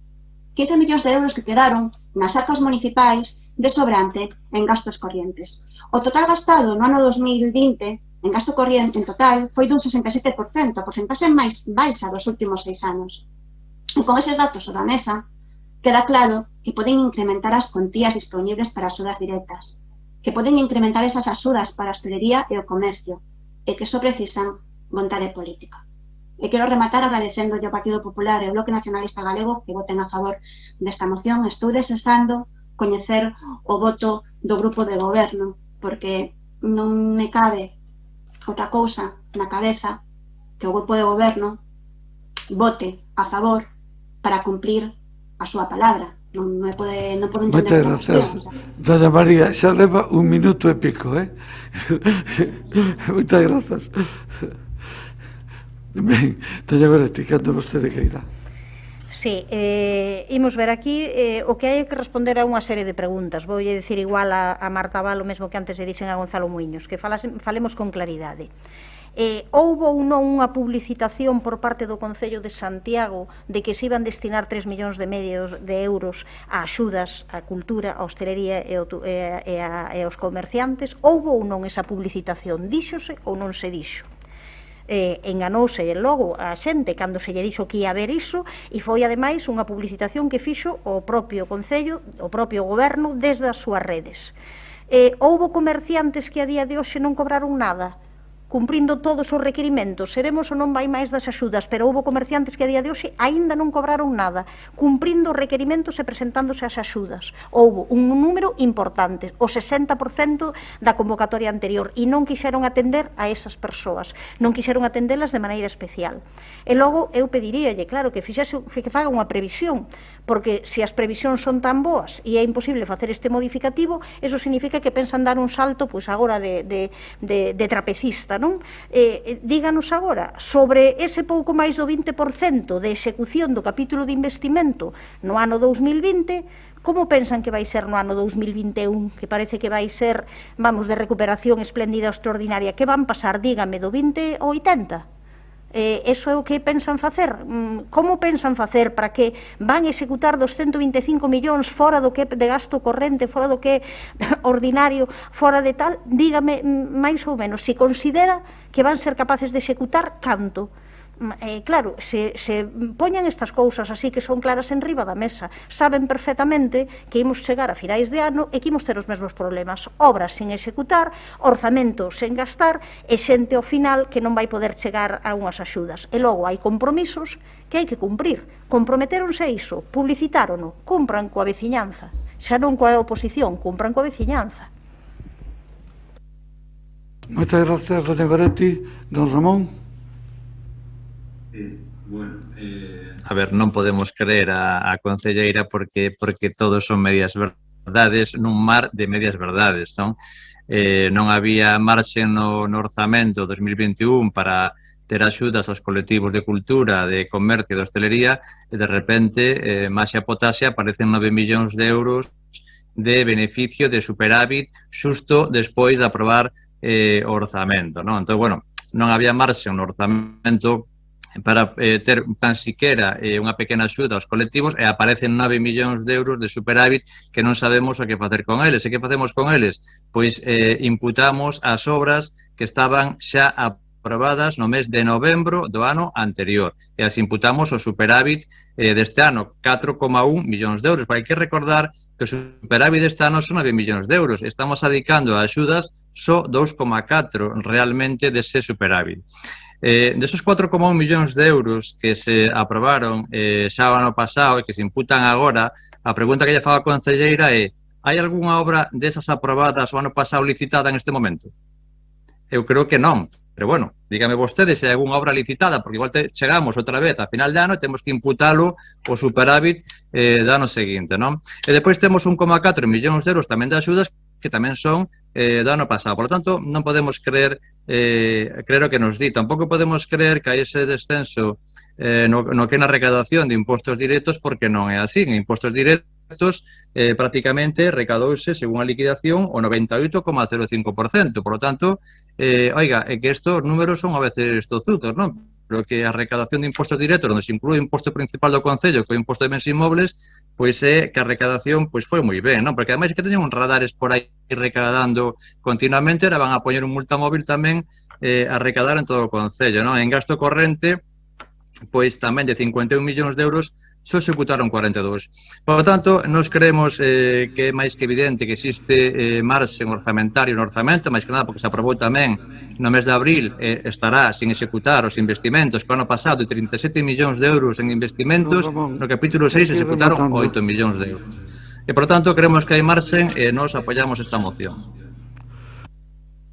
Moitas gracias. Casi, doña Marta, co seu permiso xa contesto eu, porque isto é un debate un pouco surrealista e os que nos escoiten se sacarán unha impresión completamente equivocada. Primeiro, se mezcla continuamente os gastos de inversións e o gasto corriente. As subvencións e as axudas non poden ir con cargo a inversións, porque as inversións se financian esencialmente con cargo a crédito e o crédito non se pode utilizar para axudas.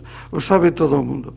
Don Ramón sabe perfectamente en esas contas da leiteira que lle encanta votarlo, que vai sendo un experto especialmente sorprendente, sabe que os 9 millóns de remanente do ano 2020 absorben o remanente do ano 2019 que, como non se poido dispoñer del hasta novembro, non se poido executar. Por lo tanto, está perfectamente explicado. Por lo tanto, os 9 millóns de superávit do ano 2020, que incluyen os do 19, hai unha parte de máis ou menos 5 millóns de euros que estaba comprometido en inversións xa acordadas, que a maior parte xa están en licitación, xa polo menos aprobadas en este momento, e incluye 1,4 millóns de euros de axudas que quedarán reservados para este ano. Por lo tanto, a parte disponible este ano foron 2.458.000 euros. incrementados o 1.400.000 que arrastrábamos do ano pasado, máis a aportación da Diputación, máis demais, é o que nos permite sacar unha convocatoria de 5,2 millóns de euros, que é a maior da nosa historia, superando a anterior maior da nosa historia, que foi a do pasado mes de decembro. Por último, con relación ao presuposto de 2021, a nosa dúbida é se votarlles que non ou absternos. Eu vou explicar. Nós temos que asumir xa do presuposto algo máis de €500.000 da conta 413, que son as facturas que quedaron sin pagar, que o normal e que se houberan abonado cos remanentes e que non metimos aí para poder ter unha maior disponibilidade para as axudas. Por tanto, xa hai €500.000 que temos que asumir aí. Mais unha sentencia que nos veu por aí do pasado. E temos, aparte de que non sabemos como funcionará a recaudación este ano, temos que asumir as reclamacións polos ingresos menores de empresas concesionarias producidas o ano pasado. Para darlle unha idea, as reclamacións que temos solamente en materia de transporte, sabe de canto son? 3,7 millóns de euros. Ese é un tema que, mentras non o teñamos encaixado presupostariamente, é evidente que non podemos dispoñer nin tomar determinadas decisións. Por eso, imos a esperar que se desenvolva o curso, imos a ver como funcionan os ingresos, imos a ver como se desenvolven as nosas obligacións de gasto e probablemente no segundo semestre podremos ter unha idea máis axeitada de cal é a nosa realidade presupostaria. Por eso, hoxe, non podemos aceptar esta proposta. É un acto tamén de boa vontade e para non pechar portas, e xa veremos como se desenvolve o futuro, e non imos a estar. Pero non podemos votar a favor, porque eso nos obligaría a facer algo que non sabemos se poderemos facer. Ordena a votación, señor secretario. Moción número 3, presentada por Compostela Aberta para que o Concello cumpra o acordo adoptado en Xunta de Portavoces do día 23 de marzo sobre axudas directas ao comercio e a hostelería. Votos a favor, por favor. Compostela Aberta, BNG, PP, de acordo. Votos en contra. Ningún. Abstencións, por favor. Grupo Socialista. Quedaría aprobada. Pois moitas gracias. Pasaríamos a continuación. Temos a do BNG e a do Partido Popular referidas á Cruxeira, que se van a debatir conxuntamente, e entendo que hai unha proposta tamén, polo tanto, se van a debatir conxuntamente e se van a votar conxuntamente. Entendo que é así.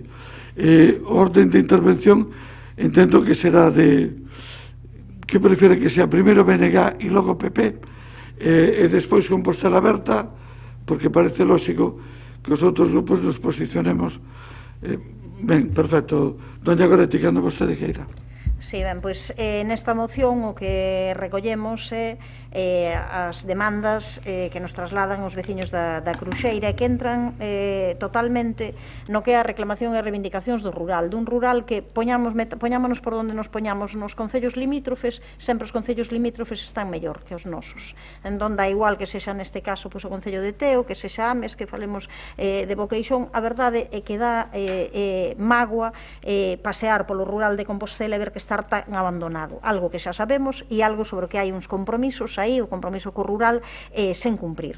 Comezando polo compromiso polo saneamento. Lembro perfectamente dentro daquelas cuestións que formulaba Ferusa, que poñía, pois, primeiro hai que atender as zonas afectadas pola seca, pero as segundas, moi fácil, as limítrofes con outros concellos, porque aí, xustamente, podes aproveitar para facer o saneamento de maneira conxunta. Xustamente este é un dos temas fundamentais, porque, claro, está o Concello de Teo colindante co saneamento, pero resulta que ao final, aínda por riba, tendo ese saneamento o Concello de Teo colindante e non tendo a Cruxeira, Cruxeira, ao final están en zonas onde hai un problema de verteduras de aguas residuais que proceden dese Concello de Teo e que precisan unha intervención absolutamente inmediata. E asinar un convenio co Concello de Teo para esa conexión á rede, rendibilizar recursos, pois a verdade é que non lle sai tan difícil ao Concello de Santiago de Compostela, pero teñen outras eivas referidos sobre o mantemento da rede viaria, da Rúa do Picón que precisa ese saneamento, limpeza de cunetas e asfaltados, de pavimentación da pista que vai desde os Muiños Vellos ao Rial, a ampliación que se precisa en Torrente. A verdade é que obras en xeral de pavimentación, de reurbanización que faciliten o tránsito das persoas que van tanto a pé como en vehículos. Quero lembrar tamén que está aberto o prazo de axudas europeas para abastecemento e saneamento, un prazo ás que pode concorrer o Concello tanto para a Cruxeira como para o resto do rural, porque ás veces decimos que non temos diñeiro para abordar isto, non se quixo abordar tampouco nos orzamentos, tampouco houbo ese compromiso co rural. Hai axudas europeas nestes momentos abertas para intentar poder conseguir esas axudas. Tampouco sabemos se moitas veces xa que se fala aquí de conversas co presidente da Xunta, se tamén se lle pode poñer en riba da mesa que faga esas axudas especiais tamén para abastecemento e saneamento ou para axudas do rural. Entón, tendo en conta estas cuestións, tendo en conta a discriminación que está sufrindo o rural de Compostela e neste caso, digamos, o lugar da Cruxeira, que se senten completamente, xa digo, en estado de abandono e que a verdade é que dá mágoa, xa digo, ir e ver como nunha parte do outro Concello está todo máis ou menos limpo, máis ou menos con mantemento, e na zona que pertence ao Concello de Santiago está todo nun estado calamitoso, con silvas sin limpar, con fochancas. A verdade é que é unha situación que raya o esperpento. Pois ao final acordamos un texto conxunto para a moción que presentou o BNG e que presentou o Partido Popular, que tamén foi visitar a zona, igual que fomos desde o BNG, onde o que instamos é que por parte do correspondente órgano do goberno local se teñan en conta as demandas da veciñanza relativas a melloras na accesibilidade e limpeza da rede viaria, implantación progresiva do servizo de saneamento coa solución, isto ten que ser urxentemente, do problema ambiental xerado polo depósito de aguas residuais nesta zona e clausura do vertedoiro incontrolado situado no alto da autovía entre a Cruxeira e o Casal. Para isto, adoptar as medidas necesarias e inclusión progresiva nas previsións orzamentarias e de planificación que sexan procedentes. Así que solicitamos a todos os grupos un apoio para esta moción que ao final ten un acordo conxunto transaccionado entre as dúas forzas políticas. Moitas gracias polo Grupo Popular. Nada, sin que sirva de precedente y sin pretenderlo, doña Goretti ha ejercido magníficamente también como vocera del Grupo Popular en este punto. Como hemos planteado una moción casi conjunta, pues por economía procesal no hay ya nada más que añadir. Muy agradecido, don Alejandro. Don Jorge Duarte. Bueno, don Jorge. Pues, evidentemente, unímonos con noso voto favorable ao espírito desta proposta. Explicitaba ben Goretti moitas veces que o noso rural ten estado no Concello durante moitos anos moi por debaixo de servicios de outros concellos colindantes, e iso, ela falaba de que nos servía para poder compartir servicios, pero sobre todo nos vale para ver que o rural dos concellos de ao lado está peor. Durante o anterior mandato houve unha inversión grande en rural, intentando abordar puntos como a millora de todo o que ten que ver cos servicios e ca señalización, pero creemos que hai un punto importante que é o saneamento, que hai que seguir dando pasos adiante e que, por lo tanto, hai que poder abordar esas axudas da Xunta, poder abordar o saneamento e os servicios, porque o déficit de servicios do noso rural, bueno, pois non é de agora, non é dos últimos 4 anos, é algo que vai moito máis alá e que entendemos que hai que poñelo ao día e, por lo tanto, votaremos a favor. Moitas grazas, don Jorge, tamén pola súa economía de tempo. O señor Pichel, don José Manuel Pichel. Sí, gracias, señor alcalde. Boa tarde a todos e a todas, compañeros e compañeiros. Bueno, a verdade que son varios os puntos a tratar dentro destas dúas mocións e tamén tendo en conta o escrito que remitiron a asociación a todos e cada un dos grupos políticos. Tratarei de ser breve. Falanos da urbanización da Rúa do Picón. o que é pavimentación e tamén dotación de servicios. Certo é que temos retiradas peticións concretamente de un veciño e que desde esta concellería sempre foron informadas desfavorablemente por tratarse de solo rústico protegido. En así procederase a decentar todo o vial con Zahorra en toda a súa longitude xunto coa apertura tamén das respectivas conetas.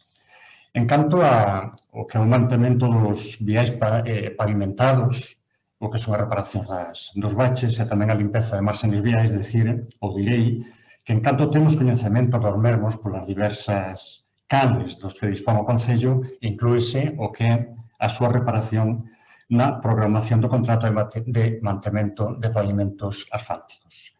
Todos os viais pavimentados da zona da Curuxeira están incluídos tamén na campaña anual do contrato do Servizo de Desbroce de Viais Municipais, dende o primeiro contrato asinado a tal fin. E no referente á limpeza de conetas, faise tamén cando así o solicitan os veciños e se verifica a súa necesidade. O que é o afirmado é a nivelación de varias pistas parcelarias. Trátase de pistas con rodadura en Zahorra para servizo e explotación das parcelas colindantes, que se valorará, según o estado de conservación no que se atopen, a súa inclusión na programación do contrato de mantemento de pavimentos non asfálticos, é dicir, con Zahorra. O que non se pode é realizar o seu afirmado asfáltico por encontrarse en solo rústico, ordinario ou protegido. Outro dos puntos que tamén nos comentaban era a mellora da conexión ca rúa Torrente, en Conxo. Procederemos a facer unha medición media diaria en horas punta de tráfico na zona para logo tomar unha decisión sobre as actuacións a levar a cabo. En canto á ampliación da rede de saneamento, decir que a maior parte das vivendas atópanse en solo rústico protegido e non se ten coñecemento de peticións individuais. A conectividade co Concello de Teo estaría condicionada á capacidade hidráulica do saneamento existente na zona, é dicir, o bombeo, a impulsión e o punto de descarga. A rede de saneamento do Concello de Teo existente na zona non está conectada a un pozo séptico, senón a un bombeo de augas residuales, concretamente na travesía da Curuxeira número 66, situado no límite co Concello de Santiago. Os posibles vertidos manifestados polos veciños poderían deberse a unha insuficiente incapacidade hidráulica do bombeo ou a fallos no mesmo que provoquen vertidos por alivio. Comunicarase tal circunstancia ao Concello de Teo para que tome as medidas que considere, neste caso, oportunas. En canto á revisión tamén do topónimo Curuxeira, daremos traslado á Xunta de Galicia como administración competente a petición do estudo da revisión do topónimo. Por outra banda, temos tamén o falamos do vertedoiro existente entre o que é a Curuxeira e o Casal. Trátase dun vertedoiro de inertes das obras de ampliación de capacidade da AP9, Santiago Norte e Santiago Sur, asinada a Xunta de Galicia. Realizarase tamén unha inspección do seu estado polo Servizo Municipal de Medio Ambiente, trasladando ou requerindo o que proceda a súa titular. En canto á apertura da Costa do Rial, a circulación ordinaria de vehículos considero que é totalmente desaconsellable, xa que a súa pendente media é do 22%, polo que non garantiza unha adecuada seguridade vial. E, por último, coméntase tamén ou falárase da pavimentación da pista que conecta Muiños Vellos e Rial de Conxo, que irá sendo o dalle continuidade ao que é a Rúa de Coita. Trátase dunha pista situada en solo rústico protegido con un ancho medio aproximado de 5 metros e que en varios puntos próximos a Muiños Vellos non supera o ancho de 3,5 metros, polo que non permite a circulación de vehículos en dobre sentido. De momento nada máis e decir que Moitas gracias, José Manuel. Do noso grupo. Reabrimos os turnos de réplicas, doña Goretti. Ben, hai varias cuestións que abordou agora o concelleiro sobre as que eu creo que o que paga a pena é estudalas en todo caso. Eu entendo que a apertura da Costa do Rial pode ser desaconsellável por esa pendente que ten, pero pode haber unha alternativa. En todo caso, que haberá que poñer en riba da mesa é estes son os problemas que ten a veciñanza e vamos a ver que facemos con eles. Se a pista non ten o ancho preciso, pois haberá que mirar, haberá que buscar cales son as fórmulas ou cales son as alternativas, pero o que non pode ser tampouco é pois ao final que teñamos un rural moi vivo e un rural onde o millor pois poden acabar pasando, podemos pensar calquera de nós, pois 30, 40, 50 anos e onde prácticamente pois non viva a xente porque justamente non sexamos capaces de levarlle a ese rural todos os servizos. E a min o que máis me chama a atención desde logo é a falta de compromiso co tema tanto do saneamento como do vertedoiro, porque parece, claro, pode ser insuficiente a capacidade hidráulica e tal, e o que facemos é trasladamos ao Concello de Teo, é que justamente eso non é o que vimos falar aquí. O que vimos falar aquí é chamen inmediatamente ao Concello de Teo, fagan unha reunión, póñense a traballar e fagan un convenio conxunto para que poida haber ese saneamento e que poida chegar tamén a Cruxeira, xa que de paso que o ten o Concello de Teo tamén o podemos ter nós no Concello de Compostela. Entón non é simplemente traslademos e que solucionen, probablemente haxa un problema de insuficiencia, porque é certo que nesa zona do Concello de Teo agora vive moita máis xente da que vivía hai anos. Ali hai moitísimas máis casas e ao mellor non estaba preparado ese servizo, pero do que hai que facer é sentarse, sentémonos. Nós o que queríamos era un compromiso, que non sei claro se esta abstención significa non compromiso para sentarnos e poñámonos a falar deste tema. Entón, agora o que fixo foi un seguimento, ademais do que foron as medidas que trasladaron que trasladou a asociación o conxunto dos grupos. O certo é que o goberno local xa o puido facer antes. Agora, nós resumímolo nalgunhas. As máis importantes, a máis importante é a de saneamento, sin ninguna dúbida. Logo, a mellora da accesibilidade e limpeza na rede da vida diaria, na rede viaria. Todo iso é fácil de facer. E a clausura do vertedoiro incontrolado. Poñémolo en 3 puntos. Xa non poñemos todo o que eran algunhas das outras cuestións ás que agora se fai referencia. Entón, eu pediría un compromiso destas 3. Lea o texto conxunto acordado. Non está de acordo con el? É fácil de facer. É fácil, é doado, é ter vontade. Moitas gracias, doña Goretti.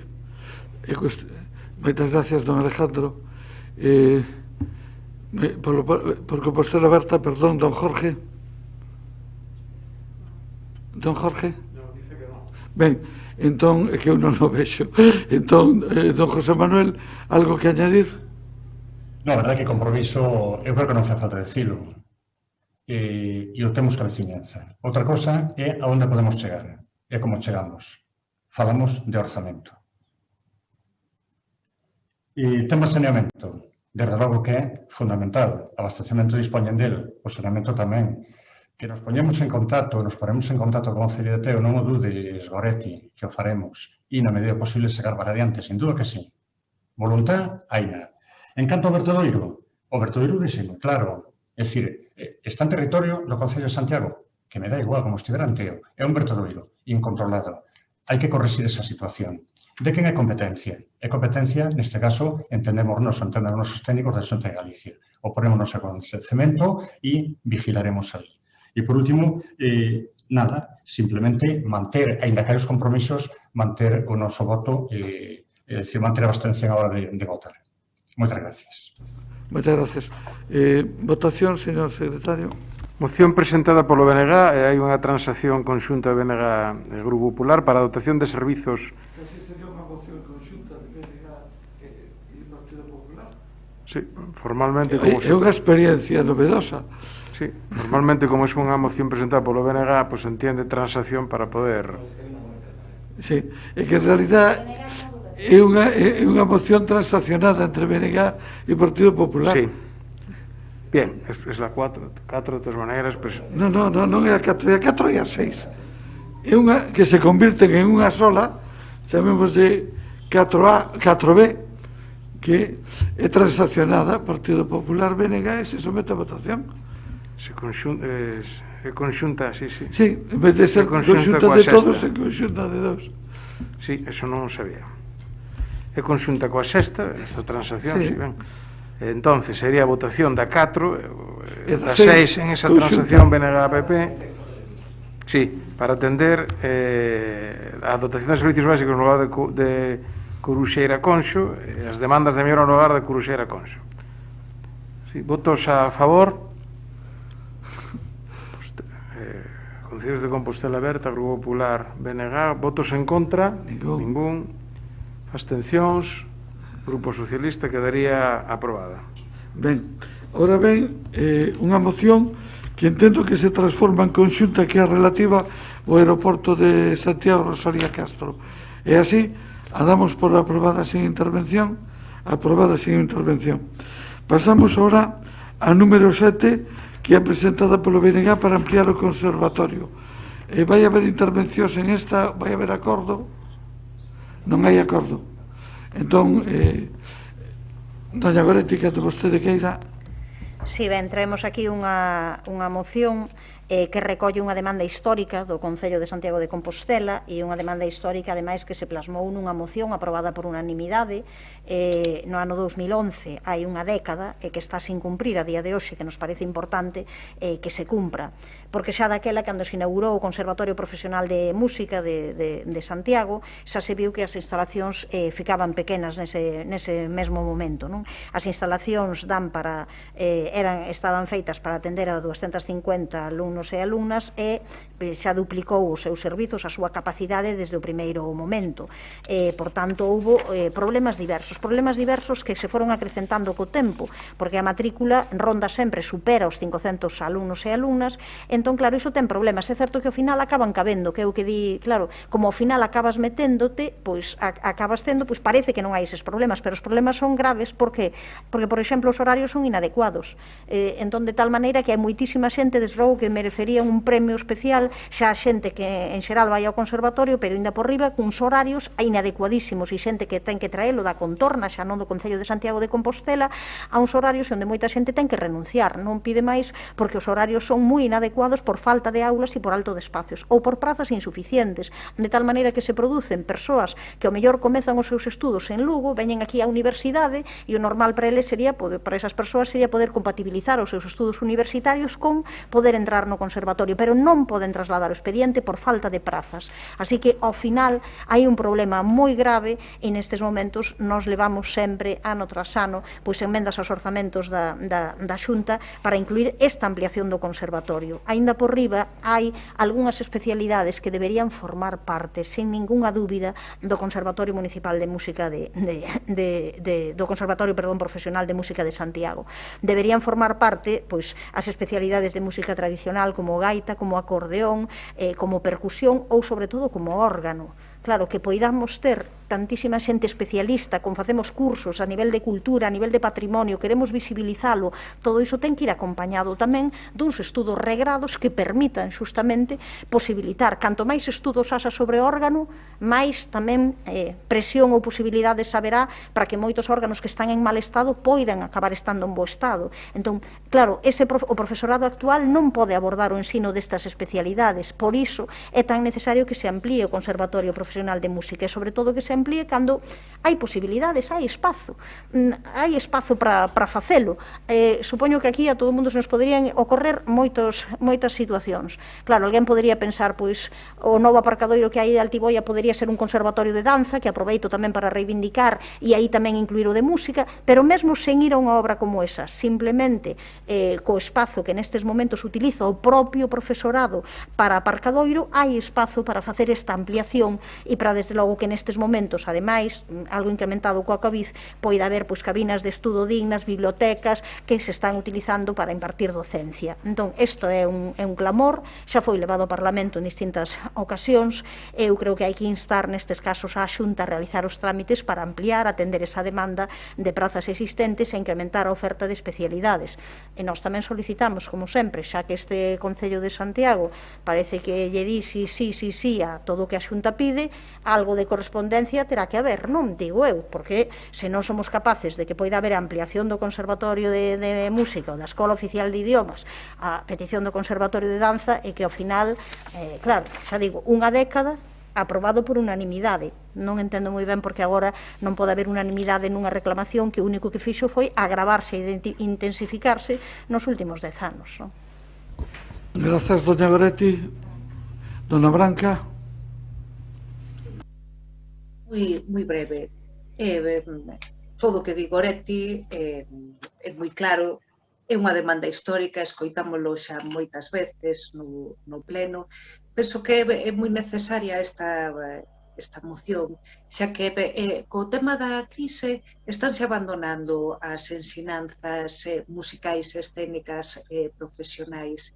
E no caso do noso conservatorio profesional, pois efectivamente en cada reunión do Consello Escolar pois era que sempre nos trasladaban, como penso que le van trasladando a todos os membros da corporación que forman parte do seu Consello Escolar nos diferentes mandatos. Non vou engadir nada máis, o apoiar e atender, hai que atender tamén en crise a mellorar as infraestructuras e as posibilidades dos centros das ensinanzas profesionais, musicais e escénicas na nosa cidade en toda a luz. Gracias. Grazas, doña Branca. Polo Grupo Popular, doña María Antón. Grazas, alcalde, boas tardes. Doña María, moi boa tarde. Hola, boa tarde, alcalde, grazas. Boa tarde tamén a todos os compañeros e compañeiras da corporación. Pois vaya por diante que para o Grupo Popular a disciplina de música é unha materia fundamental para a formación profesional en xeral, para toda a poboación e particularmente para os máis xóvenes. En ese contexto tamén temos que decir que a labor do Conservatorio Profesional de Música para nós é vital, porque é vital para esta cidade, polo que todas as melloras que se poidan acadar para que este centro desenvolva o seu cometido en óptimas condicións, pois contará con o noso apoio.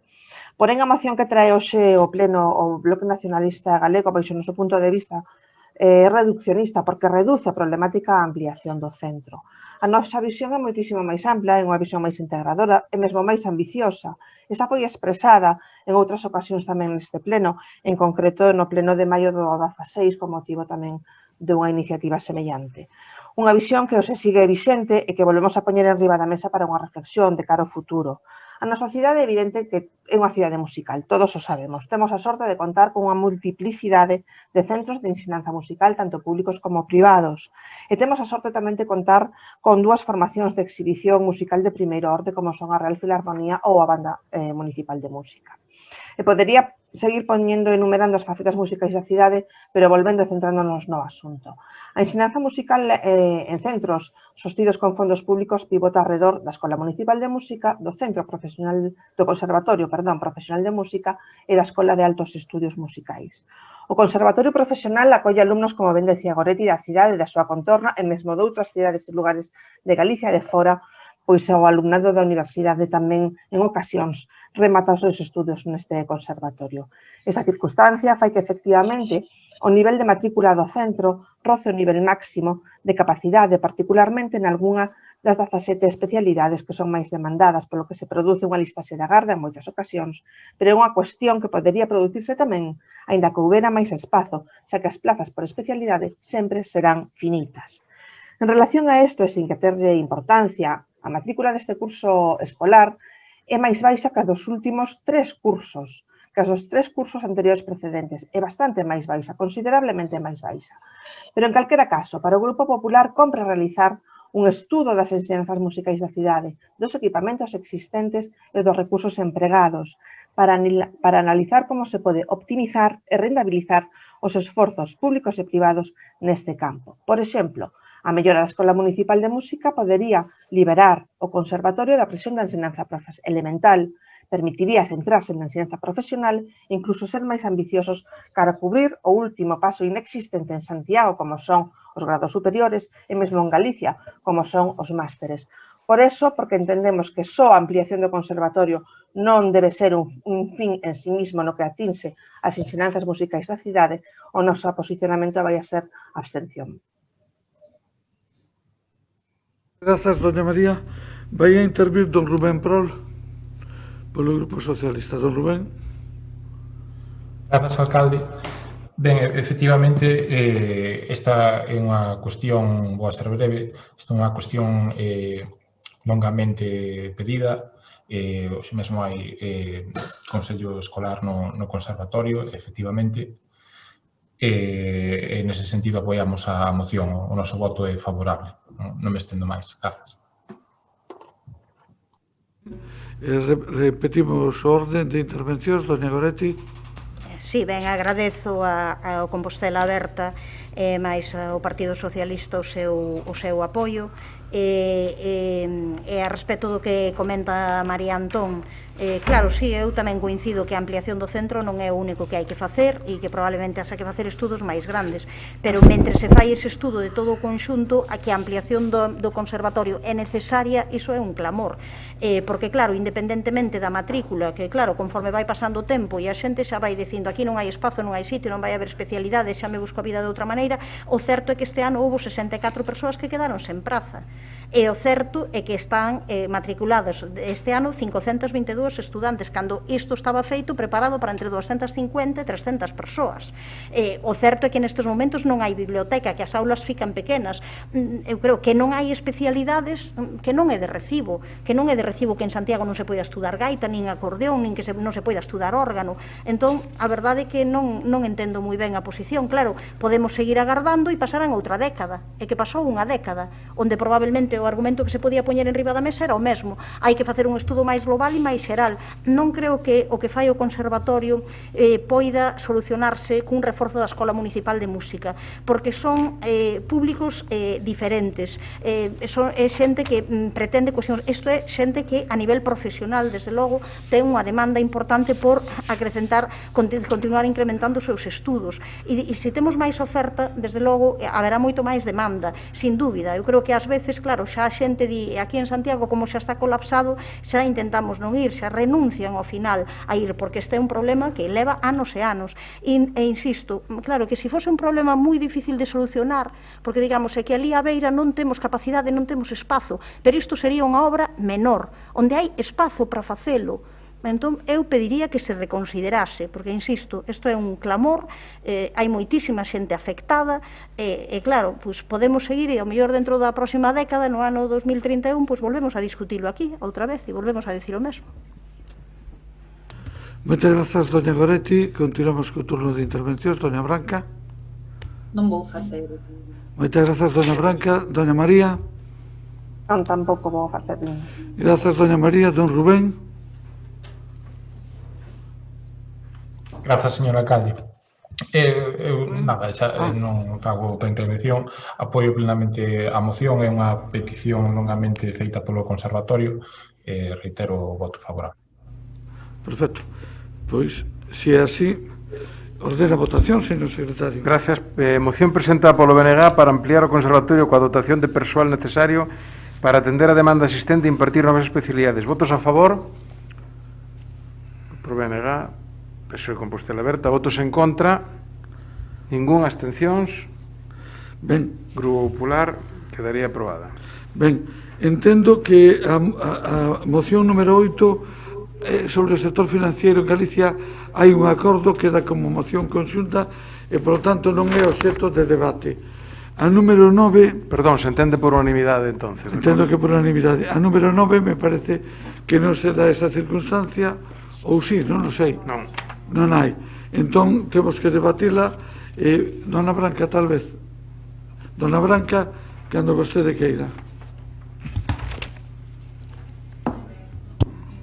Xa rematando, trasladamos ainda en rolda de prensa o interese de atender o comunicado que a Federación da Música Estatal presentou o día 20 deste mes, un comunicado no que anuncian a súa total oposición ao plan para a prohibición de eventos culturais que, segundo a comunicación que fai a Federación, estaría a preparar de xeito inminente o Ministerio de Sanidade e transmite a Federación tamén o seu malestar ante a inacción do Ministerio de Cultura.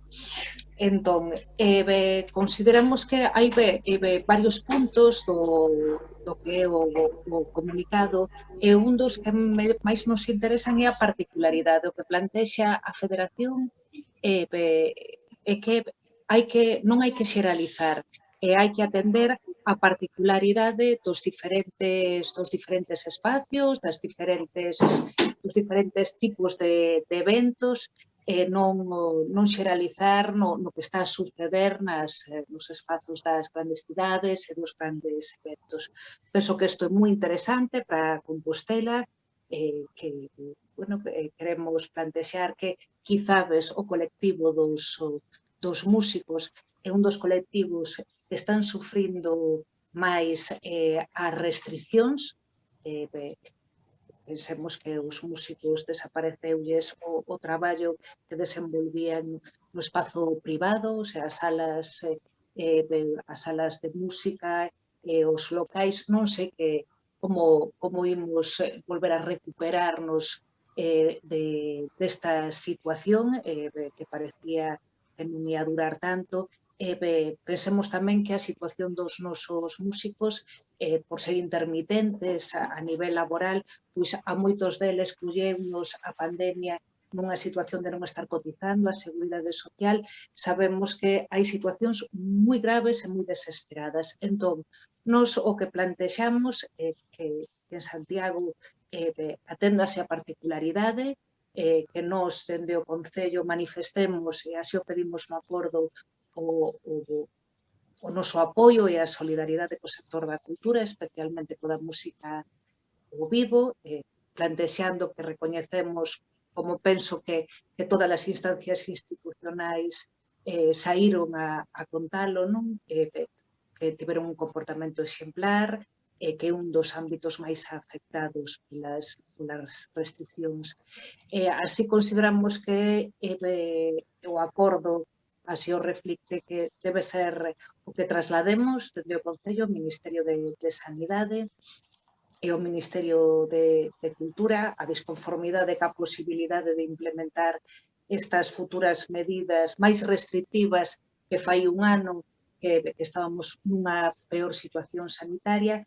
E, por último, no segundo punto do acordo, que queremos dar conta deste acordo os órganos do Goberno, da FEGAMP, da FEMP, a todos os grupos do Parlamento de Galicia e aos grupos que conten con representación galega nas Cortes do Estado. Nada máis. Moitas grazas, doña Branca. Dona Goretti, doña Navia. Sí, grazas.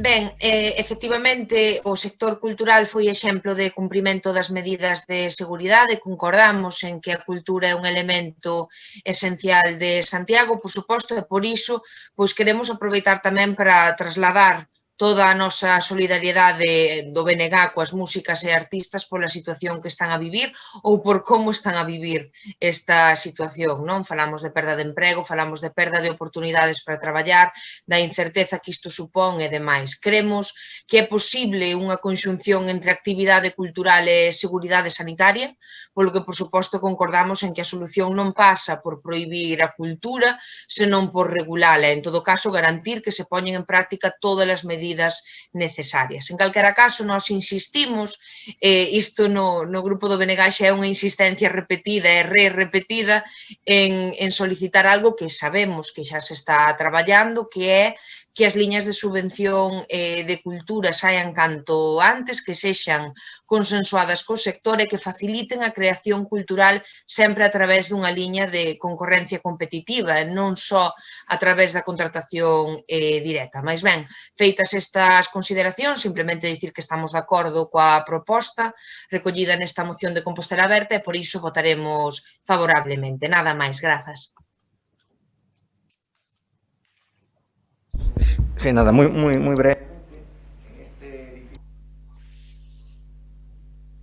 Digo que muy brevemente, en este difícil equilibrio que hay que hacer entre la salud pública y el emprendimiento, en este caso cultural, vemos que doña Branca, bueno, pues sigue un poco la estela de la presidenta de la Comunidad de Madrid, Isabel Díaz Ayuso, lo cual pues nos parece bien, que es una mujer que incide siempre mucho más en el emprendimiento que en la salud. Ya digo que el equilibrio es difícil. En todo caso, pues también ahora en Galicia, oiga, a medida que se va atenuando la situación, ya se van a empezar a ensayar pues pruebas piloto precisamente para favorecer reconocer la música ao vivo, y yo creo que podemos estar todos de acuerdo con la filosofía de la iniciativa de doña Branca. Ahora bien, en cuanto al texto resolutivo, ¿qué es lo que vamos a aprobar? Pues vamos a expresar deseos, yo creo que estamos todos de acuerdo. Vamos a expresar un afecto pues hacia el sector cultural de la música en vivo, yo creo que estamos todos de acuerdo. Podemos expresar también pues un mandato político para que los poderes públicos apoyen la música en vivo y en la medida de lo posible, bueno, pues la hagan viable y, bueno, con prudencia pues se vayan levantando las medidas restrictivas. Ahora bien, claro, decir a priorísticamente, doña Branca, que nos vamos a oponer a medidas que sean restrictivas de aquí en adelante, sin saber, en fin, lo que nos espera desde el punto de vista epidemiológico de aquí en adelante, a mí me parece que es como un poco imprudente. Entonces, nosotros estaríamos dispuestos a suscribir esto si en el segundo párrafo, donde dice expresar a disconformidade coa posibilidade de implementar futuras medidas que, e añadiríamos, sen o fundamento debido, sexan aínda máis restrictivas. Pero claro, comprometernos y expresar, digamos, nuestro rechazo a priorístico a medidas de salud pública, no sé, nos plantea ciertas dudas. Entonces, si lo admite, pues podemos votar a favor, si no hay ningún problema. Si no lo admite, pues preferimos abstenernos. Gracias. Por el Grupo Socialista, dona Mercedes Rosón. Tarde de novo, dende o Goberno Municipal estamos e seguiremos estando ao lado do noso tecido cultural en xeral e co noso tecido musical exemplar, como acaba de decir Navia. Levámoslo demostrando dende que comenzou a pandemia con axudas ao sector da cultura, que neste exercicio van a superar os 600.000 euros e que temos prácticamente lista para poder levar a intervención, reprogramando actos cando rematou o estado de alarma e programando un xeito continuado e moi intenso multitude de actividades e espectáculos de danza, de artes escénicas, de música e de teatro. O Concello de Santiago foi o primeiro en aprobar uns protocolos COVID que garantiron espazos seguros, con un esforzo material e económico moi importante, pero coa convicción de que era necesario xerar confianza con o noso público e cos nosos artistas. Este enorme esforzo viuse recompensado porque de momento non coñecemos ningún só caso de contagio en espectáculos programados ou organizados polo Concello. É de xusticia recordar que esta cidade estivo durante meses programando para 30 persoas, un límite que nos parecía excesivo por parte da Xunta de Galicia, sobre todo en espazos como a Sala Braje do Auditorio de Galicia ou mesmo o Teatro Principal. E iso é terrible para os promotores musicais porque a día de hoxe non poderon daquela asumir os custes de produción con eses aforos, non?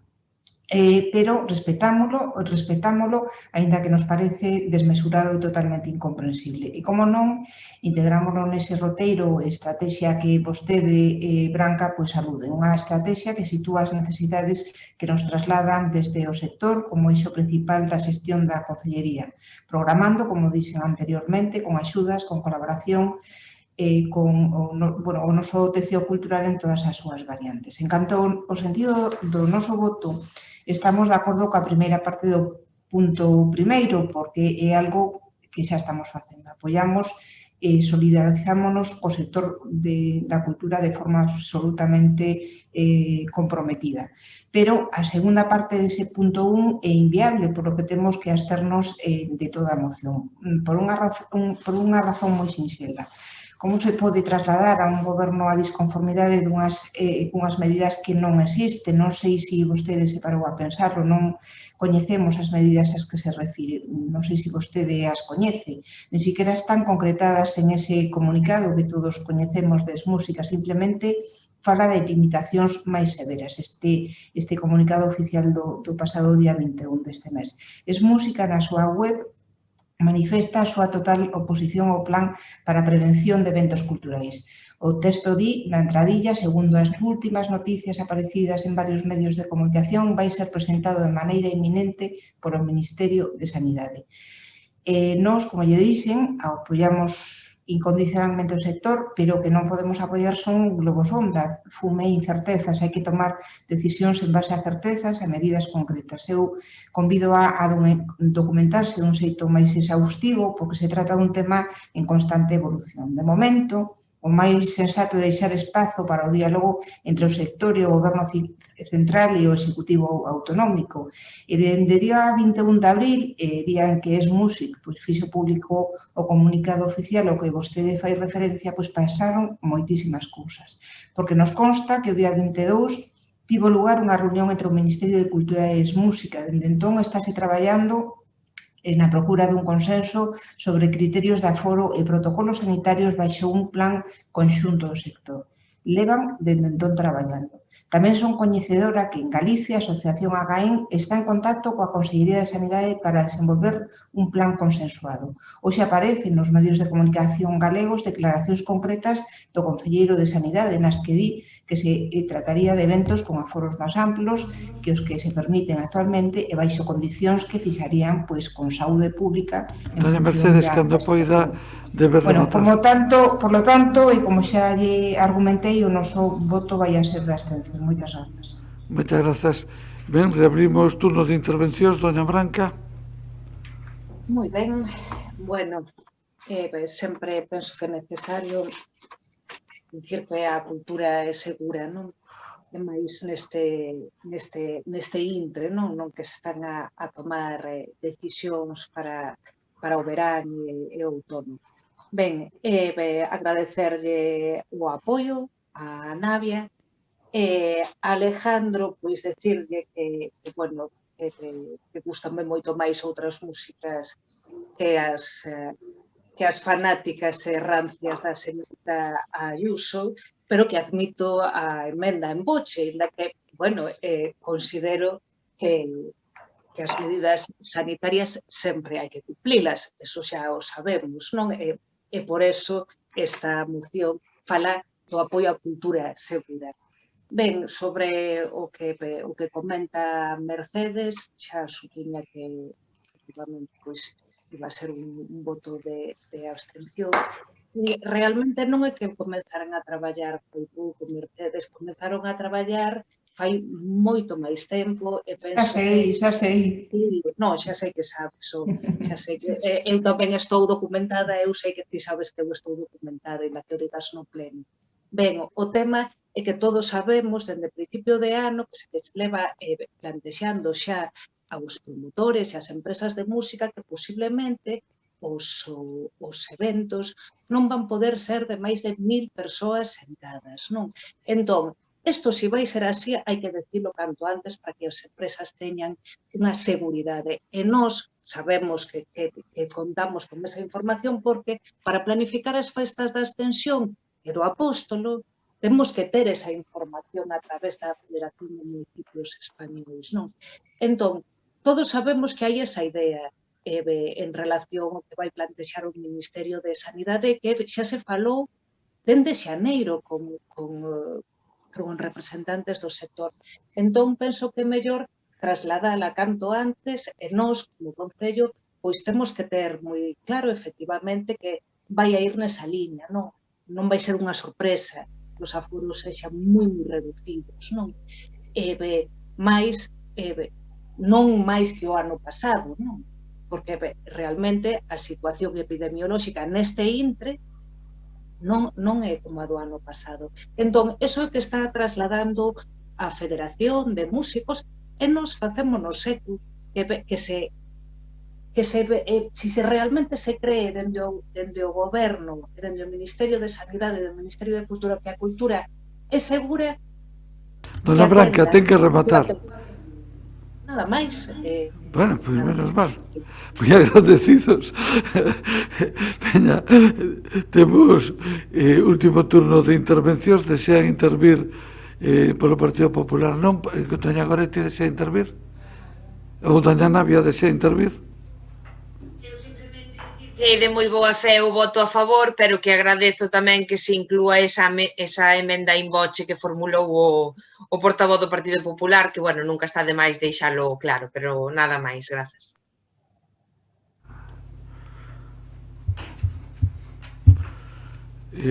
Ben, doña Mercedes Rosón.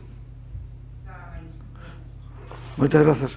Bueno, supoño que todos somos conscientes de que quedan 10 días de estado de alarma e que logo a competencia é exclusivamente autonómica. Por lo tanto, é moi difícil que o Ministerio de Sanidade poida dictar ninguna instrucción ao respecto. Poderá, en todo caso, aconsellar. Señor secretario, votación. Si a emenda admitida en voce, se me permiten, sería no parágrafo segundo do punto primeiro, despois de onde pon de futuras medidas, incluir son o fundamento debido. Con ese engadido sería o punto. Moi ben, pois entón moción número 9. Moitas gracias. Ahora queda a moción de urxencia. Bueno, hai que votemos esta, non? Votamos, sí, efectivamente. Parece, sí. Moción presentada por Compostela Aberta para o Concello de Poio a música ao vivo e a cultura segura. Votos a favor, por favor. Compostela Aberta. Venega Grupo Popular. Votos en contra. Ningún. Abstencións. Por favor. Grupo Socialista. De acordo. Gracias. Quedaría aprobada. Ben. Temos ahora a última das mocións, que é a moción de urxencia formulada polo Grupo Municipal Popular. Non sei se vai haber intervencións, bueno, explique... Non, moi brevemente. Efectivamente, alcalde, hemos presentado unha moción de urgencia, concretamente de acuerdo al artículo 85 infine, cuando regula una subespecie de las mociones de urgencia por circunstancias sobrevenidas. La circunstancia sobrevenida es que anteayer pues recayó una sentencia dictada por el Juzgado de lo Social número 4 que condena pues a la empresa concesionaria del transporte urbano, la empresa contratada por el Ayuntamiento, a readmitir o admitir, si se quiere entender así mejor, a un trabajador, de momento a uno, aunque creo que ya ha recaído una segunda sentencia, a un trabajador de la empresa Freire que en el marco de una concesión autonómica venía realizando el servicio Santiago Aeropuerto Santiago. Bueno, recuerdan todos ustedes pues el problema que se generó en el sentido de que bueno, determinados conductores se tuvieron que ir a la calle porque la empresa concesionaria del transporte público no lo subrogó. Y ahora un juzgado condena, como digo, a la empresa del transporte urbano o bien a asumir a estos trabajadores, de momento a 2, o, en su defecto, alternativamente le da opción de indemnizarlos y de rescindir la relación laboral. Hombre, nosotros entendemos que la Administración Municipal, como Administración concedente del servicio y Administración que, bueno, tiene una capacidad de tutela y también de persuasión sobre la empresa concesionaria, debería persuadir a la misma a fin de que integre laboralmente a estos trabajadores, ¿no? Y debería aplicar el mismo criterio pues, en sentencias sucesivas en el caso de que estemos en situaciones similares. Por supuesto, esto no debe de ser un coladero para que al final, es decir, ingresen personas o trabajadores que no estaban directa y específicamente afectos al servicio, sino que a lo mejor dependiesen, bueno, o trabajasen en servicios más genéricos de la anterior empresa concesionaria del servicio autonómico. Y eso es, en definitiva, lo que planteamos. Nada más. Bien, muchas gracias. Intervencións por parte dos grupos, por parte do bloque, doña Navia. Efectivamente, vimos hai nada que nos xulgados saía que a empresa concesionaria debe readmitir un dos traballadores da liña Santiago Aeroporto Santiago, da antiga empresa concesionaria, máis a indemnización correspondente polo tempo que deixou de traballar. Ben, é unha boa noticia, pero é un traballador. E os outros, pois, en fin, a posición do BNG nesta cuestión xa está máis que clara, xa trouxemos en diversas ocasións iniciativas a respecto desta temática, polo que, bueno, limitareime simplemente a sinalar pois que vemos un goberno local que mostra aínda unha falta de determinación e compromiso cos dereitos laborais dos traballadores desta liña, por non falar pois daquela falta de diálogo que xa sinalamos varias veces, e, bueno, igual nos cansamos a nós mesmas reclamando unha vez máis que o goberno deixe de mirar para outro lado, pero creemos que temos que facelo, non? Porque temos esa preocupación pola cuestión. Eu non sei se hai un demasiado tarde ou non, espero que non, espero que dunha vez este goberno local se posicione do lado dos dereitos laborais, os traballadores seguen reclamando a subrogación de todos eles que lles corresponde, para iso teñen tamén convocada unha concentración para mañá ás 11 diante do Concello. Queremos lembrar tamén que desde que o servicio cambiou na Lavacolla, a veciñanza tamén se queixa de que é peor, de que a frecuencia de buses é insuficiente, e, bueno, isto tamén habería que abordar, pero simplemente, por suposto, que apoiaremos esta moción de urxencia que pide, bueno, pois o lóxico, non? Que se realicen as xestións necesarias para facer realidade a readmisión deste traballador e aplicar o mesmo criterio aos outros, porque é de xustiza, nada máis. Moitas grazas. Moitas grazas, doña Navia, por Compostela Aberta. Perdón? Don Jorge Duarte, don Jorge. Bueno, boas tardes a todos e a todas. Agradecer que este esta moción aquí porque realmente ven a falar de algo que levamos desde o día 23 de decembro, que foi o día que se fixo efectiva a posta na rúa dos 8 condutores da empresa Freire tras, dixémonos un momento, negligencia por parte do Concello e tamén da empresa Tralusa para non facer efectiva unha subrogación que a todas luces, tendo en conta todos os precedentes e tendo en conta como estaba o convenio para facer esta transposición de los servicios entre despois de la nueva concesión, pues que era obligatoria e evidente que tiña que haberse producido. A sentencia o que fai é reafirmar o que xa dixemos posteriormente na nosa moción que presentamos no mes de xaneiro e o que levamos vendo ao longo de todo este tempo era que un feito que debía ser obligatorio e que o Concello tiña que ter velado polo posto de traballo destes conductores, bueno, pois a súa deixación de funcións permitiu que Tralusa se negara a esa subrogación e que estes traballadores tuveran que estar na rúa sin cobrar despido, sin ningún tipo de prestación e é máis, que na actualidade teñan que demandar, e ainda que a Xustiza lles dé razón, que se quede aberta a porta ao despido ou a subrogación. Nós temos moi claro que o único camiño posible é a subrogación. A subrogación na actualidade a Tralusa para que nun futuro, unha vez que se produza a nova licitación do transporte público, sigan sendo traballadores do Servicio Público Municipal de Transporte Público. Por lo tanto, hai sentencias pendientes, pero desde aquí o que nos pedimos hoxe é que se faga efectiva a subrogación de todos os traballadores desde xa, sin ter que esperar a que a empresa decida si indemniza ou incorpora. Creemos que é algo que a Xusticia pon moi claro, algo que viñan reclamando eles, que desde o Grupo de Compostela Aberta sempre apoiamos e que creemos que o Goberno Municipal neste tema, como moitos outros, ten que dialogar e despois mollarse e resolver o problema dos implicados. Por lo tanto, apoiaremos a moción. Moitas grazas. Don Gonzalo Muñoz. Sí, o noso voto tamén vai ser favorable, xa que este goberno vai continuar facendo as xestións necesarias para intentar, para intentar conseguir a readmisión dos condutores que estén na mesma situación do traballador antes citado, aínda que, como xa dixemos e manifestamos no pleno do pasado mes de febreiro, a última decisión sempre vai ser, obviamente, da empresa, neste caso, concesionaria. Grazas. Ben, don Alejandro, doña Navia, parece que non, don Jorge e don Gonzalo. Si quero decir algo, cando o Concello recurre a un sistema de xestión indirecta dun servicio a través dun sistema concesional, en este caso, é porque a contrato e a relación entre o Concello e a empresa. A relación entre a empresa e os traballadores é entre a empresa e os traballadores. Por lo tanto, non nos confundamos en ese punto. Si en un momento determinado o Concello entende que el debe asumir a relación directa cos traballadores, o que hai que facer é cambiar o sistema. Non podemos ir a un sistema de xestión indirecta, sino un sistema de xestión directa, e o contrato debe ser entre o Concello e os traballadores. E iso non vou engañar a ninguén, é algo que, mentre eu sea alcalde, tratarei de evitar. Polo que creo que non responde aos intereses do conxunto dos ciudadanos. Segundo tema que me parece importante, xa o dixemos en este pleno no seu día, a tutela dos dereitos laborales lle corresponde á xurisdicción laboral e é a que o está efectuando, non lle corresponde ao Concello.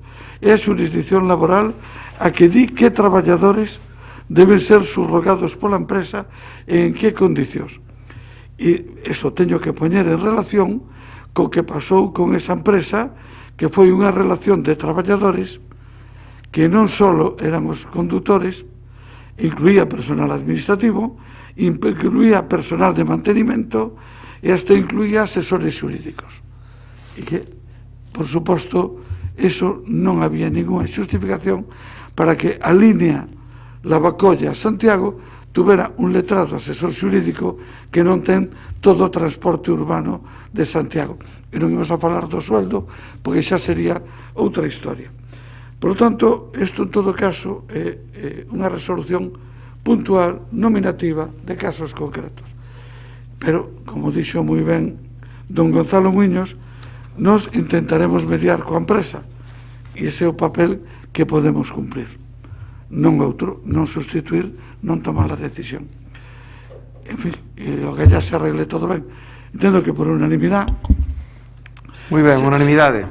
Se levanta a sesión e conseguimos rematar antes das 8 da tarde, que era algo que parecía imposible. Moitas grazas a todas e a todos. Moi boas tardes, moi bo día e feliz fin de semana. Yo ya lo dije a mi grupo, están haciendo un simulacro, que es Policía Nacional, me lo acaban de comunicar.